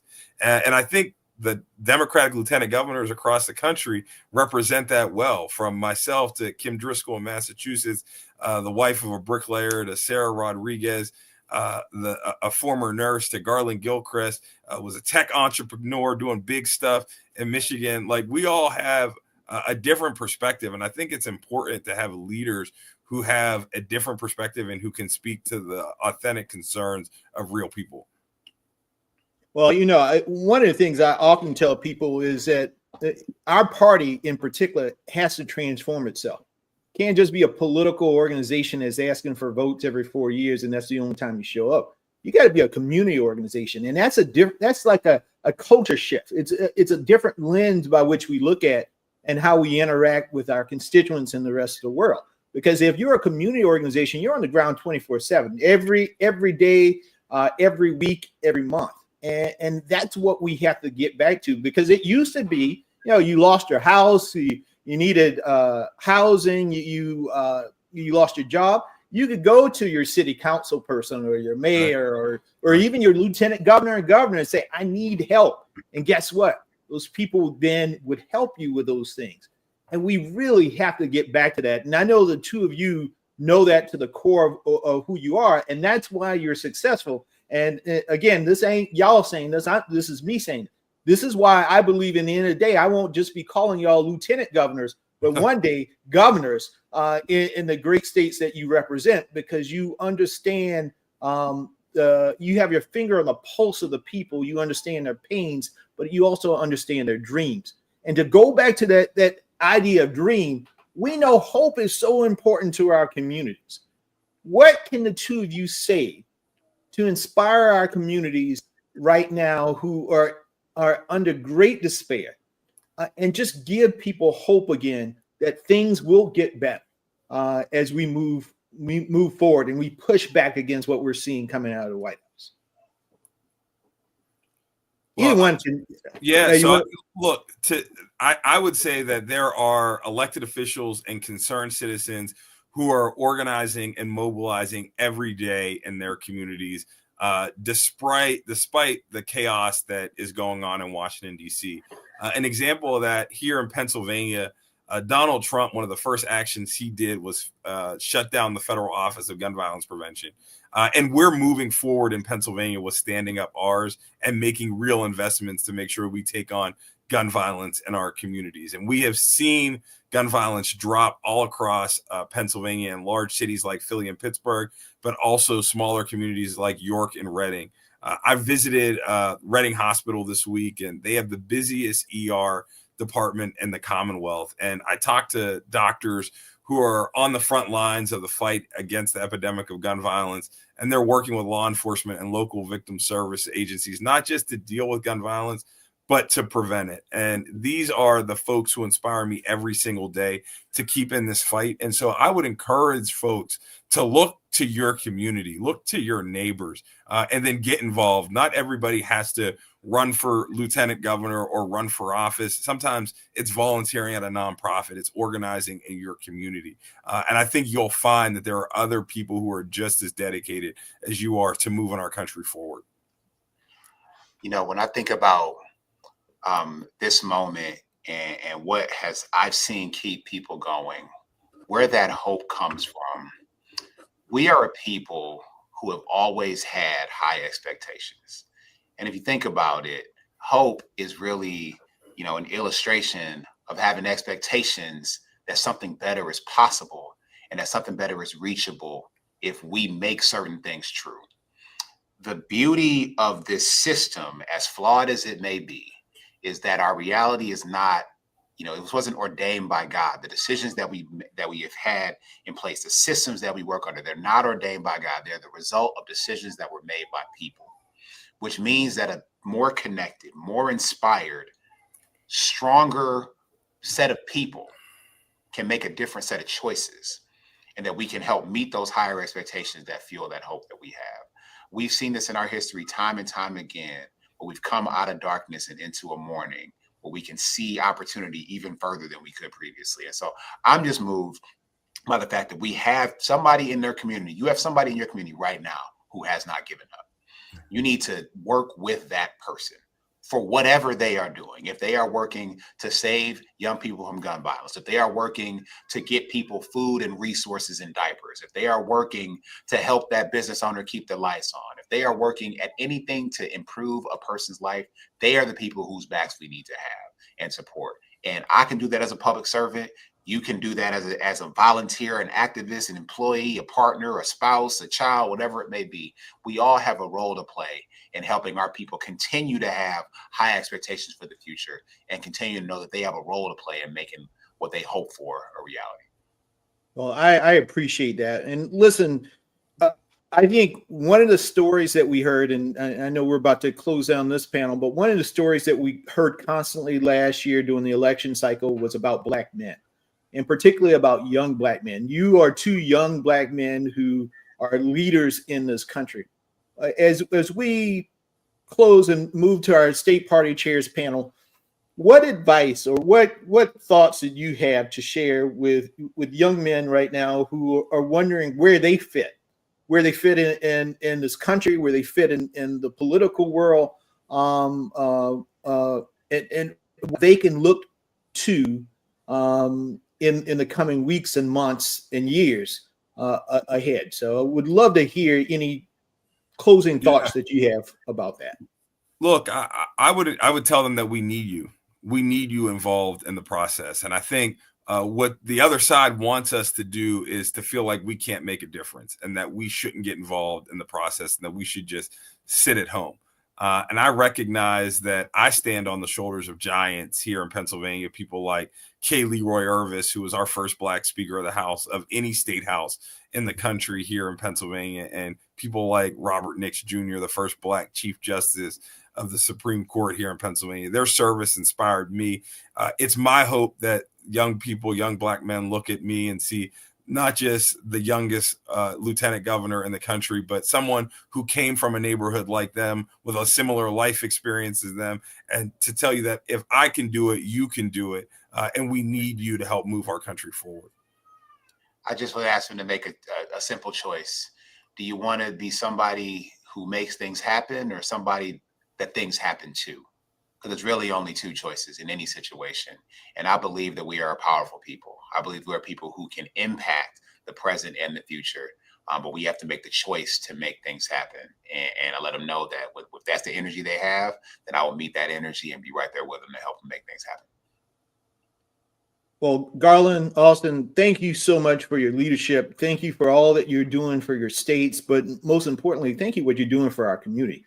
You guys are great role models for the young brothers growing up in Michigan and Pennsylvania, and even round-headed boys, Black boys in South Carolina. I so appreciate the two of you so much. And again, folks, I want you to follow Garland, follow Austin, support them in their efforts, because they're not rising stars. They are stars of our party, but they need our support. So thank you guys again for being on tonight. Thank you for being a part of this. Thank you, brothers. Now, for our second panel tonight, we are bringing together people who are at the forefront of creating and sustaining the strength of the Democratic Party. And I know this from personal experience because I was a state party chair in South Carolina. And this is often a very demanding and thankless job, where you are responsible for fundraising, recruiting candidates up and down the ballot, and you have to get them elected to improve the lives of the people in the states that you are in. Today, we are lucky enough to have 4 state party chairs joining us. And not only are these state party chairs, but they are dear friends to me. And they will provide their perspective on being proactive in the face of Trump. And they're going to speak on the actions and the hope that will be required for us in this next few weeks and months and the election cycles to come. First and foremost, I am privileged to introduce my chair, my personal chair, my chairwoman, Crystal Spain. Crystal is the first Black woman to serve as chair of any of the South Carolina Democratic Party. She has extensive campaign experience. And I love this.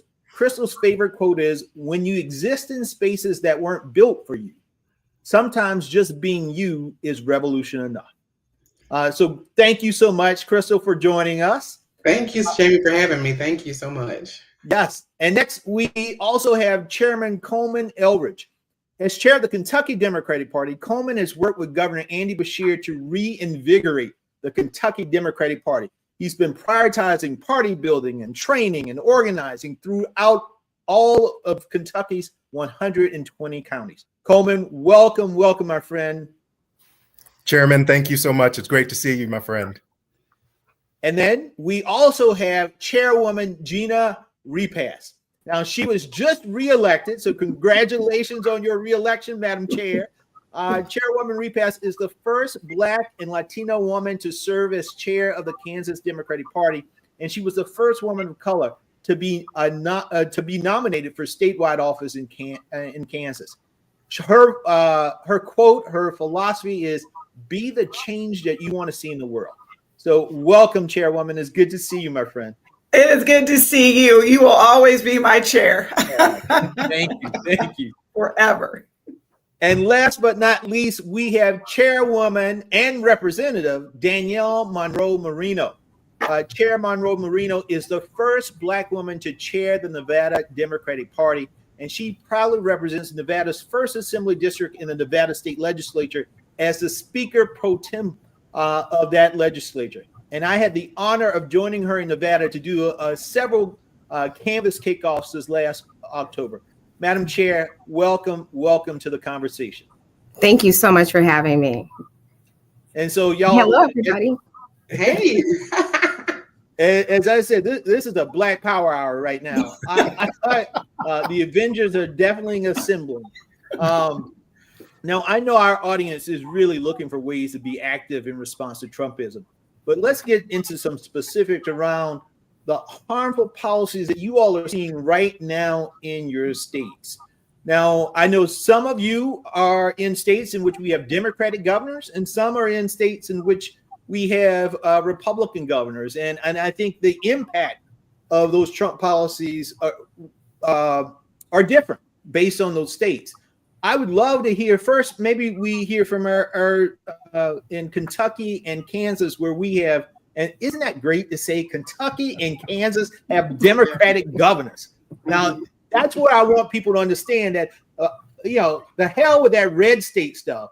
If you organize and do what you need to do, and if you can unify people, even in red states, Democrats can win. So let's go to Coleman and Gina to talk a little bit about what you are seeing, how Trump is impacting your states, and how your Democratic governor is pushing back against that. Madam Chair, let's go with you first.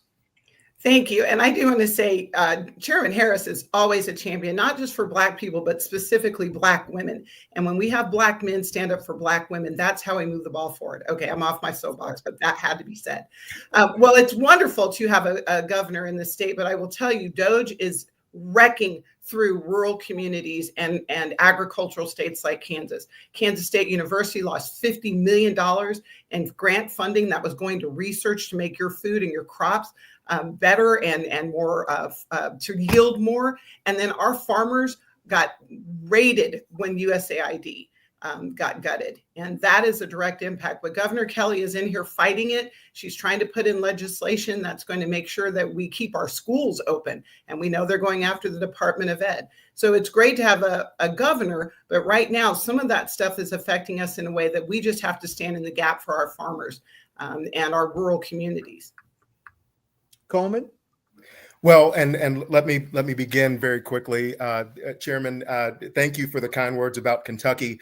I want to also thank you on behalf of Kentuckians for everything you did to make sure that we continue to have a Democratic governor in the Commonwealth of Kentucky.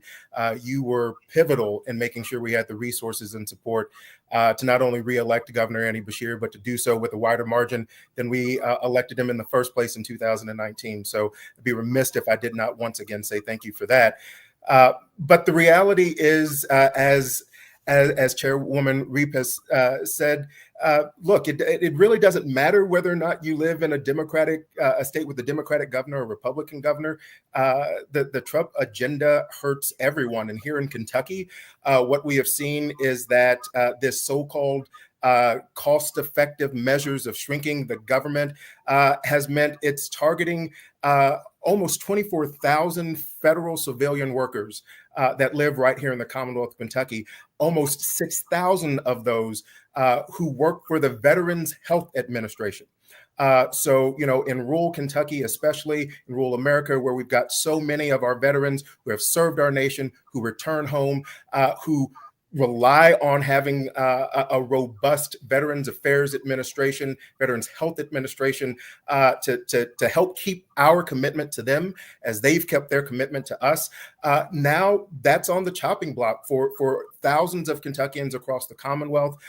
We too are in the clutch of trying to ensure that our schools in rural communities, suburban and urban communities alike, aren't ransacked and destroyed by the Trump administration and Linda McMahon, who knew nothing about running wrestling and knows even less about running an education department, let alone their desire to just dismantle it altogether. And so we're fortunate to have a governor in Andy Beshear who has continued to fight back, who saw the threat of Project 2025 when Trump was disavowing even knowing it, and has really done his part, along with our Lieutenant Governor Jacqueline Coleman, to make sure that we can fight back. And I will tell you that he is so successful at it that the Republican legislature is trying to once again shrink his authority to take the Trump administration to court and to fight back because he has such a good track record, not only of fighting back, but winning those fights against Trump.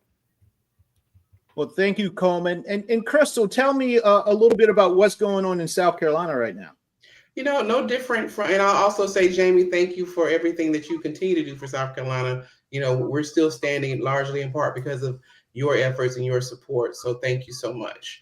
But I'll tell you, no different from what we're seeing across the country. The biggest difference is that we suffocate under the weight of Republican supermajorities here in South Carolina. So what they do over at the State House is double down and try to replicate everything that is happening on the federal level to do it here on the state level. They've already proposed a DOGE bill for South Carolina, although they also, you know, they run all the chambers of the government and they make all the appointees of these state agencies. So they're going to investigate themselves, which makes absolutely no sense. But we feel that that same weight, that same pressure, you know, the DEI policies are over at the State House. We had a total abortion ban bill hearing today over at the State House. It is just that they are just doubling down, and we are, you know, we're feeling it probably double time here in South Carolina. And Madam Chair, Nevada, battleground state, so important. You got a Democratic AG, but you got a Republican governor. Tell us about how you're fighting back, and you're in the State House. Tell us how you're fighting back in Nevada. Yeah, I am in the State House, and we're in session right now. Right, we started our session just last month, and we walked in the door with a $400 million deficit in our budget that we were presented with by our governor, and then all the added problems coming from the federal government. But I have a Democratic majority in our House and in the Senate, so we're working on those policies to push back here at the state level, and thank goodness for Attorney General Aaron Ford, because he's pushing back in our courts. The biggest thing right now we're looking at, over 800,000 Nevadans that would lose their Medicaid. So that's our seniors, our children, members of our communities with disabilities, and our hardworking Nevadans that are utilizing Medicaid, Medicare to get by. But Nevada is a hospitality state, right? We're the state where people come with their discretionary income that helps keep our general fund funded. But we have folks losing their jobs at the federal level and would lose their jobs if the money leaves the state. So those visitors may not come to Nevada, which hurts our budget in so many ways. But I'm encouraged that I have, you know, I am the Speaker Pro Tem. I have a Senate Majority Leader and a Speaker in the House that we're going to do everything we can to push back and be very creative in what we do to protect Nevadans. We can't save the world, but we can protect Nevada, and that's what we're working hard to do. Amen. And you all four of you are doing such an amazing job. You know, we are going to be joined by a special guest now. Somebody that I consider, I told y'all the Avengers are assembling, and so Captain America has decided to grace our stream. Somebody that I consider my political father. I call him the boss. Folks, please welcome the former House Majority Whip, the one and only Jim Clyburn. Hey, guys. Hey, thank you so much, Jamie. Thank you so much for having me as my chair.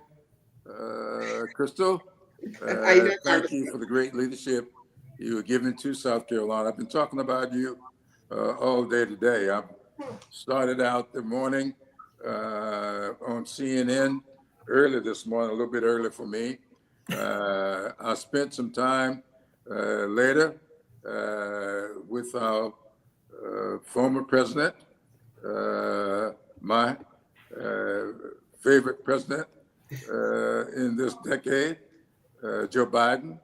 And we talked about this evening and reminisced a little bit about his administration and the challenges they've got before us as we approach this evening.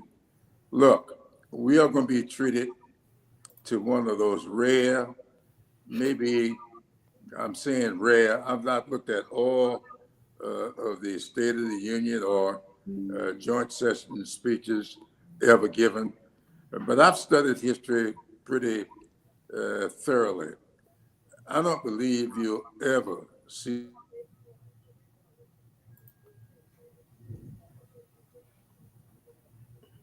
Did we? I think we lost him. Did we lose the congressman? I think so. Hopefully we'll get him back here. And you know, he was about to give us a history lesson, Crystal, as you know. I want to take. I got my pen. I was here for it. I was like, get it. You know, anytime you have Jim Clapper going, you get a notebook because you about to learn something that you didn't know.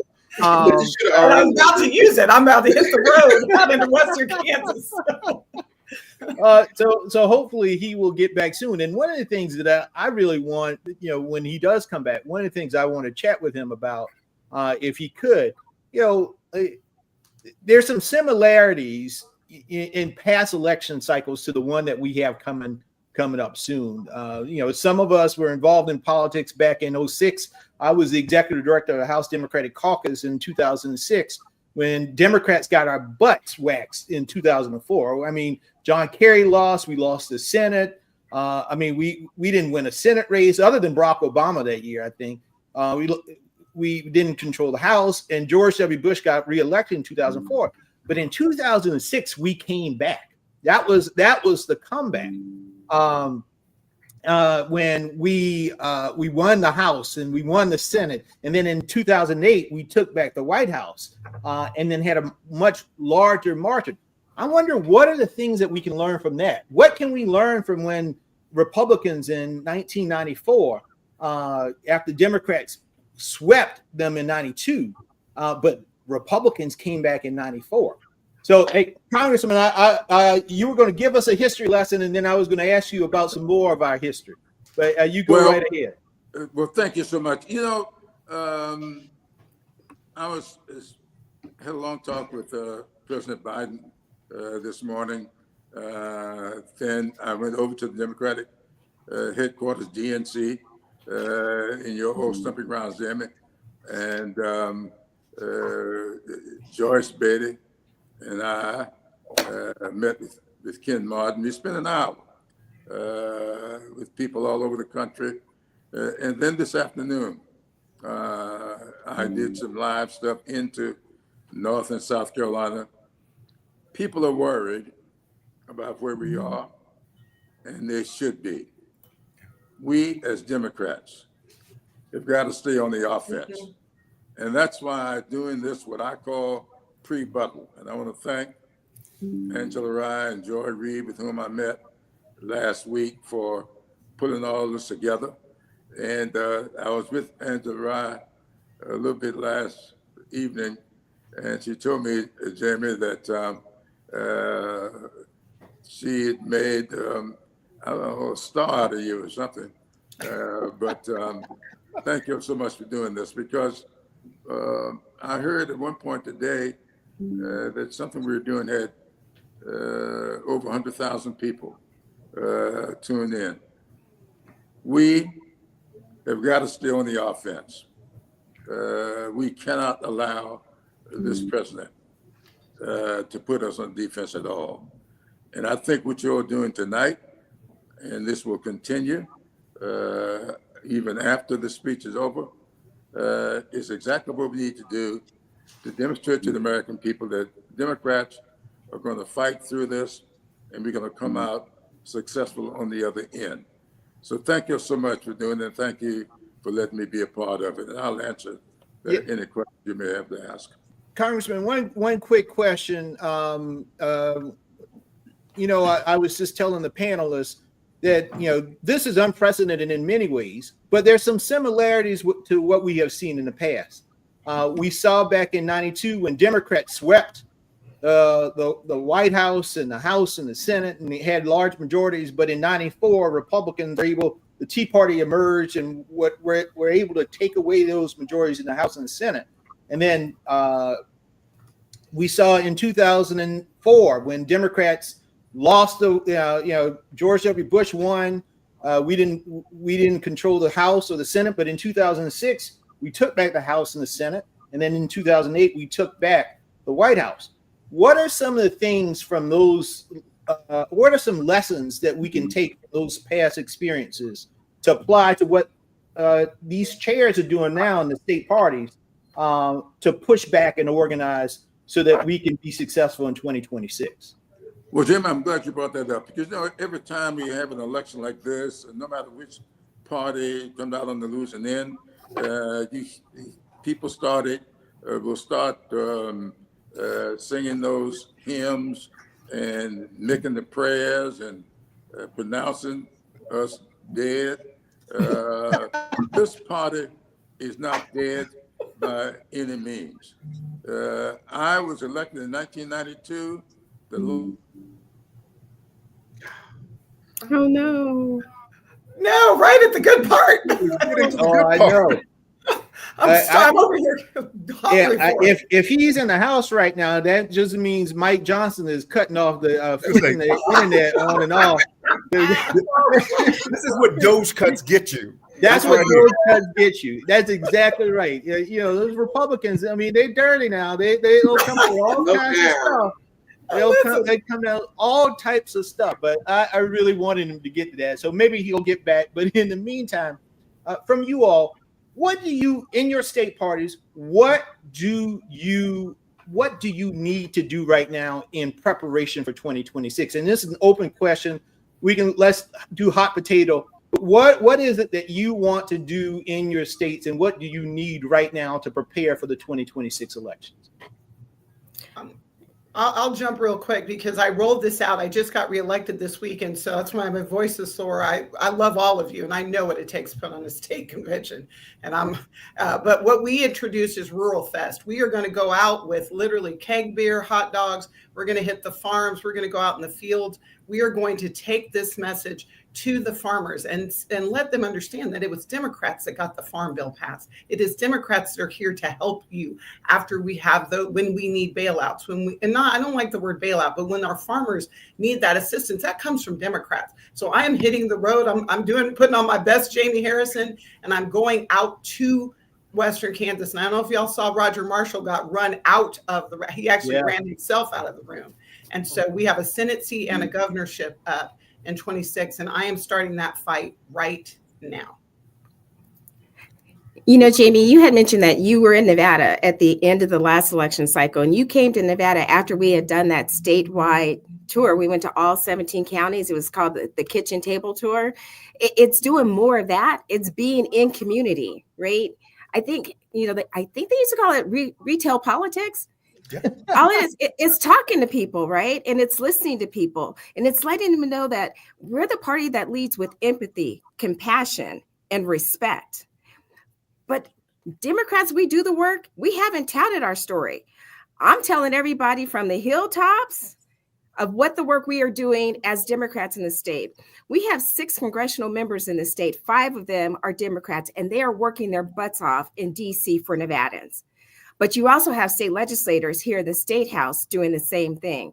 It's putting the tennis shoes on, being out there talking to people, but more importantly, listening to people and showing up for them. It's more of that. And it's building what Gina's doing. It's those rural connections. It's the urban cores, my frontier communities, letting them know that we got Democrats everywhere. But when Democrats are elected, we're not elected to represent Democrats. We're elected to represent everybody. We're only as strong as the weakest area in our state and in our country. We are here working for everybody. So that's what we're doing here in Nevada. That's what I'm doing and our party's doing. Well, we're going to pause before Mike Johnson turns off Congressman Clobber's internet again. I'm back. Let me just say what I was attempting to say. When Bill Clinton got elected president in 1992, I remember so well. Nobody wanted to run. I mean, we were supposed to be dead. Bill Clinton got in the race from a little state of Arkansas. They had what, like 9 people, and they were called the 9 Dwarfs. Bill Clinton gets elected. He brings with him the largest class since in 1992, the largest class since 1948. And then 2 years later, we lost 56 seats. I tell people all the time, no party is ever dead. I don't care how big the victory may have been for the other party, no matter how your loss may have been. We just had a very disappointing loss. But let me tell you something. Here, this year, we can't wait until next year. Yeah. We got to concentrate in Virginia, in New Jersey. We've got 2 gubernatorial races going. Virginia will be a flip for us if we can win in Virginia. We must hold in New Jersey and let this be a warm-up for what we're going to do next year. I'm telling you, this president is going to flame out, and we have got to be ready. You know, I was born and raised in a parsonage, and one of my favorite sermons from my dad was keep your lamps trimmed and burning so as to be ready when the bridegroom comes. So let's not sit here whining, wringing our hands, oh, pity me. Let's go to work.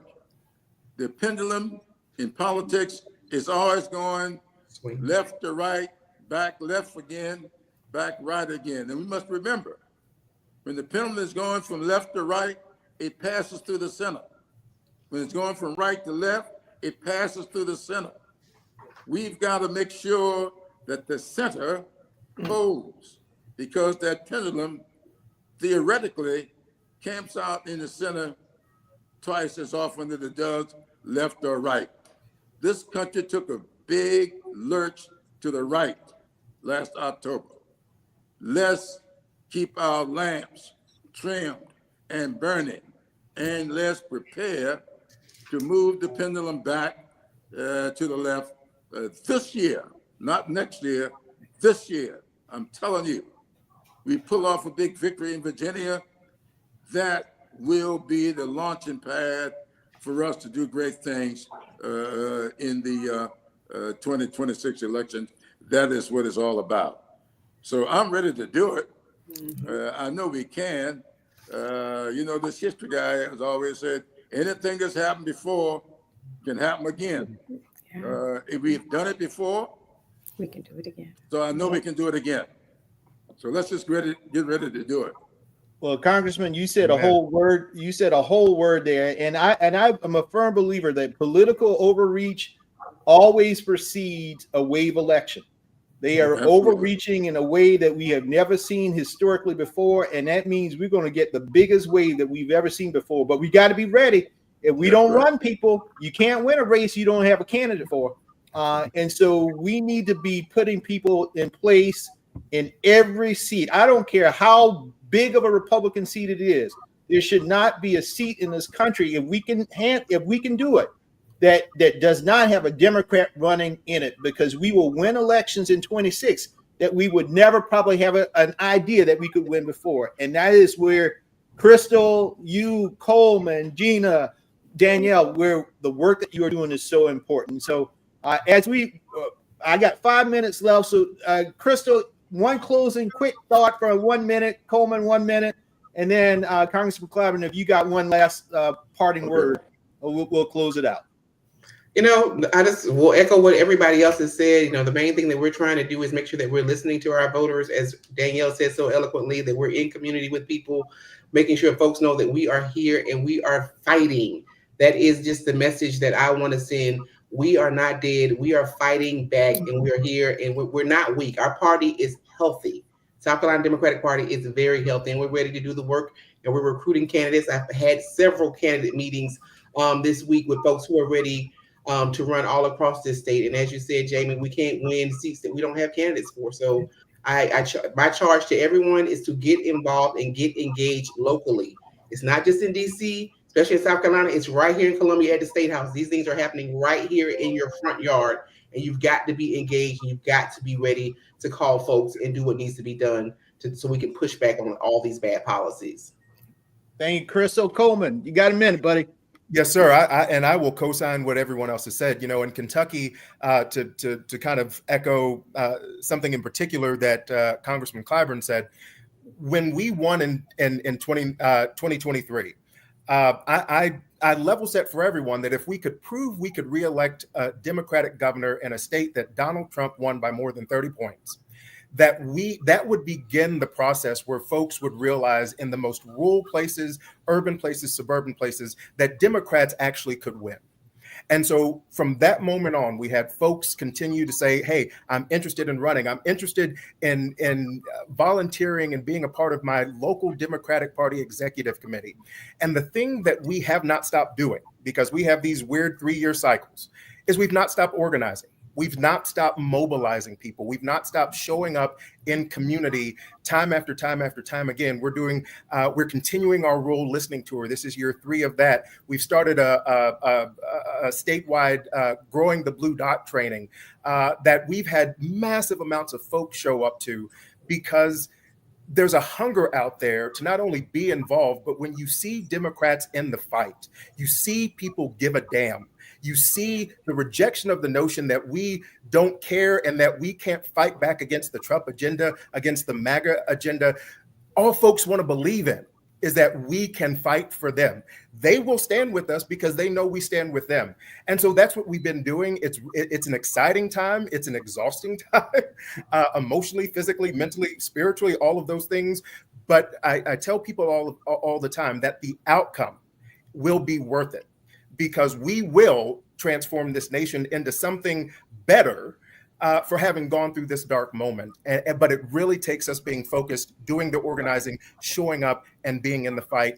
I'm proud that we're doing that in Kentucky. And I can tell you, as a slew of us that are the first Black chairs in the states that we occupy, or the first of, doing that work and making sure that it counts is transformative, not only for our party, but for all of those who are going to come after us. Well, thank you, my friends, so much for all the work that you are doing. And I'm just going to quickly close this out. You know, my friends, in all of the darkness, people are looking for a glimmer of hope. And I hope that they found some of that tonight. You know, in Dr. King's letter from a Birmingham jail, he said that we will repent in this generation, not merely for the hateful words and actions of the bad people, but for the appalling silence of the good people. My friends, in the face of the bigotry, the hatred, and division coming out of Trump's White House, we can't afford to be silent. You know, I often, growing up in Orangeburg, South Carolina, I would ask myself, what would I have done during the Civil Rights Movement? Well, that question is no longer necessary. We are in the midst of the civil rights movement of our time. So we can't afford to sit back. We can't afford to be silent. We can't afford to stand on the sidelines. It's time for us to stand up and have our voices be heard. With that, it's my honor to pass things over to someone who has dedicated her life to elevating the voice and the power of women of color as political leaders. Please, again, join me in welcoming my friend. And the baton is yours again to the wonderful Amy Allison. Thank you so much, Jamie, and all of the state party chairs. When Jamie said this was like Black Power is in the room, it was an incredible conversation. Thank you so much. And if you're just joining, I just want to say we are State of the People. We're in hour 17 of a 24-hour marathon. Black excellence, analysis, journalists, thinkers, organizers, activists, people from all walks of life. I'm joining from Oakland, California.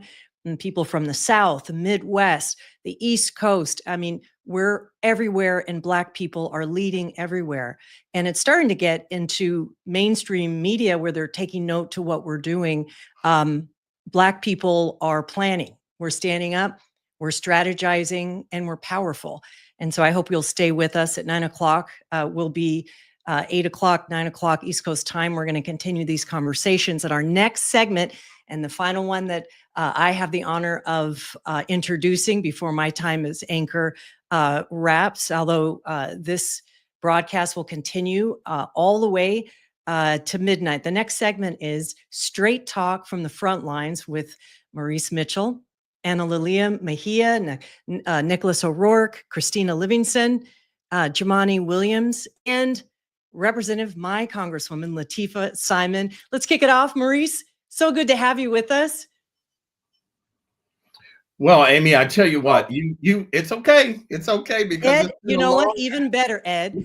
Listen, it's been a long afternoon for you, and we've got a lot of people still to come. So what I'll do is I'll just say congratulations to you. You did a yeoman's job, and though you've stolen my thunder introducing Mo, we'll get to that in just a minute. Well, listen, it's all yours, Ed, and have a wonderful next 4 hours. All right, Amy, thanks so much. Greatly appreciated. Great job. As Amy suggested, we are about to bring you yet another hour, but we should note that we are an hour away from Donald Trump's joint address to Congress. But more importantly, as Amy began to tell you, we're an hour away from our town hall meeting, which will bring truth to power. Angela Rye and Roy Wood Jr. will host that town hall. That's coming up. You know, you just heard about the importance and the power of states in the coming years as we move to try to solidify the world as we know it. We can't overemphasize the importance of states.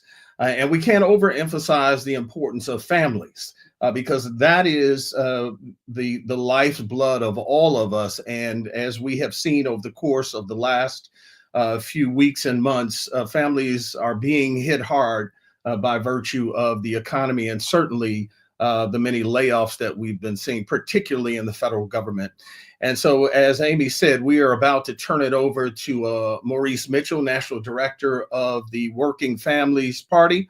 Mo, we're going to bring you in and let you introduce your guest, and you can take it from there. I see we have Reverend Mark there, who is in the Capitol, and he'll be bringing us some information from there.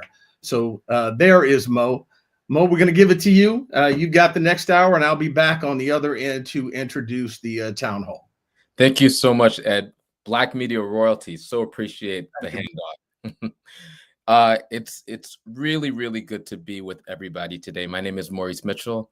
I'm the National Director of the Working Families Party. The Working Families Party is a grassroots political movement and third-party movement that believes this crazy idea that in a democracy, the people should govern, not corporations, not billionaires, not the wealthy and well-connected, the people.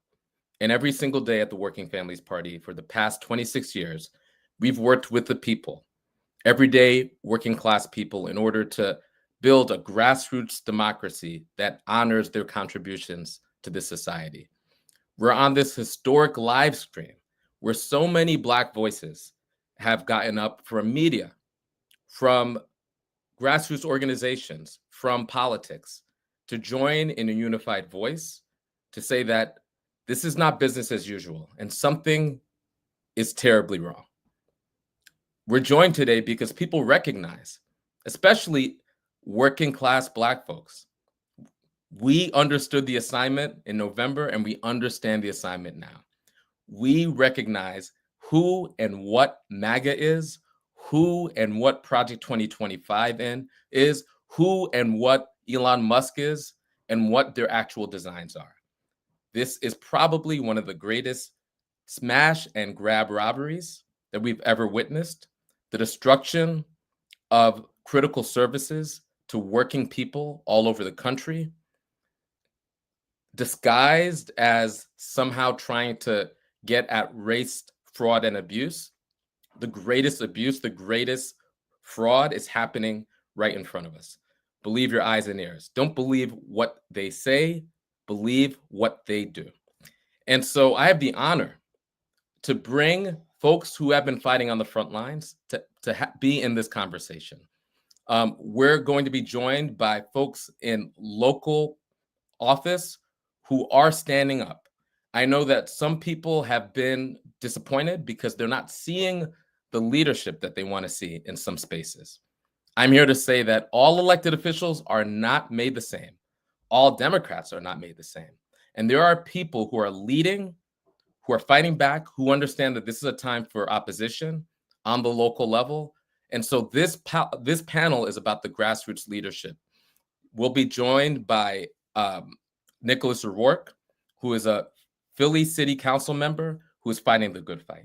Christina Livingston, who is the executive director of ACE, a grassroots organization building power in California and building the Working Families Party.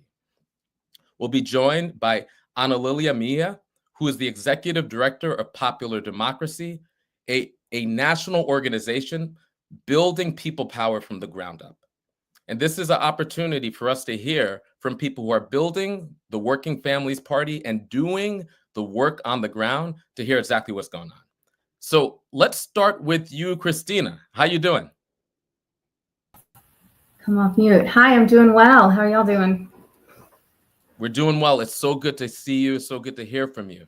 I was just with you not too long ago in California, where we at the California Working Families Party, we're talking about strategy. We're talking about this moment. We're going to get to Latifah Simon's speech later and get to the other guy's speech later. Outside of those two speeches, what's on your mind today? Yeah, thanks for asking.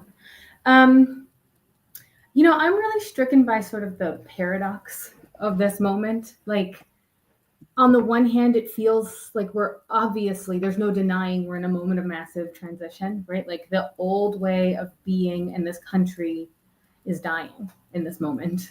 And it's leading to this uncovering of actually how important all of our individual actions are, right? As an organizer on the doors for decades, I've heard people talk about how little their voice matters. And there were so many ways that I couldn't deny that, right? I had to recognize that in a myriad of ways, people's voices were being stifled.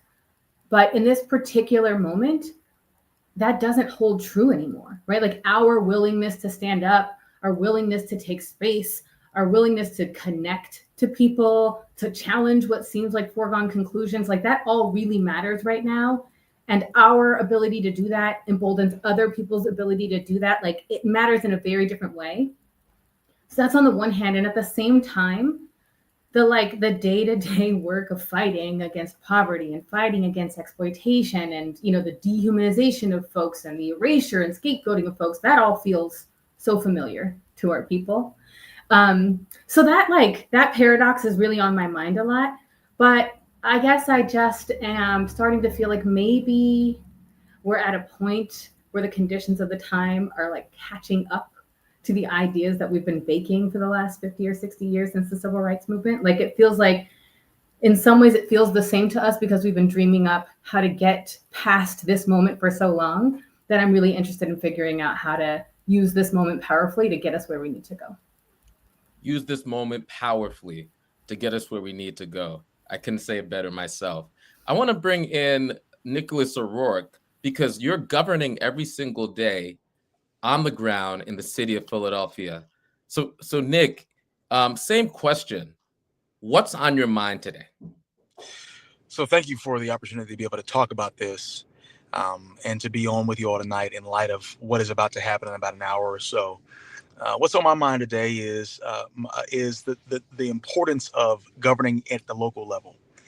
In light of everything that's going on at the national level, with the as Christina lifted up, with the shift that is happening as it relates to what we believe is important as it relates to the national level. At this point, governing at the local level, at the municipal level, will help us get as close as possible to protecting our people. I'm thinking about making sure the folks within our city, the queer community, the migrants that live in our city, that worship in our city, that actually provide food in our communities, are protected and have access to the information that they need to protect themselves in light of the onslaught at the moment. And so I think I'm grateful. I was having this conversation with some colleagues and friends over the past couple of days about how things have shifted from the first Trump administration to this one. When I was in the first Trump administration, I was an organizer on the ground in the streets, an activist, an organizer, an advocate, all of those sorts of things. But now I have the responsibility of governance over the sixth largest city in the country as a lawmaker. And so in many ways, while I may miss the energy of being on the concrete, boots to pavement, being in the streets, I also have a focused responsibility now that allows me to think about ways that we can materially and measurably improve the lives of working people in spite of what may be happening at the national level. And I think many folks would be looking for that. So I see this moment obviously as a challenge. I'm mindful of those who are suffering in this moment, also as an opportunity. This is the time where, as we said all the time, all politics is local. We can really lean into that right now. And I'm hoping that as folks, unfortunately may see the light at the end of the tunnel getting dimmer as it relates to the national things, that they see the light getting brighter at the local level. And I look forward to encouraging other folks to pay attention there as well. That's right. All politics are local, and presidents aren't kings, and power is diffuse in this country. So especially on the local level, there's so many opportunities to form the opposition, to be on the front lines, and you're doing that work every single day, Nick. So thank you so much. Anna Lily, I want to bring you into the conversation. You have done work as an advocate and an organizer on the local level.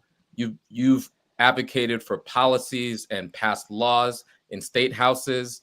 You've helped build mighty coalitions. You've worked at the heights of politics on the presidential level, and you've worked in government. And now you're leading a mighty grassroots organizing network. What, from your perspective, is on your mind, and what's keeping you up at night? Oh man, Mo, it is, I'm thinking a bunch of numbers, to be honest, as I was listening to my sister, Christina, and the councilman. I just feel like,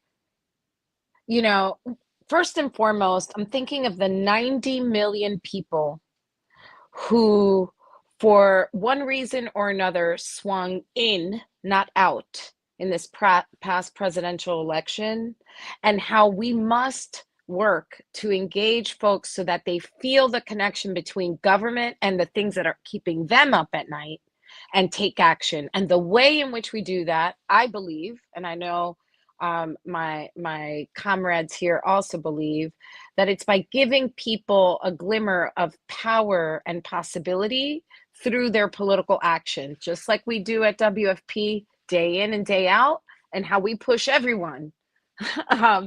It's our belief of not any blue will do. We need to have progressive leadership that responds to the needs of people, so that 90 million swing back in. That's the first thing I'm thinking about. The other thing I'm thinking about is $1 trillion. I'm thinking about the massive transfer of wealth that is about to happen if Donald Trump gets his full way on this budget. And that is to make almost $1 trillion in cuts in order to move $1 trillion in additional tax benefits or free rides or additional, like all of the perks with none of the responsibilities, to his cronies. It is a reason why we will see them lined up tonight. It is the reason we saw them lined up in his inauguration, because it's pay to play in the Donald Trump administration. And what they're trying to move is $1 trillion worth of grift and stealing and transfer of wealth. And then the last number I'm thinking about, to be quite honest, is 14. And, Christina has heard me say this before. In fact, she said it too. We know that what is slowly happening is a deconstruction of reconstruction. We know that the 13th, 14th, and 15th Amendments, in which we granted not only equity and opportunity in the political process, but we expanded those words of freedom to cover more people. We know that they're trying to grab them back. And so we must be very vigilant and ensure that we continue to protect and denounce any attacks on the 14th, because that's an attack on our full citizenship, on the way in which we are seen as whole humans under our law. So I'm paying attention to those numbers, and I know that bottom line, tonight, tomorrow night, and all the way through into 2026, we must mobilize for action. So thank you for holding space, and I hope we share opportunities that folks will have to engage with either the Working Families Party or organizations and leaders like those that you are making space for today, Mo. Absolutely. Thank you so much. And thanks for that historical context. It's really critical to understand what our people fought for and how in this moment, so many of those protections, so many of those rights are in question. So I want to bring it to you, Nicholas. So I want you to make it plain for us. You're on the ground in Philly. You're talking to folks all across Philly every single day. What are you hearing directly from your constituents in this moment? Well, I can say what I'm hearing directly. Certainly, I was just at a meeting the other night of a number of folks from the Asian community, Pacific Islander community as well, who are all quietly having a very large town hall to discuss what could actually be done to protect their community and to protect their family members and what have you. There is a desire, at least in our context, that elected officials become more outspoken and courageous in their defense of their constituency. Unfortunately, we have not had the sort of bold communication as it relates to protecting our communities that we would like to see here in the city of Philadelphia. And there is a desire to see more of that, but not only within the migrant community, but also, as I said, with our queer community, with our workers. And this is not necessarily new. There has been a desire, an outcry for more courageous leadership, a willingness to take the position that might not be popular amongst your colleagues, but might be necessary for working families, and live into that and to lean into that. And I believe now it's only been amplified. It's only been turned up. Folks are recognizing, as Christine lifted up earlier, things are changing. And so they're looking for they're looking for something else. How many times have we all probably heard since Election Day how folks are frustrated with the Democratic Party? Not to shade them at all. I'm just naming what I'm hearing on the ground. Frustrated with the Democratic Party, frustrated with the Republican Party, and they're looking for something else. They're looking for something real, something authentic. And so they're concerned about those sorts of things. They're concerned about housing, right? They're concerned about the cost of living. That preceded the election of Donald Trump. That's a reality at the ground level. And so these very brass tacks material things that can help measurably improve folks' lives is something that has only been turned up and amplified. And so we're looking at how we can actually meet folks where they are to address those sorts of things and not be only reacting to, as I'm sure the right wing would have us to be, reacting to everything that happens, but proactively moving towards those things that we know aren't just an interest to who our constituency is, but reality is many of the folks that got won over by MAGA care about these same things. And so I see an opportunity here and I hear people speaking to it. And so we're going to seize that moment. Christina, same question. And I know our brother Jumaane Williams, the public advocate of New York, just came by. So we're going to bring him in. But Christina, as we bring him in, Christina, same question. What are you hearing from your members? First of all, I had my mic on mute, but I was doing all the amens and that's rights over here. I know, Councilman, that you're a man of the church. Our folks are feeling, a mix of like targeted real fear. People are afraid to come out of their homes. People are afraid at what attacks might come to them. People are paralyzed in ways that are keeping their kids from going to school. They're paralyzed from ways that are keeping them from going to work and being able to earn a living. There's a lot of real fear in the community. That's real.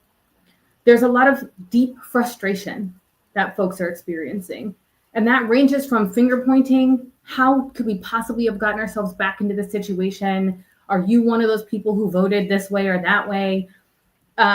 There's, a lot of economic desperation, as Councilman O'Rourke was alluding to, people who are, at the end of the day saying, whatever's happening at the federal level, like that's terrible. And also I might be homeless next month, or I don't know that there's any way that I can, pay for my medical bills, or my house just burned in a fire and it got turned into some political zoo, as opposed to figuring out how folks in a historically Black community like Altadena can rebuild and reestablish the wealth that they fought so hard to create.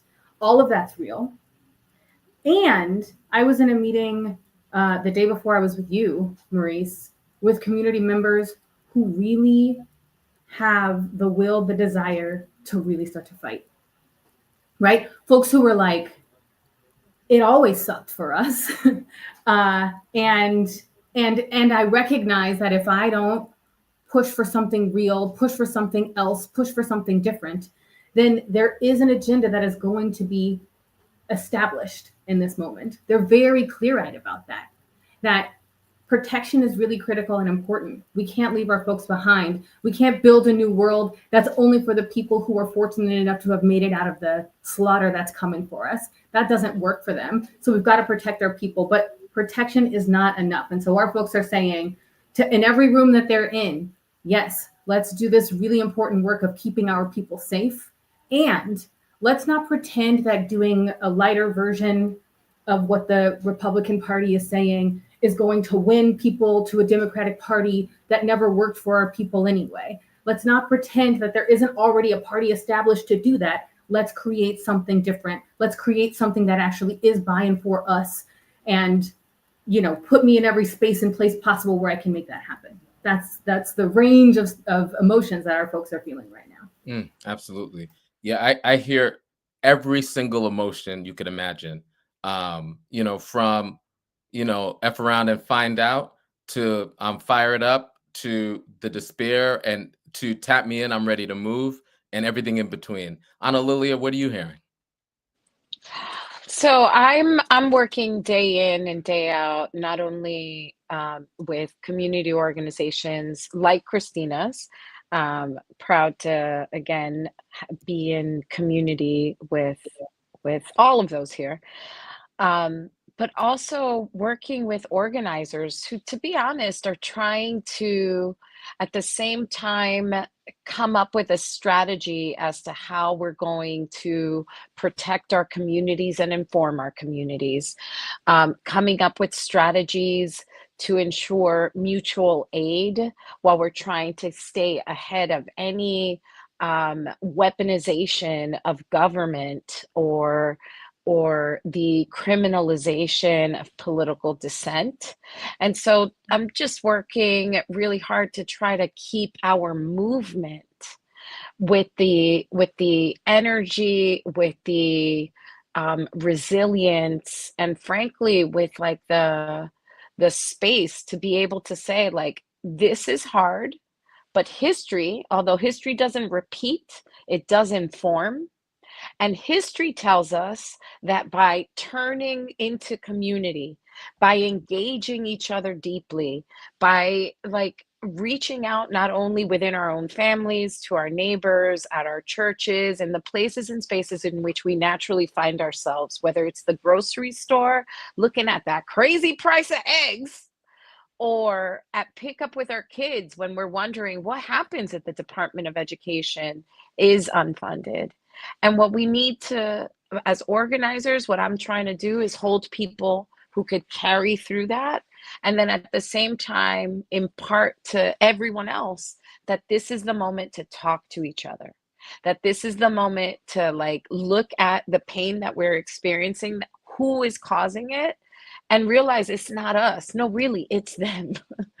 And our first opportunity to derail it is, for everyone listening, is this budget reconciliation and this budget process. Do not lose, take the eye off the prize on this one. We should be listening to what's happening tonight.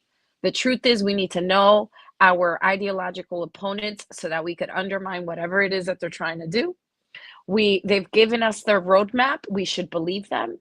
And then we should be looking carefully at budget reconciliation, because that $1 trillion that I spoke about, it's going to be, that $1 trillion in tax cuts is going to be given to the Jeff Bezos of the world by cutting agriculture and food programs and school lunches and school breakfasts. It's going to be achieved by cutting education and workforce so that we don't have training programs and we don't have bridge programs to get young people into into jobs and careers. It's going to be by cutting education and commerce. It's going to be by cutting the national resources. It's going to be achieved by cutting oversight and government accountability. It's going to be achieved by cutting transportation and infrastructure. So this is the time, whenever you drive over a pothole, I hope when you get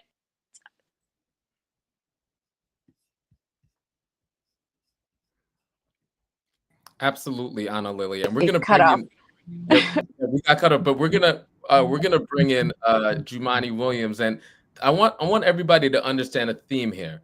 Every single person here is on the front lines. This is a message from the front lines of our democracy, and every single person here is an organizer, and started off as organizers, and still in their different capacities continues to organize.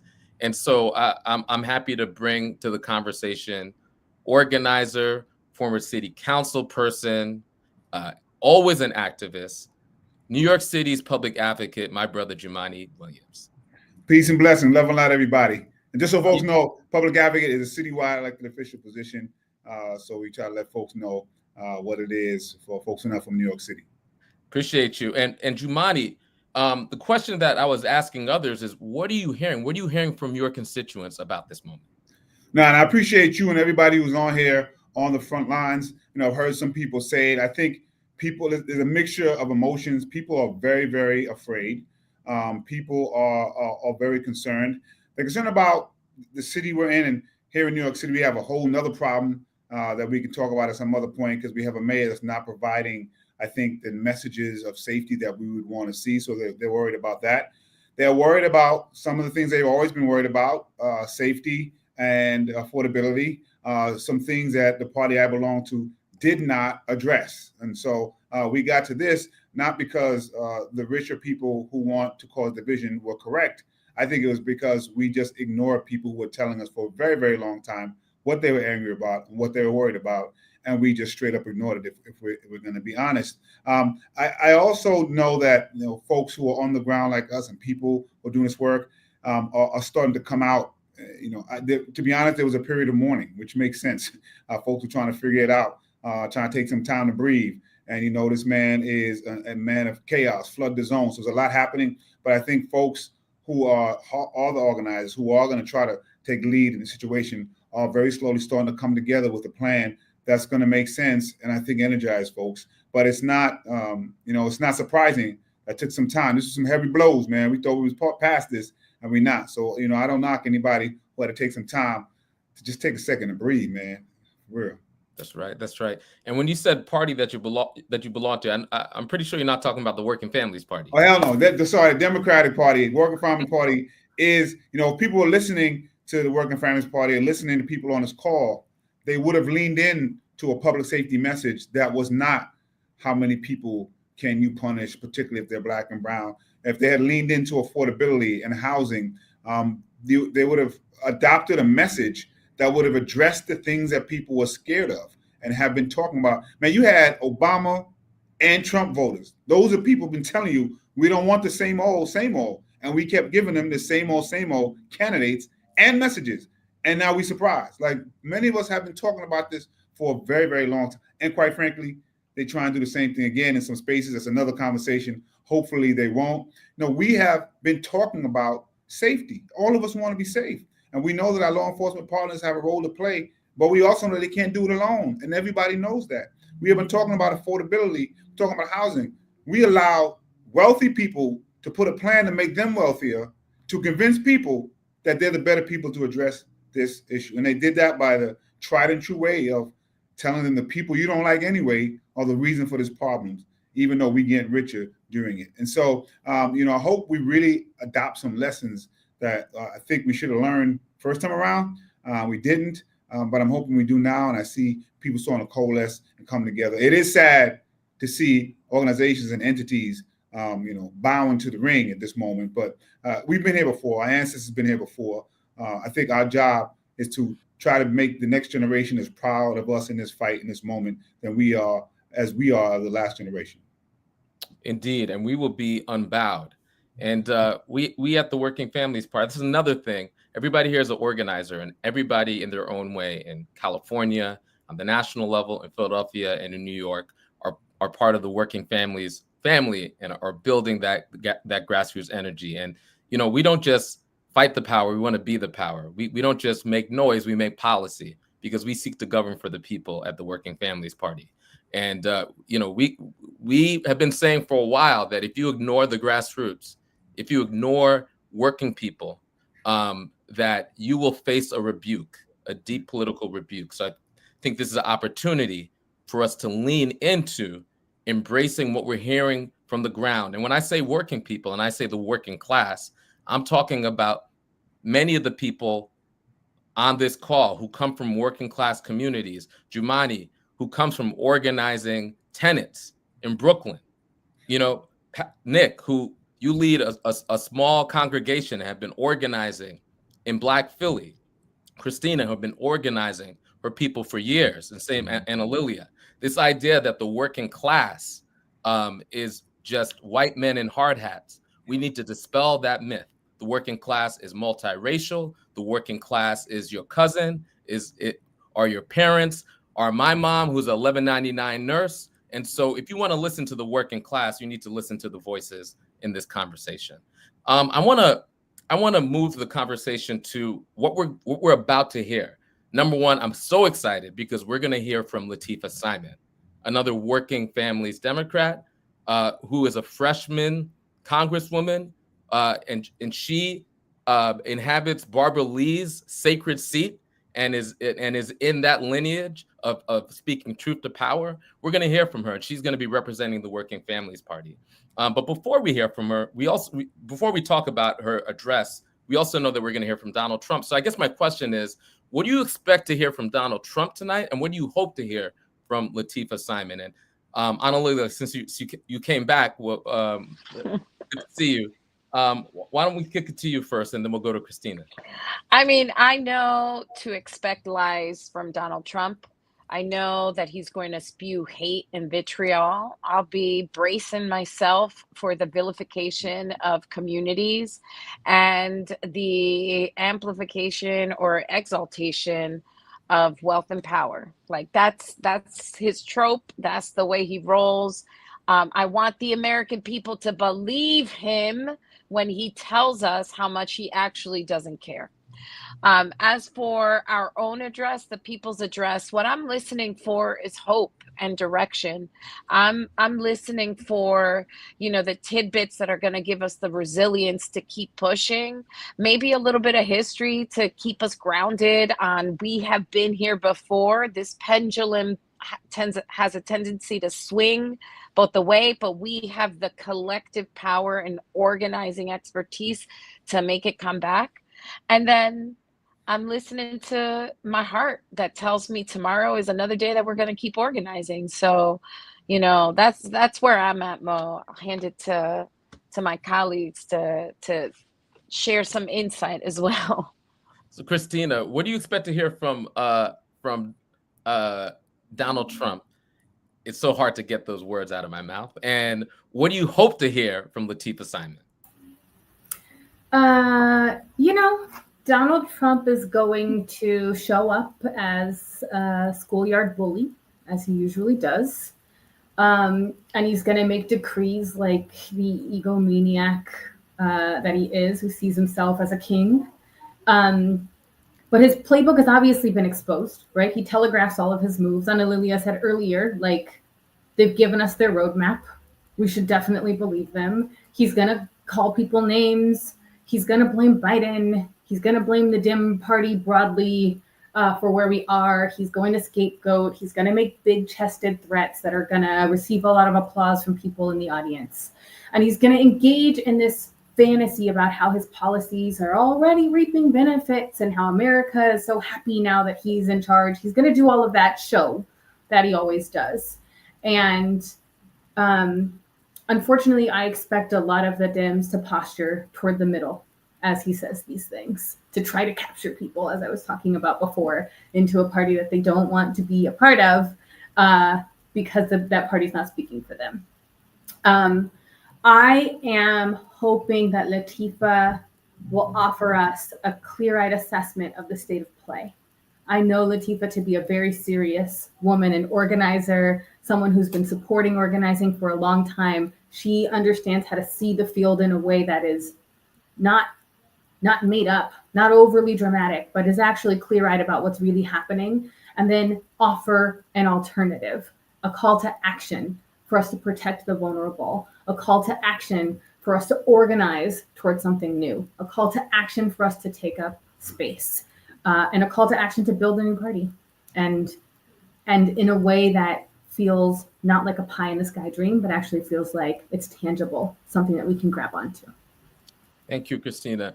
Nick, from your vantage point, what do you expect to hear from Donald Trump? What do you hope to hear from Latifah Simon? I fully expect to hear, and I thank you for asking this question, I fully expect to hear from Donald Trump a lot of what we heard on his inauguration rant.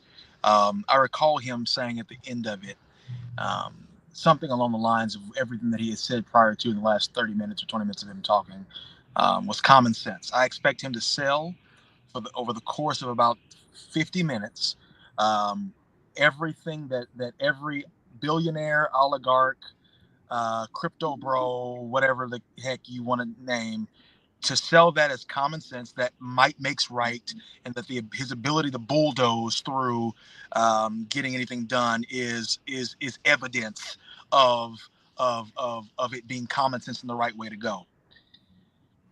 I also think that he'll try to conflate a lot of what people genuinely do have concerns about with what it is that he's doing. And I think folks are beginning to slowly, as they say, F around and find out that it's not the case. What I do hope to hear from Congresswoman Simon is also a lot about common sense, but emphasizing the idea that care is common sense regarding your fellow human being, your fellow citizen, and what they need in order to thrive and survive. It's common sense. Speaking to the material and conditions within which we live and how we can measurably improve those as a form of common sense, and a need for love, not in the lofty Hallmark card kind of way, but in regarding human beings for being human beings and having every right to live a happy, healthy life. And I hope to hear, as we have always heard from WFP responses to the State of the Union, this sort of a clear-eyed view towards a right and a just country, and that we can still win that if we organize together. I do hope to hear that from the Congresswoman. I have no doubt that she'll speak something along those lines. All right, Jumani, same question. Pure foolishness and lies is probably what we're going to hear. But as we know, we can't just ignore it because people are at a time where we confuse bulliness with leadership and competency. We confuse wealth with intelligence. I don't think that this president is particularly intelligent, but he is a savant when it comes to salesmanship. He does have the ability to tap into the fears of people in a way that gets their fears to override their intelligence. And so he plays on that and plays on that. Lies are actually having a great moment. So we know that as well. There has to be no basis in truth. The sky is orange, and that will be something that people will believe because he said it. And so I'm expecting to hear a lot more of that. I'm expecting him to continue to blame the other, whoever the other is for you, for whatever concerns you right now, and that he is the only one that can deal with that other. And so he will play on the biases that, if we're honest, we all have. And that's what he's been doing for a very long time.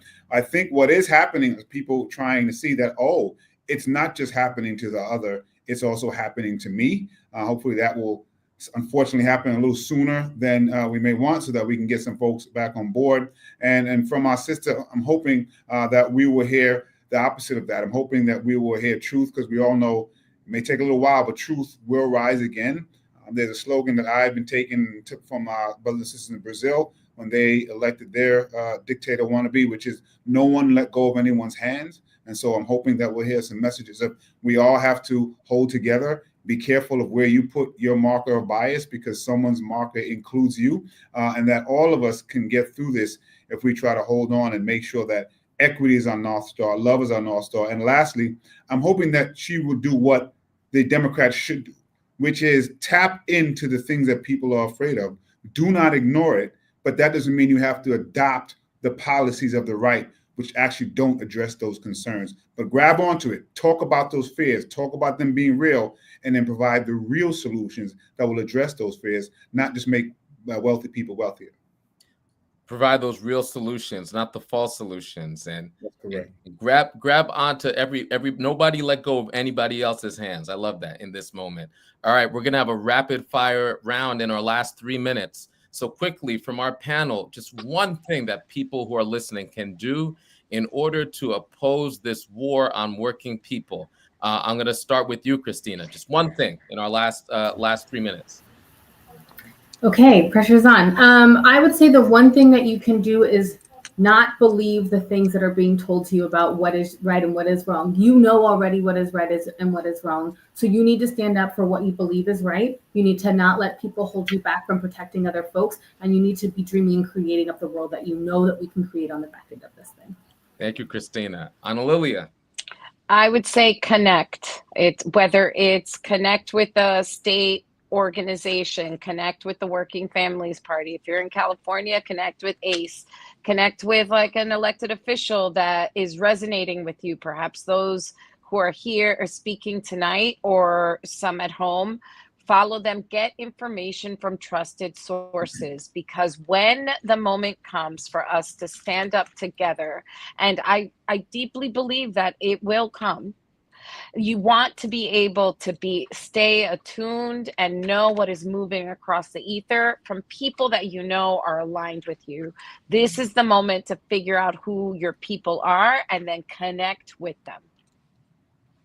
Thank you. And Nick, Pastor Nick, take us home.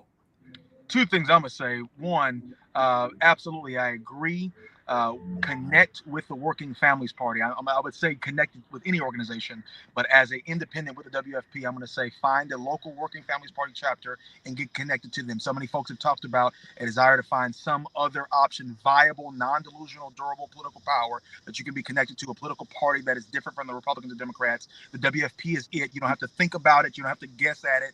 It's a viable, real thing. I'm living evidence of that. But not only that, should you stay connected in these times, but also I want Congress to work. There is a branch of government that has abdicated its responsibility in the whole checks and balances arrangement here.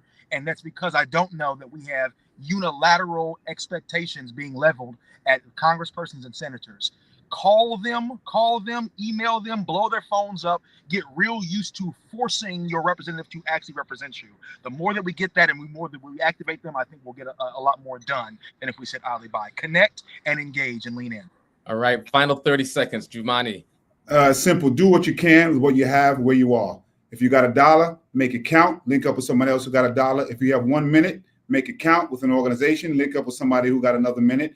And lastly, for self, I got something from RuPaul. I'm not a big RuPaul fan, so I was surprised. I heard an interview, and this is for self. And he said, it's okay to look at the darkness, just don't stare at it. And so while we're in some dark moments, make sure you look away at your children, look away at your family, look away at the sun, and get rejuvenated. We've been through this darkness before. We're going to get out of it. Amen. That is a word. And on that word, I'm so honored to introduce Representative Lateefah Simon, who is going to give the Working Families response to the president's address, the pre-buttal to the president's address. Thank you all. Good evening. My name is Lateefah Simon, Congresswoman for California's 12th Congressional District in the East Bay. My district covers Oakland, Alameda, Berkeley, and Emeryville. It's the home of the Black Panther Party, the home of political courage, and it's the home of 21st century technology companies and life-saving medical innovation. If you travel through my district, you'll hear people speaking over 150 languages. My predecessor, Barbara Lee, is a mentor and a trailblazer. This is the district that sent me to Congress, and I'm honored to serve as a fellow Working Families Democrat. We are the party for working people in this country from every background. We come together with a simple belief that government should be run by and serve the people, not just the privileged and the wealthy. And when I look at what has been happening in our government today, this mission has never felt more urgent.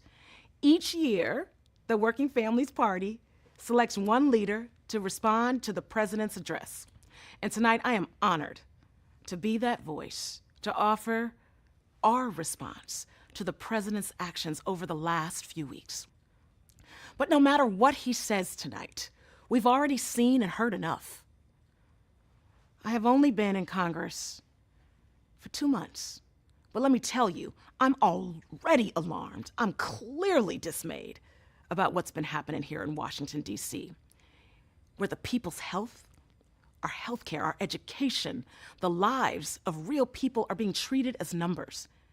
Every family, every child, every senior, every worker, every veteran has a life that matters, and they have people that love them. You know, my story is not a typical congressional story, and I've experienced so much of what other families, many families in this country, are struggling with today. I was born in San Francisco to a mother who escaped the Jim Crow South in search of a better life. I was born premature and was visually impaired at birth. I've never driven a car. I can't drive a car like many disabled people, and I rely on public transportation to get around. The first office that I ran for was for my local transit board of directors, the BART board, so that I could fight to ensure that everyone had access to affordable and safe and decent public transportation. Growing up, I was in and out of school and I was in and out of trouble. I became a mom as a teenager and saw how government wasn't actually working for folks like me, and I knew that we all deserved better. I found myself. I found my work, my calling, my love for community organizing and being on the ground with folks who deserved more. I began to lead an organization called the Young Women's Freedom Center as a teenager, where, together with other sisters, we helped other young women who were struggling on the streets and in poverty and through addiction to not only get jobs, but to also build their own power and leadership. I brought this model to the San Francisco's district attorney's office, helping young people charged with low-level offenses get jobs, get education, and get their lives back on track and out of the criminal justice system. I got hooked there on this idea that if we bring people together, especially those closest to the struggle, we can make our government work for all working people. In 2012, my husband was diagnosed with a terminal cancer, aggressive and rare leukemia that forever changed my family. Our physicians told us that he only had months to live. So we did everything. We had a new baby to get him treatment, including enrolling him in clinical trials. And it got us 2 more years. In those years, my daughter remembers her father's face. She remembers us struggling through treatment. And you know you cannot fight cancer on a budget. Those years of health care bills and traveling for treatment and child care bills during his illness, they devastated us and left us with nothing but community. As many Americans know, a severe illness, a cancer diagnosis can mean a financial disaster, as well as deep and profound personal tragedy. Last month, as a member of Congress, I visited the UC Berkeley labs where they are literally moving through life-saving research, holding clinical trials for diseases like dementia and ALS, terminal cancers, and sickle cell anemia. They are close to real cures for real families. And in that visit, it was also clear that the Trump administration is moving a tax forward to cut funding for this very research that will prevent these scientists and these student learners who are also in that lab from finding real cures. This will have devastating impacts on families and will leave children without mothers and fathers. This is not hyperbole, this is fact. My story is also why I believe that everyone should have health care. And I'm fighting with every fiber of my body to make sure that there's a loud voice fighting against these devastating cuts to Medicaid and Medicare that Republicans are trying to move through Congress right now. My life's work has been about making sure that all of us, that everyday people, don't fall through what we know are huge cracks in society. And that when they do, and if they do fall through those cracks, we collectively reach down and we help them up.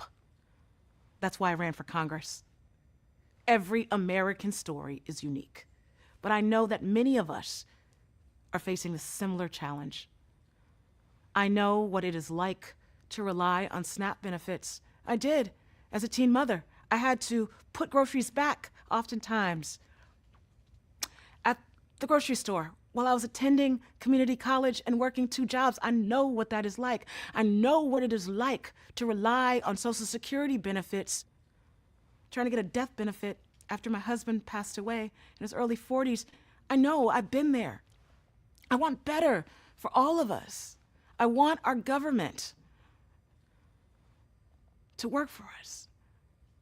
Our government throughout the years, especially now, it doesn't feel like it. It doesn't feel like it's serving working families, but we all know that there are folks in our communities, particularly young folks in our communities, who want to go to college and universities, and they get this big opportunity for better, and they want to take care and bring their families along with them in that success, but they know that they can't pay that high tuition. We all know that there are folks in our communities who want to stop paying their landlord and they want to buy their first home, but the interest rates and that down payment is just too high. I want this. We want this. We want that American dream. We all know that there are mothers who can't work the jobs that they've received, that they've worked hard for, or get more hours because they can't afford the high cost of childcare.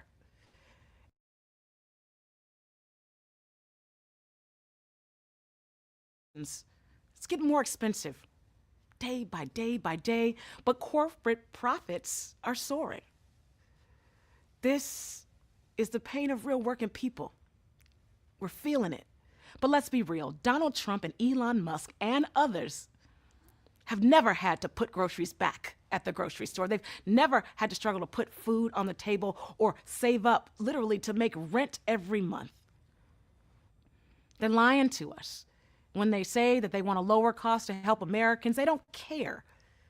They've gotten rich off of cutting corners and cheating workers and squeezing our communities for their own tax breaks. Now, they're pulling the same scam, but on a higher level, a bigger level. They are cheating Americans out of a functioning government and injecting real chaos in everyday people's lives.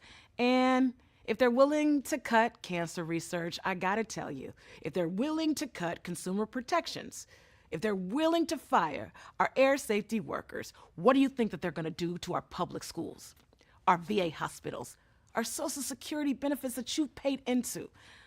I'll tell you what's coming next. I'll tell you what's around the corner. School classrooms with 60 kindergartners, veterans and children and working families without access to the most basic of healthcare provisions. Working people into their 70s and 80s without a hope of retirement that they paid into their whole lives. Job losses that force real people. We've already seen it. 20,000 federal workers have been fired. These folks will be forced into poverty, potentially shuddering into homelessness. A sicker and poorer America. What Republicans want most for themselves. Bigger tax cuts for the wealthy, the richest among us, and they want us to pay for those tax cuts.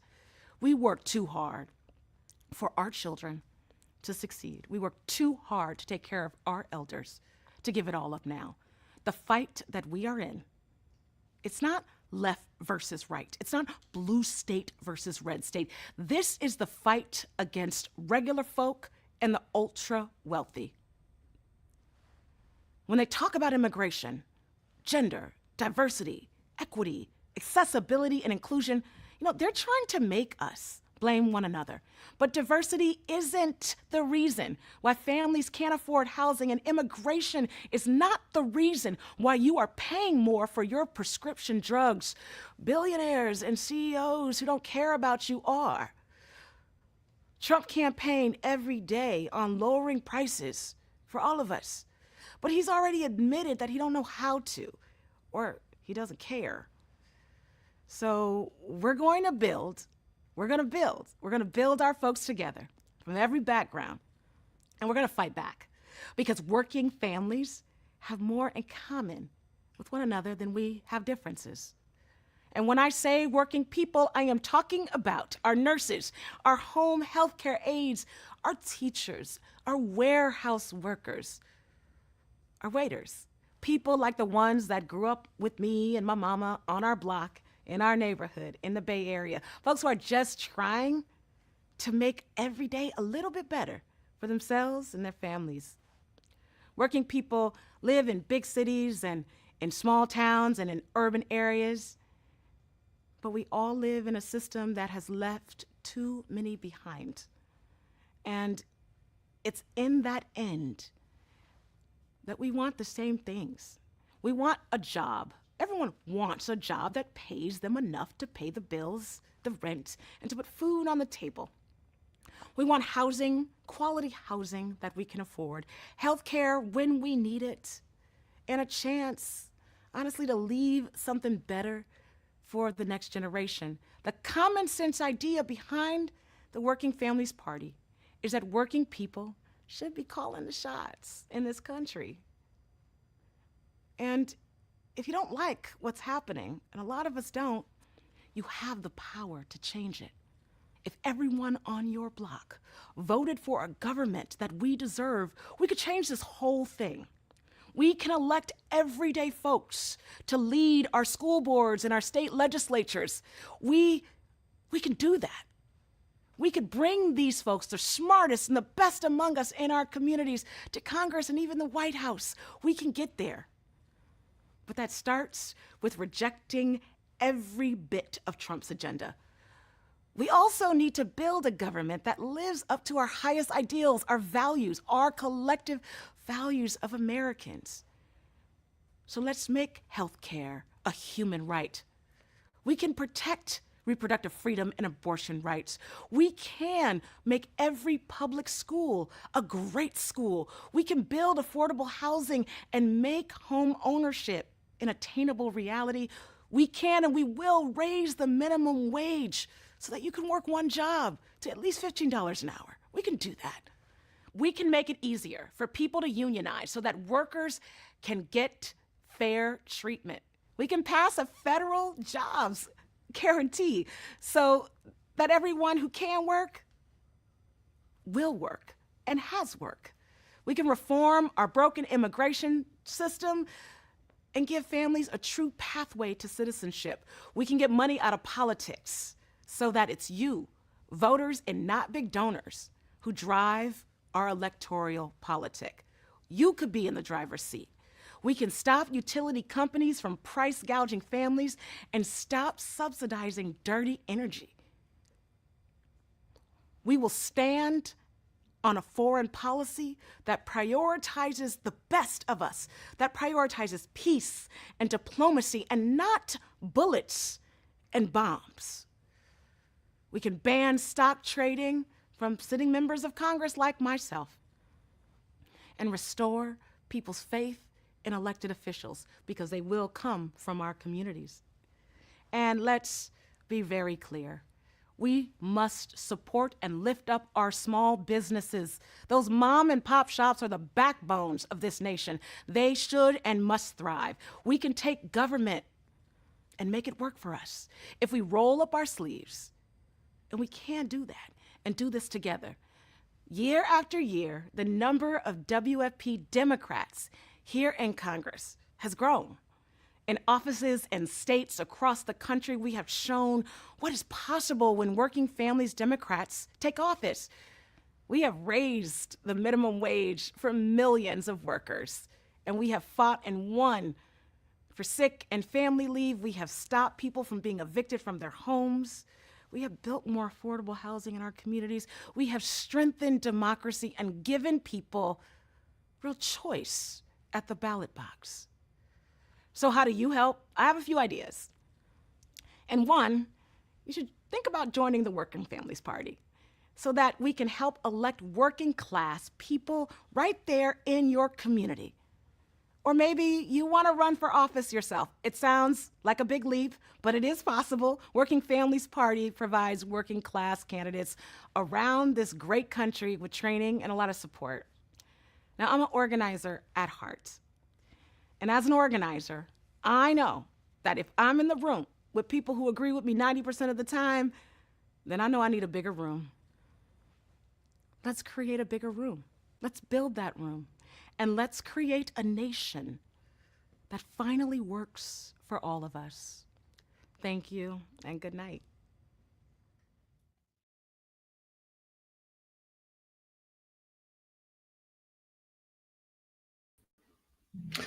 That again, Representative Lateefah Simon from California's 12th District. We're just moments away from a special town hall meeting that we want you to be a part of.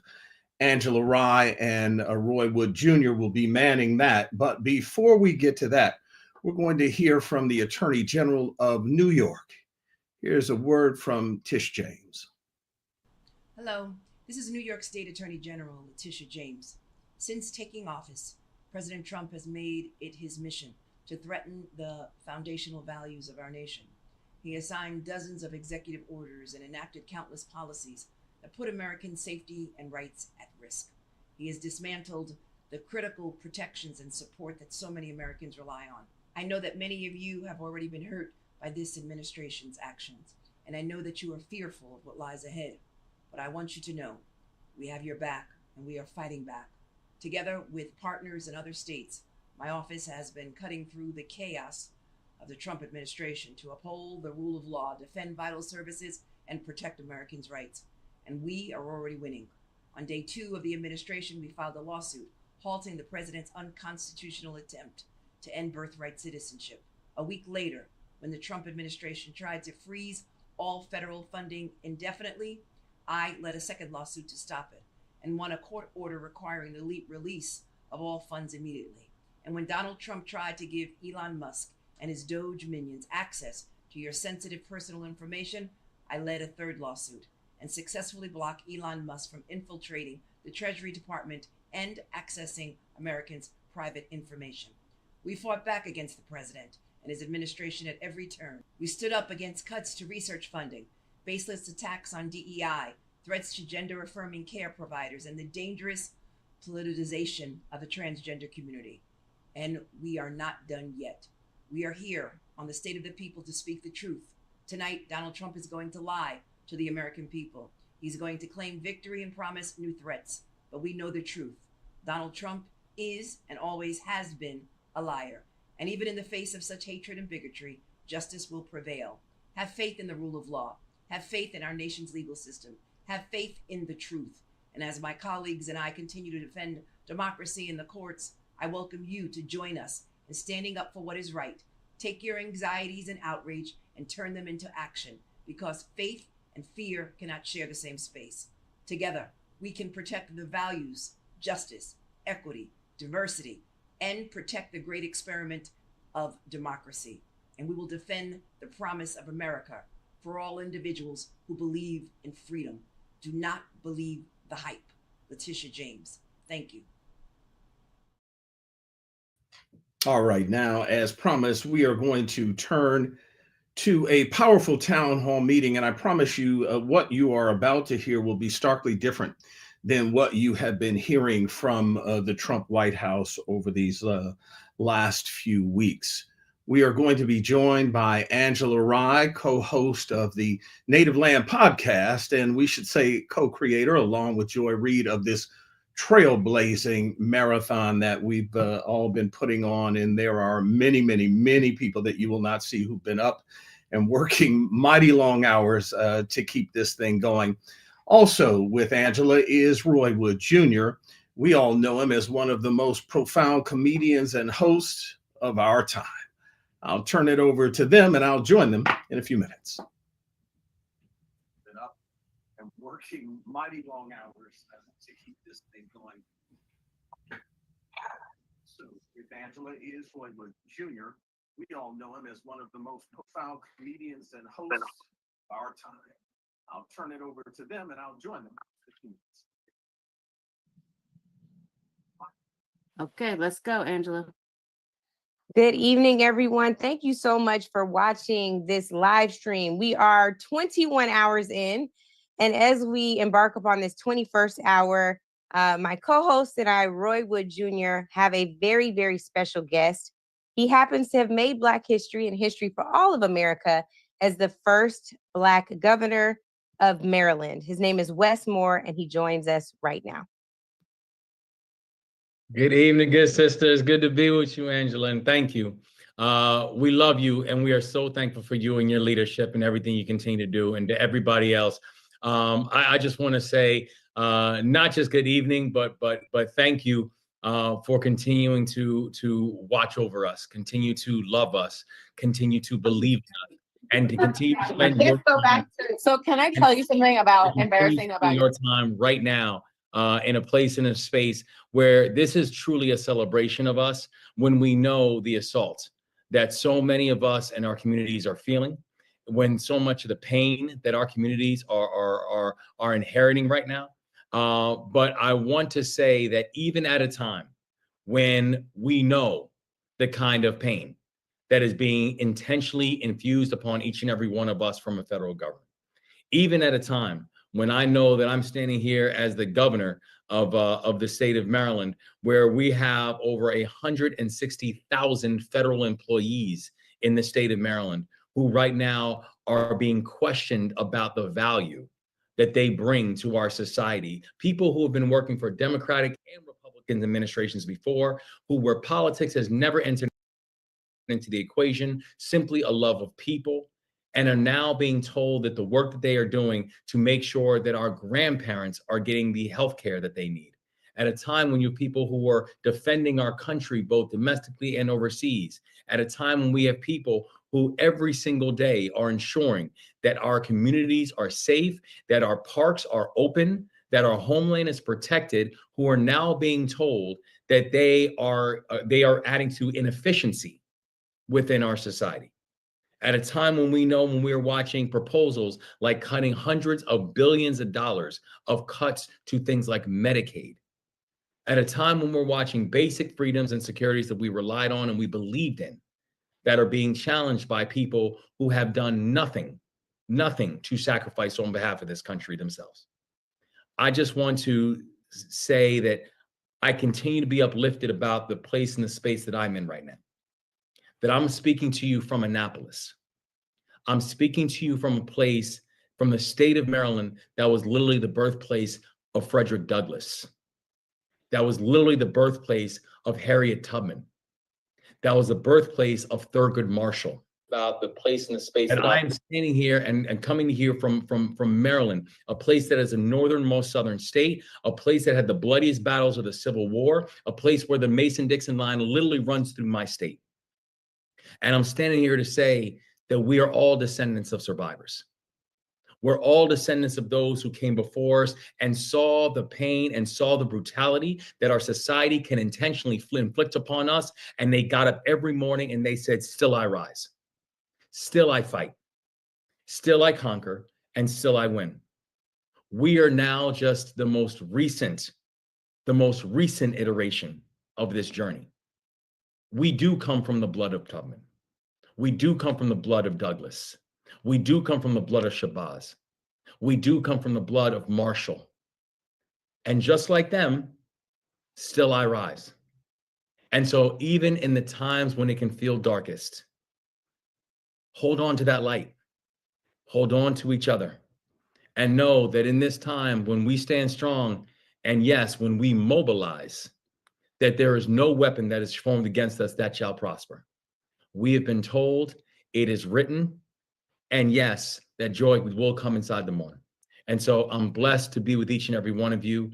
Thank you to Angela and to Ed and to Roy and to everybody who made tonight happen. This was the fulfillment that we all needed tonight.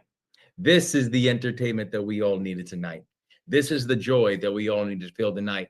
And I'm here to say, I will rock with you tonight and tomorrow and always. We love you and God bless you and thank you. Thank you so much, Governor Westmore. Does he have time for one question or does he have to bounce? I always got time for Just one question. I'm not going to ask you about the samurai sword on the wall in the background. I know we don't have time for that, Governor Moore. Oh, you can ask about that one. No, that's tonight.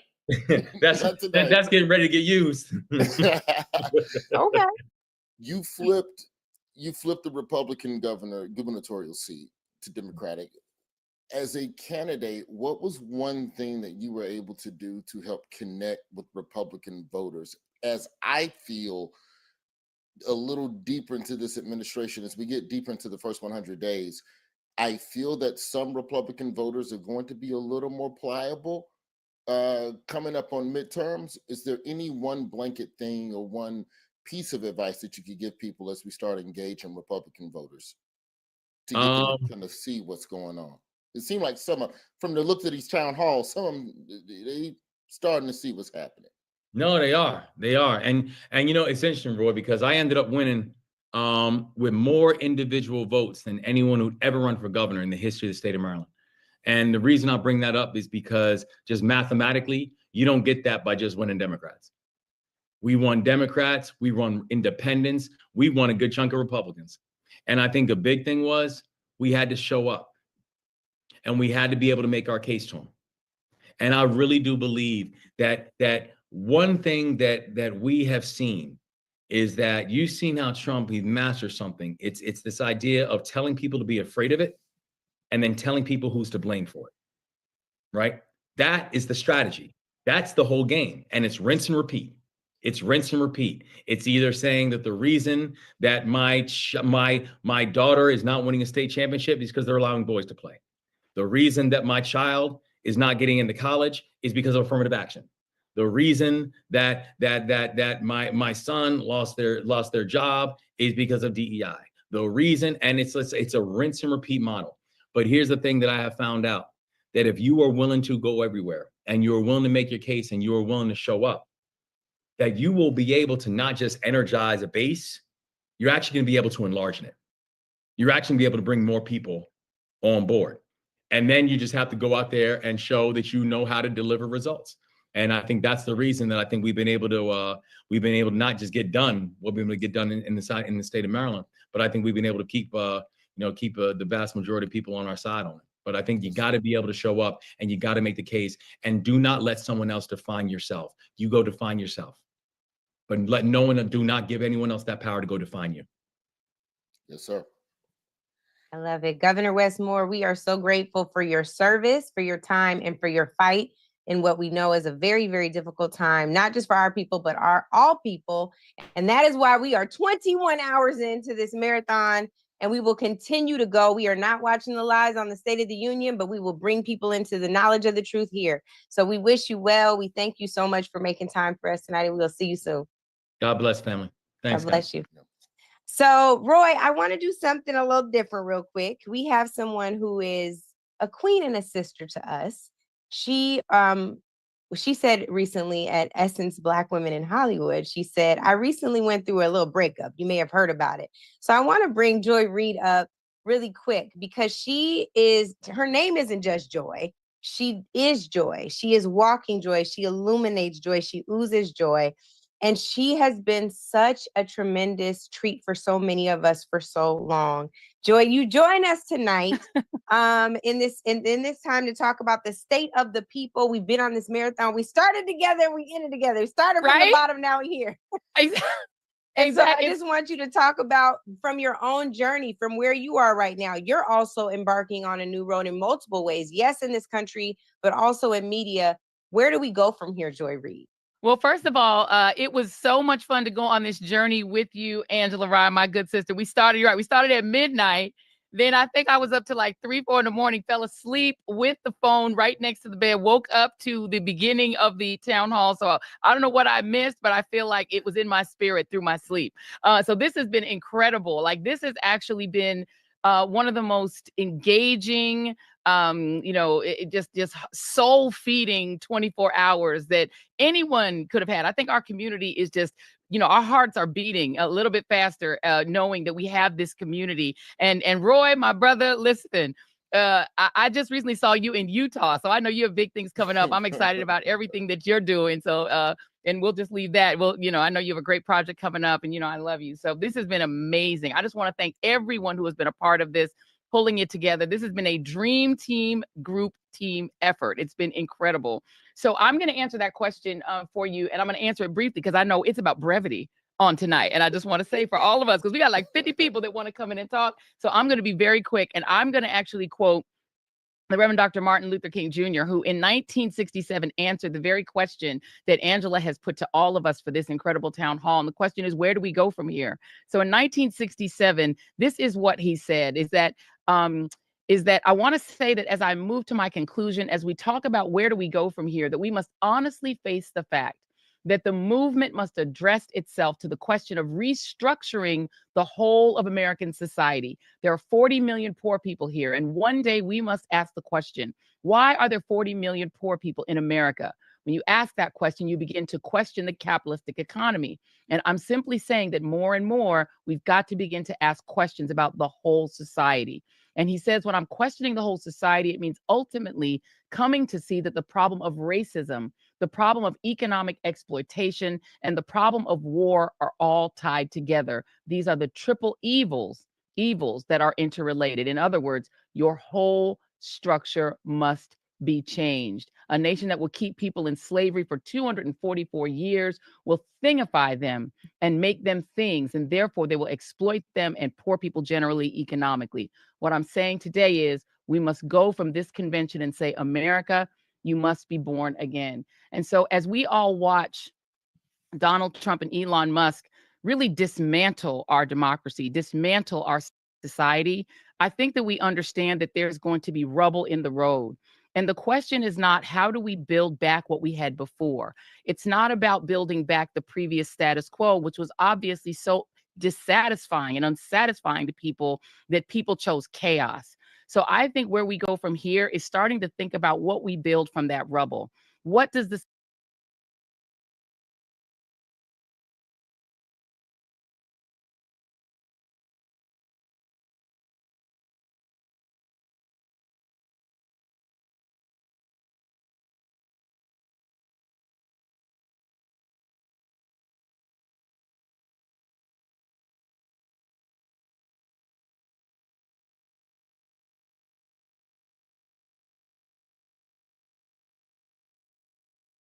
the society we want look like?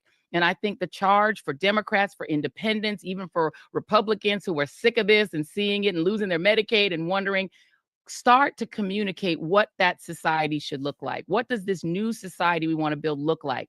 Because going back to what we had before, that ain't it. That is not a message that can sell, that will get people to vote, that will move people. We need a movement. This, I think, tonight or this last 24 hours is the beginning of a movement. So I think that we, because, Black people have always been the ones to be the conscience of this country. Let's start thinking about what that movement looks like and what that society we want looks like and start communicating that. It's not about going back to where we were. It's about bringing the country to a new place. Start thinking about what that place looks like. And that's what Democrats, independents, and anybody with good sense should be talking about. Joy, I love that. Briefly, I feel like January for Black people was like, all right, this is what it is. All right, let's all, it almost felt halftime isn't the right word, but I felt like we all collectively took a moment as a culture to go, ugh. And I know Black women was going, don't call us, don't tell her, don't check in on us. We are not going to help you. Where I feel like now, especially now, like today specifically, there feels like there's a reinvigoration. There feels like there's a, all right, we got to get our helmet. We got to go back out there on the field and get ready to fight again. What have been some of your strategies just in terms of just mental rest? And how are you able to, what advice would you give to people as they get ready to fight again, as they get ready to get back out there? What has been your self-care? And I'm not even talking just most recently with everything that happened, but just the duration of the election last year. You have to get up every single day and deal with this and put this into words for people. What were your strategies for just mental survival during this time? Yeah, I mean, well, first of all, everyone cannot have Angela Rye's cell phone number because one of the strategies is to call, phone a friend. And I have to say, I have some of the greatest friends, not just the Machetes, Angie and the other Machetes, but my best friend, Miss Kim, Miss Jackie, that, you know, we do read this, read that together, but she also is like a counselor on the side for my wellness. And I think that the reality is, and of course, my husband, my bestie is my husband, Jason. I really think you have to lean into the relationships, the people around you, your friends, your family, because unless you're grounded in those personal relationships, you're not going to stay sane in this mess. And look, we as the 92%ers, we were sitting on that wall in that graphic, watching everything burn, but the fire has caught the building we were sitting on. And so as Black people and our 80%ers, our brothers that rocked with us in this election, we did not choose this. We did not cause this, but this fire is burning us up too. So the reality is we actually just now have to engage. We may have wanted to sit it out, but as you all know on this town hall, we don't have a choice now because this fire is consuming our house. So I think what we have to do, and I love the fact that we leaned into what the Black community is going to do to save ourselves, save our community, save the resources we fought for, save the positions we fought for, because we have to put the mask on ourselves before we can put the mask on the country. So I think unless we're strong as a community, cohesive, and unless we have a plan, we can't even really try to save this country. We've tried to do that for almost 500 years. And there are parts of the country that don't want to be saved. They want this fascism. They want to go in this direction. So I think what we have to do as a community, let's put the mask on ourselves. Let's get cohesive. Let's describe the nation we want, the society we want, and then we can form a plan. And part of that is a communications plan. How are we speaking with authority to our community? Who are our trusted voices? No one can choose that for us. Who do we trust? Where can we find them? How can we get access to what they have to say? And then how can we take what we hear and form a plan? Once that mask is on us, then we can start to plan for everybody else. That's exactly right. Joy, thank you so much. I want to bring in, we have a big Black family gathering, y'all. I want y'all to see this. We have a full swath of experts, organizers, activists, attorneys who are here with us. And I really want you all to see how large of a gathering we have. And it's going to continue to grow over the next few hours. I'm trying to make sure we get the visual where y'all can see the pictures of everybody in here. Right now, it just looks like me and Roy. But hopefully soon, our production can figure out how to get the squares of everybody up.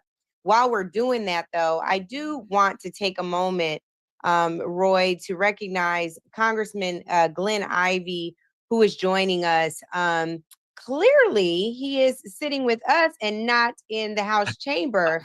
So I want to ask him why. Like, you chose clearly to sit out, Congressman. And I'd love for the listeners to know why. This has been a hot topic, Roy. I don't know if you and your chat groups look like mine, but people have been like, wow, why him? So, Congressman, I would love for you, especially because you're an attorney, and so you know this man has broken many a law. Please tell us why you chose to sit out the State of the Union today. Well, I appreciate you having me on, Angela, Roy, and I appreciate what you're doing here. Thank you for pulling this together. And I thank you for hosting me because, you know, I really didn't want to go, and I wanted to do something that I thought was going to be positive and supportive instead of going to the State of the Union. And you offered this opportunity to do it. I know I've got colleagues in there, a lot of the Black Caucus, a lot of House Democrats went.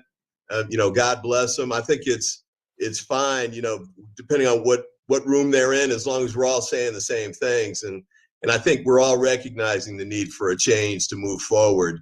And I do feel like the tide's turning for us. You know, we've had a lot of good success with these court cases. There've been about 100 filed. You know, the legal teams that were put together by the unions and advocacy groups gotten a lot of injunctions put in place, probably around 30, and they've won almost all of those. And I think politically too, you know, his numbers are starting to drop. People are starting to realize that, you know, this was an okie doke. This was snake oil. He said he was going to try and help regular folks out economically, but he's really just trying to help out Elon and the billionaire buddies. And I think it's important to see too with the tariffs, I mean, because that's clearly not aimed at helping regular people. There's no way he can spend that. I don't know what he's going to say tonight, but, you know, that's just taking money out of people's pockets as a sales tax. So, you know, I didn't want to be part of being in there. You know, I wanted to be out here. And once I heard that you all were doing this, I knew I'd rather be here working with you all in this community, with this strong team, with the, you know, like Joy said, people moving in the right direction, moving together. And I wanted to be part of this instead.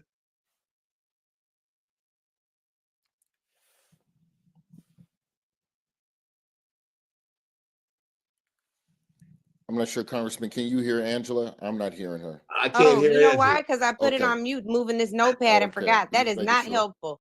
I was trying to test how well you could read my lips, Roy Wood Jr. Did you see? I'm in here. I'm ready to jump in. You just say the word. Well, I Roy, appreciate thanks the for Congressman bailing me being here. out, man. I thought my laptop had gone south or something. Man, or hearing was going out something. I'm sorry. I was just gonna say the question of the day really is, where do we go from here? So given the amount of pressure that I know a lot of our members are facing, your colleagues on the other side of the aisle have been protested so severely in town hall meetings that they were like, you know what, hell with those town halls. We just gonna go forth and do something else. Where do we go from here? Do we continue in the fight? Do we become more united? What is your plan? What do you suggest that we do? Yeah, I think all of that's right. I think we need to keep the pressure up. In fact, keep increasing it. You know, there was sort of a lull after Trump won. You know, I remember when he won the first time, we had thousands of people come out and march in the streets, and there was a lot of anger and everything. This time around, I think we were all in disbelief. Like, how could this country have elected Congressman this Ivey, dude I don't again? want to cut you off, but I want to note right now, I'm not watching the State of the Union, but reports are coming out that Congressman Al Green has been carried out of the House chamber. So I think that he wasn't carried out. He walked out of his own will. So But who they said he stopped got carried out? Well, it looked Oh, like they you were going to said that, escort him Mark. out. Put the Yeah. They can't. misinformation in the chat. Appeared. No, well, that's why I put it in chat. It appeared they were going to arrest him, but he decided to leave of his own free will. Vince and I just below the chamber, but he stopped the speech. Al Green stood up as the one Democrat and stopped the speech. So he's coming out, and we're gonna go try to see if we can get him now and bring him down here to us. So we may see him in a minute. That But would be go ahead, great. go ahead. On it, boy. Okay. So this is what the fight looks like then, Congressman Ivey. He cut in. Let me tell you the facts right now. I'm wearing a suit and I'm in the building. I'll report back in a second, Angela. That's all right. This is what democracy looks like, right? Yeah, I got a note saying Al got escorted out, but that's Al. You know, he's I think he might already file articles of impeachment against Trump. So, you know, that's his approach, and I, you know, God bless him. The key is that we're all working together on the same team, trying to accomplish the same goal, because we recognize how destructive Trump has been just in it's like 50 days. And he's put the jackhammer to like everything across the board, especially things affecting the African American community. You know, like the Title I stuff. He was trying to cut funds for schools, Medicare. The Republicans like almost a $1 trillion cut, and that's taking health care away from folks, and Obamacare too. African Americans, but also, you know, low income folks in those red and rural states are going to be hit by that as well. And so, you know, we've always led the charge as African Americans for the fight for equality.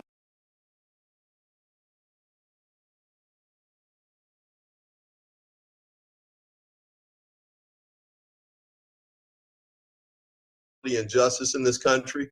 Need the same things. Has it changed much from the data that you all pulled? I know over 250,000 Black people eventually filled out that survey. It's the largest in United States history, but I think we still got a road to go. We got a lot more Black people than who filled out the Black census. When you look at the data then and where we are now, where do we go from here just when you look at that data? Yeah, we surveyed 211,000 people, and we're going to do it again in 2026. We're going to survey 300,000 Black people. But what they overwhelmingly said is that we need an economy that works for us, and specifically wanted expansion of Medicaid, wanted help for childcare, wanted wages that have our dignity in mind. And now this last 50 days has meant that we need that even more than we even needed it a year ago. And I think we're going to see that with this budget that just proposal that came through that's going to slash Medicaid. And so for us, it's about getting into community. We believe that the antidote to fascism is building community, and to be in community all year round so that more and more people share what they want. And we can get to what Joy said, that imagination about where we want to go as a people, what we want to win, and build a strategy to get there. Love that. Ariva Martin and Demario Solomon Simmons are here. And I want to go to you all because one of the places that we've seen people lean in, Roy, you've seen this too, are around a legal strategy. With this president, most of what has taken place to stop executive action, where there have been more than 119 executive actions taken so far, over 95 lawsuits filed against this administration. You all have also worked to take justice into your own hands, not challenging Donald Trump, but challenging the white supremacist system that birthed Donald Trump in the form of reparations. I'm thinking of the cases that both of you all have. Ariva, I want to come to you first, and then Demario, you, because we are still fighting for justice for the survivors of Black Wall Street. But Ariva, I want to come to you first around you had Palm Springs, you've Bruce's Beach. There's so much work that you've done in this space, and there are so many cases like this that Black folks haven't had the PR or the attention around to really see justice. So we also have some roads to plow there. And I think it's important that we know that we are fighting on every side, but there is still hope. Thanks so much, Angela. Thanks, Joy. Thanks to everyone that pulled this together. I'm still a little sleepy from my 1 a.m. Part of the 24-hour marathon, but it was so incredible to be a part of the marathon over the last 20 plus hours. Folks who were up, who were watching, just such a phenomenal job done by the entire team. So kudos to everyone working behind the scenes and all the folks who were up all night watching. But you're right. Demario and I have been involved in some of the biggest reparations cases in the country. And when Joy talks about reimagining really what this country should be and not going back to where we were, reparations should be on the top of the list of things that Black folks should be thinking about. For so many years, so many decades, we were told it was impossible. We were told it was a fringe theory, it was a fringe concept, and how dare we have the audacity to expect or to believe that this country would make amends, would acknowledge the sins against Black folk and then do something about it in the same way that they have done for so many other people. Cornell Brooks at Harvard Kennedy School wrote a brilliant piece a couple of months ago about all the ways that this country pays reparations on the regular, on the daily, to so many different groups of people. But yet when it comes to Black folks, the concept of reparations, the concept of giving us what we are justly entitled to, people get all nervous about it. They start clutching their pearls. In so many ways reveal their racism about, myths about Black folks. We're not responsible with money. We hear folks say, well, we didn't do it. Why should we have to pay for the sins of our fathers? We hear these, repeated excuses, folks not acknowledging the benefits that they reap in this country every day from the uncompensated wages and forced labor of enslaved people. So yes, Angela, there is a movement around this country. Reparations committees have been started at the state level, at the local level. People are organized, people are mobilized, people are enthused. This is the moment. And I just hope that at the national level, my good friend Glenn, Congressmember Ivey is on this call. I hope that Congress has the courage to do what some local administrative bodies have had the courage to do. But if anyone is feeling like reparations is out of reach, I'm just here to encourage you. Reparations is very much in reach, is very much available, is very much something that we should all be united around. And as we reimagine what this country should look like going forward, please, please, please remember the debt owed to the descendants of enslaved people. And I'm just proud to be in this fight in Palm Springs and St. Louis and communities all over this country. Thank you, Reva. Demario, I want to come to you, particularly around what we can be doing to ensure that we keep what's happened in mind, that we continue the fight for justice, and the other ideas around Black Wall Street. It's very existent. So even if they did decimate Black Wall Street, the ideas that we can hold on to despite its destruction, and we should never forget it, but how do we hold on to the fabric of what Black Wall Street was? And you're on mute, D. I did that too, don't worry. Well, thank you for having me here, and just excited by everything everyone is saying about pulling this together. You know, I represent the last two living survivors of the Tulsa Race Massacre, 110-year-old mother Viola Ford Fletcher, 110-year-old mother Leslie Benefield Randall. And in my over 25 years of working on trying to get justice and reparations for Greenwood, I spent probably more time than most people can imagine with people that are over 95 years old and several people over 100. And so what I want to tell people today as we continue to fight for justice for those two women is I want you to all right now think Greenwood. I want you to think Greenwood now, because think Greenwood is what will get us to where we want to be. Think about that Greenwood was created, this Black Mecca, where over 12,000 Black people came together, created all types of businesses, over 200 successful businesses, over 1,550 homes and businesses before the 1921 Tulsa Race Massacre. And they did that during the nadir. They did that during a time that's much like the time we're living in here under this MAGA 2.0 moment. And there was 5 founding principles of Think Greenwood. Number 1 was community love. Number 2 was self-determination. Number 3 was ownership. Number 4 was wealth and education concentration. And number 5 was resilience. These are the founding principles of Greenwood. And this is what we need to emulate today and make sure we understand that Greenwood and Black Wall Street here in Tulsa was more than a physical location. It was a mind state. And so what I'm asking everyone to do on this call, and for everyone that's listening, to go to thinkgreenwoodnow.com, thinkgreenwoodnow.com, and sign the pledge that you will live by these 5 core principles. And then this is more than just talking about action. This is about a plan to move forward. That's thinkgreenwoodnow.com. And you can connect with us and connect with these survivors who are still fighting for justice and reparations, not just for themselves, not just for their community, but for the entire Black community. They're standing strong. You know, Angela, you know this. They have been at every court hearing. They've been back and forth to DC. You talked about Representative Green. Representative Green has come to Tulsa and stood with us. He is going to put forth legislation on behalf of reparations, because as Areva, my good friend, stated, reparations is necessary for the structural changes we need. Listen, the racial wealth gap is worse than it was in 1968. And so as we talk about everything else besides, DEI and anti-woke and all these things, if we don't have structural changes, as Joy talked about, we will never get the racial wealth gap to be shrunk. And that requires reparations. But we start that by thinking Greenwood. Go to thinkgreenwoodnow.com, sign the pledge, and let's get to work. I love that so much, Demario. Roy, I was watching you when Demario was talking about going to thinkgreenwood.com, and I didn't see you take a note. You've been standing right into that light. You didn't see me look down real quick. Think Greenwood now. It's thinkgreenwoodnow.com? Thinkgreenwoodnow.com. See, Roy, did you write that down? I muted myself so that you wouldn't hear the click clack on the keyboard. Oh, okay. Okay. I was down here. You know my mama taught keyboarding at Miles College. Shout out to Miles College. I was looking up. Well, we need to go to take this pledge.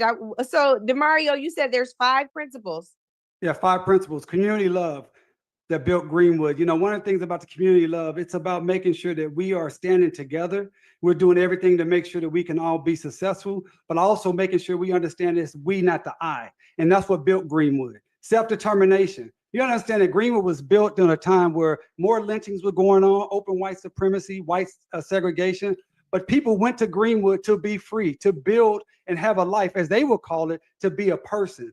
Ownership. People wanted to own their businesses, own their property, own their communities, and have ownership of themselves. And we've seen over the last decades upon decades that regardless of anything, we're going to have to take ownership for ourselves as we continue to fight for better policies. And then wealth and education concentration. We have to focus on building wealth and becoming better educated about what it takes to build generational wealth. I know we all just saw the tragic news of Angie Stone that was killed in a car accident just a few days ago. When things like that happen, one of the things I think about is I hope she had her estate plan in place. I hope she had her life insurance in place. I hope she had a discussion with her family, what's going to happen to her royalties and her intellectual property. These are things that we have to start thinking about today. The fires out in Altadena, the same thing. These things can happen. So we have to think about our wealth and education concentration. And then fifthly, the resilience. And that's what we're showing tonight.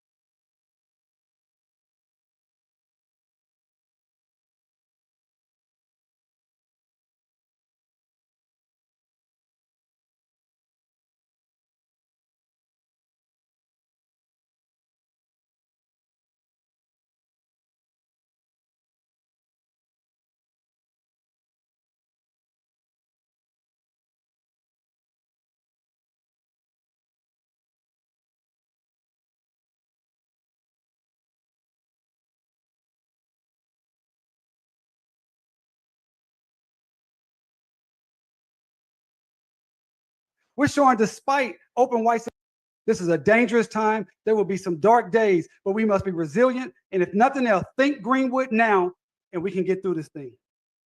I want to go to April Verrett, who has made tremendous history. We're talking about resilience, and we know that many of our labor union brothers and sisters and family members are deeply resilient. Y'all have been on the front lines of some of these lawsuits, labor unions writ large. When you think about the inherent connection to that question, April, where do we go from here is something that Dr. King asked all of us. And of course, he had a tremendous strategic partnership with labor. Where do you think we go from here now in 2025, given the tremendous setbacks that we are all collectively experiencing? So thanks, Angela, and everyone.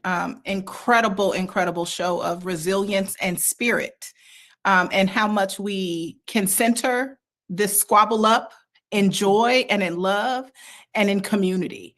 And to the question of where do we go from here, I'm so glad Joy invoked the spirit of Dr. King, because it is the very same things he called for that is unfinished business, that is the North Star, I believe, for where we go from here. We have to, I believe, join forces and build enough power to end poverty and systemic and structural racism forever. And if we center those who are suffering, continuing to suffer from economic exploitation, it's us, right? It's our other sisters and brothers and people of color. It's women, it's immigrants, right? When we center ourselves and when we build enough power for ourselves to dismantle the systems of poverty and racism in this country, I think we can begin to get stuff done. And I think that we have to stage, as folks have been saying, a fight. I don't get the Donald Trump phenomenon, but I've been thinking a lot about it. What attracts folks to that type of leadership? And I believe Americans are people who want to feel protected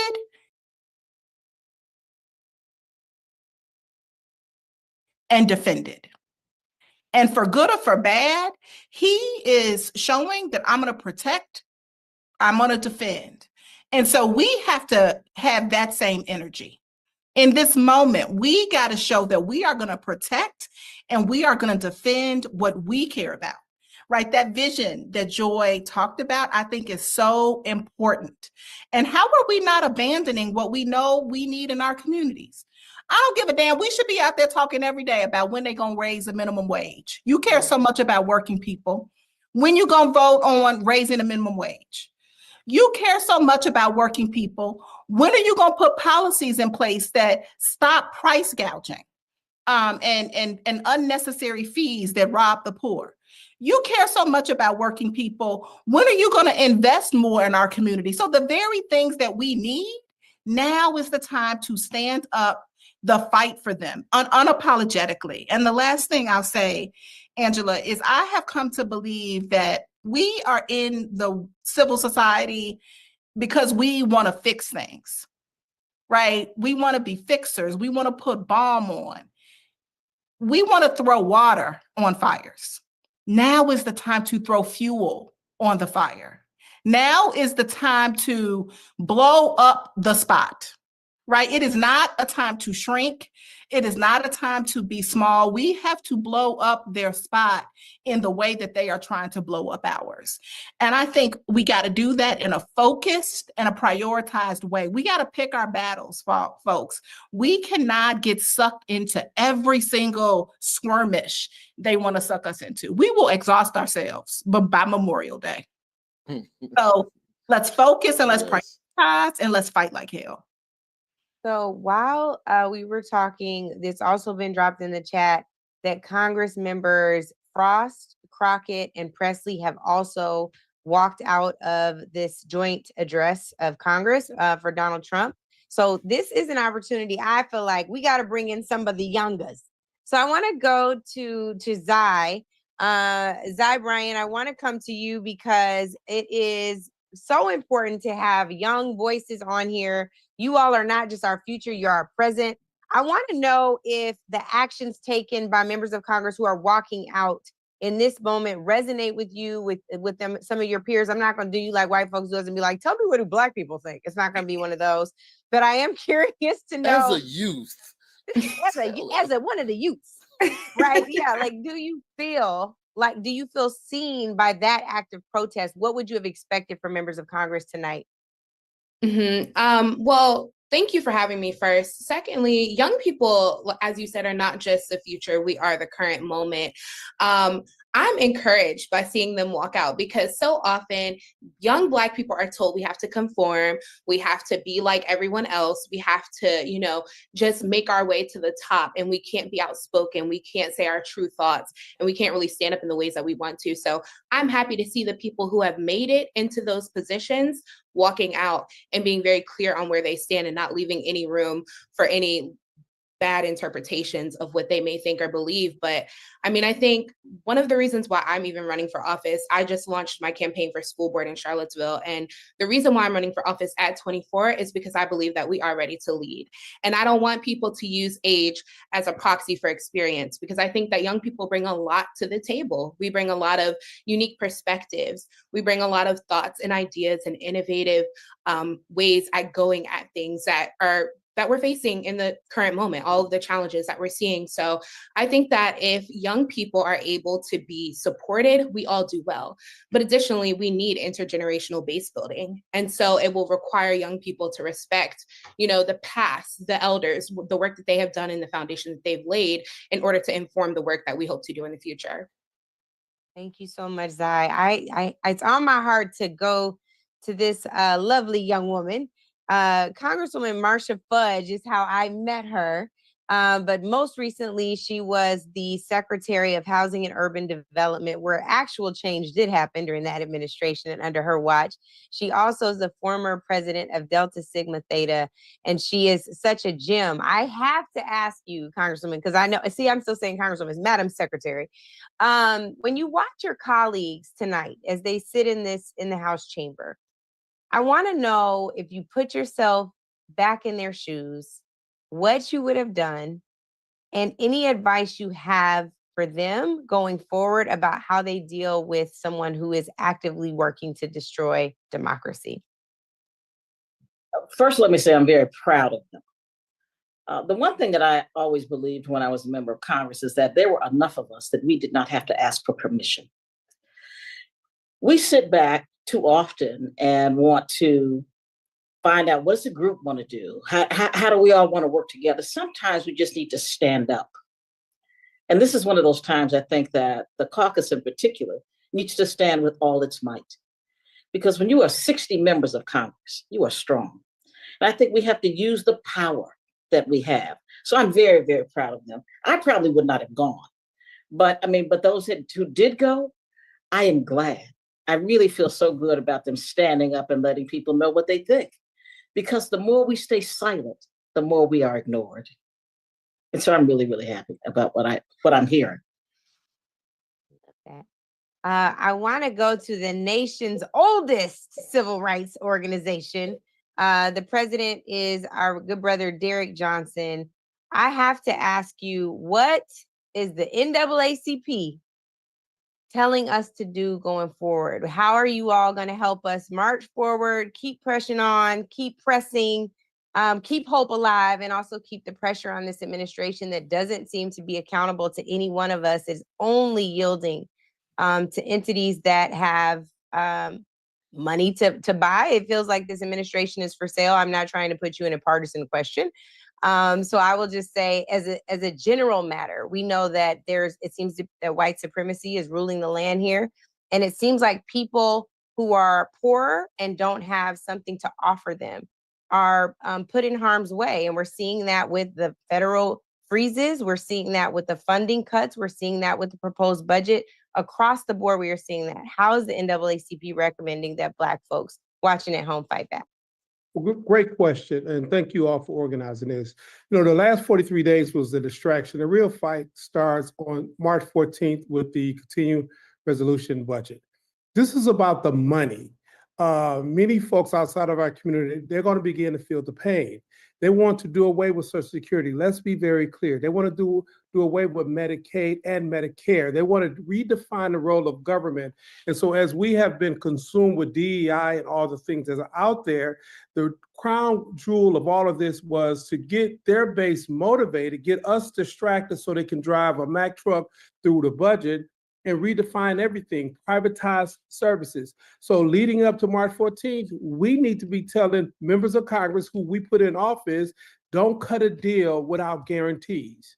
Don't be worried about shutting down the government when we know if they get a clean CR through September, no matter what they say, Trump is going to disavow all the money that they appropriate. So between now and March 14th, we need to talk to all the Democratic leadership. Don't cut a deal unless you have a guarantee in legislation that the money will be spent as necessary. Now, when we get to the new budget, that's the real fight. Everything else has been a distraction. For NAACP, recognizing, for Black folks, recognizing race is a tool. Money is the game. And we have to figure out how not to get distracted with racialized questions when at the end of the day, they are trying to redefine the role. The special elections are coming up. We have to play in those elections. But unfortunately, we will feel some pain. But white folks gonna feel some pain too, because if they cut Medicaid, there's a lot of folks gonna leave nursing homes because they're dependent on Medicaid. If they cut SNAP, the biggest benefactors of SNAP is the Walmarts of the world and all of the farmers. They have already felt the pain with USAID being cut. Those farmers in Mississippi. Cindy Hyde-Smith, the senator here where I live, are all already telling farmers she's trying to get exceptions from Trump on USAID because they're losing money. So the focus now forward is about how all these programs are about to be cut, and white folks are beginning to feel the pain. And we need to tell CBC members who want to capitulate, thinking this is business as usual. Democratic members who want to capitulate, think they can cut a deal. There is no deal to get cut. If government gets shut down because they don't get what they need from the CR bill, so be it. Because if it goes forward with them being able to appropriate through September and still not spend the money on the entitlement programs, we're no better for it. So right now, let's focus on the budget. Let's focus on the budget fight. And the only tool Democrats have right now is not to support the continuing resolution unless they get some things in place to force the Republican Party and Trump to do what's necessary. We may be nonpartisan, but we're political as hell. This is not a partisanship conversation. This is about saving and protecting our democracy and progress made. President Johnson. Go ahead, Angela. No. Go, Ray. President Johnson, now, if that's the directive to our elected officials, how do we convey something similar to our brothers and sisters who are just out here in the electorate, our friends who get caught up in the algorithm of swipe, swipe, swipe, and some of them distractions will get you riled up. There were 2 cops who were convicted of killing, so I don't remember the city, but they were reinstated to their respective police force this week. There's Granted, I don't write anything off as outlandish anymore, but there's talk of people proposing a Derek Chauvin pardon for some point. But you know they're gonna try and sneak in around Juneteenth. Something like that. It's not policy, but it emotionally empowers a base that has been misinformed to then continue to push back on all of the things that as an electorate we actually need to be paying attention to. So how do we help drive voters to educate themselves and not get caught up in the algorithm of distractions? Or how do you allocate your attentions over here? Put 80% on SNAP and Medicaid, and then you throw 20% over here on police officers getting pardoned. Well, that's the fight we're in. The controlling the narrative in this moment is most important. CBS is compromised because they have an issue of merger in front of the FCC. Comcast is compromised because they don't want to lose the broadband money, the tens of billions of dollars they got for broadcast. Therefore, MSNBC and NBC, they're paralyzed. Disney is compromised because of the regulatory issues they're concerned with. The social media platforms as they exist are all trying to resist antitrust legislation.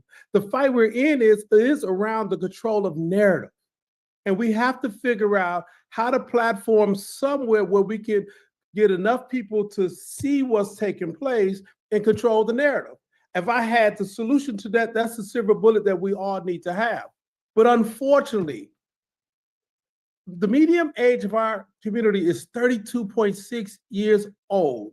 That means almost half of our population grew up in school districts without ever having civics or social studies. They don't understand the role of government, the levels of power.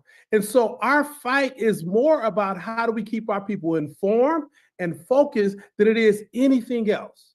That is the fight that we are in. Absolutely. And speaking of the fight, I wanted to go to someone who is another young leader. His name is Yusuf Omer, and he is an SGA president at an HBCU. You talked about Miles College earlier, Roy. And so I want to know what the fight looks like for students at historically Black colleges and universities where you all are being told that your funding could get hit too. This is the same man who took credit for giving funding to y'all that he did not give, and has criticized the last administration for actually giving him. So I want to know what the fight looks like on a student level, what you all are talking about, how you all are talking about mobilizing when your education is on the line, and actually your bodies could be on the line as well. Absolutely, Angela, and just thank you for having us on here. Thank you for highlighting young people, understanding that we are not the future, we are the now. Understanding that HBCUs have been the backbone for years, for hundreds of years, of Black excellence, producing leaders, innovators, change makers, people in all different walks of life in every single field, despite being historically underfunded. That's just reality. And that reality is clear as day that each HBCU in these United States does more with less. If we say that we truly value education and value our young people, we must invest in every institution that has invested back in us. Federal funding for HBCU shouldn't be a charity, and it shouldn't be something that people can threaten to take away. It should be something that our government should continually invest and add more to. I look at it like federal funding for us at HBCUs is a debt owed to the legacy of what we do, of what our ancestors fought for, and the brilliance that these institutions represent. When you fund the HBCU, you literally fund the future of Black leadership, of Black culture, of economic power, and social progress in this country. And as students, we're working on not only mobilizing, but we're now having students run for office while they're in college. We have students at HBCUs running for city council. These are hometown heroes that we need to shed the light on. We need to donate to their campaigns. We need to support them. And we need to educate. I want to shout out my professor. The reason I'm here, Dr. Wes Bellamy, these are the environments that we're cultivating at HBCUs, classrooms, and discussions and ideas and debates that are not only staying in the classroom. These ideas, debates, and discussions are now being traveled to different boardrooms and into houses of government and state legislators. So it's definitely needed. Funding for HBCU should never stop, and the research funding for HBCU should never stop. I want to call up Wes Bellamy, Dr. Wes Bellamy, who is, yes, a professor, but also the social action chair for 100 Black Men.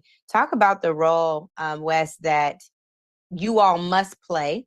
Also in supporting Black women who doing this work already, but we need to be standing together. Talk about the important role that you all play right now and where we go from here, and talk about some of the things that you all are doing next or right now that folks can engage in. Sure.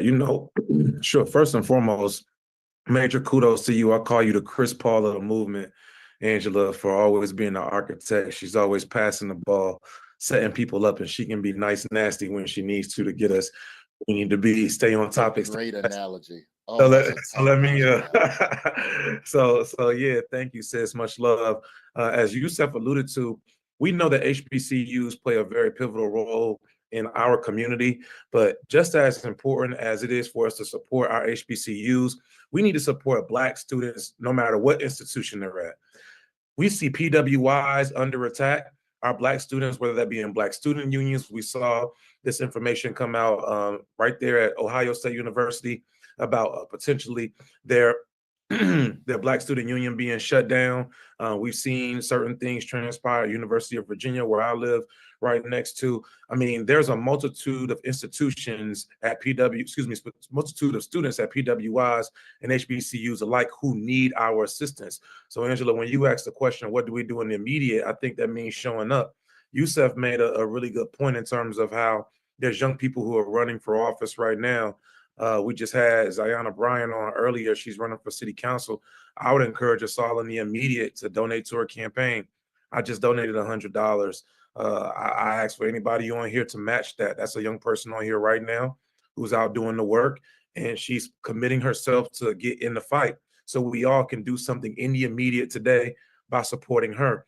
On a broader scale and on a larger scale, when we talk about different things specifically in our community, tomorrow or Friday or next Tuesday or next month, I think it's about doing three things. One, we have to be able to endure and mentally and emotionally prepare ourselves to be able to endure what's going on in front of us. There's going to be a lot of fatigue that we feel both emotionally and mentally from just all of the things that are coming on in our bodies. So I think it's important to be able to have your happy space, take the time away when you need it, be able to rest when you need to, and then again, be prepared to go out and get up and fight the next day, because there will be a fight tomorrow. Secondly, when it comes to on a local level, we all need to be looking at how we can be engaged today.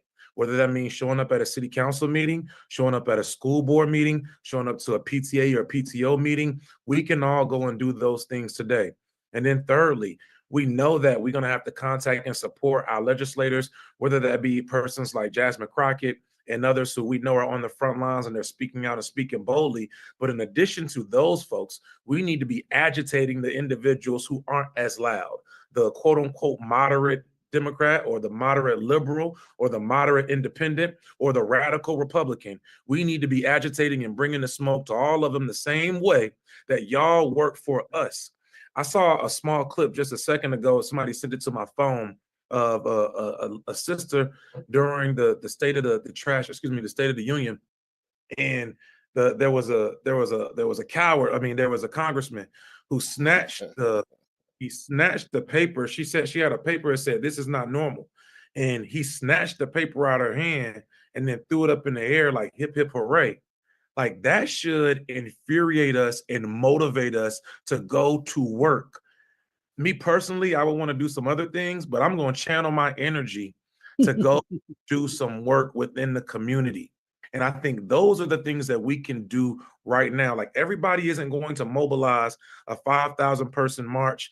Everybody isn't going to be able to put together this prolific town hall, but we all can do something in our communities first, in our neighborhoods next, in our states and congressional districts after that. So let's go get to it. I challenge y'all to work not only with me, but everyone else on this call and those who we don't know, so we can get to work. And on that, Wes, speaking of getting to work, there was somebody that's all about that work that is now with Reverend Mark Thompson, Ayanna Pressley, the Congresswoman who is about that life. Real OG is here and she is ready to talk to us. So Congresswoman Pressley, welcome. We are so happy to see you. We so glad you walked out, girl. Tell us glad you walked out. How you're feeling.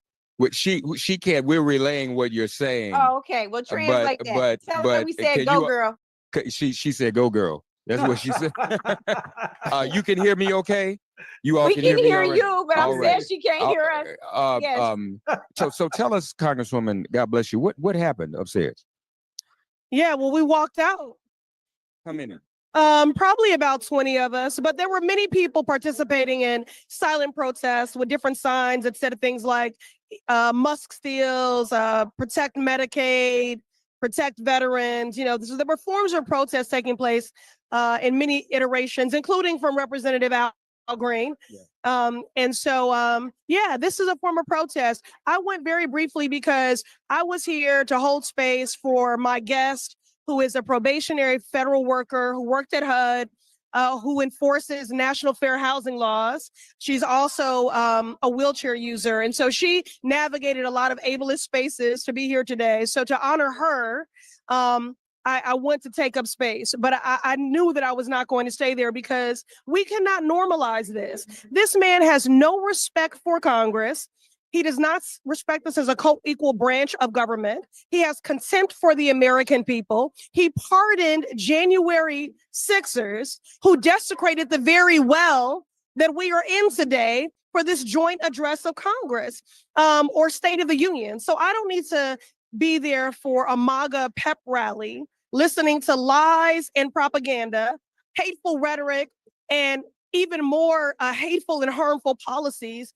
And those policies are coming for every single person that calls this country home. Listen, I've been in Congress 6 years. I've never walked out of a joint address of Congress or a State of the Union, not even for the occupant's first term. I've never walked out. But this is not normal. This is a fascist dictator.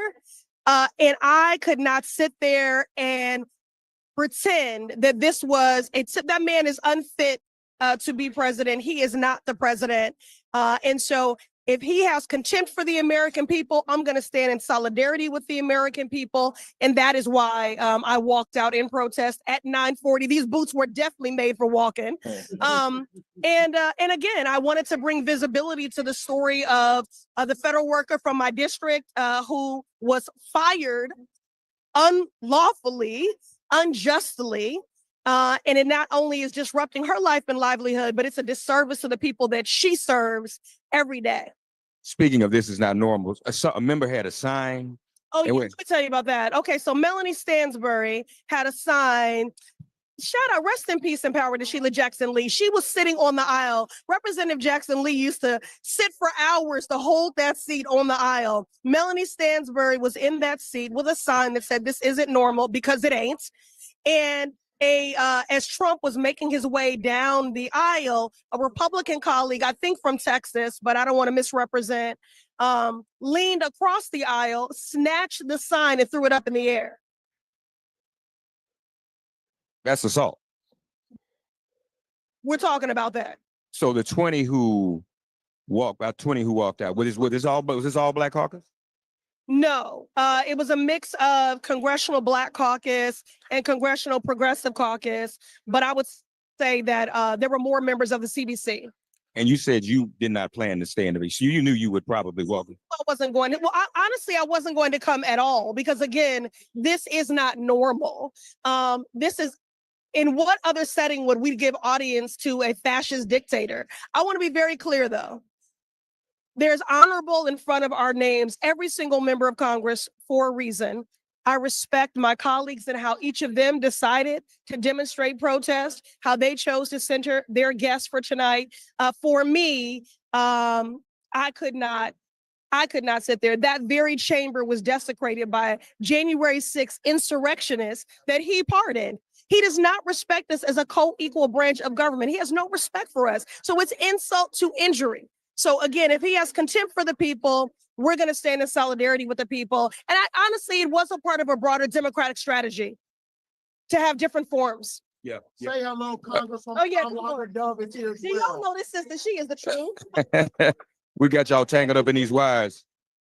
So tell her. So what did you all walk out at the same time? Or? So this is my queen, Ayanna Presley. I take all guidance from her. Yes. And essentially we did all walk out together. We, in our minds, had an idea of what we were going to do. I think each of us said, there's only so much shit that I can take, right? When I have to keep flushing this toilet. And we walked out within 4 minutes of each other. It was a small wave of us. Okay. And there was also, I heard it was a plan to wear black. Was that kind of a uh-huh.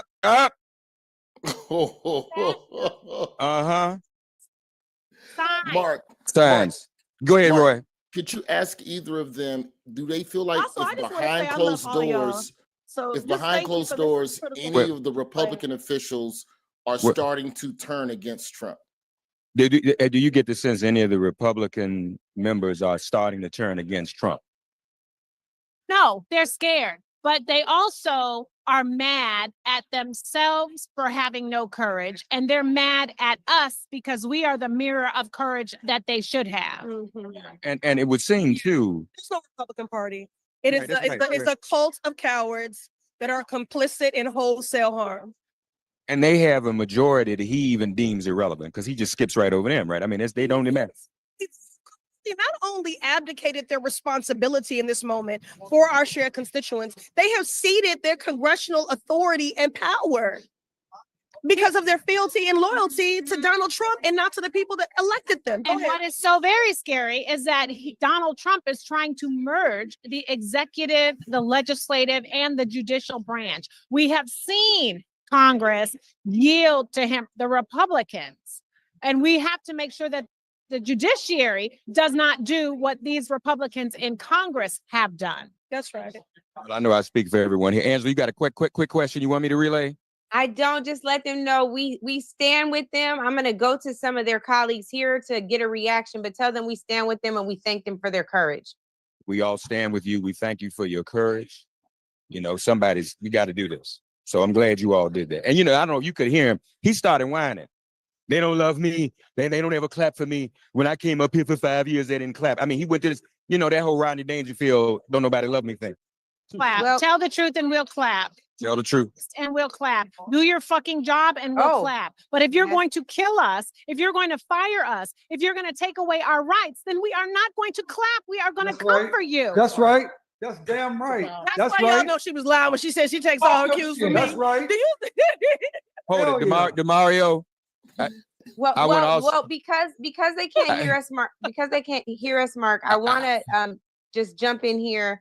There was someone who's a good friend of ours, our good brother, Gary Chambers, who has been relentless about let's call our members, let's make sure they know we don't even want them to go. Tell them to go somewhere else. I want to get his live reaction to what he's hearing right now. Gary, chime in here.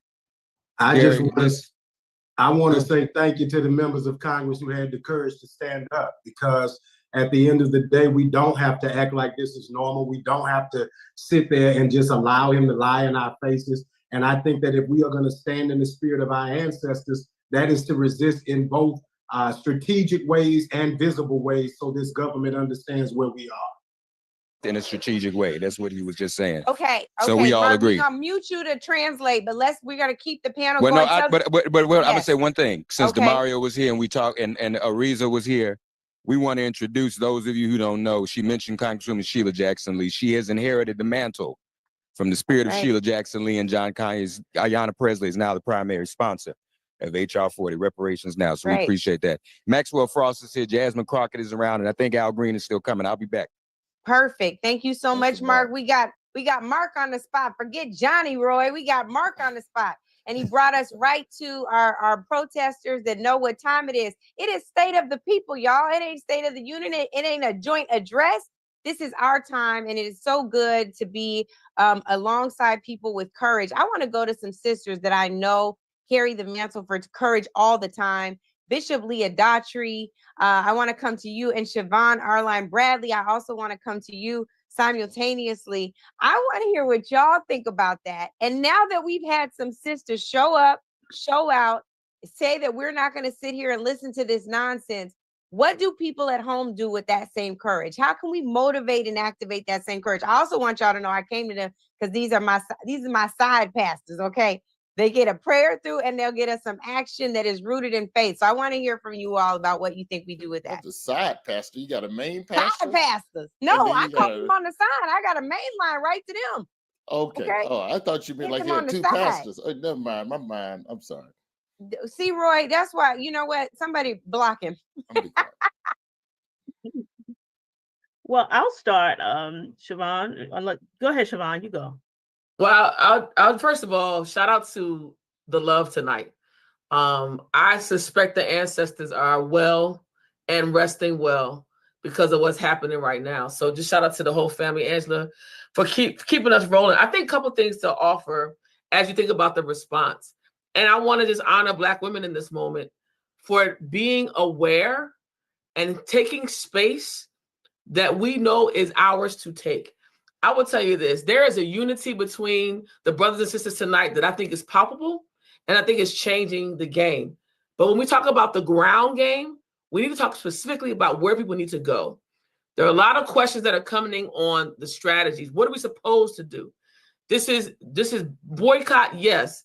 Activate, yes. But we're talking about now the legislative part of this work. This part of the advocacy on the ground is where voters can take a stance. If you have a child that has an illness, they're currently receiving CHIP and supported by Medicaid. If you have a mother or a father who is over 65, they're receiving any kind of treatments. They're receiving Medicare. Social Security is on the line. I also want us to understand that when we start talking about SNAP and benefits, these are not just benefiting Black people. There's a misnomer about these entitlements. And what I want people to understand is you have to now start calling your senators every single day. Be relentless. Be relentless in a way that allows them to know you will be voted out. And we've got to also use the phone tree method. Like, we got to go old school. You got to call your people to tell them to call their people to make these phone calls and then show up. Special elections in Florida 1st and 6th District. Do not miss this. I don't care that it's a Republican district. I care that we got Black people that can vote. Here's the last thing I want to say, Angela, for this call tonight. As people are listening to what's happening, we got to understand that strategy will outweigh this foolishness. But strategy comes when we had to take a moment to breathe and activate. Now that we're activating, look at what we've done in 24 hours. We have called him. My father's 77 years old, and he told me he clicked on to watch tonight. We're hitting generation after generation. We got mothers, grandmothers, fathers, folks that have not been listening are now listening. So when you say turn the TV off, that doesn't mean turn off the activism. That means turn off this moment to be able to pull together what we're doing tonight. And it's working, y'all. We are going to win because our ancestors gave us the blueprint. This is a different man, but not a different plan. That's what I want you to hear. Bishop, before you weigh in, we've been joined by Congresswoman Latifah Simon with Reverend Mark Thompson, and I want to go to her. You all heard her earlier today. I'm ready to go when you are. All right. Delivering her Working Families Party rebuttal or pre-buttal to the State of the Union. So, Mark, I'm coming to you now so we can hear from Congresswoman Simon. Congresswoman Simon, what happened? A lot happened tonight. I mean, I know I walked out. I walked out. I couldn't listen to these deep lies, this vitriol. But it also, sir, it felt like a Klan rally in there. We have to really understand what's happening right in front of us. We heard a president said clearly that he wants to take us back to a 1950s America.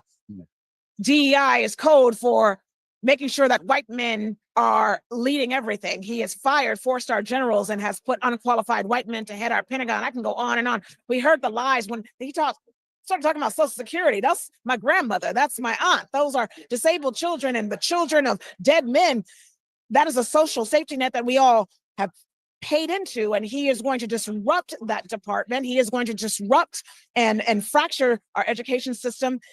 Again, that's disabled children, that's K through 12, that's FAFSA. I couldn't listen to someone who's trying to tear apart the very structures that we have fought to build in the last 60 years in this country. I had to walk out. It's my job to be in this building, but I refuse to sit and kowtow to the neo-Klan. I'm not doing it. Had you contemplated that? Did you have a feeling that might be what you would do? I knew it, but my mother said, listen, my mother is from Malvern, Arkansas, and she told me this morning, Latifah, 800,000 people are expecting you to do your job and at least go. No one is supposed to kick you out of your house. So I wasn't kicked out today. I left mid-speech, very clear that we have work to do on the ground. And factually, block by block, if we vote block by block, we can take back the House, stop this madman, and win the presidency. It's that simple. These folks don't care about laws. They don't care about the judiciary.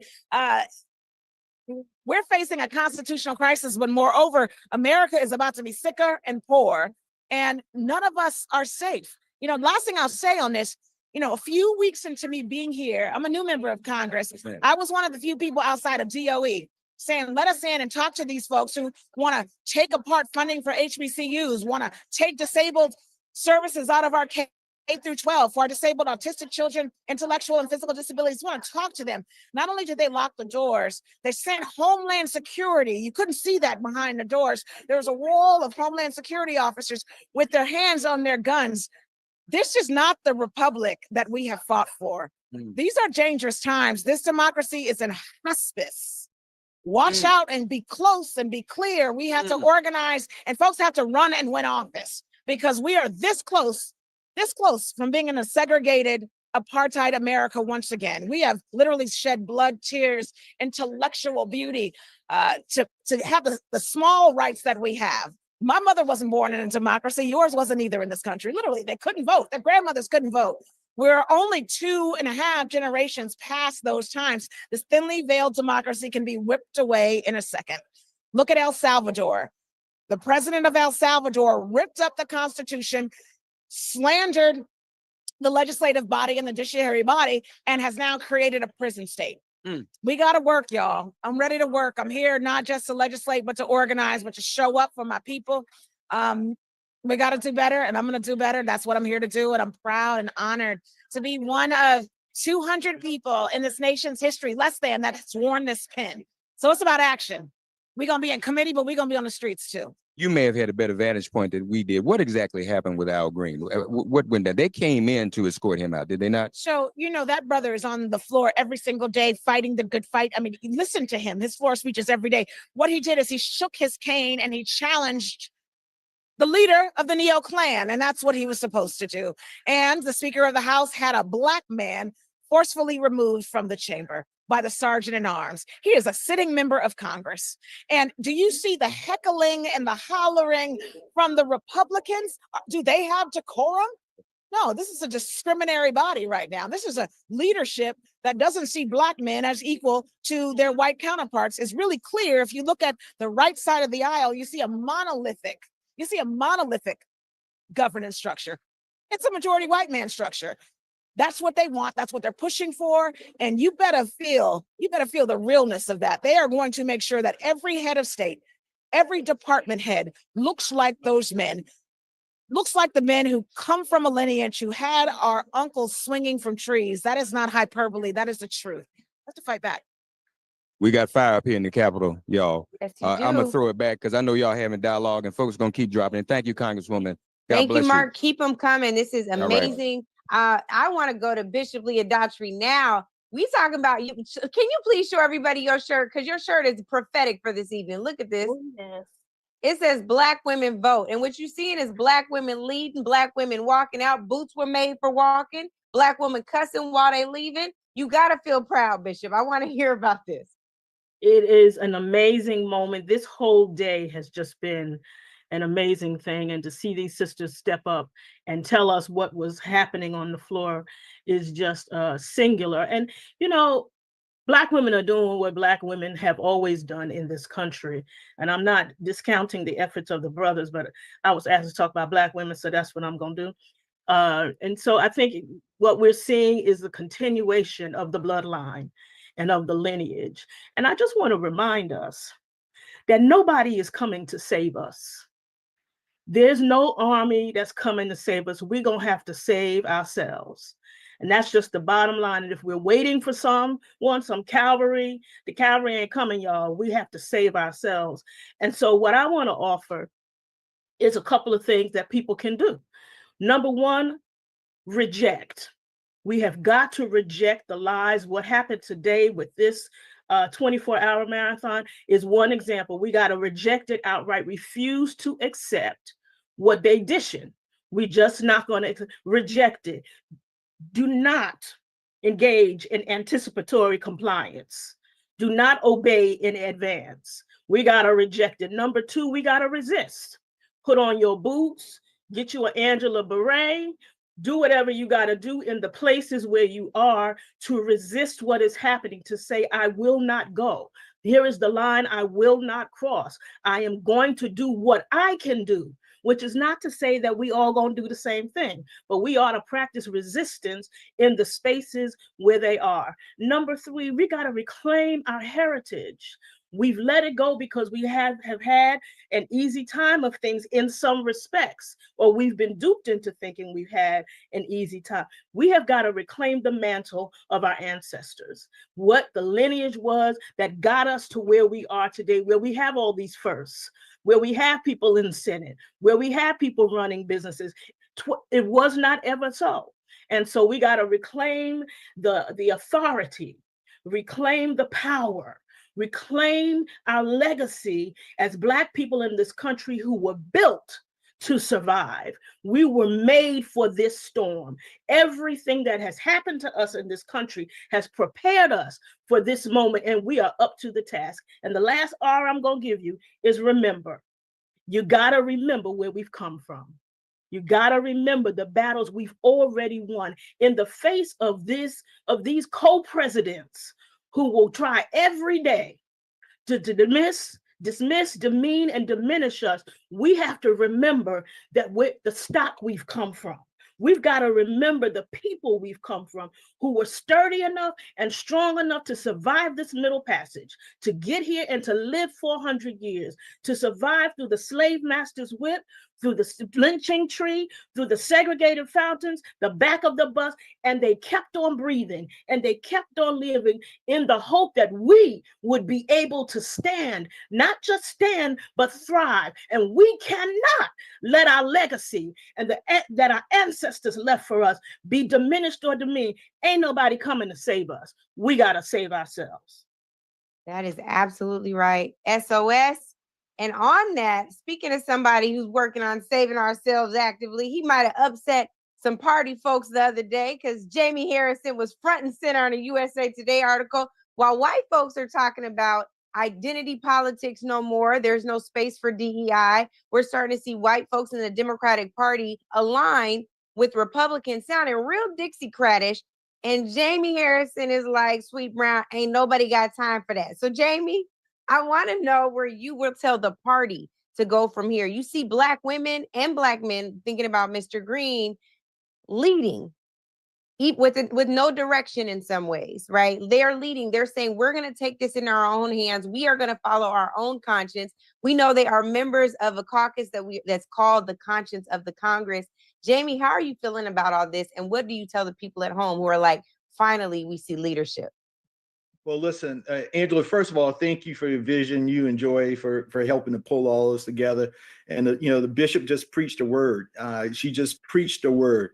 And we're at this inflection point, particularly where parties are. And, I'm very fortunate to have been the third Black person to be chair of the Democratic Party. But I can tell you, the Democratic Party ain't perfect. And right now, what you hear is there's a battle for the soul of the party. You got some folks who love to say that Black folks represent the backbone, the heart and soul of the Democratic Party, but at the first indication of any anxiety, electoral anxiety, they want to abandon those folks. They talk about identity politics being the thing that is dragging the Democratic Party back. I mean, hell, the right-wing evangelists in the South is an identity group. Gun owners in the South are an identity group, but you don't see the Republicans running away from them. If African Americans represent the backbone of this party, then why are not all Democrats surrounding us and supporting us in this full frontal attack that is happening on the Black community right now? We all have to stand up. We all have a role to play, but we all have to stand up and we have to demand that our party and party leaders, and I'm not saying this as a blanket, this is, you know, the DNC or whatever, but I'm saying the folks who are elected officials in this party, they all have to stand up and do their parts in terms of fighting for us. And that's what we saw in this last election. There are some people who just fundamentally do not feel as though they see Donald Trump, and they don't agree with Donald Trump. Many of them hate Donald Trump. But the one thing that they respect about Donald Trump is that whatever he believes, he fights like hell for it. Democrats, we got to fight like hell for the things that we believe, that are our core values, and the people who are the backbone of this party, and that is Black folks.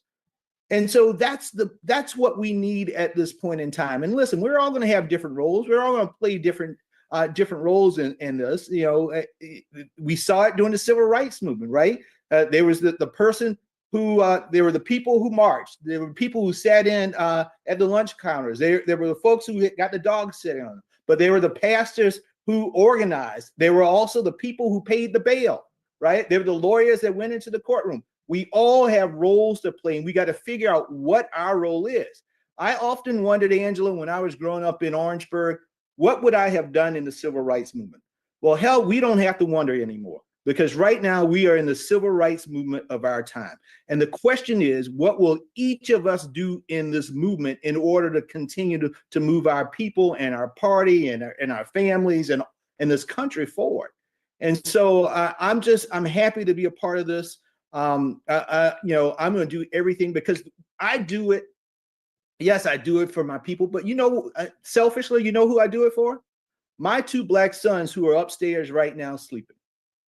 That is who I do this work for. That's why I will give every breath in my body to make sure that my sons don't grow up in a world like my grandparents grew up in, where the KKK marched through their town, where they had to drink out of colored water fountains, where they sat at the back of the bus. I will do every single thing in my power, will give every bit of my blood, every breath that I have, to make sure that my boys don't live in that world.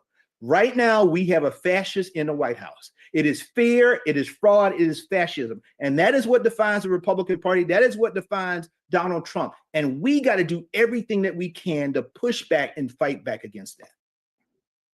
Congressman Harrison, thank you so much. We want to go back now real quick to Mark Thompson. I understand he has Representative Maxwell Frost.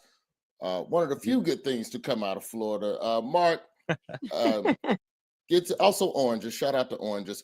Mark, real quick, he can hear you. He can hear you. He can hear you. Oh, okay, dope. So how you doing? Good to see you. Good to see you. Ain't seen you since the Daily Show when you popped in a while back, brother. What was the consensus before going into the chambers tonight amongst all the Democrats? Were y'all like, well, you gonna walk out? Well, I'm gonna walk out. Well, you walk out, I'll walk out. Or was it more organized? Or was everyone kind of feeling their own wave as the night went on? There was definitely a lot of organizing going on. And here was the general consensus is that number one, this isn't a normal address. This isn't a normal time where you stand up when the president walks in, where you have that kind of decorum. Because number one, he's never shown that to us or the American people or any people. He's never shown that to Black people. And so we walked in there, many of us, with a plan of what to do. If you've seen the videos, you've seen people with signs, holding up signs. I hold up a sign that said Musk steals. Elon Musk has been tweeting at me every other week. If I was the richest man on earth, I wouldn't be tweeting at 28-year-old Maxwell Frost, but I'd be doing other things. But I held up a Musk steal sign. But here's the thing. The reason why we decided to walk out is because, number one, we all worked really hard to get to Congress, and our constituents sent us there. And we knew we didn't want to stay the whole time. But I think there's power in occupying a space and choosing yourself when to get up and leave and walk out in the spirit of student protesters from the civil rights era. And that's why we decided to do it. Us and a group of mainly women from the Black Caucus who helped lead us into that action. Yeah, you have some on, right? Yeah. We couldn't. You can't just get up and walk out, right? We got up and we turned around and showed them our back to show this message. No kings live here. No kings live here. Yeah. And because he thinks he's a king. And what's going on right now is this administrative coup and billionaire takeover of our government so they can take away Medicaid, Social Security, the things people have fought for and earned to give billionaires a tax cut. And this is what the fascists do, is they try to have us say, well, I can't pay rent because of Black history. I can't afford my medicine because of that trans person. I can't afford this. I can't afford that because of the immigrant. They want us to look at each other instead of looking at them. But what I try to tell people is you are closer to being on the streets than you are to being Elon Musk. But they profit from us blaming each other, especially as Black people, amongst cultures and amongst the entire world. So I'm proud to be here. I'm proud to have done this action, but we know it doesn't stop here. Yeah. You know, what's next? What yeah, what do you want to see your other members and this party do? I believe, look, number one, when you don't have all the power you want, you use all the power you got. And we do have power because there's only a 2-seat majority in the House. And we have the ability to obstruct, to delay, to push back on this extreme agenda that most people don't believe in. And I think that's what we need to do, whether it's working at subpoena Elon Musk in every single oversight committee hearing, right? Or as many as we can. One day, a few of those guys, too many of those guys are going to be at lunch a little too far. And guess what? It'll move through. Believe it or not, that's how these things work sometimes. Yeah. Right? The other day, you have to challenge power too. The other day, I said grifter in chief. I think that's pretty tame. Yeah, it's tame. That's pretty tame. But they wouldn't even allow me to say that. So then you say, well, do I cede that ground or do I push it? Not to just be performative, but to make a point so people can see what's going on. Because we can't assume that everyone's paying attention. To that point, Congressman Frost, about not ceding ground. Earlier this week, President Trump tweeted or Truth Socialed or whatever about the possibility when it comes to the youth of if you protest at a college campus, automatic expulsion, or if you protest illegally, which basically means we will draw the lines of the appropriate way to protest and then just say you violated and expel you.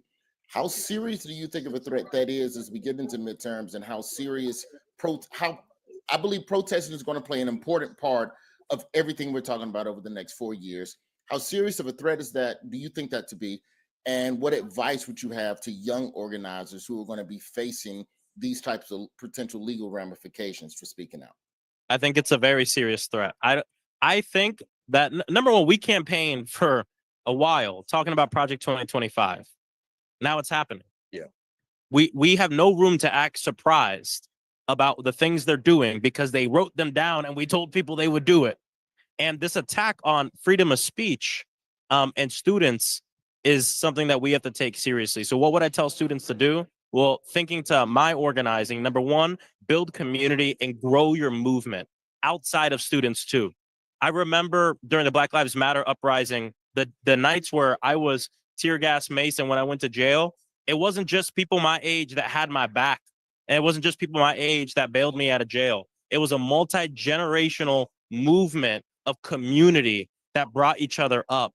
You know, our pro bono lawyers, where many of them were seniors, right, who came out to help us. So I encourage people, young people throughout history will always be leading, right? But it is important to make sure that you bring everybody into this movement because it's of us, by us. And I think that's how we protect us. So that's what I would tell students across the country. Take this seriously and also call on your elected officials to protect your freedom of speech, whether you're advocating against babies dying in Gaza, you're advocating to make sure that we have accountability in law enforcement or whatever it is, housing justice, whatever it is. We all deserve to say what we want to say. And that he wants to go after that. And here's the other thing I'll say. I think another reason he wants to go after it is because a lot of times in history, that energy does turn into votes against fascism. We had the largest youth voter turnout in the history of our country in a midterm in 2018. What else happened in 2018? Massive protests. What else happened in 2018?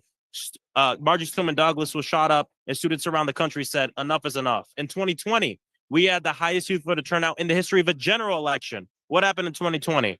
A Black man was lynched in broad daylight. People woke up and saw the video and said enough is enough, took to the streets, then they took to the ballot box. So there's a danger in allowing social movements to emerge, and they want to try to scare people from even going out to the street in the first place. We have to take it very seriously.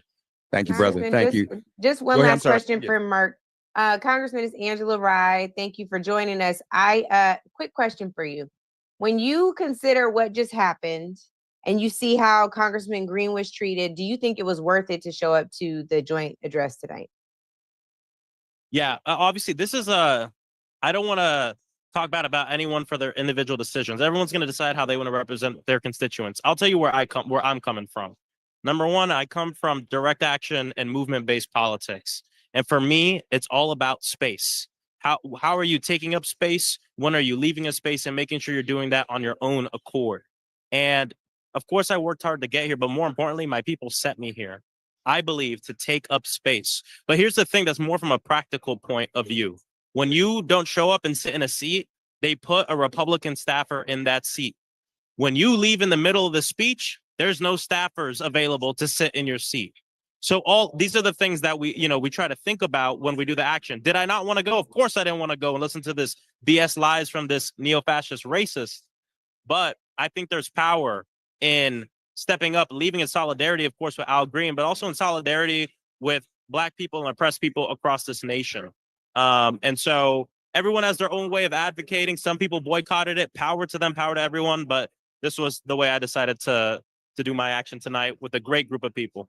Let me say this as he leaves, brother. We appreciate you. Tamika, this reminds me, being with this young 20-something-year-old brother in this Capitol reminds me of when we were with those other young 20-something-year-old brothers in the Capitol in Nashville. So this is deja vu. Love you, man. You keep that up, man. Proud of you, Doc. Appreciate it. All right, all right. God bless. We'll be back, y'all. Go ahead.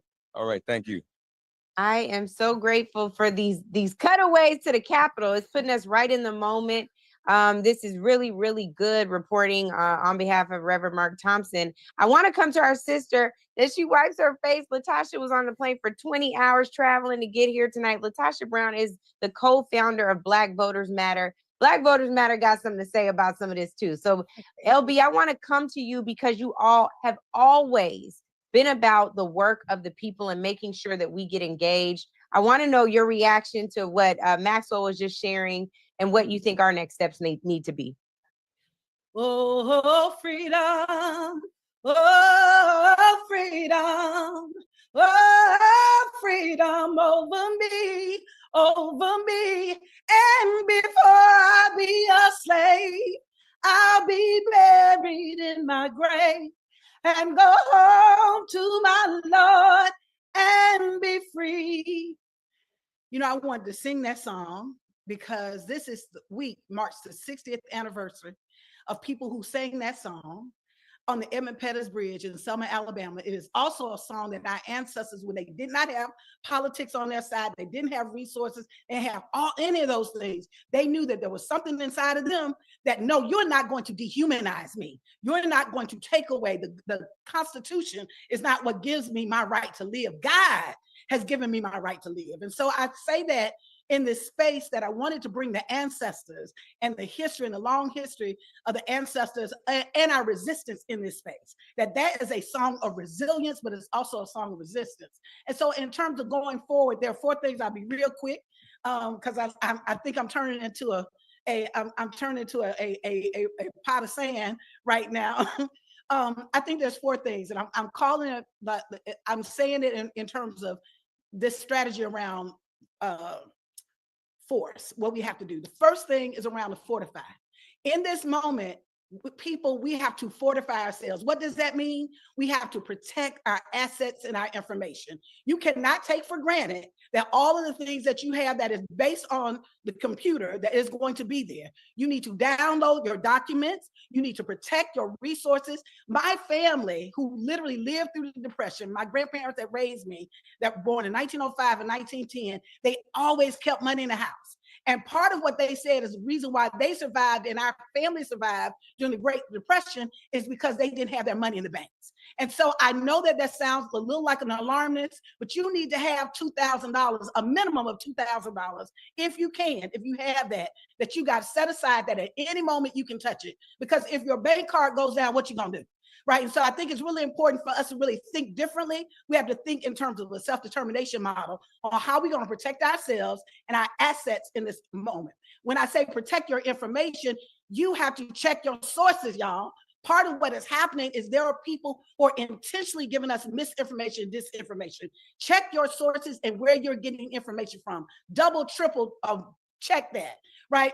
The next thing, the next F, as we're talking moving from 4 to 5, we've got to focus. It's really important for us to be think about what it is that we need in this moment. You know, we talked about early on the segment that we were on, that we've got to connect to Black farmers, that we've got to figure out where we can get our basic needs met. When we're talking about Social Security cuts, y'all need to understand that 58% of single Black adults over the age that are retirement age, 90% of their income comes from Social Security. 90% of their income comes from Social Security. It will be devastating to our communities in terms of how will they live, how will they feed themselves, how will they protect themselves. So it's important for us not just to talk about how we're going to stop or depend on them, but how we're going to have and use our institutions and structures to be able to fortify our people and focus our work so that we can protect our people in this moment. And so that means we have to think like Black, we have to think in terms of Black determination models and these self-determination models.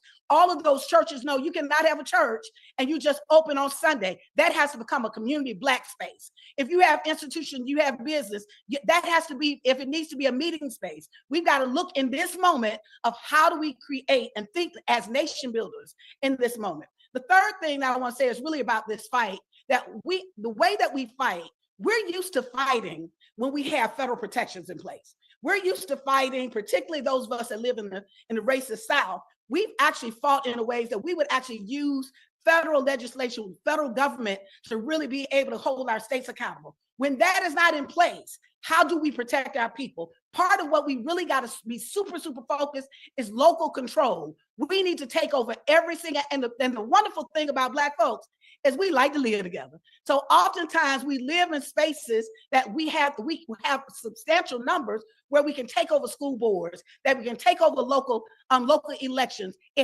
We have to focus on local control as much as possible. The mayor's races, the DA races, the local judgeships. The fourth and the final thing that I'll say really is we have to really, it will not be our politics to save us, y'all. It will be our humanity. But we can no longer just think about citizens of a bootleg nation that at will believes that we are at the whimsical nature of white racist folk. We have to think like founders of a new nation. We have to really think differently, that we're not just citizens, but that we're founders of something different. And what does that mean? We have to really be thinking about how will we protect and provide for our people in this moment, the basic needs of food, shelter, our resources, and literally one of the things I want us to do, don't spend no money. We cannot spend money in this moment. Why? Unless we're spending money with our communities and with things that we need. Don't take for granted that the eggs are $14 now. With the tariff, this trade war, it is going to have a substantial impact on us. So this is not the moment to go buy your Gucci bag. This is not the moment to go and spend on Amazon. This is not the moment. And we ain't trying to get them our money no doggone way anyway. So I think it's really important in this moment that we really save our money. And if you are going to spend some money, to invest some money, invest it in a Black organization that is leading this work. Someone that you know that is on the front line doing this work, whether it's $10. I see my brother Quentin James with Collective PAC. I see David, all these organizations. I see Siobhan that are doing amazing work. Write $10, $20. Pastor Mike that has been standing in this space, really making sure that our communities are protected, those of us who have been marginalized. And so in that, I'll just say, in this moment, I'm gonna leave with a question. I always ask this question everywhere we go. Everywhere I speak, I ask the question. I ask people to close their eyes. And my question to them is, what would this nation look like without racism? What would the institutions look like? What would a day look like? And everywhere I go, 95%, most of the time, nobody has been asked that question. And if you don't think, we're not thinking about it. Certainly we don't think the other folks thinking about it. So we've got to change the paradigm in this moment and ask ourselves every single day, what would this nation look like without racism? Because racism is not my birthright. And what will it require for us to build in that? And so we've got to be moving on that, because I will tell you this, there's not been anything that has ever existed in the physical realm that wasn't first envisioned. Somebody had to envision the cell phone. Someone had to envision this. Somebody had to envision a racist concept around what it means around this white supremacy hierarchy. So those of us, we who believe in freedom, we also have to see ourselves as visionaries, and we've got to radically reimagine every single system in this country. Instead of us responding to the limited vision of others that don't want to see us in power, we've got to literally create the systems that every child can get fed. We've got to create systems that we can actually have healthcare for all of God's children. We've got to create the systems that's really about a wholesome education. So shift your thinking. It's not citizens of this nation, but go beyond that. We have to be founders of a new nation, founders of a nation that's yet unborn. And part of that is going to require us having the discipline to lean into that, to really use our imagination, our innovation, and self-determination to move forward. Thank you, Angela. Thank you, Latasha. Thank Let's you so raise the much. offering. Yes, the send the doors of plate the church around. are almost open. We've been joined, you all, by another history maker. I so wanted to go to Jamal and Tamika and Angelo to talk about not spending money. Y'all hold that thought, because we got a queen. They might not be no kings in that house, but we have a queen amongst us. She is the CBC chairwoman. She's one of my former bosses, Congresswoman Yvette Clarke from Brooklyn. She gonna show Donald Trump what time it is. She's a real gangster. He don't want to mess with Congresswoman Clarke. She's here. Tell us how you're feeling, Miss Clarke. What is your impression of tonight, and where do we go from here? These are soldiers who are walking alongside of you, who have your back, who are surrounding you. We need to see you succeed, and so we want to hear from you tonight. How are you feeling, and what are you thinking? Well, first of all, let me thank you, family, for coming together in this moment to provide our community with the undergirding, the understanding, the education and information we need for this movement in this moment. There's a MAGA fest, a MAGA rally going on in the House chambers in this moment. And, you know, I didn't expect anything less than a MAGA parade and pomp and circumstance. And it is, listen, I think he's essentially run out of greatest hits. So he's on repeat in this moment. The challenge around that, though, is that he's got folks around him that are ready and willing to implement the craziest of policies and all aimed at, of course, raising up white supremacy as the operating system of the United States of America. So when I heard Sister Latasha Brown just talk about very, I think, fundamental things that we need to be doing as a community, she's absolutely right. And I believe that certainly there are so many of us who have come together around sort of like mind in this moment, crystallizing where our communities need to go. We need to buy Black. And we've been talking this for years, for generations, quite frankly. We need to undergird each other with knowledge and information so that our folks are not constantly consuming the misinformation and the lies that permeate social media feeds. We need to be able to make sure that we are on the ground and the CBC is ready to get on the bus. We are not taking this moment for granted. We know that we need to be felt, we need to be touched on the ground. And so starting in the month of April, we will be on the move across this nation, educating, informing, mobilizing, encouraging, empowering our folks to see this moment as our sort of generational moment where we have to envision a nation, as Latasha Brown has said, where we center ourselves as the focus and the fabric of a democracy. What does that mean? And what does it mean to operate in a space where we are valued and we value each other? This is just one of those moments, Sister Angela Rye, and that's constantly reinforced for us, I believe, each and every day. When you have 1 in 5 federal workers coming from the Black community, when you have this constant drumbeat around the dismantling of diversity, equity, and inclusion. When you have all of these sort of factors, add to that the fact that the cost of living continues to escalate, compounded by these tariffs that Donald Trump is insisting on putting into place, our folks are certainly hurting economically and otherwise. And so we have to, I believe, make sure that our folks are handling business in an unconventional way, that we move forward with and encouraging our people to shop among our people for those basic goods and services. I think, again, Sister Brown said, this is not the time for luxury goods. It has never really been that time as far as I'm concerned. But, you know, listen, everyone is entitled to their own taste.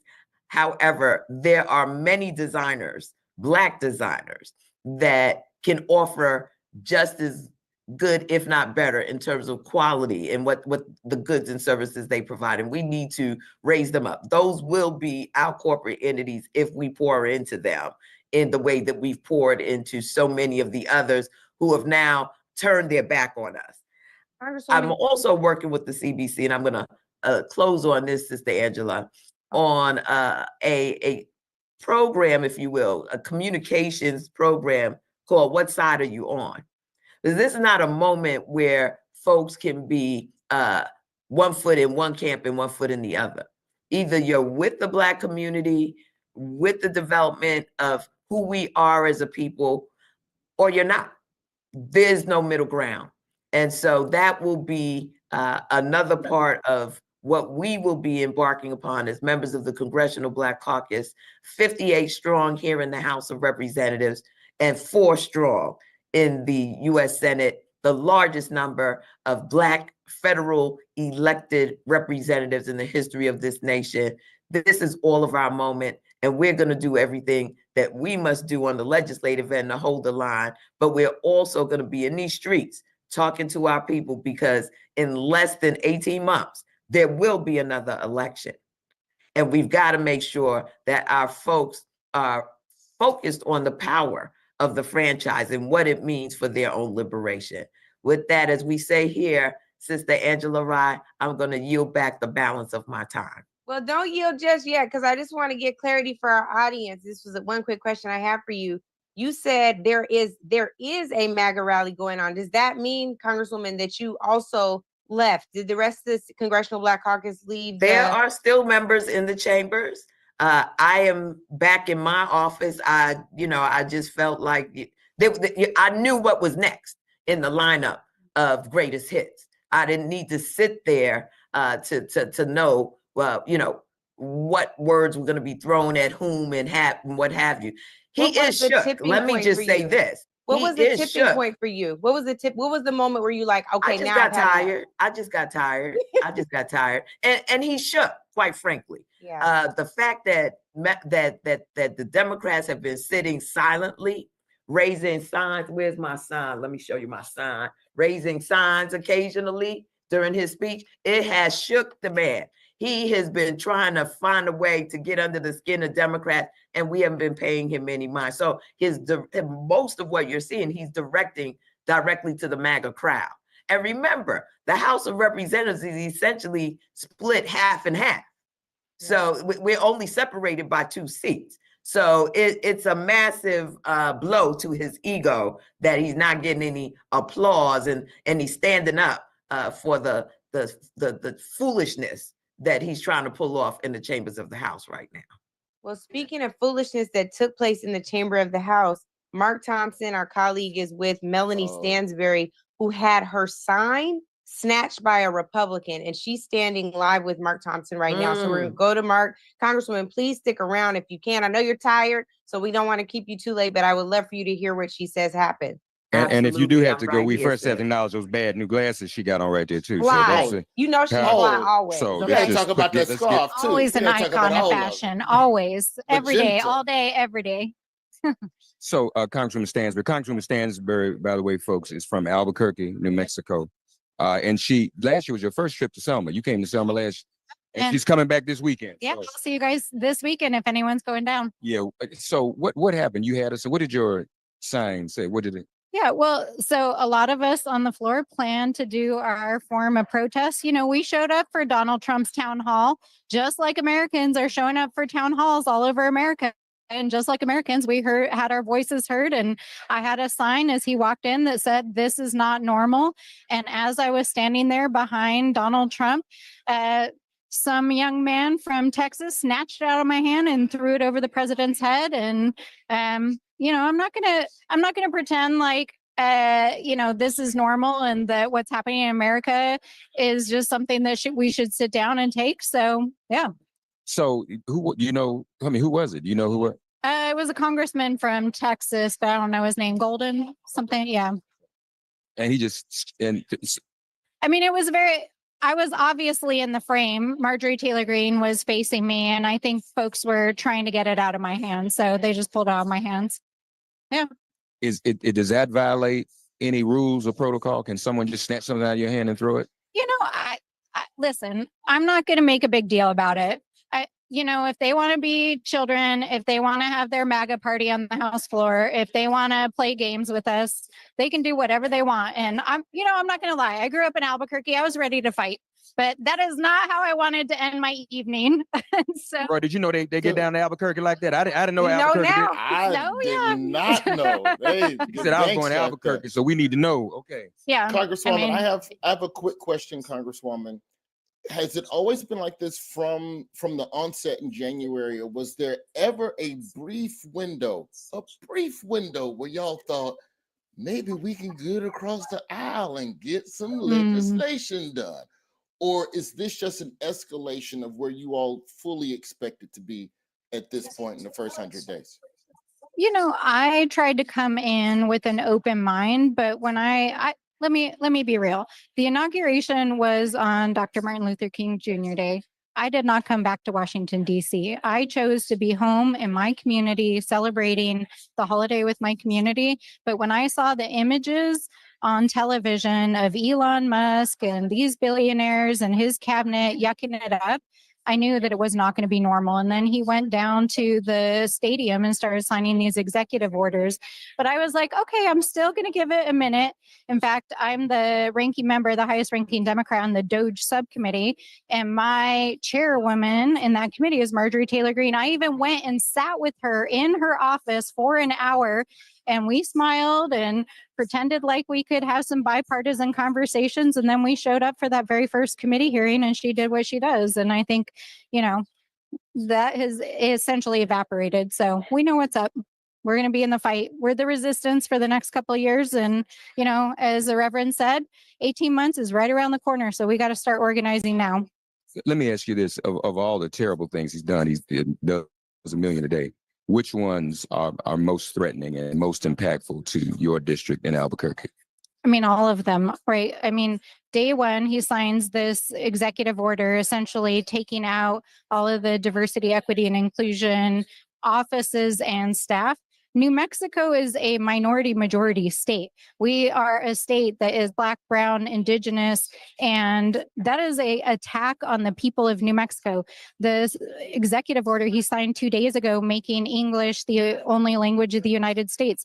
It is in our state constitution that Spanish is the other language of New Mexico. He's literally violating the state constitution of New Mexico because the border crossed us, by the way.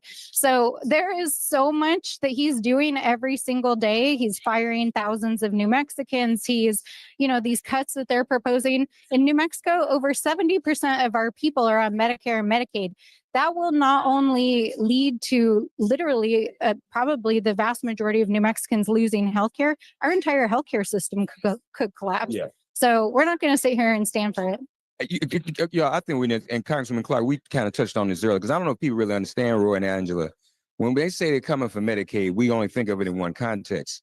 But Medicaid also undergirds those who don't have Medicaid and keeps hospitals open. So when you take away Medicaid, you jamming everybody. Oh yeah. This is what I'm saying is, like, if you take away Medicaid, every hospital in the state of New Mexico is going to go bankrupt. So if you think it's hard to get in to see a specialist right now, after they got Medicaid, all of that's going away. This is not just going to affect low income people, but it is going to affect low income people. And as somebody who grew up in the system, somebody who would not be standing here today if it weren't for income supports and Medicaid and food stamps, you know, it is to me not only immoral and unconscionable, but it's going to tear apart the fabric of our country. So Albuquerque, you want to go get your sign back? Should we go get it back? Let's go. We're gonna go down. Y'all please stay out of jail. Y'all please stay out of jail. But thank you so much for joining us. I want to turn really quickly to we had some encouragement around not spending money. Our dear brother's head was plastered on a sign at the White House just a few weeks ago during a Black History Month reception. That is Reverend Jamal Bryant. Also here from Until Freedom are Angelo Pinto and Tamika Mallory. Y'all, we have to get into this because Latasha brought up Amazon. She brought up we don't need no designer goods, but we're also talking about Target. Jamal, you have exceeded 100,000 signers on this pledge around the Target fast. I want you to get into that. And Tamika and Angela, I want to hear from you as well on that. Thank you and good evening, everybody. This is what Dr. King called the urgency of now. It is a critical moment, and we no longer have the question of community or chaos. It is absolute chaos, which is why we need community. I want to take a note really from across the border from our dear leader of Canada, who said, I don't want to, but I'm going to have to cut the power. Is that I supply, the Prime Minister said, power to 4 different states, and you're forcing my hand. I think that Black people don't realize how much power we wield with $2 trillion worth of spending power. And what has happened today at Target for them to say that they're spending, their growth has gone down because of the economy and recession and tariffs, when the tariffs just started today. It is a reflection of what our power is. Black people, Angela, spend $12 million a day at Target. If we redirect that to our own ecosystem, what will that mean? The Montgomery bus boycott absolutely destabilized the South, not from speeches, but from redirected spending. And so I think that when it is that we saw the inauguration on January 20th and saw who was on the front row, it was not cabinet ministers, it was those who wield wealth, which suggests that's what this president responds to. The wealth of what it is that we have has got to be redirected until we take white supremacy down to their knees. They don't even understand that the next step after civil rights is civil rights. Dr. King was assassinated because he was mobilizing the Poor People's Campaign. And they understand when marginalized and oppressed poor people come together, a revolution has to start. A super bad sister from Harvard University said we don't even need 100% participation, we just need 3%. If 3% of the populace do what a lot of our brave brothers and sisters did today and walk out and lift their voice, I think America's going to come to a screeching halt. We've got enough power to do it just with the number of people who are on today for the 24 hours. And let's not undermine or belittle the strength of what happened with the blackout on Friday. America's about to have an asthma attack and a hyperventilator because we understand what our worth is. We know what our value is. And we've got to withhold our funds in order for the revolution to move forward. I'm excited about it. We start tomorrow on Ash Wednesday, this thrust of this Target fast, because we wanted to interlope the spiritual property of what's necessary. While it is that we're strategizing, we have historically also been a spiritual and a praying people. And so over the next 40 days, I want to urge all of us to galvanize in prayer and not lose our spiritual focus and force. Every day, 381 days, Black people in Montgomery, after not getting on the bus, went back to the church to pray. And let's be very clear, we are now going up against a demonic, diabolical spirit in America. It is not just a person, it is a spirit that is afoot. On the weapons of our warfare are not carnal. And so we've got to really go into prayer. But Frederick Douglass said it much better than me. He said, I got more prayers answered when I got off my knees. So we can't just pray. We've got to really go in the fighting force. And so in the spirit of Hazel Dukes, let's fight even when it's uncalled for.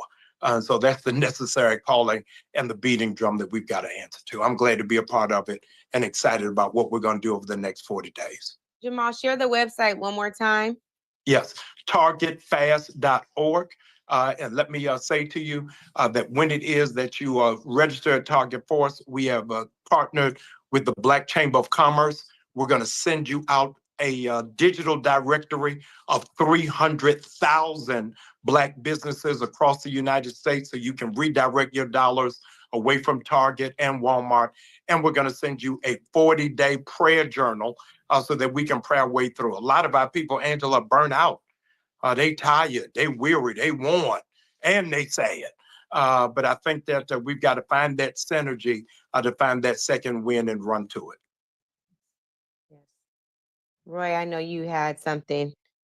Well, no, let's let Tamika Mallory come in, and I'll let you all do. You see, I'm staying out the way. I'll let No. We got to bring everybody in because we only got so much time. We under an hour left, y'all. We have. Well, I got to be quiet. Black women, y'all got a black women, and then I have my question. We have marathon through this thing, so we got a little less than an hour left.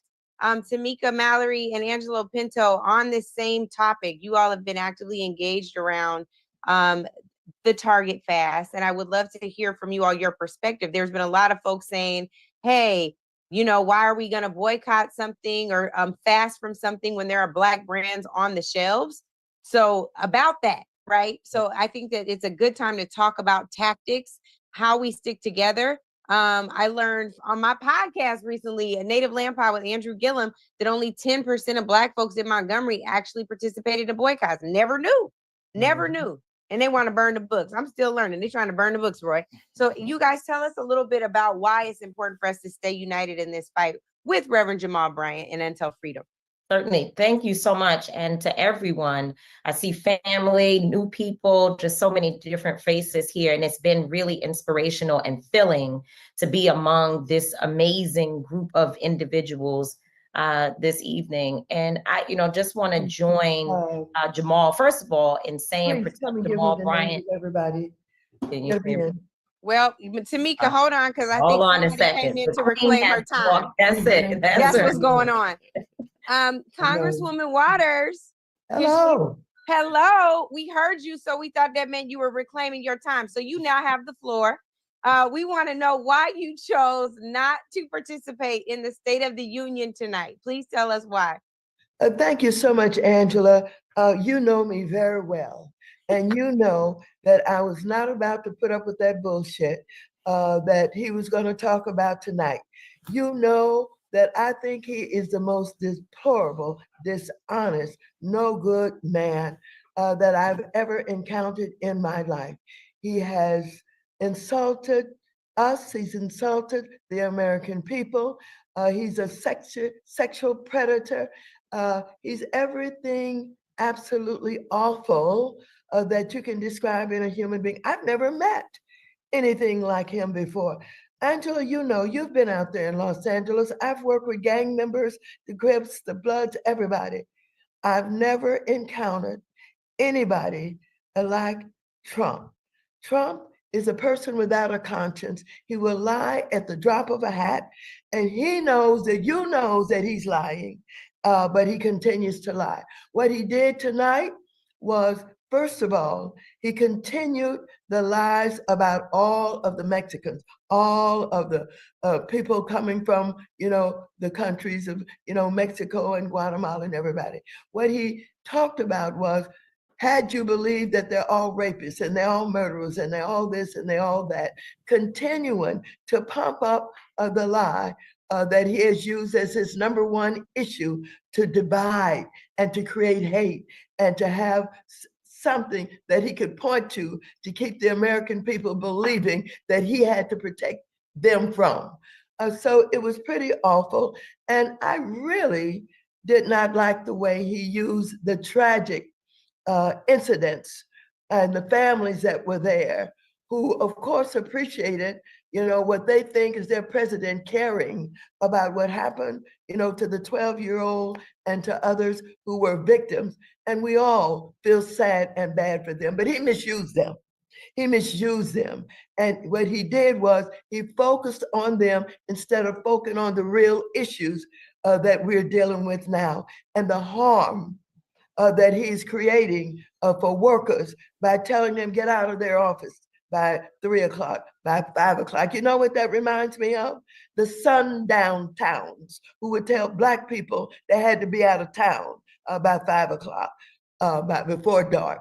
You know, he's still the dishonorable human being that he's always been. It is so sad that we're going through this kind of change right before our very eyes as he and Elon Musk move into all of the agencies and departments of government, shutting them down, firing people, doing everything that they can to basically make sure that this country is ruled by the white billionaires that showed up with him at inauguration time. What he's saying to all of us, we're getting ready to run this country the way that we want to run it. We're getting rid of all these regulations that have protected people in the Consumer Financial Protection Bureau. We're getting rid of HUD with all of the money that's going to housing and to the homeless and all of those people in urban areas that don't deserve it. All of those messages for me were continuing messages that he has put forth for a long time, long before this election. But it's not nice to say, but I told you so. When he first ran, I told everybody that he should have been impeached. When we got into it, we didn't do it right. We waited too long. We didn't use the right issues, etc. And unfortunately, we got him back.